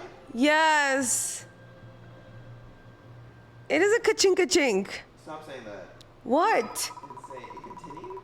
No, I didn't mean to. Oh, no. Hold on. Should I go in hard? Ah! You might want to change your board. That's what I'm gonna do, but should I go in hard? Hello? No, I think you should stay normal.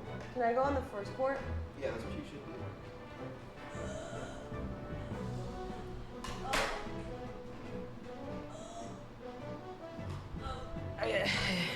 What's up, Heisenbear? You just quoted me? What did I say? What message did you send? Oh, yeah, that's weird.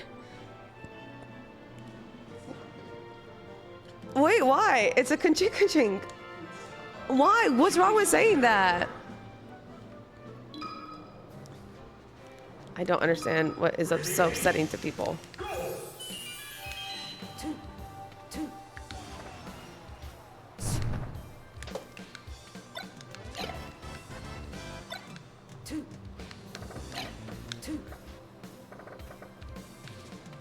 Oh my God. Words paired together change the meaning of the words. That's what a compound word, it doesn't have to, you guys are making it something it's not.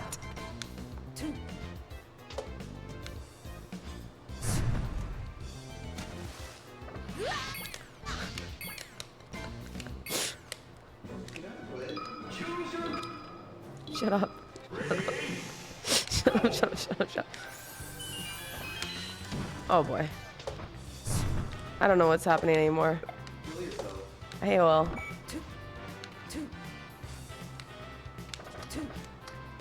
Whoops.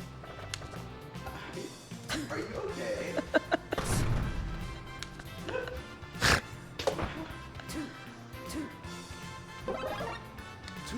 Oh, two.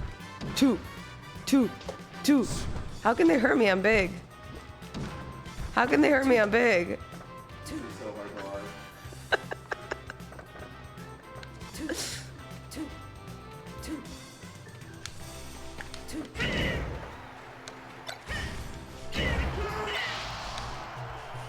Why I want to throw? Oh boy. Okay.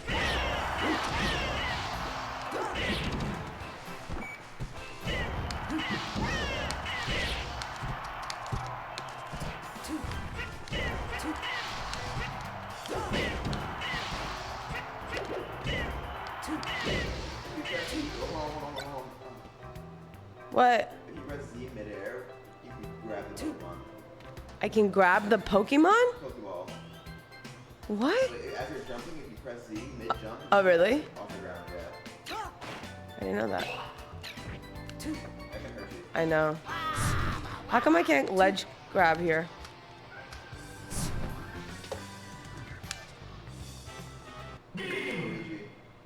I'm sorry? You're gonna get Luigi. What does that mean? Watch the cutscene. How'd you know that was happening? Wait, what? No, hold on. Is Luigi on my team? They're both against me? Yes. Am I supposed to fight both of them? Yes. Like, was it always this way, or did it, for some reason, end up that way? As Luigi, Yeah. you did something that made Luigi. What did I do? You crossed the finish line, but in the last digit was a 2. For real? Yeah. That's crazy.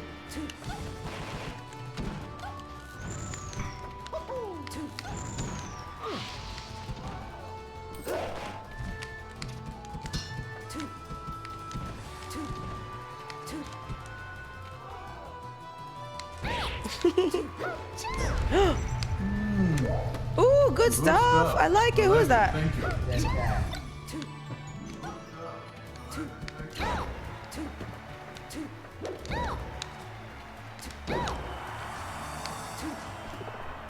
Thank you, dead cat. Ooh.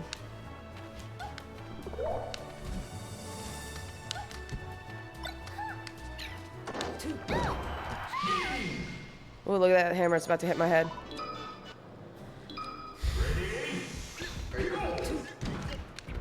If I do, what are you gonna do for me? Nothing? I think so. Oh, yeah. Oh, top row down.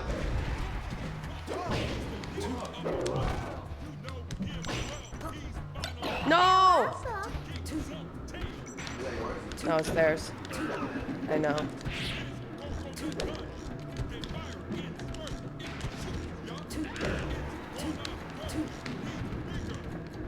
My contact lenses are already sucking up.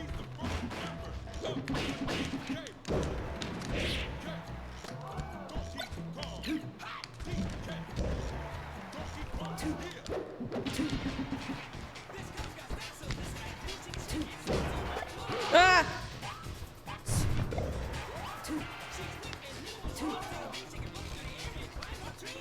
Oh!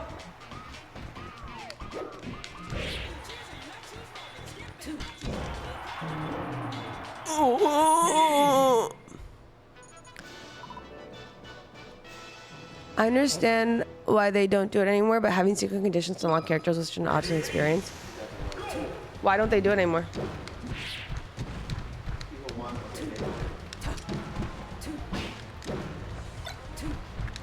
Well, you want what you can't have. Ooh, girl, that's too damn bad. Don't. You're so afraid of saying something controversial. No, Blastoise.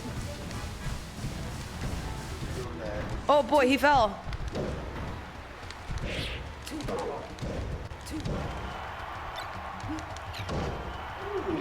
Oh my god, he's so big. They figured out people would pay DLC price for new characters. Facts. I gotta go soon.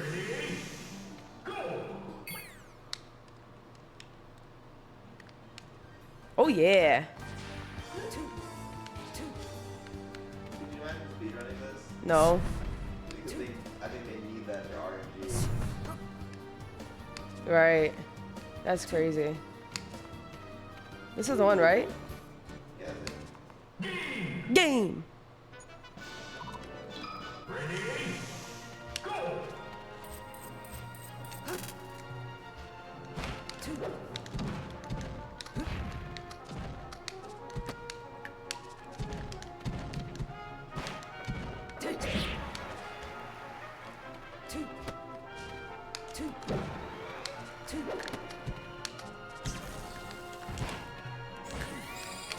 Ooh, magic.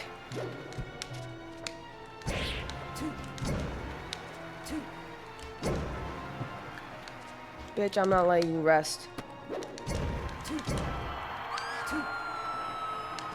if you were this good when they first played the game, it would have been destroyed. Really?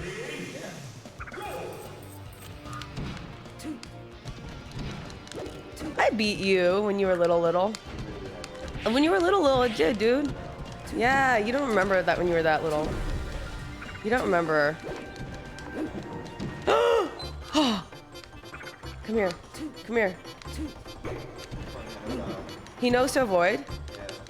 She. Did you say Hino style? That's not how I used to play. Oh my god. Came right into my charged up smash. I beat you before you can remember. It's true, Jimmy. I did. I did. TW style. All right, so I just go up, up, up, up, up, up, up, up, up, up, up, up, oh, down, up, up, up, up, up, up, up, up. Is that good? Is that a lot?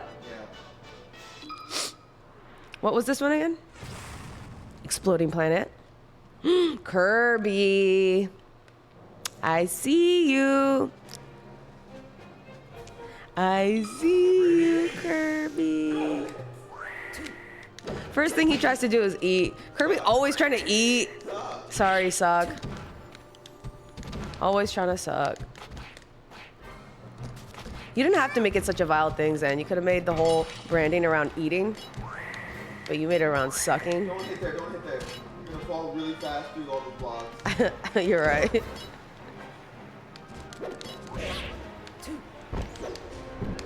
See, he boxes out. Itua. I think you underestimated me when you said that I had to do normal.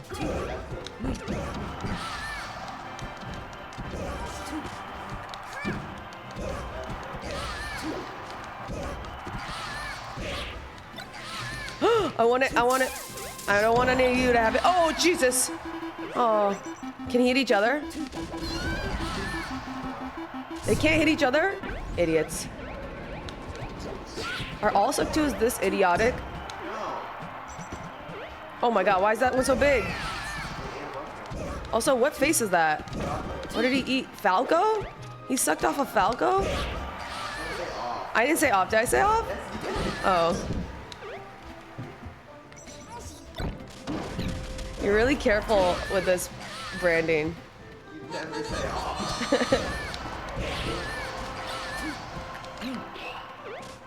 Why do you always get the weird one? Is it weird? Intrusive thoughts one.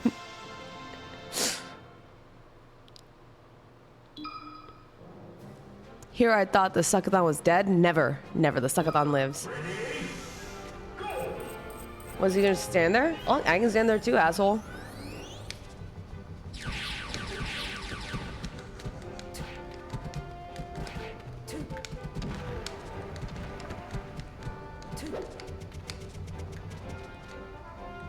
Why is he just standing there? What's his deal? I didn't like it. It was making me uncomfortable. He was just staring at me from a distance. Wait right there, Andros. All ships report. Don't get too excited. Oh no, why? What will happen? Things are about to get ugly. What? Really?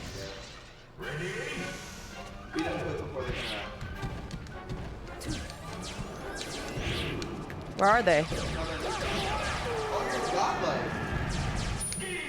That was really good. Was it?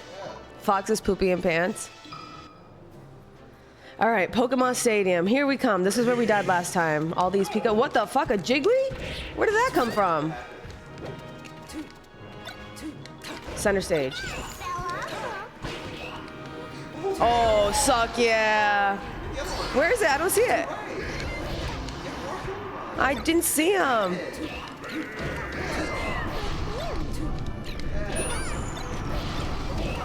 I'm trying not to. I love that one, the Bulbasaur just farts a bunch. Oh man.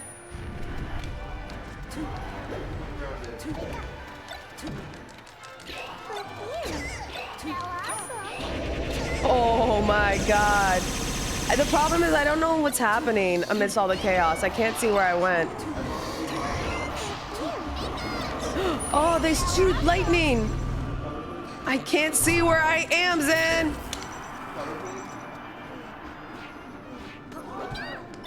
Oh god. They threw it to each other?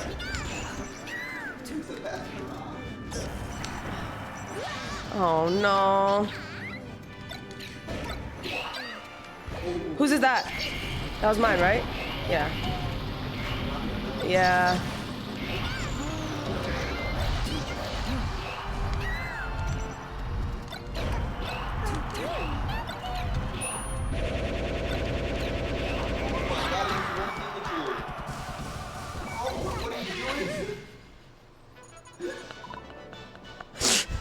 Oh no, that was so scary.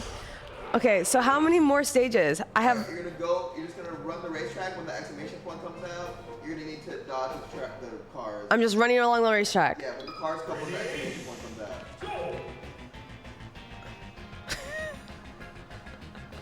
Surely she can run faster than this. Alright, pop on the Pokemon's coming up. Jump, jump, jump! Oh my god. Oh my god, go!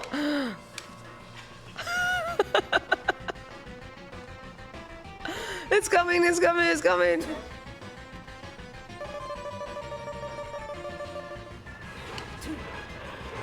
Oh, I've seen it all. I've seen it all.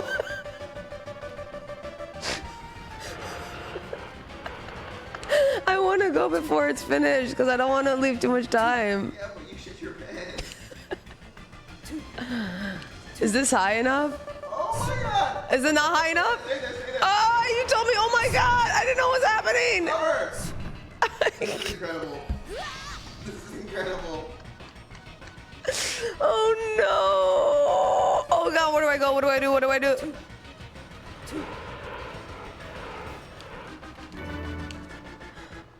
God. I lost 2 stocks here? It is day 9, Dan. Oh no. I'm not gonna lie, that was really bad. I can tell. I can tell that was bad. I don't need you to tell me that was bad. Oh god, this guy's good. He is. Oh, he hatched it.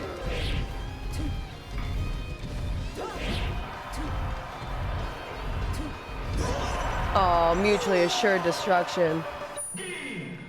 Woo! Stick to filling pools with mayo? Rude. That was impressively bad. I got nervous. I'm not proud of it. This might be the hardest level on very hard. I believe that. A bunch of Nesses? Oh, can you just bait him down there? What the fuck are these nosy men? Oh boy, why? Come down here, guys. Come play me here. Aw. Yeah.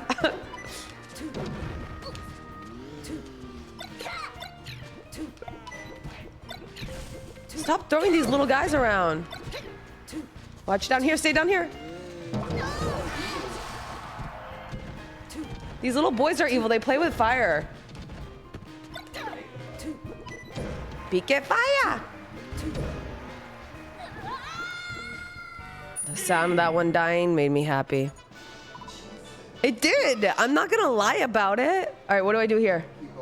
Just up again? They got. Oh boy. All right, they're brother and sister though, right? We've decided that. I can't see. She thought. I don't remember. What did she say? I don't like the way the camera moves on this one.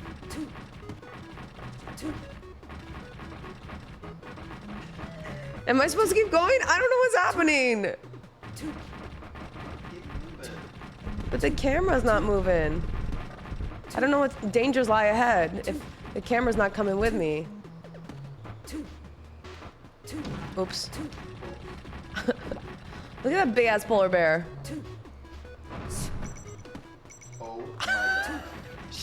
It's okay, we're living, it's fine. We're alive and well. The world is happy. Oh, it's moving faster. Do you see this? Oh my God. Oh, now they're here. There's 4 of them?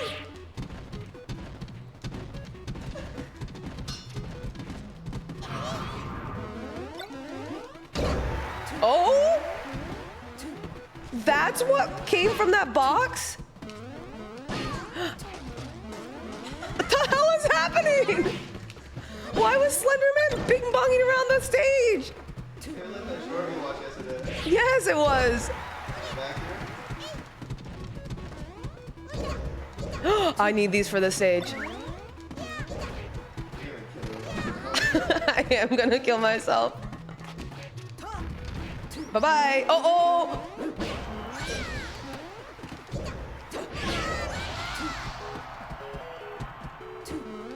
Does it end when I kill her? Yeah. Oh.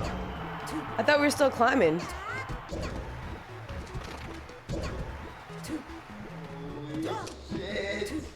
What? Oh! Leave her in the dust. Keep going up. Woo. Battlefield. Oh, really? But I only have 2. Oh, these guys. I remember them. I don't like them at all. Not one bit. And there's so many of them. Why are you so floaty? There's no gravity? I think I'll try to find gravity. Just up tilt? I don't know where I am.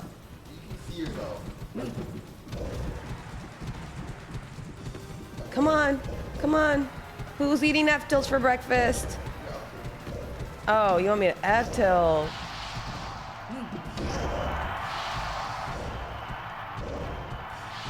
This is easy. It is.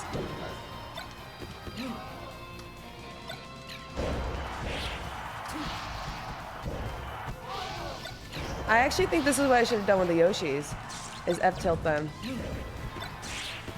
Someone got a sword?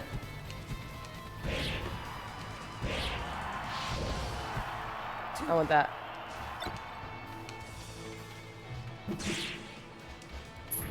Oops. How do I throw this? Come down here. Don't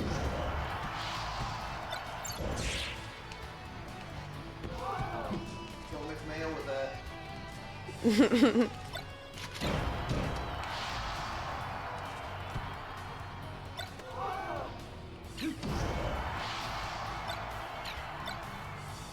on. Don't get power shielded.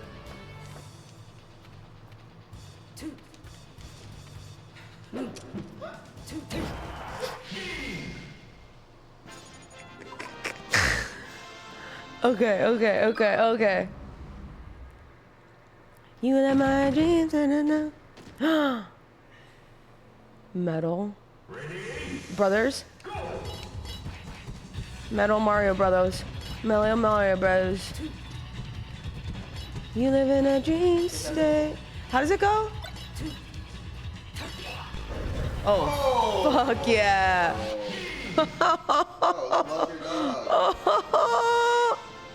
Items go hard. That intro always scared the shit out of me. It was scary. This is it? Final Destination? Oh, I wanted to see. One more after this. Oh, is it Master Hand? With the big guys, he's staying close because they can't see you that close. Oh, shit! Oh, boy.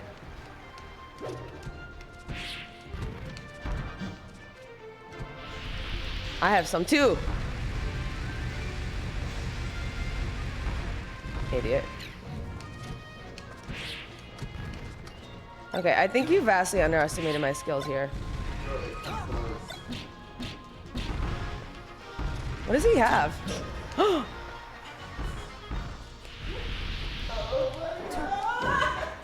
I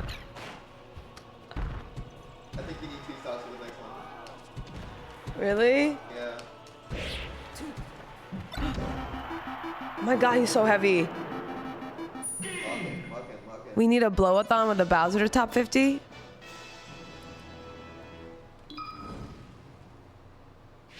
What? Oh. What was that? A bigger Bowser? Oh, like Trump ankles. Oh my god. Oh, he's big. He's mean and green. Are you kidding me? Suckathon is barely mean and green. Okay, and you can't fight in close on him. He just fights right back. How is he on very hard? What do you mean? Oh, yeah. Oh, I should have seen that coming. He fucking telegraphed the shit out of that. Oh, yeah. Asshole.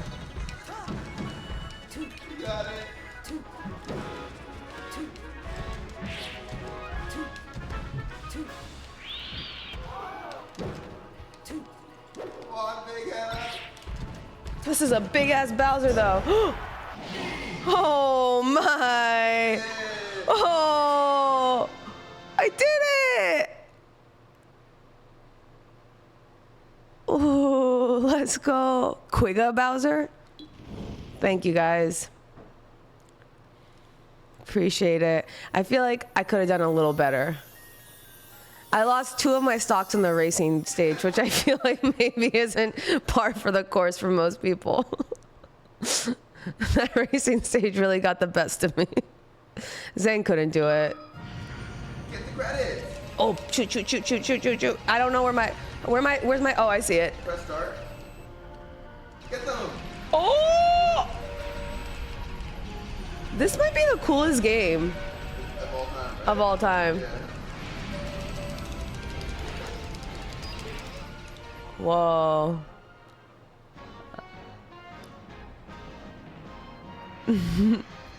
Wait, what's a trigger for me? Congratulations. Thank you. Thank you. I remember when you do things and go, you shout your coaching. Oh yeah. Who's left to unlock? Are they all unlocked? The ones you unlock are Dr. Mario, Luigi. Luigi's not an unlock? You have to unlock Luigi. Really? I'm pretty sure, right, Chad? No way. Falco, Ganondorf, Really? Young Link. Mewtwo, I know you have to. Young Link, Pichu, Puff, Mewtwo. Pichu, Game Watch, Marthroy. Missing Sonic. Sonic's not in this game.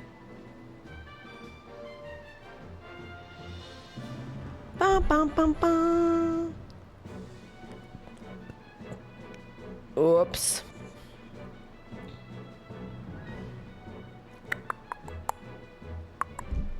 There's a mod with Sonic? Oh, wow. That's so cool. Oi! Puppy! Okay. I should go home. 37 minutes on the clock. No way. What? There's only 37 minutes on the clock? Is this ending now? What the hell? How did that happen? Oh no. Champagne Poppy. I don't want it to end. Why, Groin? Why do you want it to die? Let him go. I don't think it's time yet.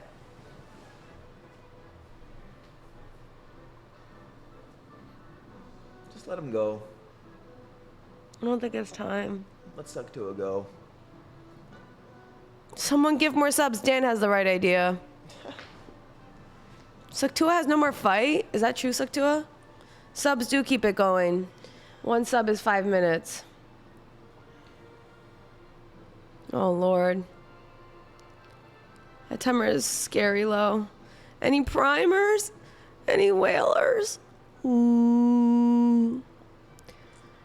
Carlo, the god of YouTubers, says, death is a part of life. Without it, choice would have no meaning. This guy. Oh, man. That's sad. Oh, I'm gonna miss the tubers.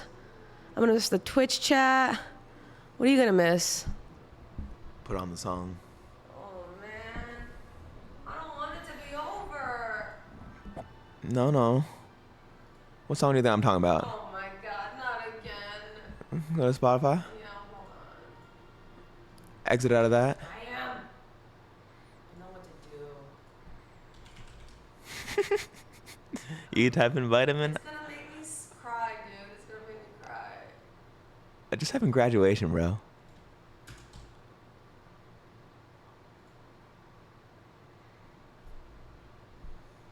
It takes a second.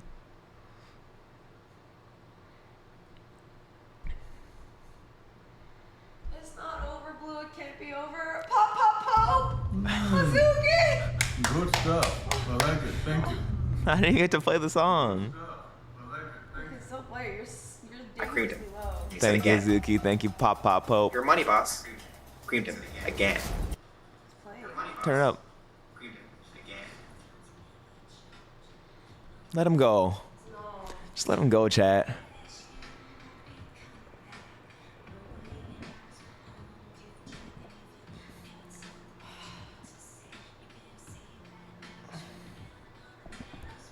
Don't be sad that it ended. Be sad that it happened.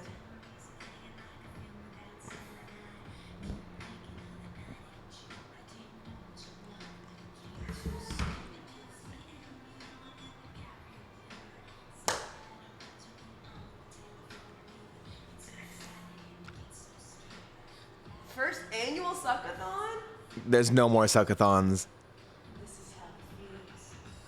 As we suck on, we remember all the sucks we had together.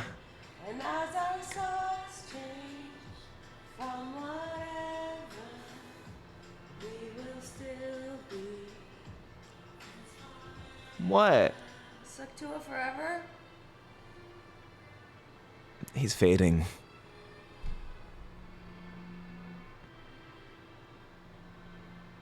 Munchathon? Grief is our final act of love. You know what you say when someone's going? 3 things help. No, don't put the pit at me. What is it? What are the 3 things? Thank you. No. You don't remember. I'm sorry. I forgive you. I'm sorry. I love you. You can say those 3 things to Suckathon. That actually makes me sad. Not because it's Suckathon, because because of that scene in the pit. I'm sorry. I forgive you. I love you.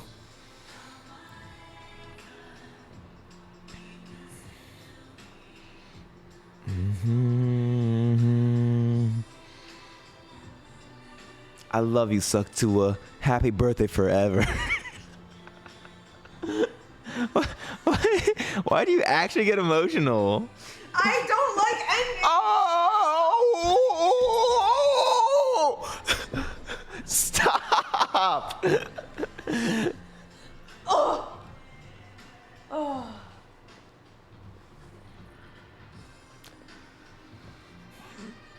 He was going for top 10. He could have been a top 10 Kirby. Why does it have to end here like this? Endings suck.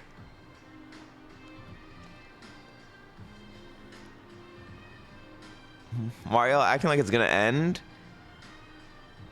I need this to go on until at least 4:30. After that, he's out. Play this on loop until the subathon is dead. Any suckers in chat? Sucking hell, man.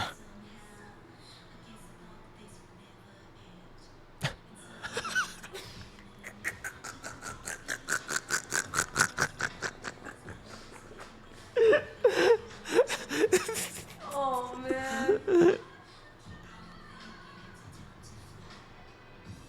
As we go on, we remember had together. Now from whatever we used to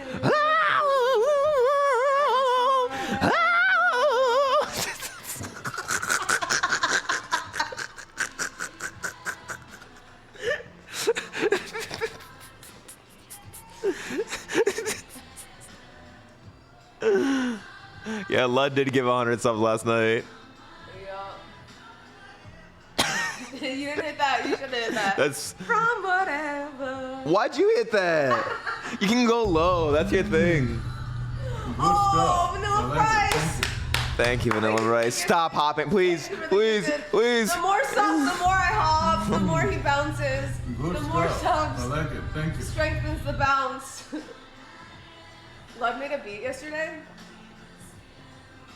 Did he make it to the Suckathon song? He doesn't want to bounce? I know he doesn't want to bounce. That's the point.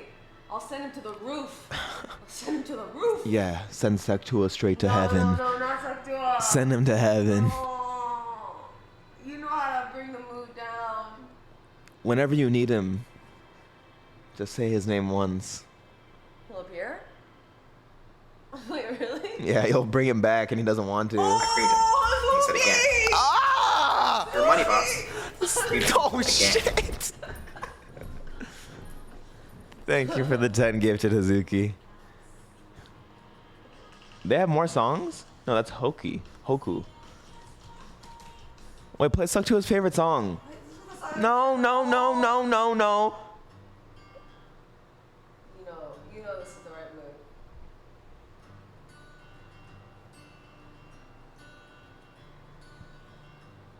These pants are comfy as fuck. You fucked up. Dude, they're so big. He said again. Point for stuck in the road. Come grabs you by the wrist, directs you where to go. So take the rest of this medicine on his mind.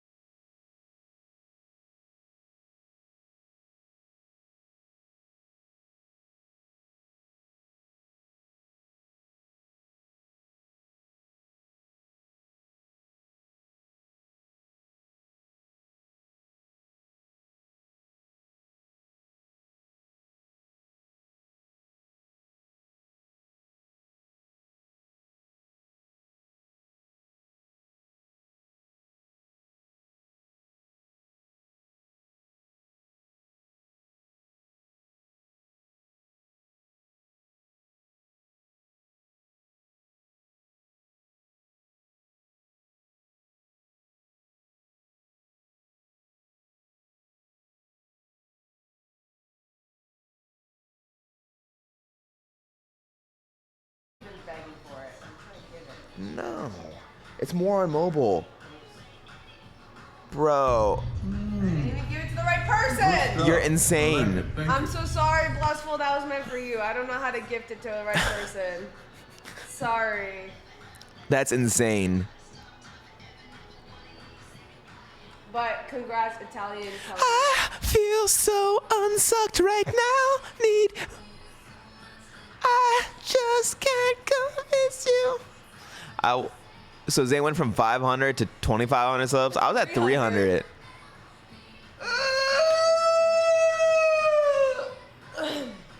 I see you riding around town with a girl I love, and I'm like, suck you. Wait, can we put that on? The song actually sucks. What's it called? It's that.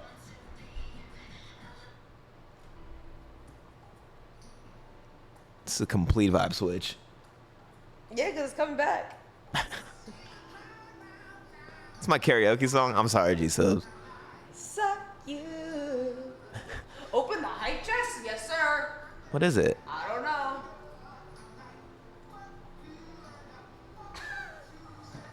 What? What'd you make me do? I don't know. Change in my pocket wasn't enough. Ooh, can afford a Ferrari.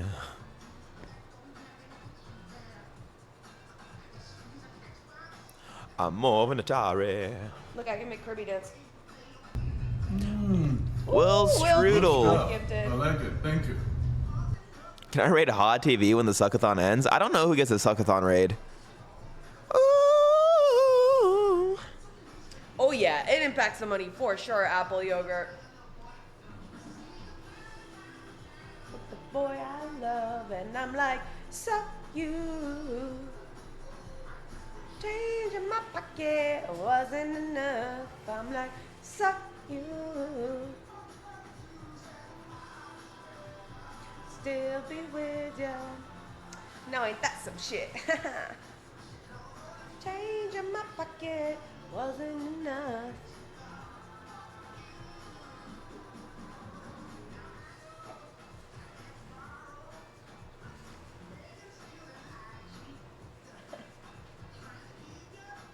Trying to please you. Did you hear that?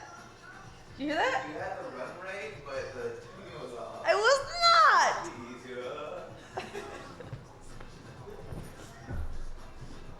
Oh, can I do gymnasties? No. I'm gonna do some gymnasties. Watch this. Hold on, what can I do here? Today I can all the way roll back and onto my feet. No. I'm gonna try. Wait, how would I even do that? You don't know? I don't know. It wasn't clean. That was easy too. It was not easy, but it wasn't clean.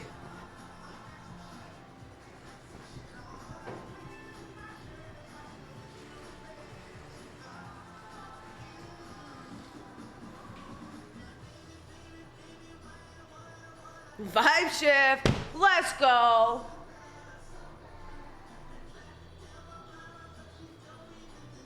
The roll was hard. Thank you. Thank you. I want to do one of these. Hold on, hold on. Oh, wait, no, I fucked up. Hold on. I can't do it. You're welcome, Neon. Wait. I'm gonna hit it. Ready?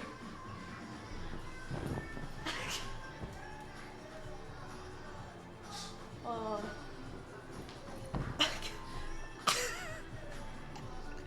You goofy ass motherfucker.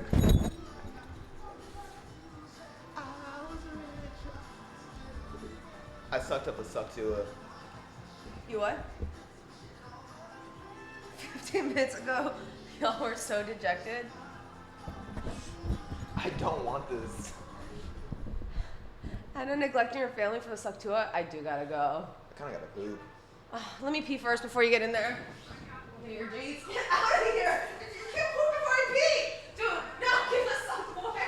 Stop! Stop pointing at me! Oh my god!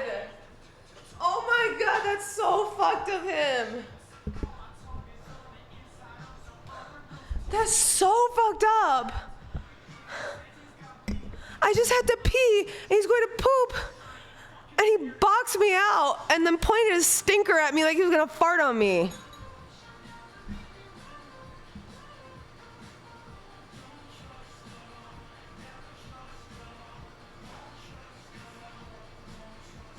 I just had to pee.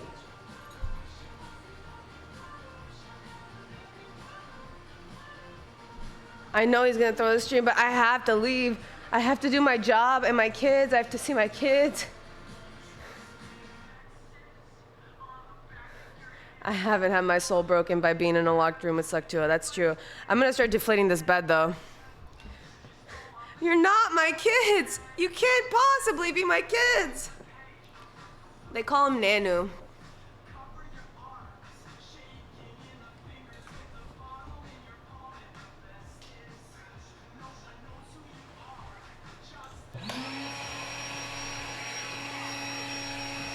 Don't let the Suckathon deflate like this bed is.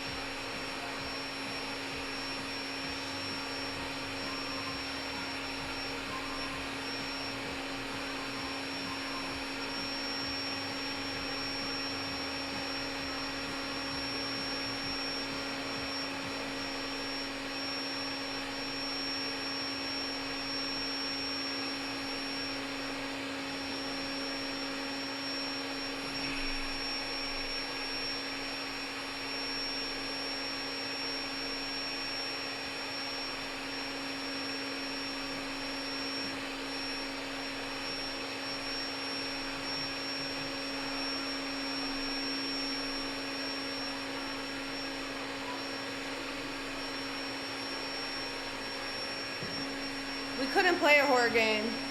I got way too nauseous. We played Outlast for all of 30 minutes, and then I was gonna puke.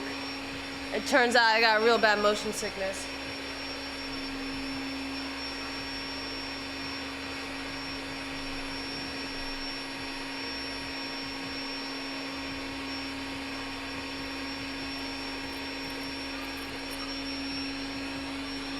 Suck goes on all night. I did turn off the motion blur, it didn't help.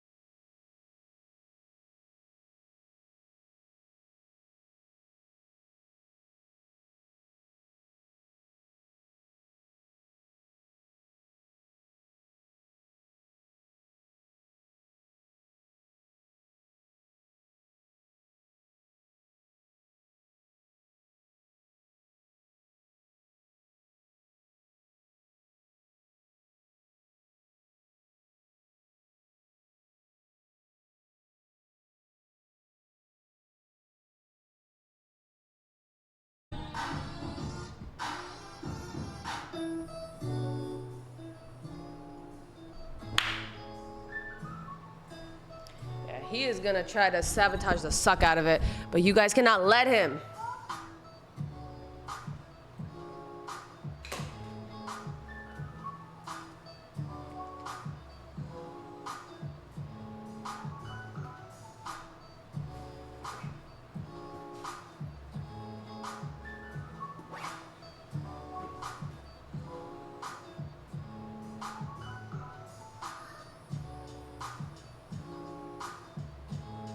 I'm sorry, Blue. I wish I could stay. I wish I could full-time it. I wish I didn't have to go respond to these messages and these emails. The emails. Thanks, Heisenberg. Appreciate you. What's up, Vienna? R.I.P. to the sleepers. Well, I want to hang. I really wish I could. Just don't let Suck2a die.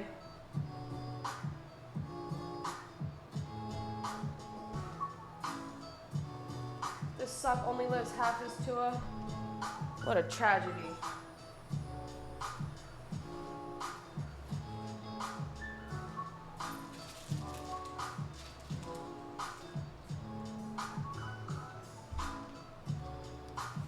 My God, he takes the longest now.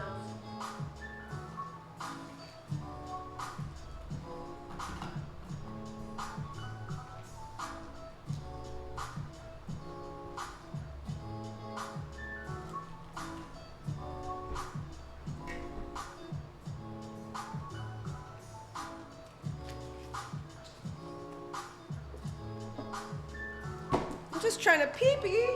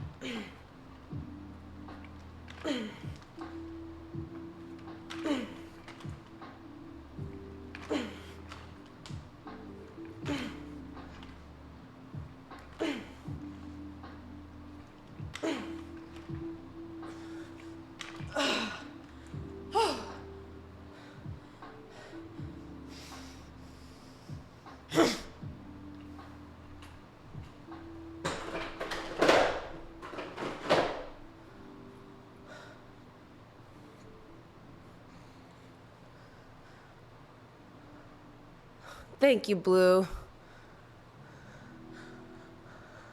Without you, it's only Suck-Onya. I really hope it doesn't end. He's got friends coming through tomorrow night, he says. That we're gonna stream with him. I hope we make it till then. Dude, is it stinky in there?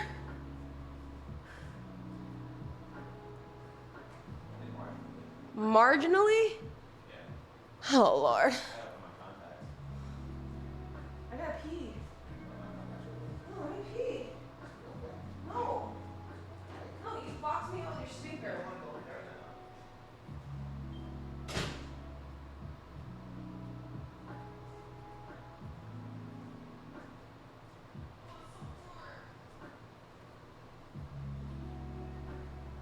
Least nasty melee player? Who, me?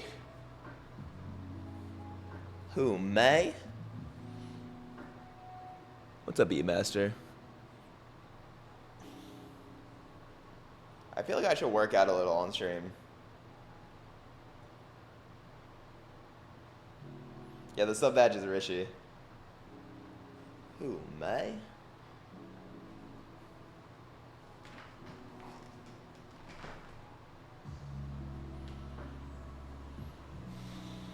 Hadn't made it our responsibility to make sure you don't throw.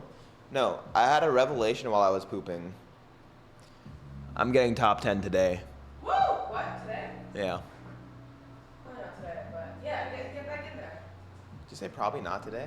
Not today, but yeah, look at it.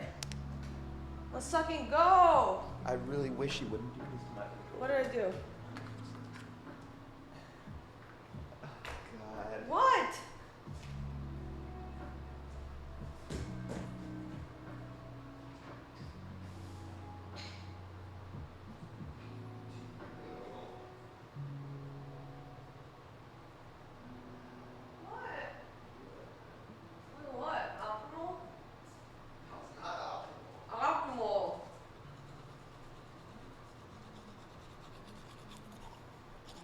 Yeah, Kirby's a good word one too.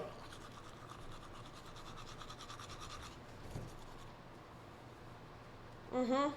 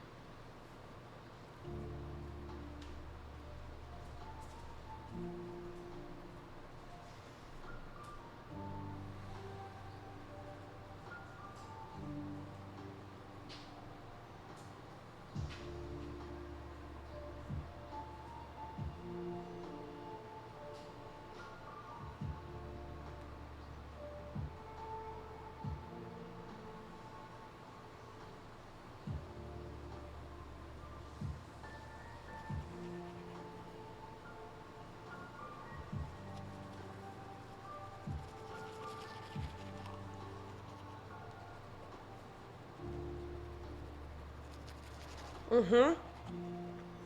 With some primer.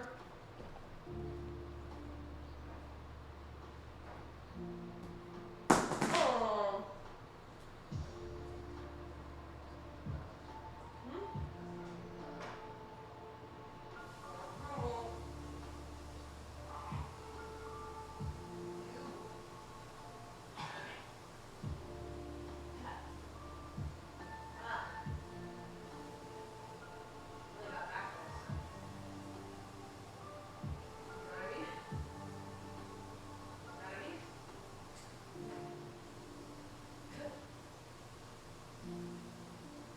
You know what I mean? Did you get me?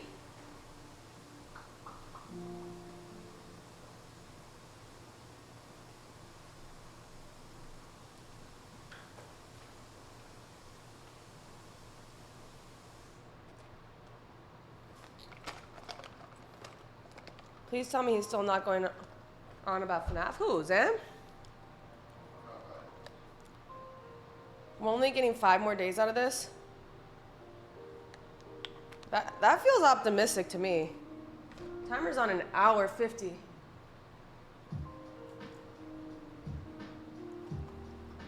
Why does everyone want this to be the last day?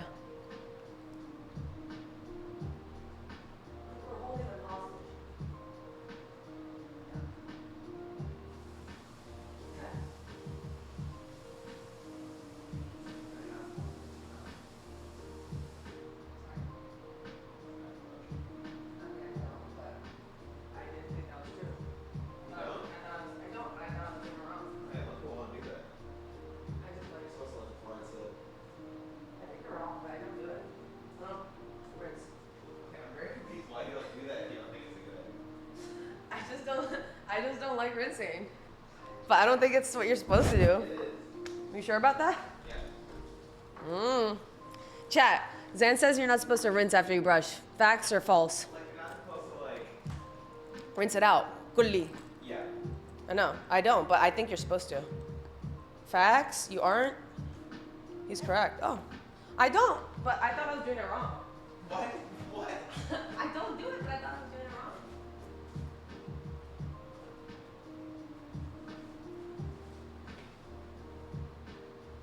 Put on a little eyeliner.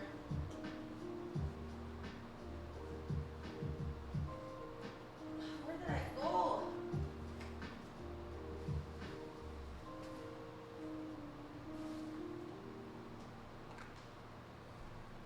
Saying you're a total freak. Ayo. Hannah, did you know I used to manage a dental practice? Wait, is this Eric? Huh. I did not know that. What do you mean manage? What did you do?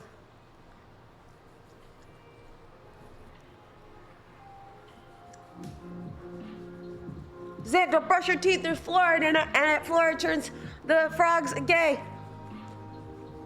What happened to the lighting? Zan, just turn on lights.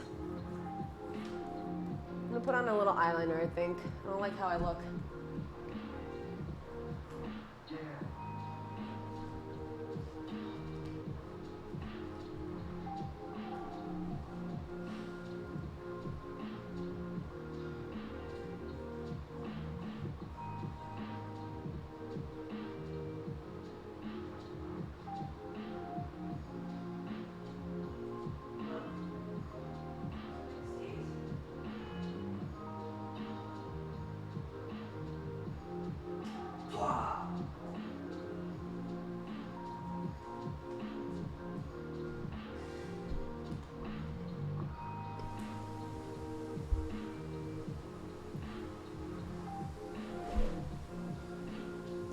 Nothing's wrong with being gay, Shinara. I was reading someone else's chat, and I think they were trolling, and if they're not, oh boy. You did basically everything except the actual dentistry. Darren used to do that for an ophthalmologist, optometrist. Which one's the real doctor? Whichever one's the real doctor. Is this the work uniform? This is it.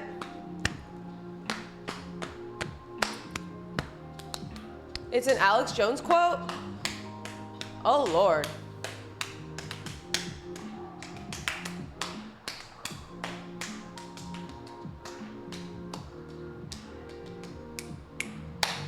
Good morning, Dudley Orr. Zan, will you do some squats with me?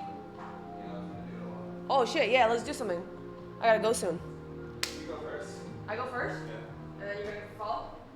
Do the same thing I do? No, I'm gonna work out after you work out. You're gonna work out after I work out? Yeah. Just work out together. Let's just do some same thing. Nope. Why? Nah, I do my own thing. Where Chat, should Zane and I work out together or separately? Yeah, I'm gonna do my own thing.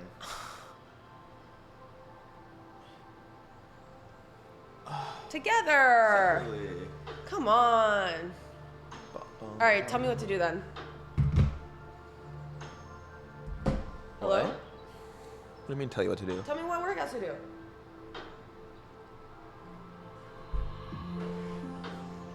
What do I Why do? is it so loud? I liked it. What do I do? I don't know. What do you mean, what do you do? Don't you do? I'm an NPC. Tell me what to do with these weights. Come on, it's more fun if you tell me what to do. How much is that? 22.5. Yeah, chest flies.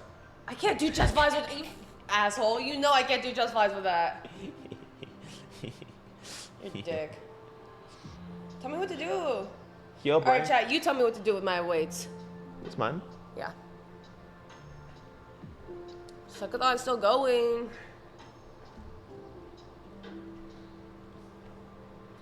No one's telling me what to do. Lift them several times. Oh, God.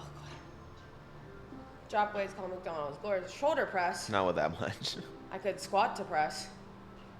All right, how many squat presses? 10. 10 squat presses? Tell me about my form. 1, 2, It's good. 3,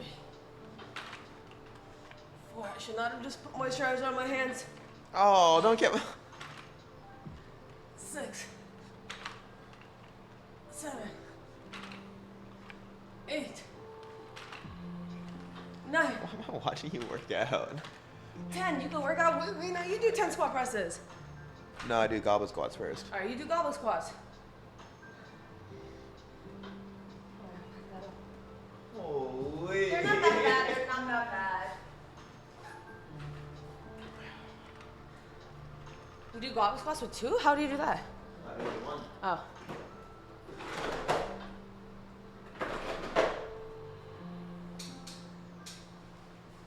Oh, how many? 35 to start. Ooh.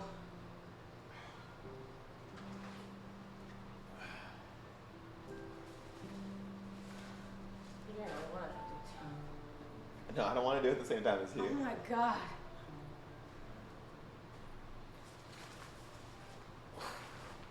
How many do you do?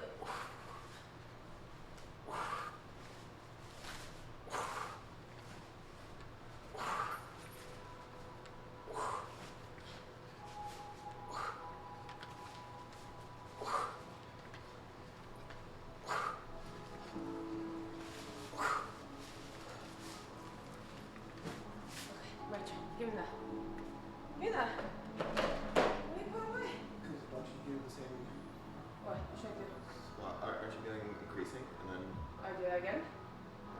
I don't know. Do whatever you want. No, tell me what to do. I don't know. I'm trying to do a different thing. Sure, do goblet squats. Okay. Oh my god. Okay. Tell me about my form. Do you keep, for goblets, do you keep your legs closer together than regular squats? No? Maybe a little, yeah. Then that's good. Yeah.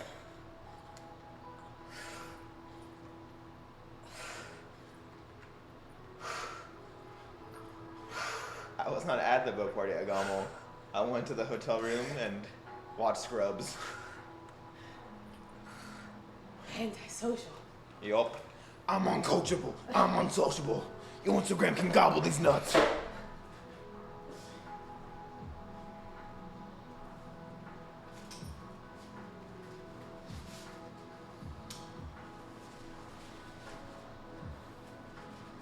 What do you do next? Oh no. You're what? I said, what do you do next? No, what was Deep Master saying? I'm doing more goblet squats. More goblet squats? Yeah, and I'm turning up to 40. Oh lord, that's what you do? Yeah. I see. Okay. That's interesting.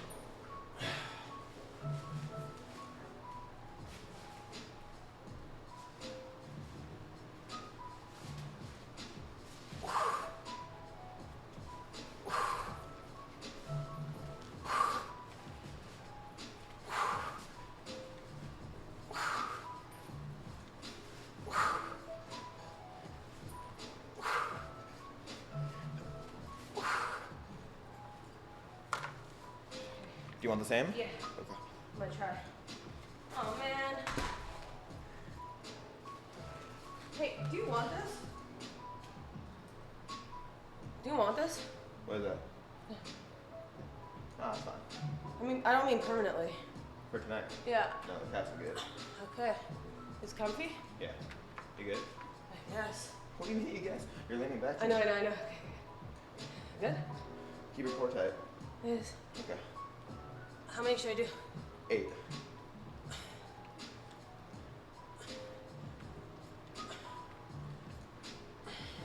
Leaning back too much. And come up with a... Yeah.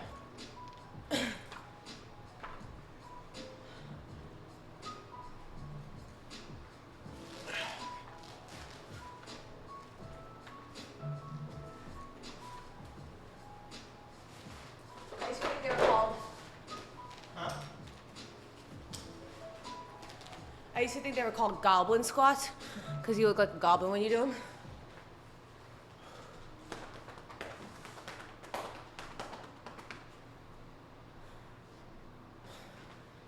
You need to add weights to your GCC. GameCube controller. Ah, that wouldn't help.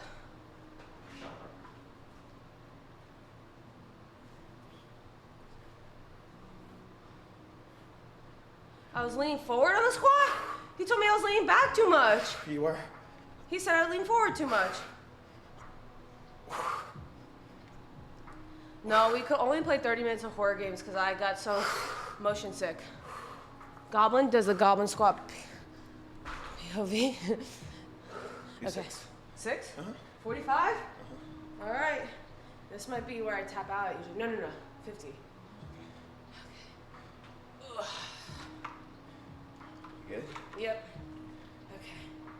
6. Yeah. 1, 2, 3, 4, 5, 6. Woo. I'm sweaty. Look at this. My nails breaking on both sides.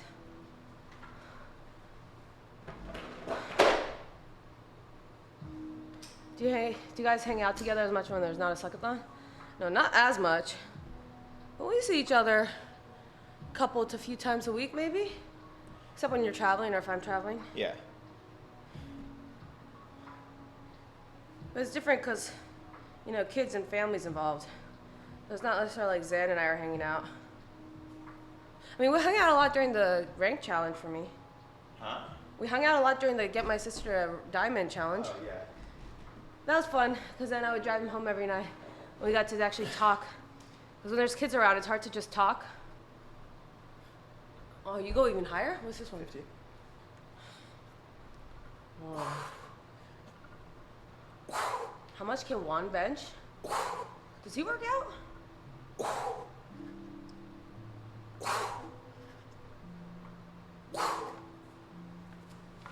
I thought you were still going because of the... What? Because of the YouTube stream. Oh.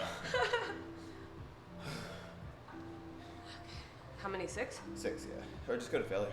Go to failure? Yeah. Alright. How much does that mean for you? I don't know.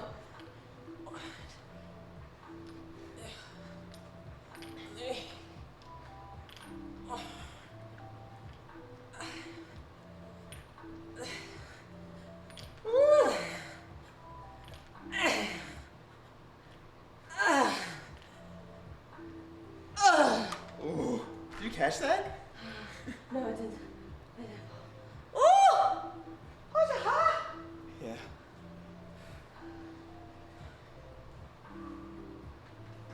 Wow.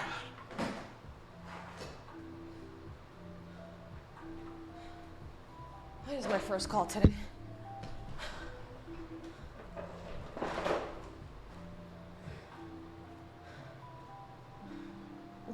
What? What is that? It's the thing I was showing you, but a painting of it. Oh, the CEO. yeah. Did you guys hear about this CEO and his head of HR, astronomer? You guys on this? Or you guys just been stuck toing for too long? Shit is so cringe. It's, you know what's hilarious is that if they just hadn't reacted, there's no way it would have gone viral. He acted like he was getting shot at. He ducked so fast. I mean, I'm glad it went viral, because fuck them.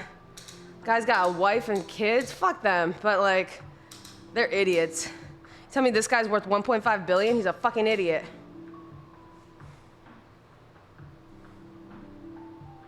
Now what? Oh. Lunges?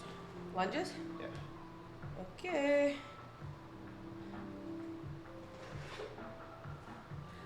Wait, was that real, Heisenberg? I don't think that was real, right?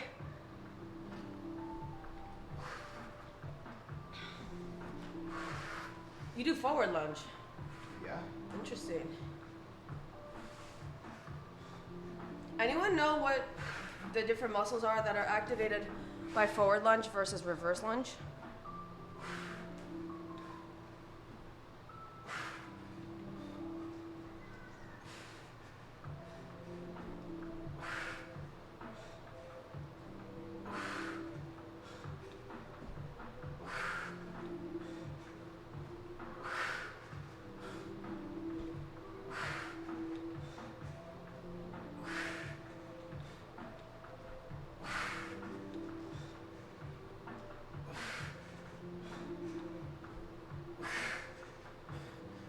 Be nice to the billionaires. They're the hardest workers on the planet.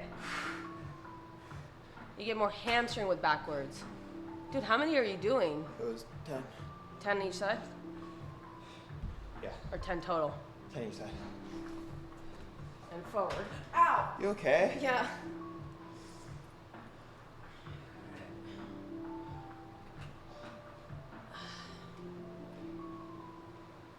seems real.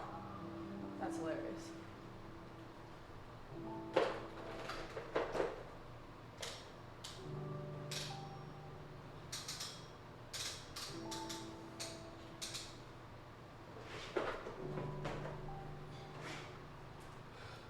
Wait, is this another thing where you go increase?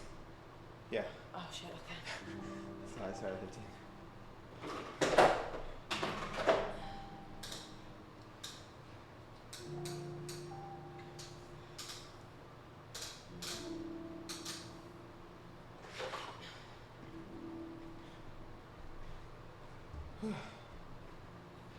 Did you have shoulder rack or? No. What's the difference? I don't know. I just leave it at my side.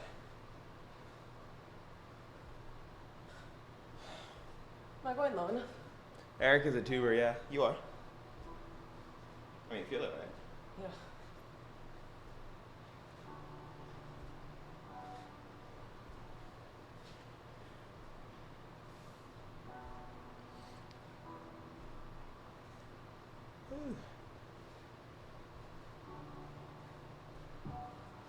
Whew. That's the most cardio one. Yeah, I hate them. I hate them so much. You go slower? Whoops. I try to get shit over with. Forward lunge is considered more functional, requires more balance, but puts more stress on the knee. Nom. Backward trains glute hamstring slightly better, less knee pressure. It didn't kick. Ludwig came in with 100. Whoa, Eric, you're a tuber too?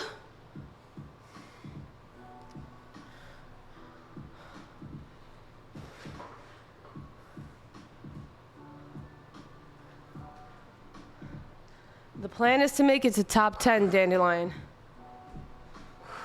Ooh, Ella Bear with a tier 1. Good stuff. Oh, I like shit. it. Thank you. Dirk Hardpack with a $15. I play Melee, but don't watch you because I hate Marth, LOL. Also, I just picked up Kirby Air Ride and tried it for the first time. I support the suck, keep the dream alive. Let's sucking go. The dream is alive. We're hitting top 10, not today, but next Thursday. But it's gonna start today. We're gonna start the ride to top 10. You gotta be here from the beginning. He fell so far so he could rise so high. That's what you need the 6 jumps for, right? Is it 6 jumps? 6 jumps? 5. 5 jumps. You gotta let Kirby fall so you can jump 5 times to the top. All right, how many? 8. 8? No, that donation was a tuber donation, so that goes straight into Zan's pocket. All right. I like the shoulder rack. You like it better? Yeah. 2,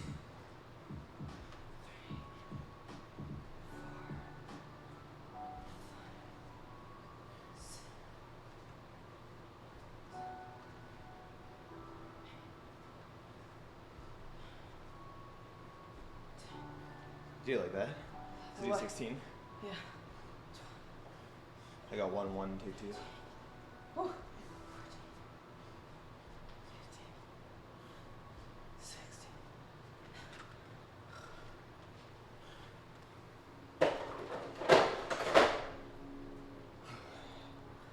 It's hot. Uh-huh.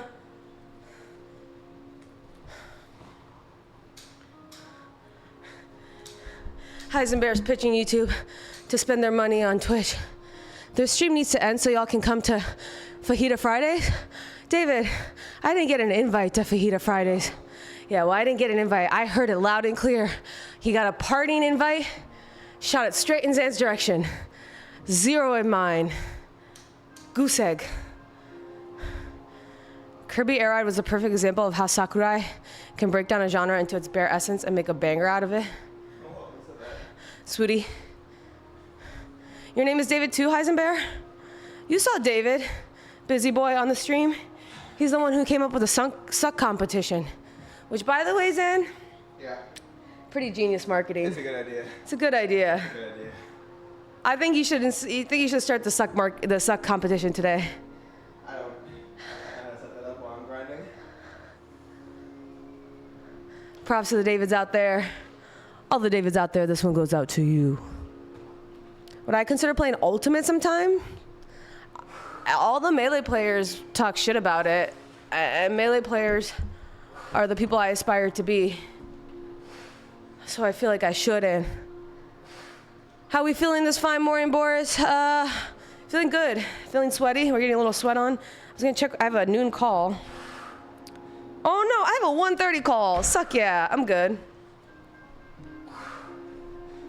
Suckathon broke the record? What record? Better idea than the Mayo Bath? Probably. It wasn't my idea. Mayo Bath was never my idea. Okay, but when you execute on it? I executed. I just executed. How much? 6. Alta's pretty good besides the gameplay. Isn't that everything? Ooh, Horse Can Drive is also working out right now. Mustard Bath would have been way worse. Of course it would. Well, yeah. Yes. Record for highest ranked solo Kirby. But you hit that a while ago. Yeah. And I've fallen below it. I know. Okay.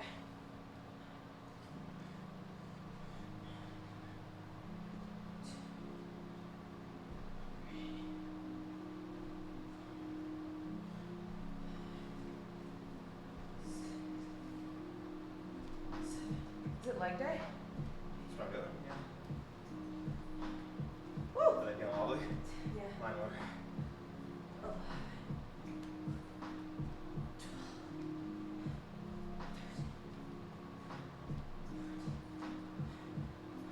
You're still trying to one up me?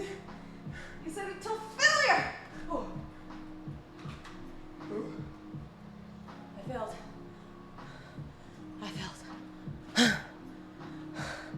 It's quite possible pissed.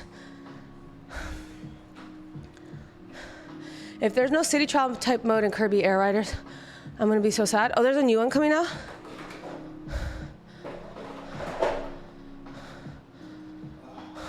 feel like showering again. Oh no. You're fine.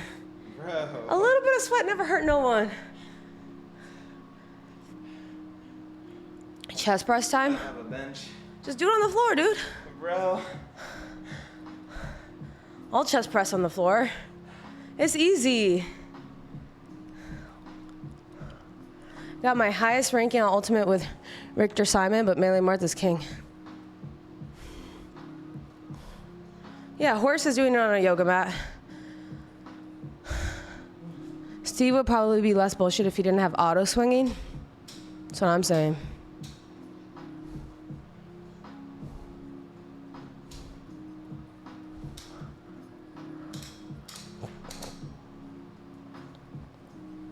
He did do an ultimate poisoning, and he gave up on it pretty early in. Left Ultimate for Melee like 4 years ago, and I'll never go back. Oh, you're saying I should do it. Don't ever say Zen's my role model ever again. You know, have you ever spent a summer day sweaty? It's actually really nice. Not listening. He's not my role model. He's littler than me. How could he be my role model? I know, he's not wearing Kirby. I'm the only one holding the branding alive.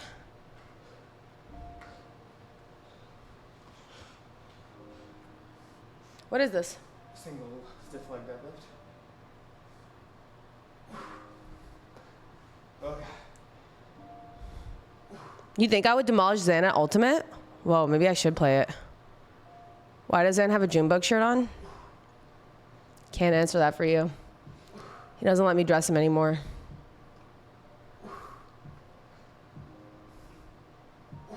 The Zan crane. Oh, the Zane crane. That makes more sense. We must suck and we must do a. What would I dress him in? I mean, all the good clothing you've ever seen him in. That bomber jacket he wore back in the day. That was me. All right, what deadlift? How many? 10, you said? 10, yeah. And it just goes like a yoga pose, and you lift. Kinda, yeah. Just keep the one that's stationary stiff.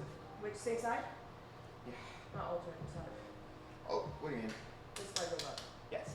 Okay. And you just parallel to the floor. Yeah. All right. Like that? Once again? Yeah.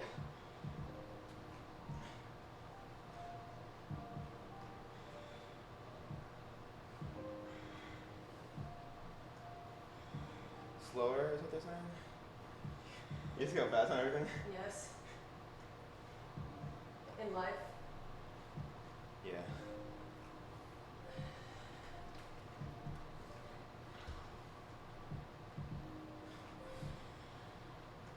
All right, like this slow? Yeah, feel the...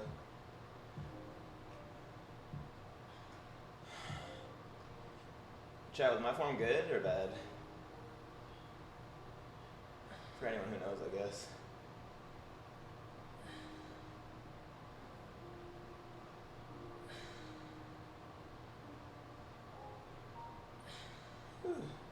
Your legs could go higher? Okay.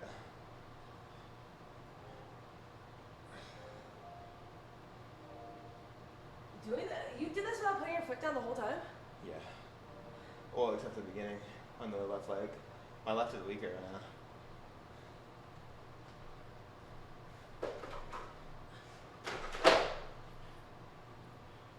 You don't do these ones? What? You don't do these ones, right? No. I like them. But it's similar to a yoga Yeah. pose. Zane can probably lift his own body weight or press. What do you mean? I can do a lot of pull-ups because I'm light. Yeah. But I'm just as light and I can't do any pull-ups. It's weird. I'm so mad about this nail. About what? My nail. The chipped? Yeah, look, both sides. The see. nail Oh. itself. Ah. Yeah. Chin-ups time? I could probably do chin-ups. You think I could do chin-ups? How's day 8? Is this day 8 or day 9? We're over the hill. Suckathon is officially over the hill. We have less on the back side than we did on the front side now. That's crazy. You live in my dream. Hey. What song is that? Tyler the Creator. Yeah. 20. Vision. Keep it, hit me with precision. All right, give me a song to sing. Yo, give me a song to sing. Wrong hand? Yeah. Oh, God. Give me a song to sing. Chat, give me a song to sing.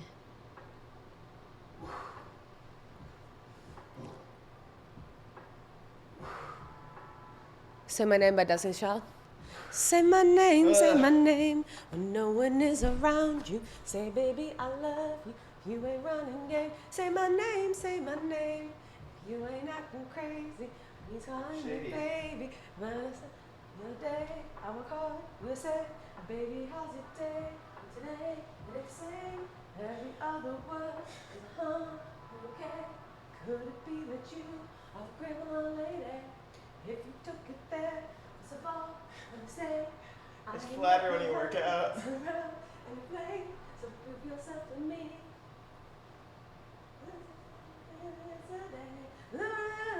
Jesus. I don't know how many I've done. Because you were singing? Yeah. Okay, I don't think that's it. 1,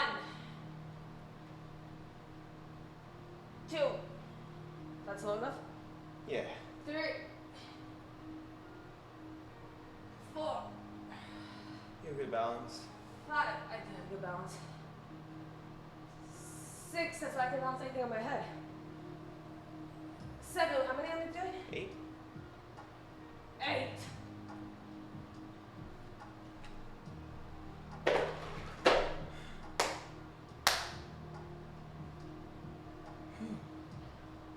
You guys know about degloving? Oh. Migos, Bad and Bougie? I can't sing that. Thank you, King. I missed the claymation video that killed YouTube. We don't talk about that video. And we don't talk anymore. All right, give me another song that I actually know and I can hit it. Sinatra. Oh, I fucking hate you, man. Maroon 5, what? Specific Maroon 5 song.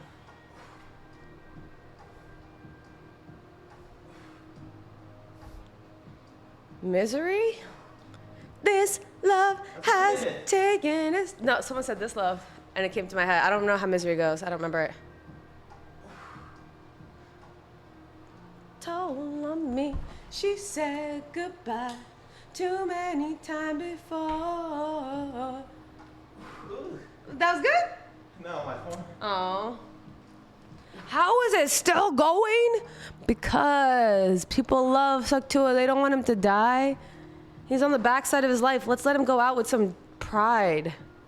Let's let him hit top fucking 10. Am I right? You know what makes me angry? You know what makes me really angry? What? Every time I'd say something fucking or something fuck during Suckathon, you'd be like, suck, suckin', suck. And you correct me. And then I train my brain to do it right. And then you're like, no, you're doing it too much. And you gate-kept it after you trained my brain. You're a mother sucker. Too much. Oh, Good stuff. Heisenberg. Thank you. Thank you for the gifted. All right. We don't talk anymore. Great dude. Good stuff. I like it. Thank you. All right.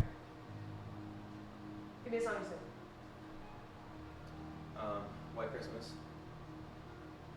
You're a dick. How's it go again? Oh yeah. I'm dreaming of a white Christmas.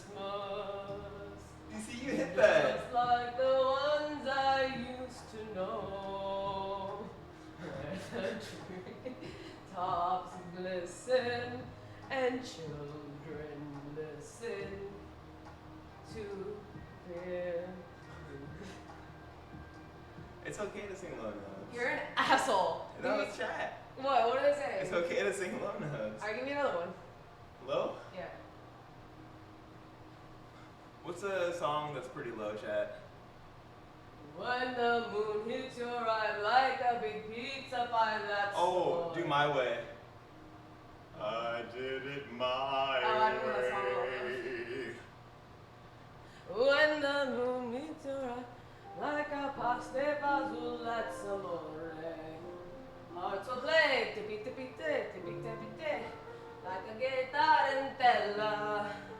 I hurt myself today. Damn. To see if I still bleed. Alright, what about what's that one? When the night has come and the land is dark and the moon is the only light you'll see. Dun, dun, dun, dun. No, I won't. Oh my God! How are you off rhythm? No, I won't be afraid. Bum, bum, bum, bum, bum, bum, bum, bum, bum, bum, bum, bum, bum. When the night has come and the moon is on. I don't know. How are you that bad? You miss it. And the moon is the only light we'll see. Are you insane? No, I won't be afraid.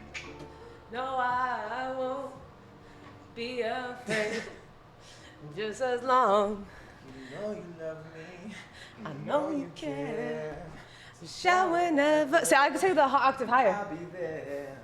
You are my heart, you are my heart, and we will never, ever, ever be apart. Are we an item? A girl, quit playing. We're just friends. What are you saying? Say there's another. Don't do it with me.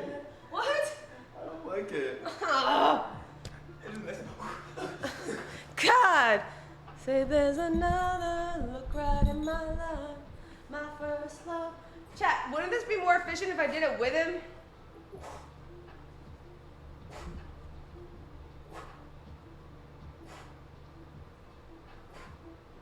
Can you sing 3005 by Childish Gambino? No matter what you say or what you do, when I'm alone, I'd rather be with you. Fuck these other handles, I'll be right by your side till 2005. Hold up. Hold up. Hold up. Hold up. Hold up.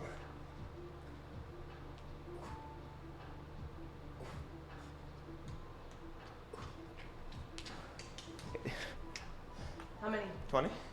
20? Yeah. You did not do 20. Did you just do 20 of those? I did, yeah. Chat, is he sucking with me? I may have done more because I was thinking. Hold up. All right.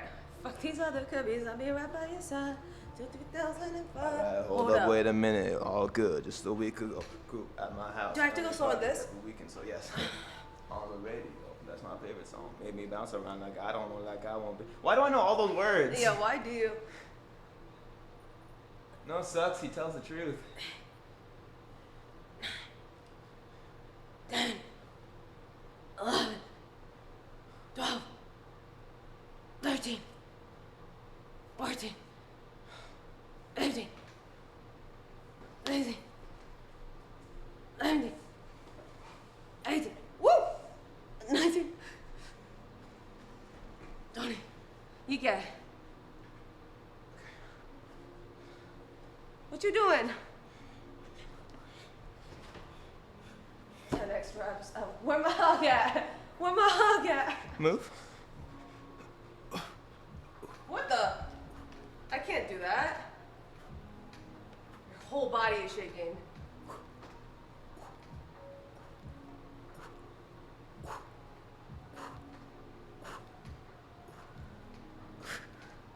He is doing it. He's actually doing it. Holy. I don't think I can do that. So what do? Play workout horse? Oh, that's fun. No, man. Why? You gonna horse out? So wait, what am I doing?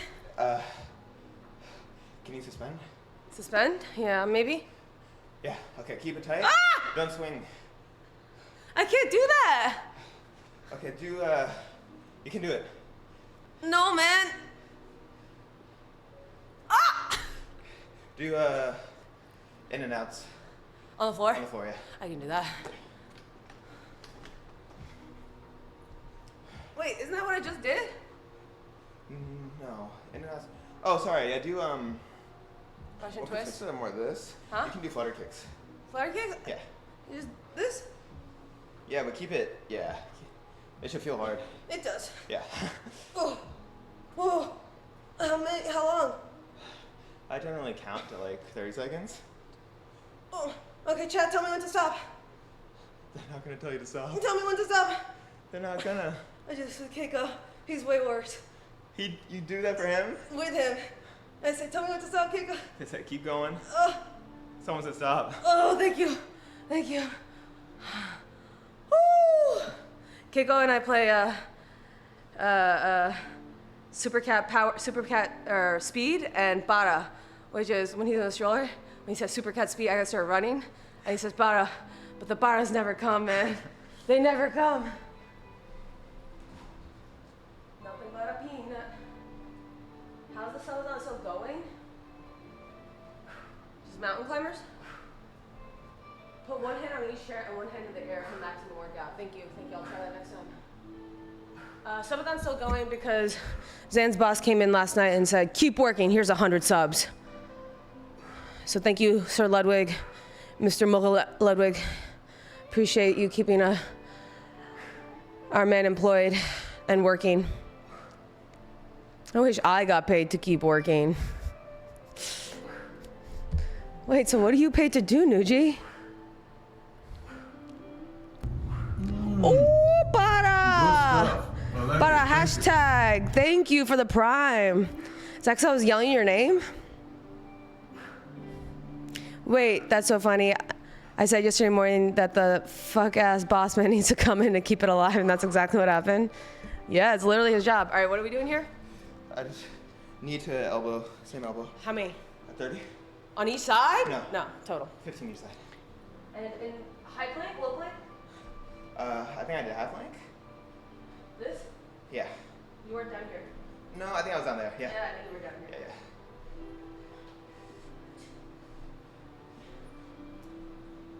That was crazy on camera.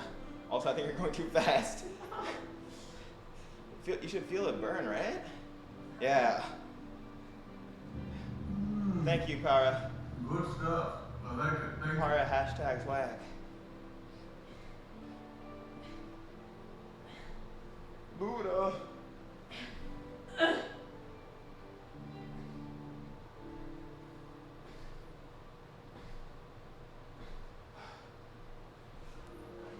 Whew! I'm sweaty. Repeat. Zayn is Sopo and Hannah is Nana. Which one's which? Did being baptized in Mayo bond you guys more than before? In a way, in a way. You say repeat? Yeah. Repeat what?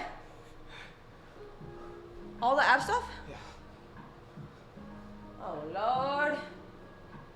Do you guys know the LeBron workout? No, tell me. I want to look like LeBron. Do you? Yeah. Actually, you know who I'd love to look like?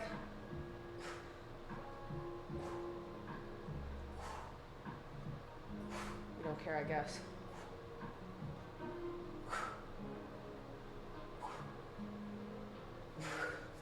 Ooh. So what was that again? How many of those? 20? I did 15. You did 15. Yeah, I couldn't do more.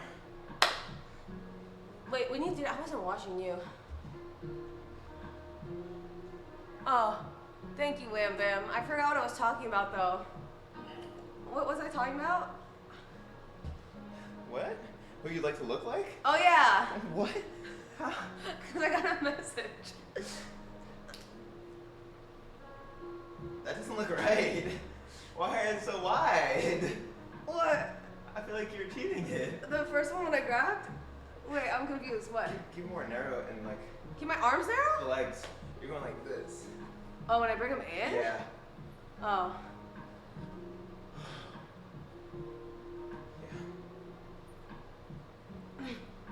Is it harder? No, it's the same.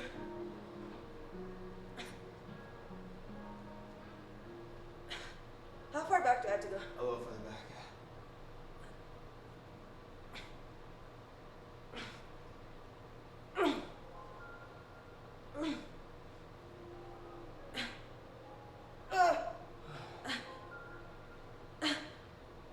I can't do more. Yeah. What'd you miss? A whole lot. How long you been gone? Sit down, have a drink, let me catch you up.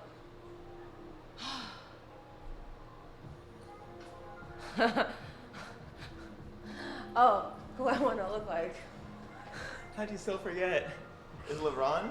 No, I want to look like The Rock. I'm not even kidding. I know you're not. I would love to look like The Rock. I wouldn't like to look like The Rock. Yes, you would. What are you talking You'd about? be the most powerful man. Is he the most powerful man? I mean, he looks like the most powerful man. No one would fuck with you ever. I feel like some people would want to fuck with you more. But they wouldn't. Move. Big dreams. Wait, what is the LeBron workout? Someone tell me. Whew. Oh my God, careful. Who wants to fuck with Xando? Oh, I can't. If everyone in chat was. Oh, I can't even do the backup. The backup? What's the backup? At knee tucks, because it's too low to the floor. Do the other one that you made me do. Yeah, that's not what I do. Everyone wants a piece of Satua. JG, how are you gonna drop the LeBron workout tease and not come back with it?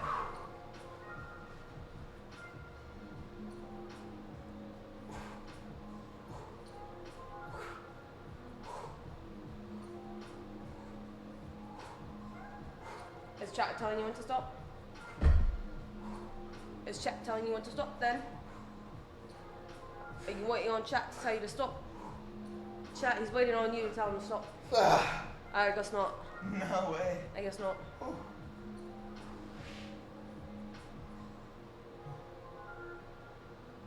Yeah, did you froze? Okay, my turn. Alright, chat. Why are you British? You lot tell me when to stop then, okay? Here we go. Here we go.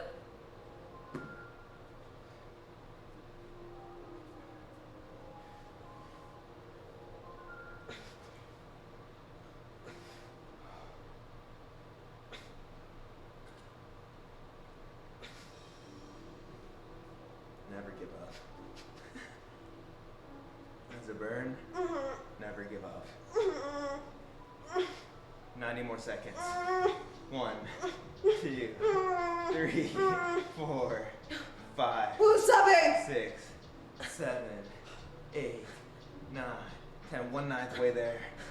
12, 13, my God. 14, 15, 16, 17, 18, 19, 20, 21, 22, 23, 24, 25, 26, 27, You're counting slow as fuck. 28, 1/3 way there, 31. I can't.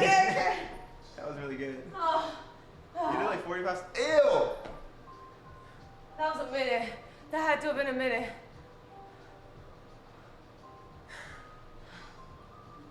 That's a LeBron workout. That's it? Yeah, he just only does that. He can do it for 6 hours. Do you think he could? No. You think anyone could? No. That was not 10 seconds. Huge. Stuck to a top 10 is like doing that for another 8 hours. It's true. Oh, my belly's tight. Yeah, me too. I'm thirsty. My legs are wobbly. LeBron did a different account for each workout? Huh? Talking about like melee accounts.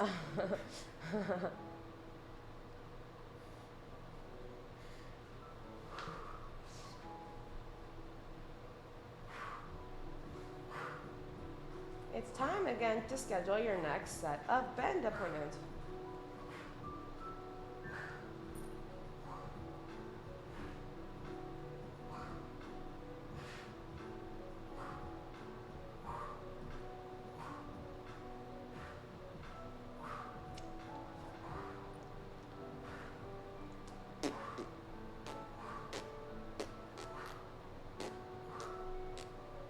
What do I do for a job? Market research and strategy for media and entertainment and streaming platforms.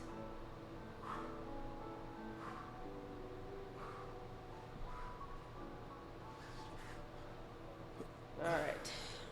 All right. Is this the last of it? Yeah. Is it the last of us? All right. Ugh. My body feels like gym. Ew, there's so many things down here. What happens when you get here? No way, man. It's when you eat here. You're the one. That's so infuriating. Oh. That's why I punched you Oh my god. 20 years ago. 5, 6, 8, 9, 10, 11, 12, 13, 14, 15. Dunk, 16, dunk, 17, dunk, 18, dunk, 19. It's good. It's a good beat. Oh no, I lost it. 23? Dunk, dunk, dunk, dunk, dunk, dunk, dunk, dunk, dunk, dunk.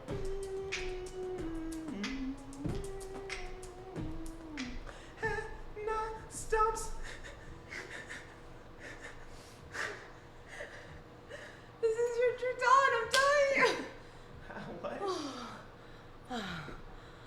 All right.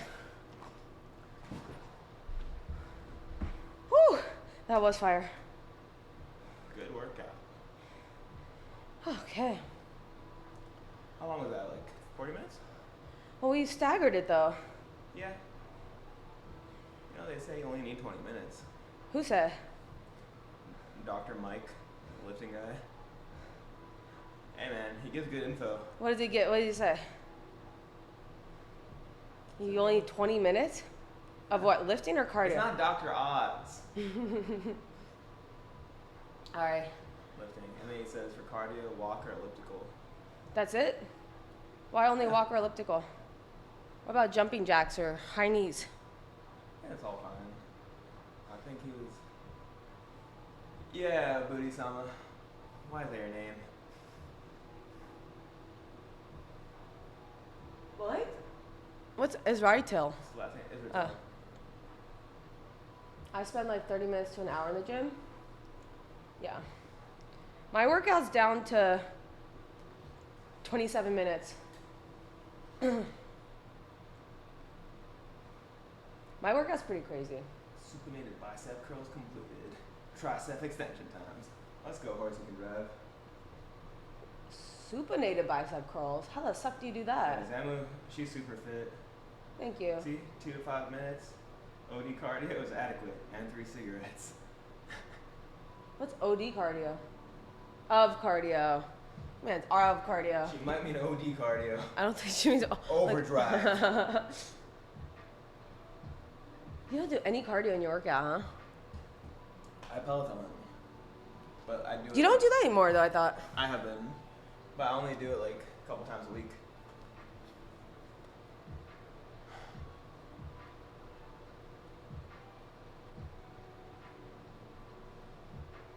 See, what is wrong with my body? What do you mean? When I lift my arms, look how unevenly they lift. They don't look uneven. Huh? They don't look uneven. They do. Lift your arms. Oh, yours too. What are you talking about? You lift uneven. You don't stretch? No. Really? No, I should. Yeah, you should. You should incorporate yoga into your routine. A 54-inch standing box jump? What's a 54-inch standing box jump? Oh. That's exactly what it sounds like. What's 54 inches? Over 4 feet. Oh, what? Yeah, no. What? Who does that? Zamu? That's crazy. What's the highest box jump you can do? Do you know? No. I don't either. All right, I should really go. You gonna keep sucking? Yep. You gonna hit top 10? I should eat. Oh yeah, you should eat. You gonna hit top 10? Yep. You gonna say thank you, boss?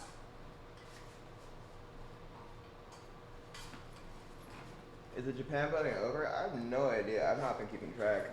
Hey, who's running this Japan thing? Nouns? Nouns? Who works for Nouns? Ohan? Ohan. You want in? Let me in. You could have campaigned. Wait, for real? Yeah. To go to Japan? They would have paid? Yeah. For me to go to Japan? Yeah, if you campaigned. I don't know what your credentials are. I'm almost hit diamond unranked with my brother. Yeah. Damn. They should just get me out there for the comms. What are you gonna say? I'm gonna say, ooh. Can you give me some water? Why is there a turd down here? What? Looks like it.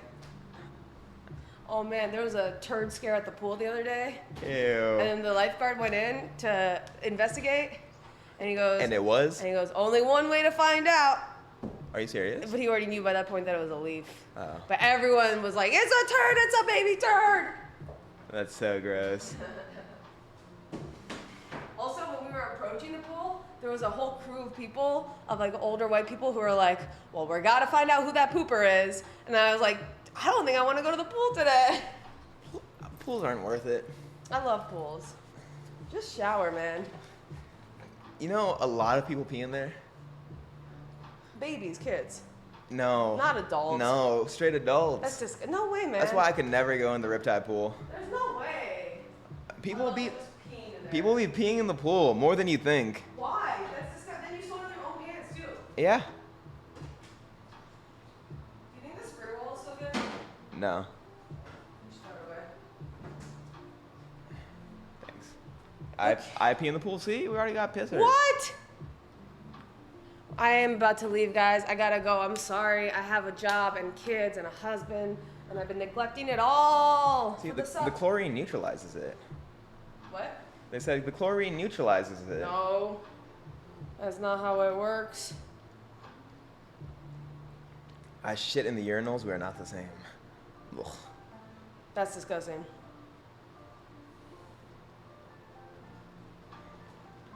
Pee peeing in the pool seems like it'd feel really good, but I don't know if I like the idea of being in my own pee.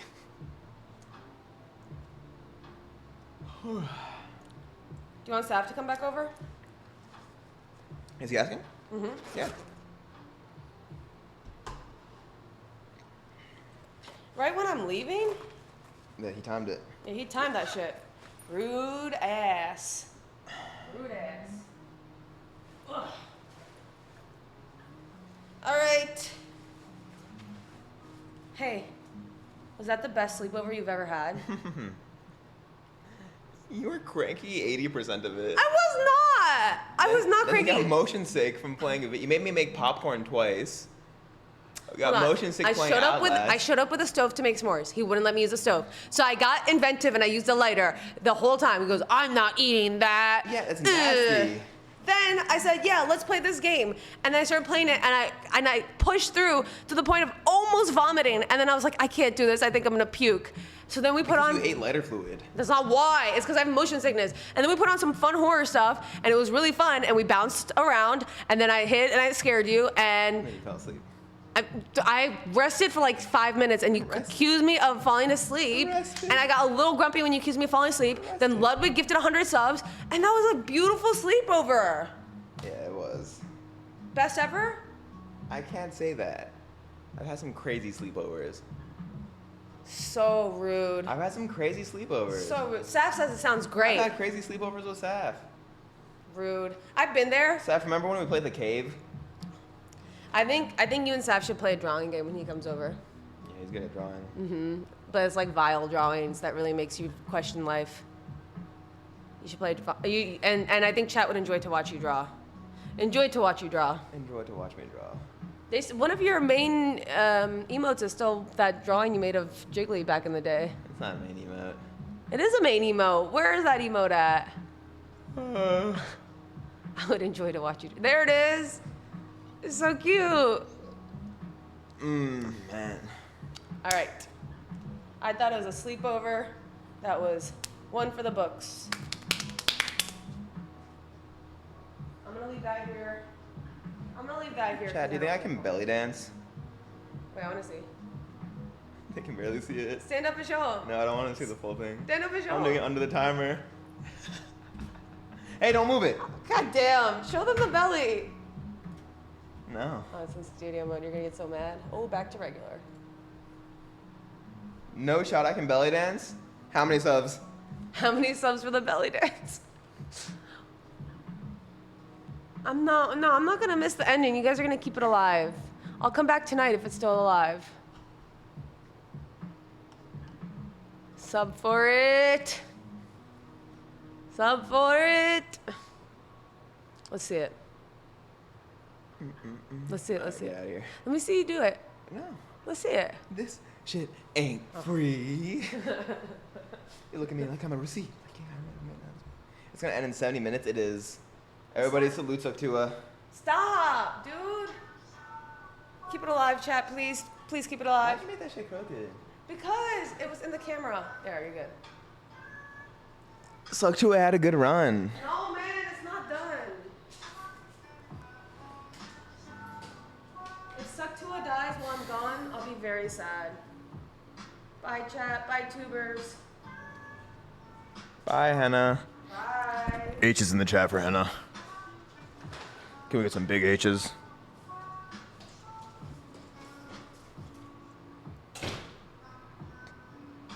H.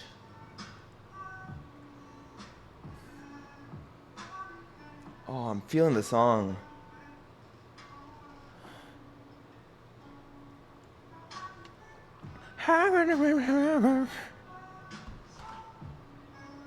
Oh man, I don't know, my stomach hurts. What did I eat last night? Suckathon got my stomach feeling sickly. Where did I put your keys? In your bag. This one? Yeah. I'm positive.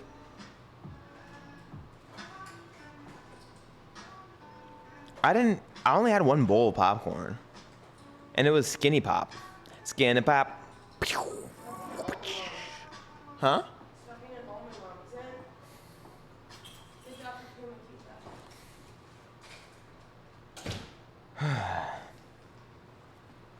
All right, chat.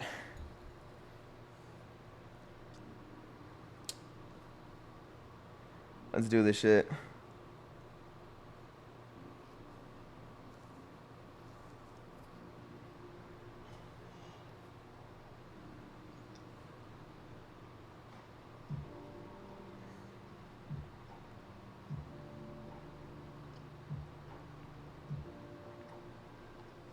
Let's suck this bread.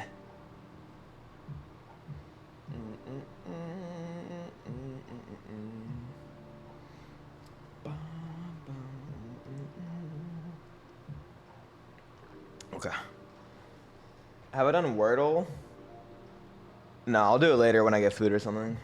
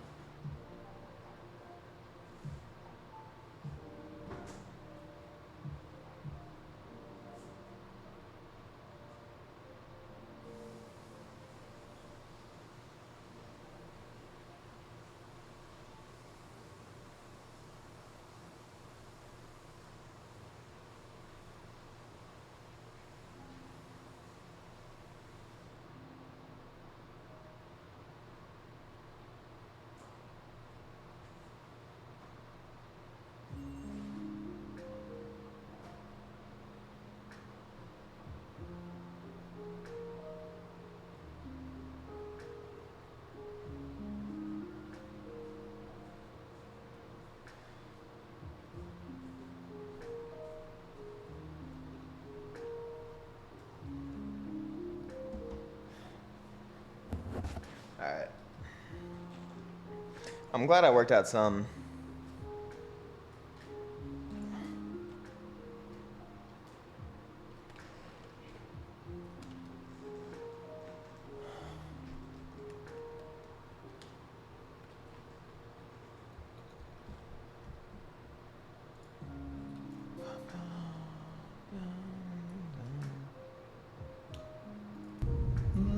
Did a TV gifted? I'm shitting. Oh my god, that's loud. Holy suck.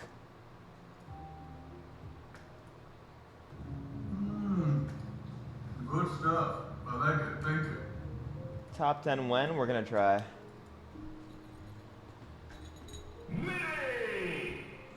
Okay. Okay, let's get this. Are you number 1 yet, or is that out of the picture? Gimmer, we hit number 49, which was the initial goal was top 50. Then to move to top 10, and now I'm like number 200.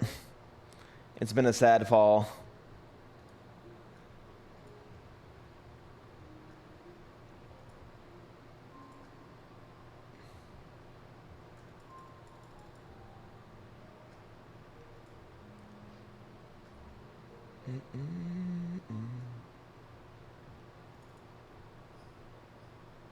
All right, let's do this.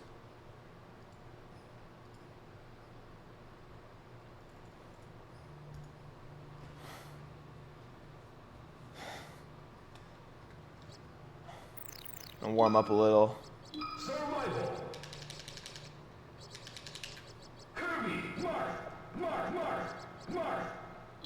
Foxcaster with a gift to Gimmer, thank you. Good stuff. I like it. Thank you.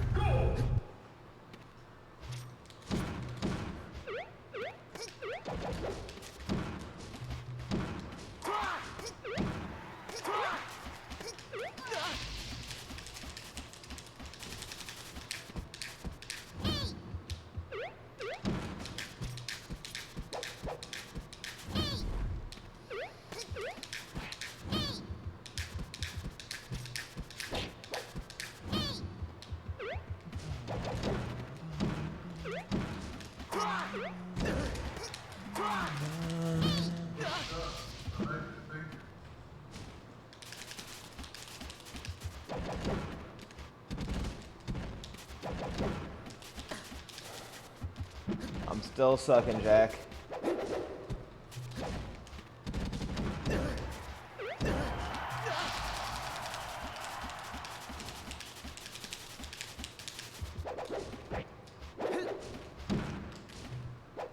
My spirit was broken yesterday after playing the same Luigi 6 times. I can't stand playing Kirby Luigi. I'd rather play Peach and Puff. Something about it.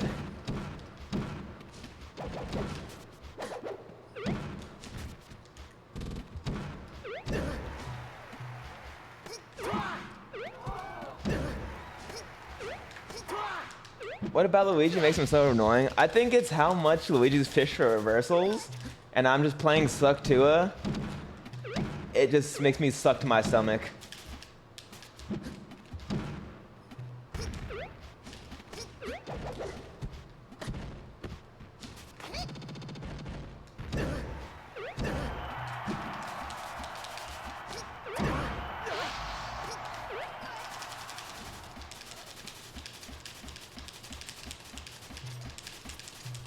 Did Henna change the title? It's day 9, right? I need to change it.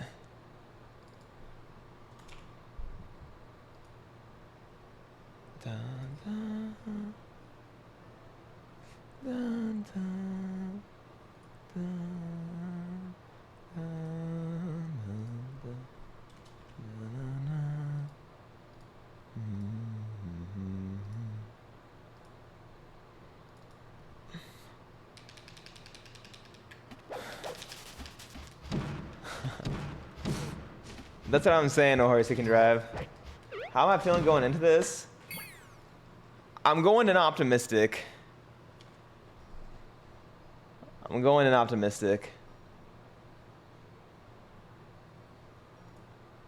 Oh, what the hell?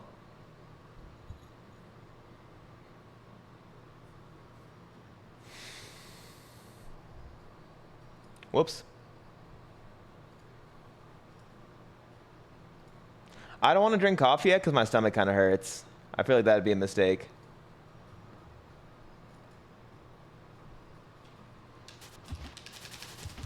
Yeah, we're live on YouTube again.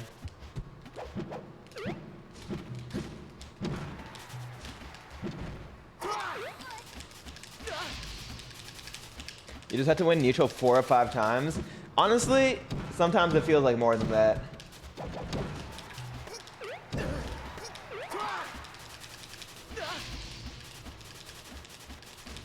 I get my coffee with, right now I get an iced latte with oat milk, and if they have sugar-free flavoring of like vanilla or hazelnut, I'll do that.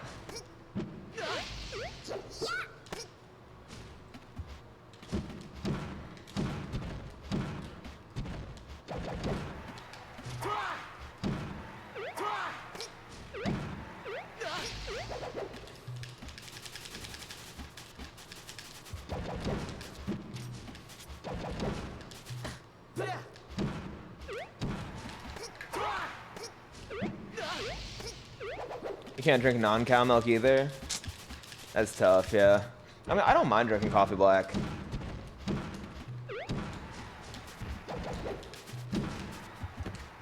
Unless it's like super shit. Good morning, Fraser. You're so cool for that. Wait, breakfast, I remember we talked about that at Full House. Because you asked if I wanted sugar. You're a coffee guy.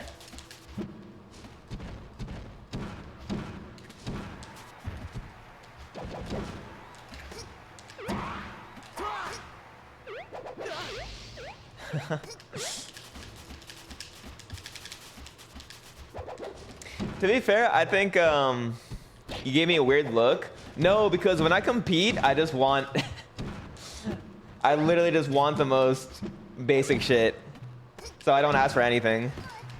So I think you're like, that's legit.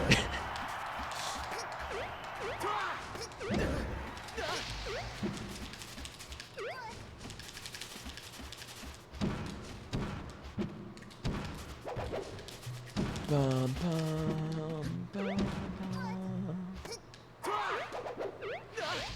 Real gamers do consider blood sugar levels.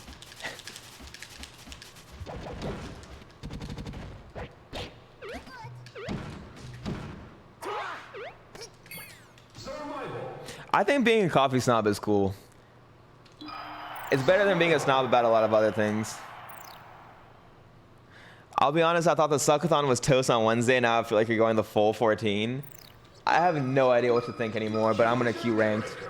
And I'm going to get Poopy and Pants SSBM. And I'm going to love my life. I'm going to love it. Nothing can bring me down today. We don't crash out.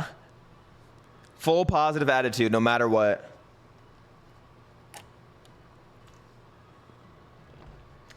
Everyone who asked for sugar got 13th at Full House. Holy. Mr. Positive returns. Even if there's a Luigi.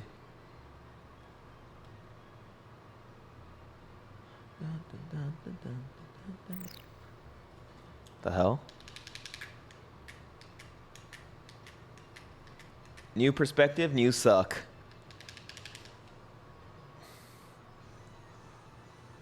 Can I snipe you? I'm bronze 1. It would be my pleasure. Thank you, Breakfast. Stuff. Any Like coffee it, thank snobbers? you. I think my cousin Saf is. I don't know if he's still in here. Saf, are you in here? Goobert Gold. Okay. I would love to play Goobert Gold.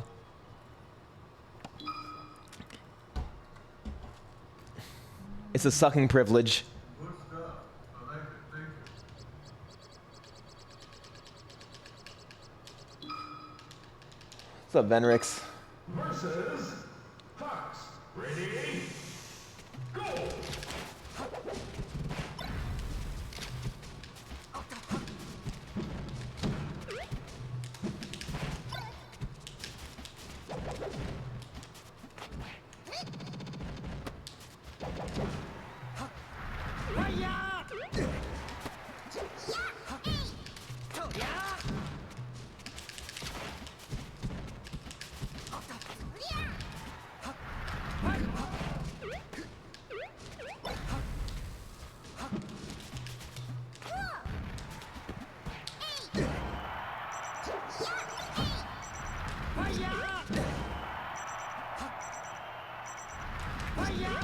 Nice.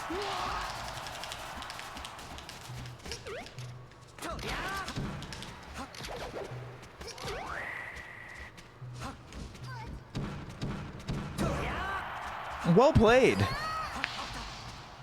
Gotta run, but I'll DM you about a content series idea I have. I would love to hear it. Yeah, please do.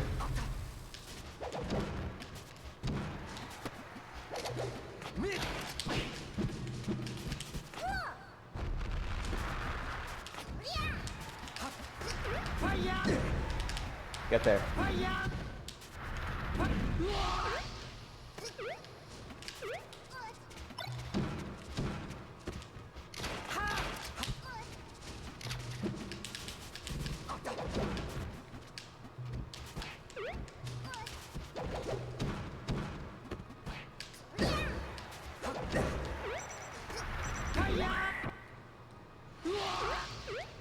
That one's for all the suck fans.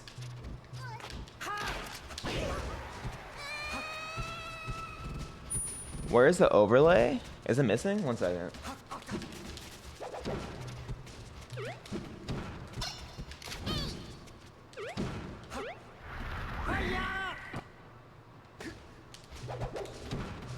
Wait, is there potential here? There's potential.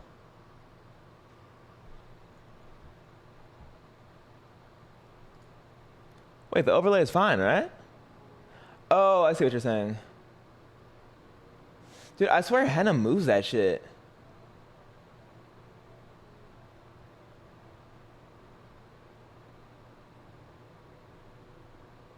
Yeah, it's literally gone. Oh, man.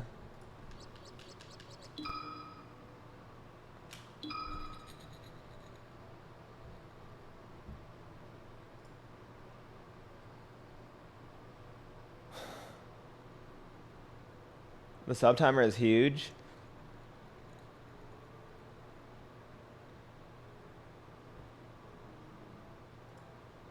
Hold on.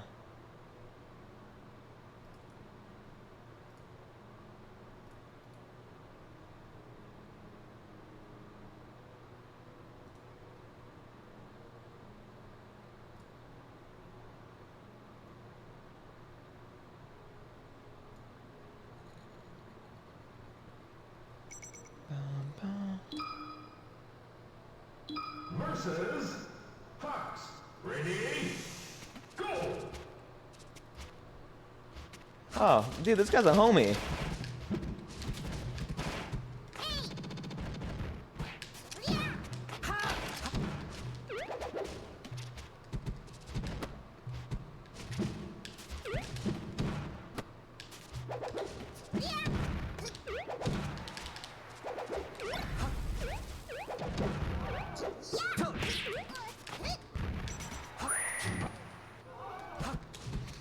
Dude, just give me a little more time to suck and I can make something happen. Come on.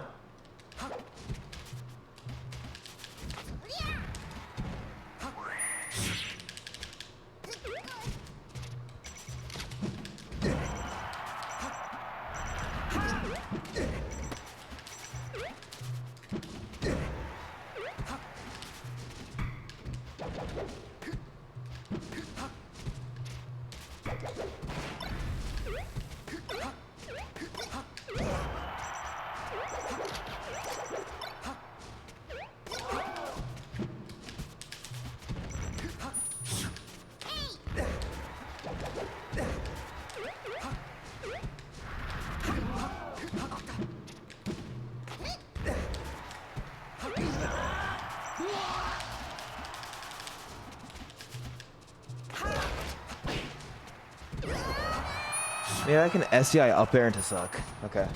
I'm labbing.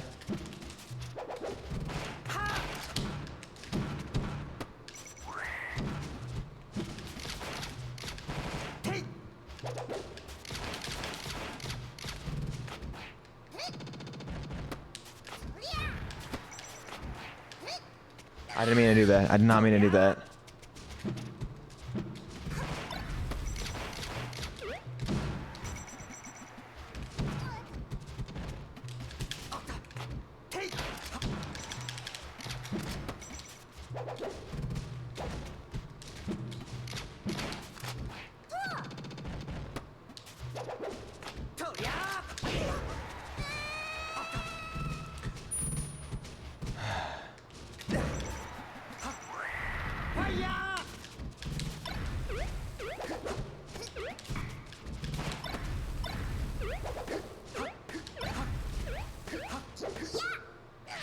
That's fine.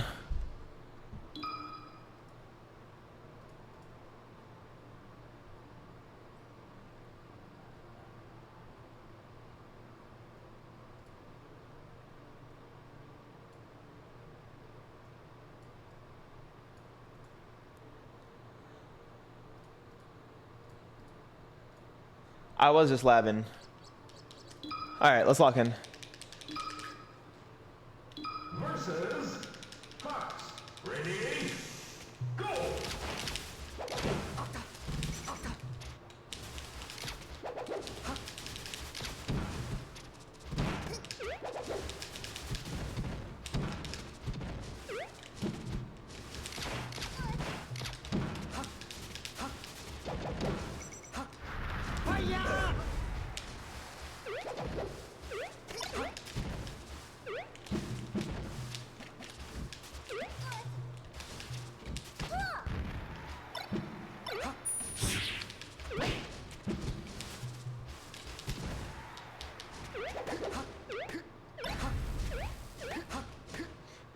Oh my god, oh my god, oh my god. Okay.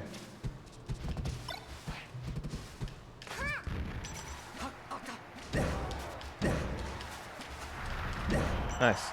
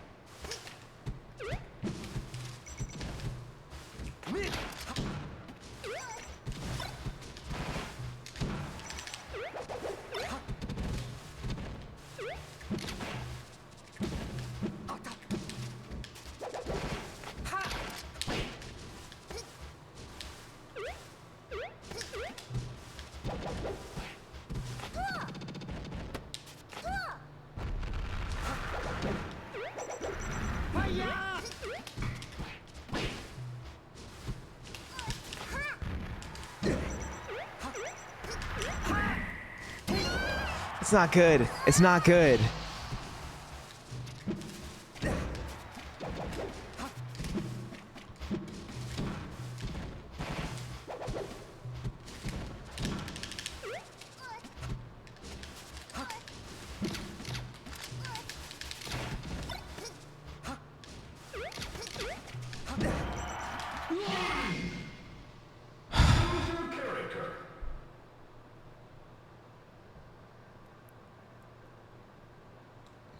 Okay. How did I get over ranked anxiety? I don't have ranked anxiety because I've played in too many tournaments. I think if you realize that rank shouldn't be your ultimate goal, it should just be a tool to get better, right? Unless it is.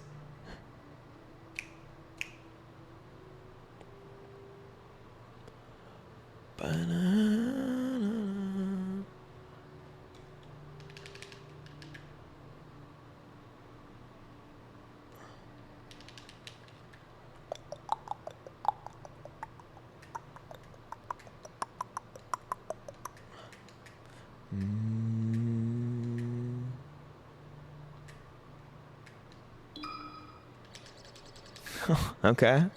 I'll play Super Pichu. Have I watched any Kirby guides? Not really, to be honest.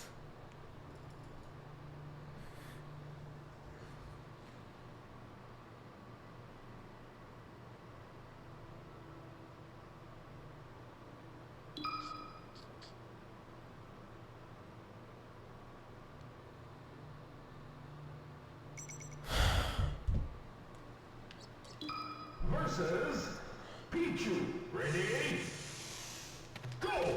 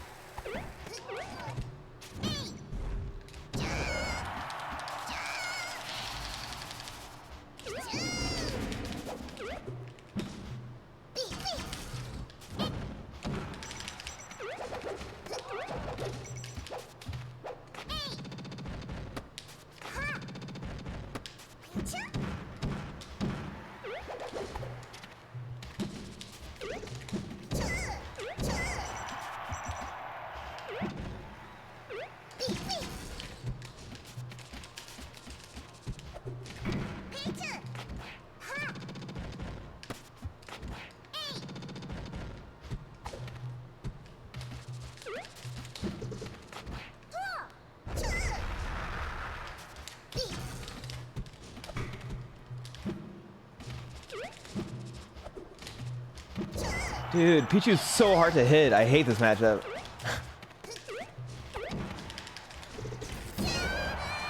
Oh my god.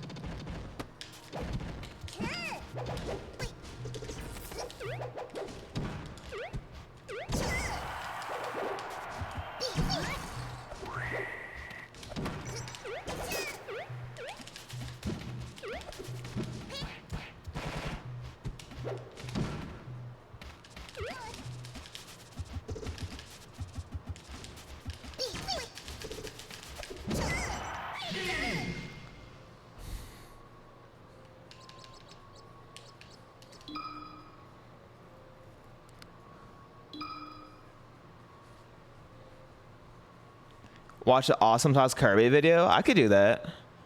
I can probably just do that if I when I take a break. Versus Pichu. Ready? Go!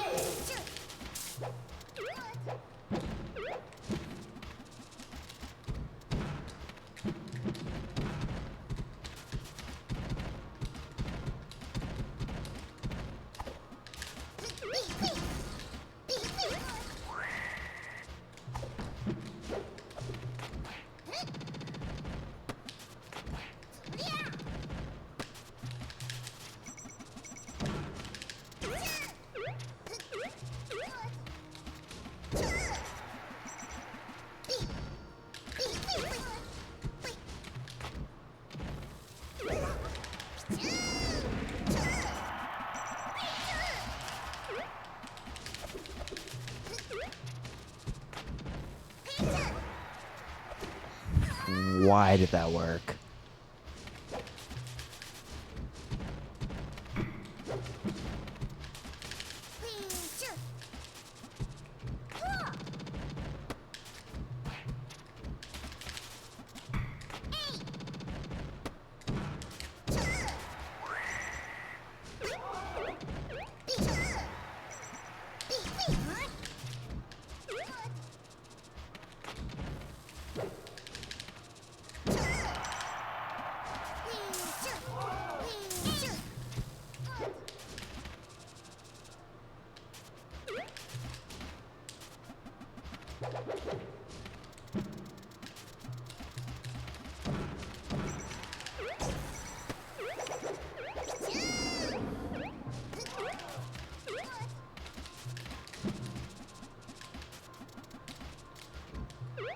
This guy's having too much fun. All right, suck it.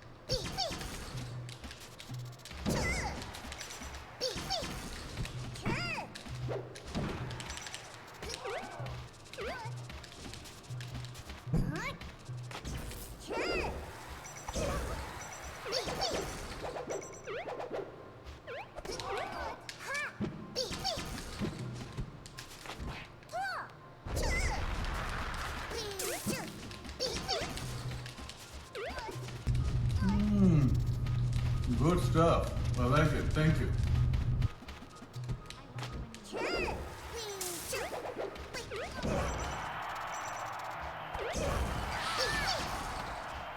This was for you, Buttface.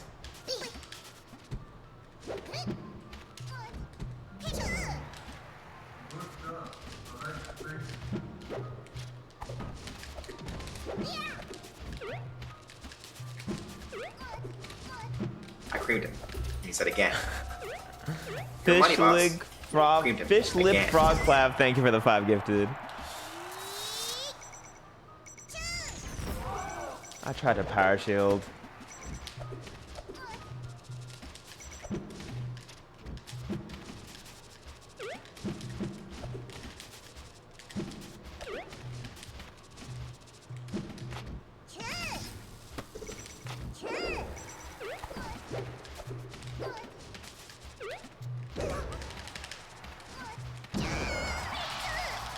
Don't forget the 3. Fish lip frog clap 3. All right, I'm winning this.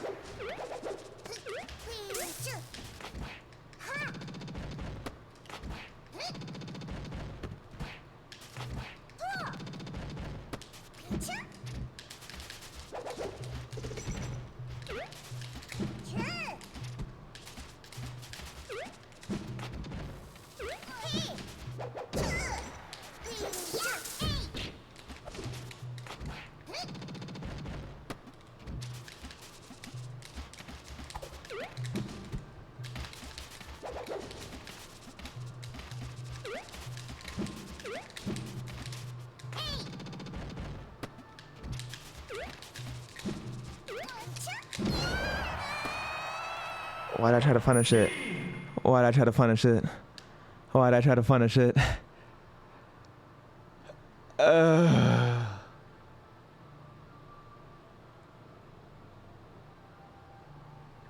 right.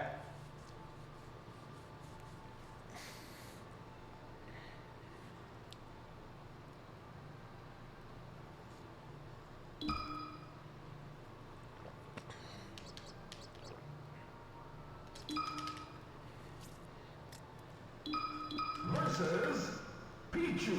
Ready? Go!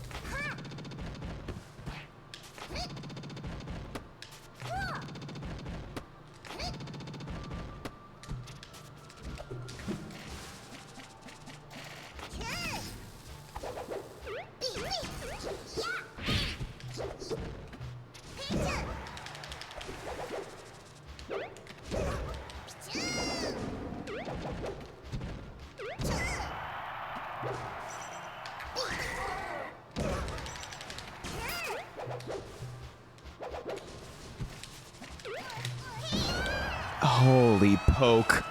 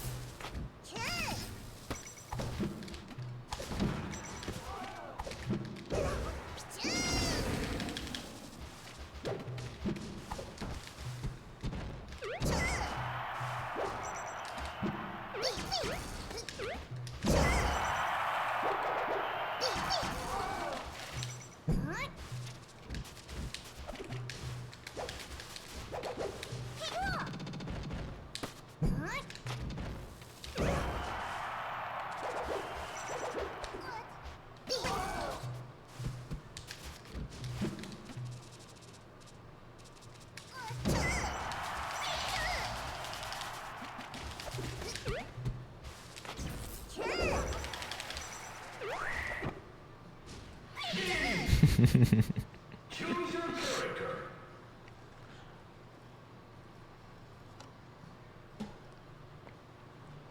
Suck yeah.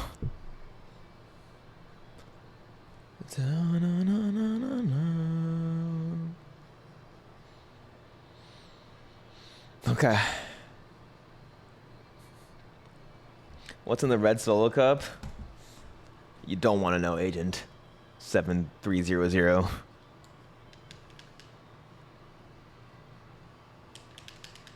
Sounds like there's someone outside my door.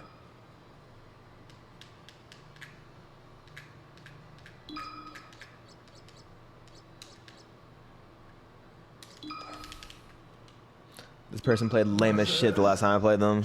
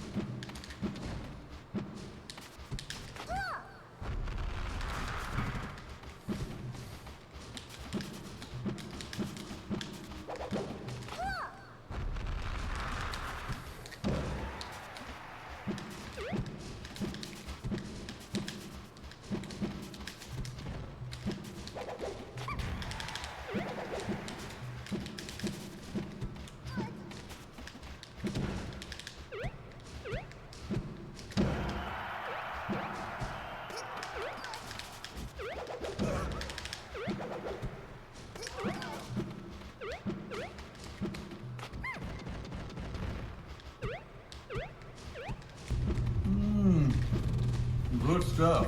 I like it. Thank you. King 24 PM, thank you for the prime.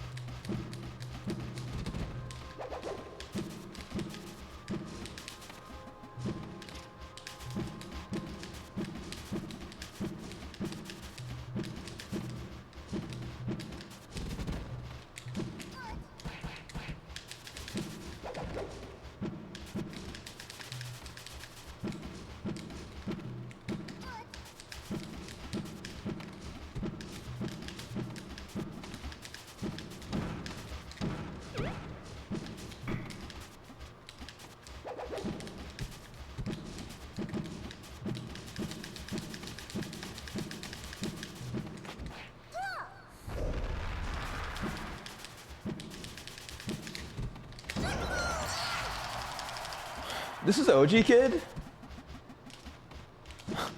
Why?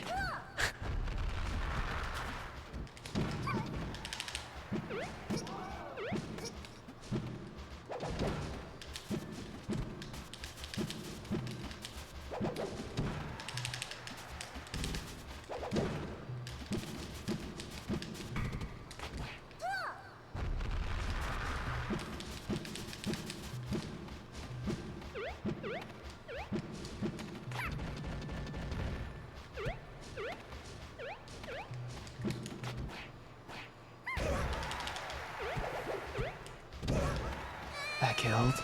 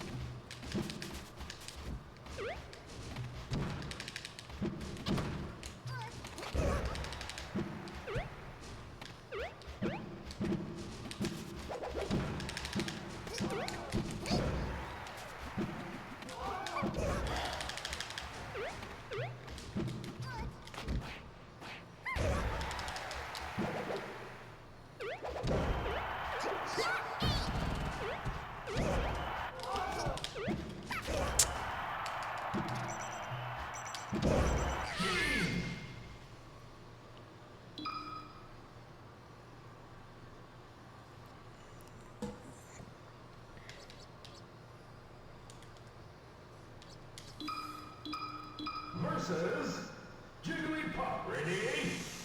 Go!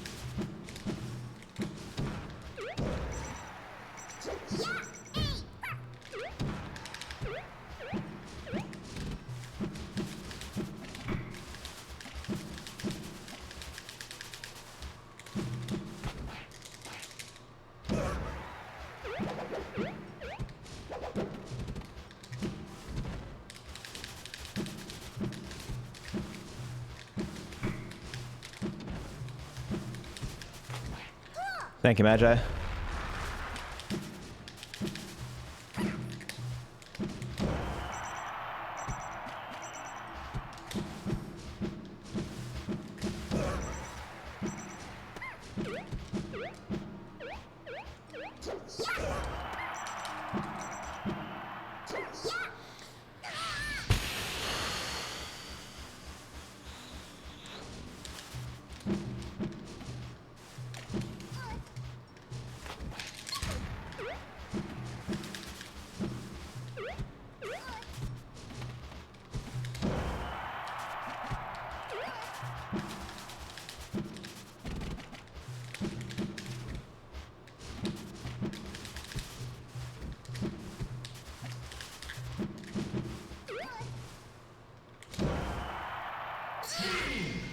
How long was that?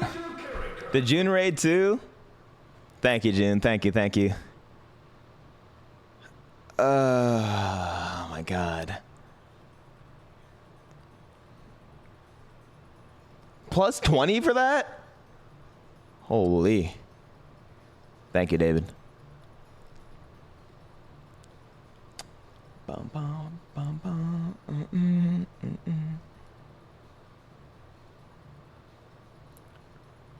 What's the timer at? 58 minutes? Just let Suckathon go. Let him go.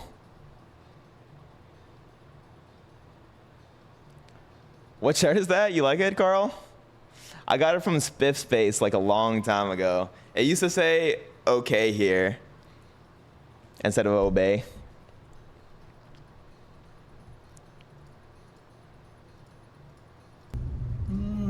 Comment Ninja with a tier 1. Appreciate it. Thank you. Thank you, thank you. That shit is tight. I like it, yeah.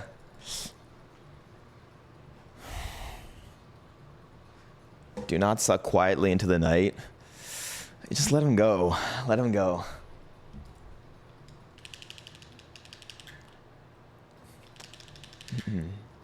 I am Indy. Good stuff. I like it. Thank you. I've been playing Kirby for 9 days straight, essentially.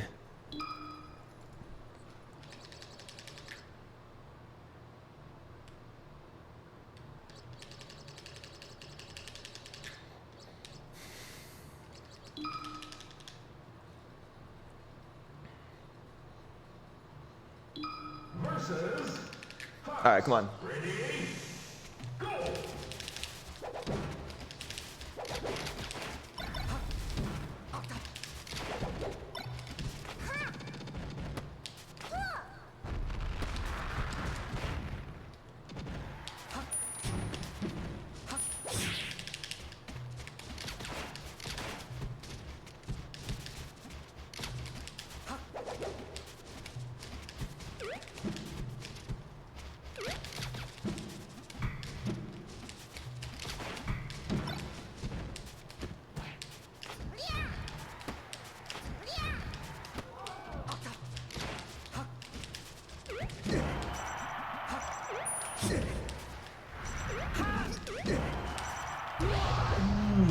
Hive still with the prime, appreciate it. I like it, thank you.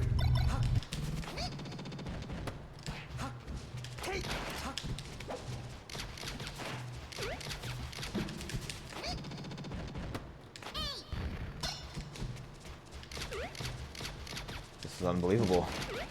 You're down.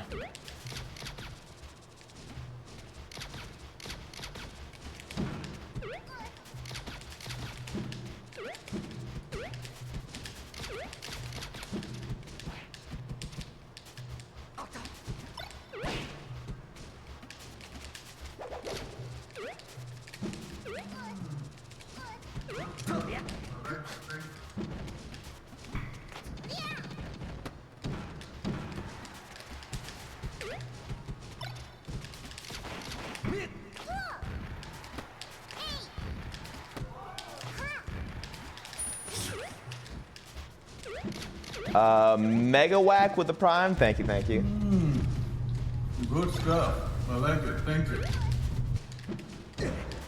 I can read chat because this guy's literally doing nothing.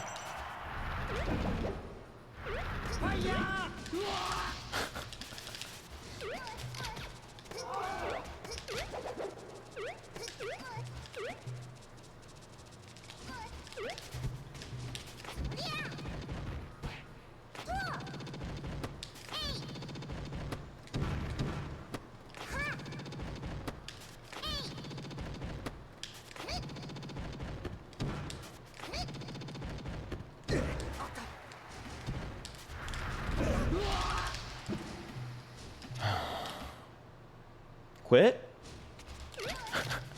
No, just go back to lasering. Yeah, that'll work. That'll work.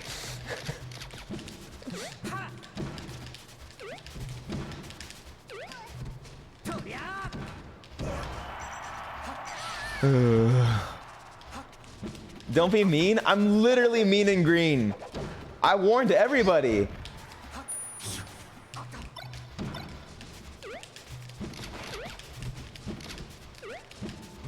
And I'm gonna suck up the scene. Oh.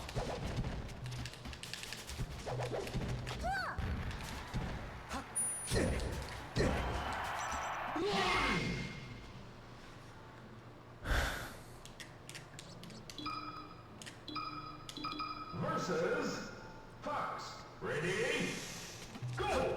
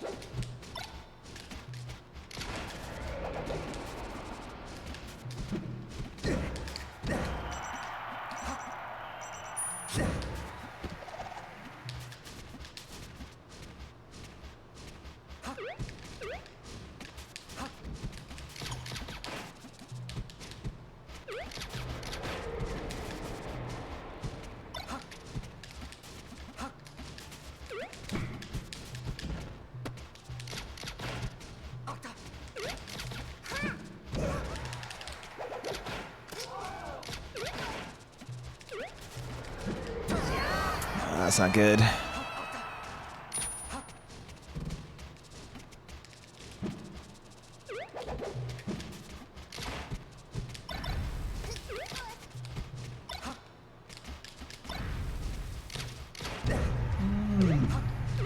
Good stuff. Well, thank you. Oh god. Balgler, thank you for the 2 gifted.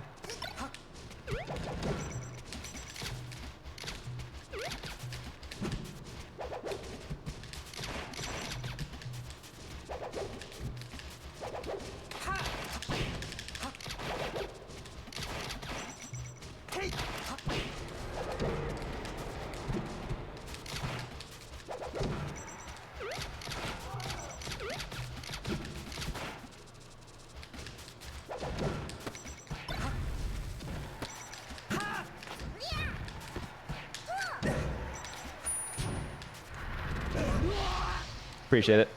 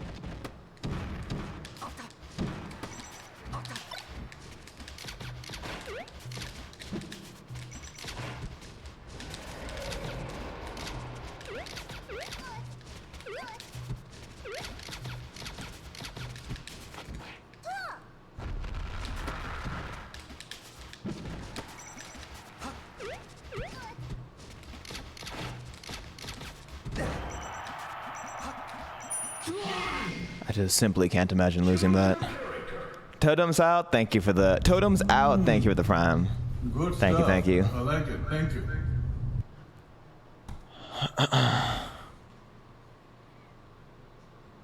Bum, bum, bum, bum, bum, bum, bum, bum, bum, bum. Dun, dun, dun, dun, dun, dun, dun, dun, dun.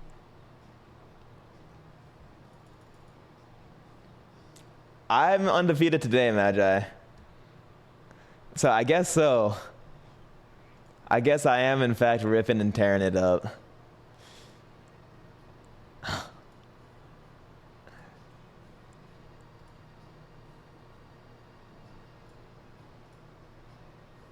How many matches? I think that's either 4 or 5. Might have to queue, says Vintage SSVM.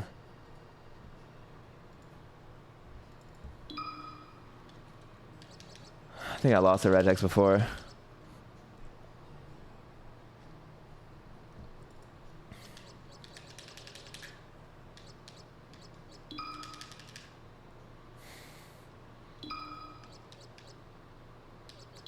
Versus Mark. Ready? Go!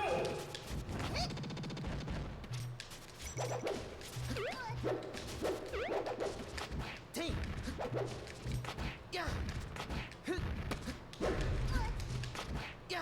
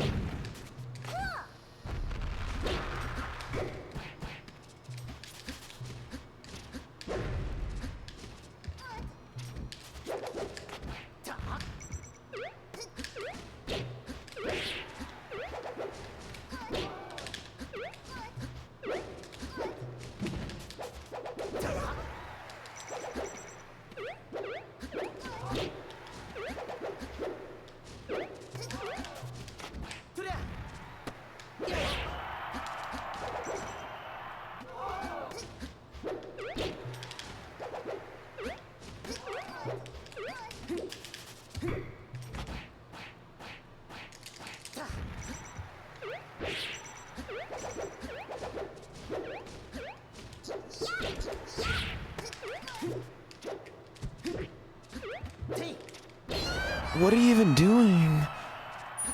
Oh.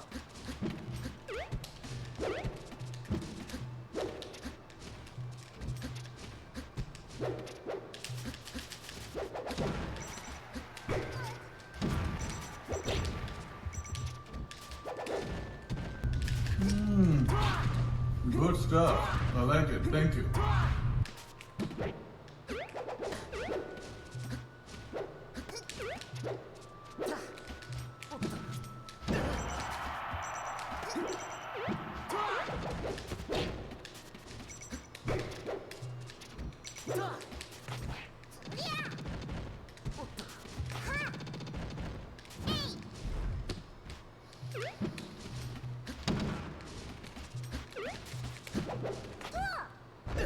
Tell me, Tuck, thank you.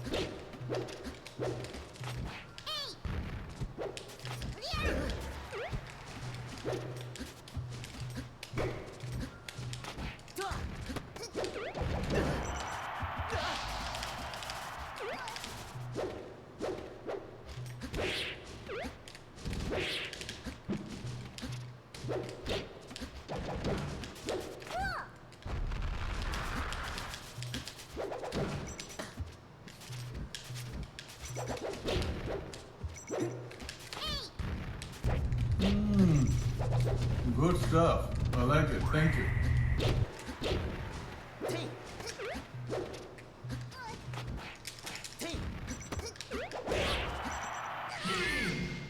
Akira, thank you for the prime.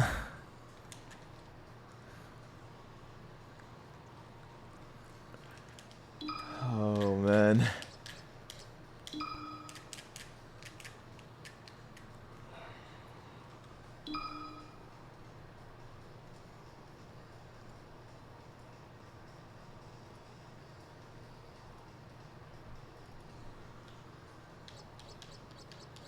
Versus Mark. Ready? Go!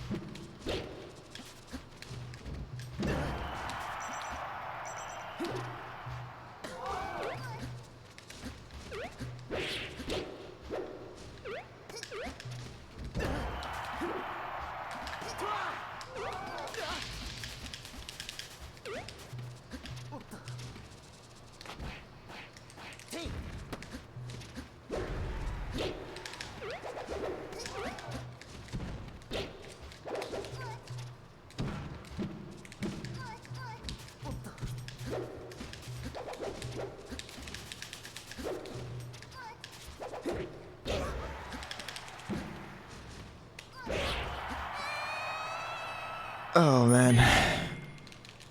Choose your character.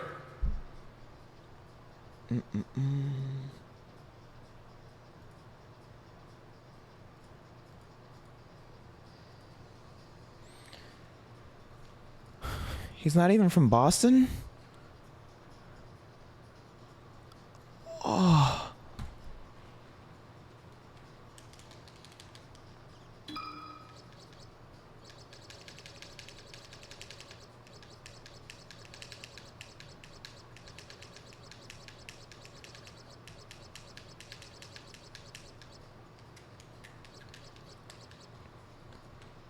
We don't have to count that one? We do.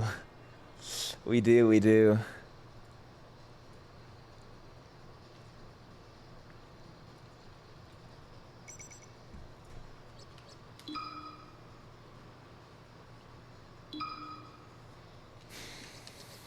Versus Fox. Ready? Go!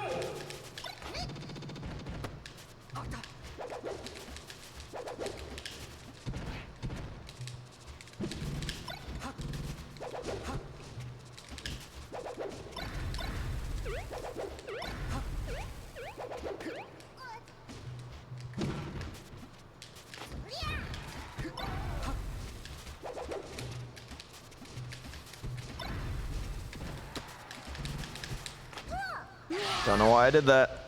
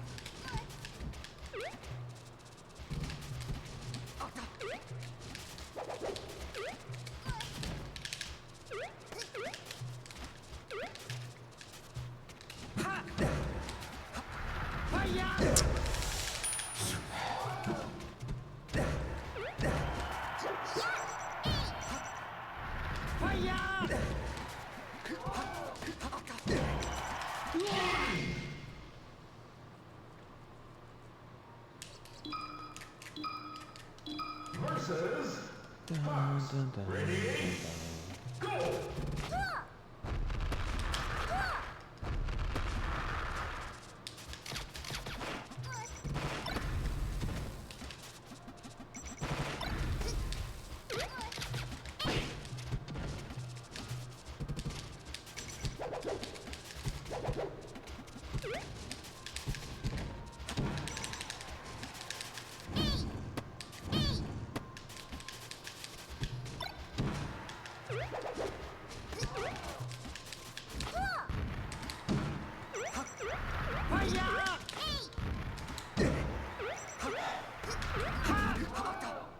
Oh, goody.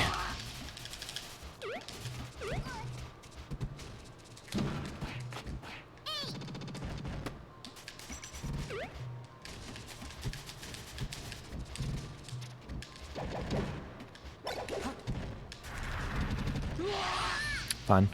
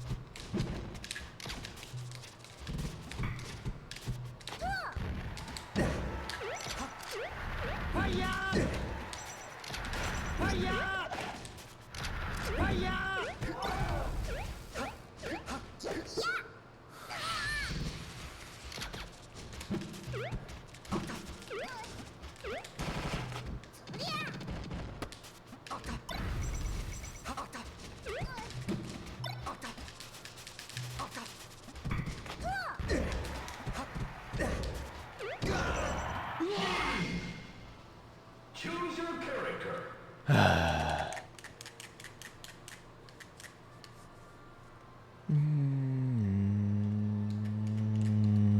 What the suck? What's up, J Bear? Can I get to 2460 today, please? I'm trying. I'm starting to think you aren't gonna make Fajita Friday. I don't think I will be. No, man. I hate playing the Mario Brothers. Versus Mario. Ready? Go!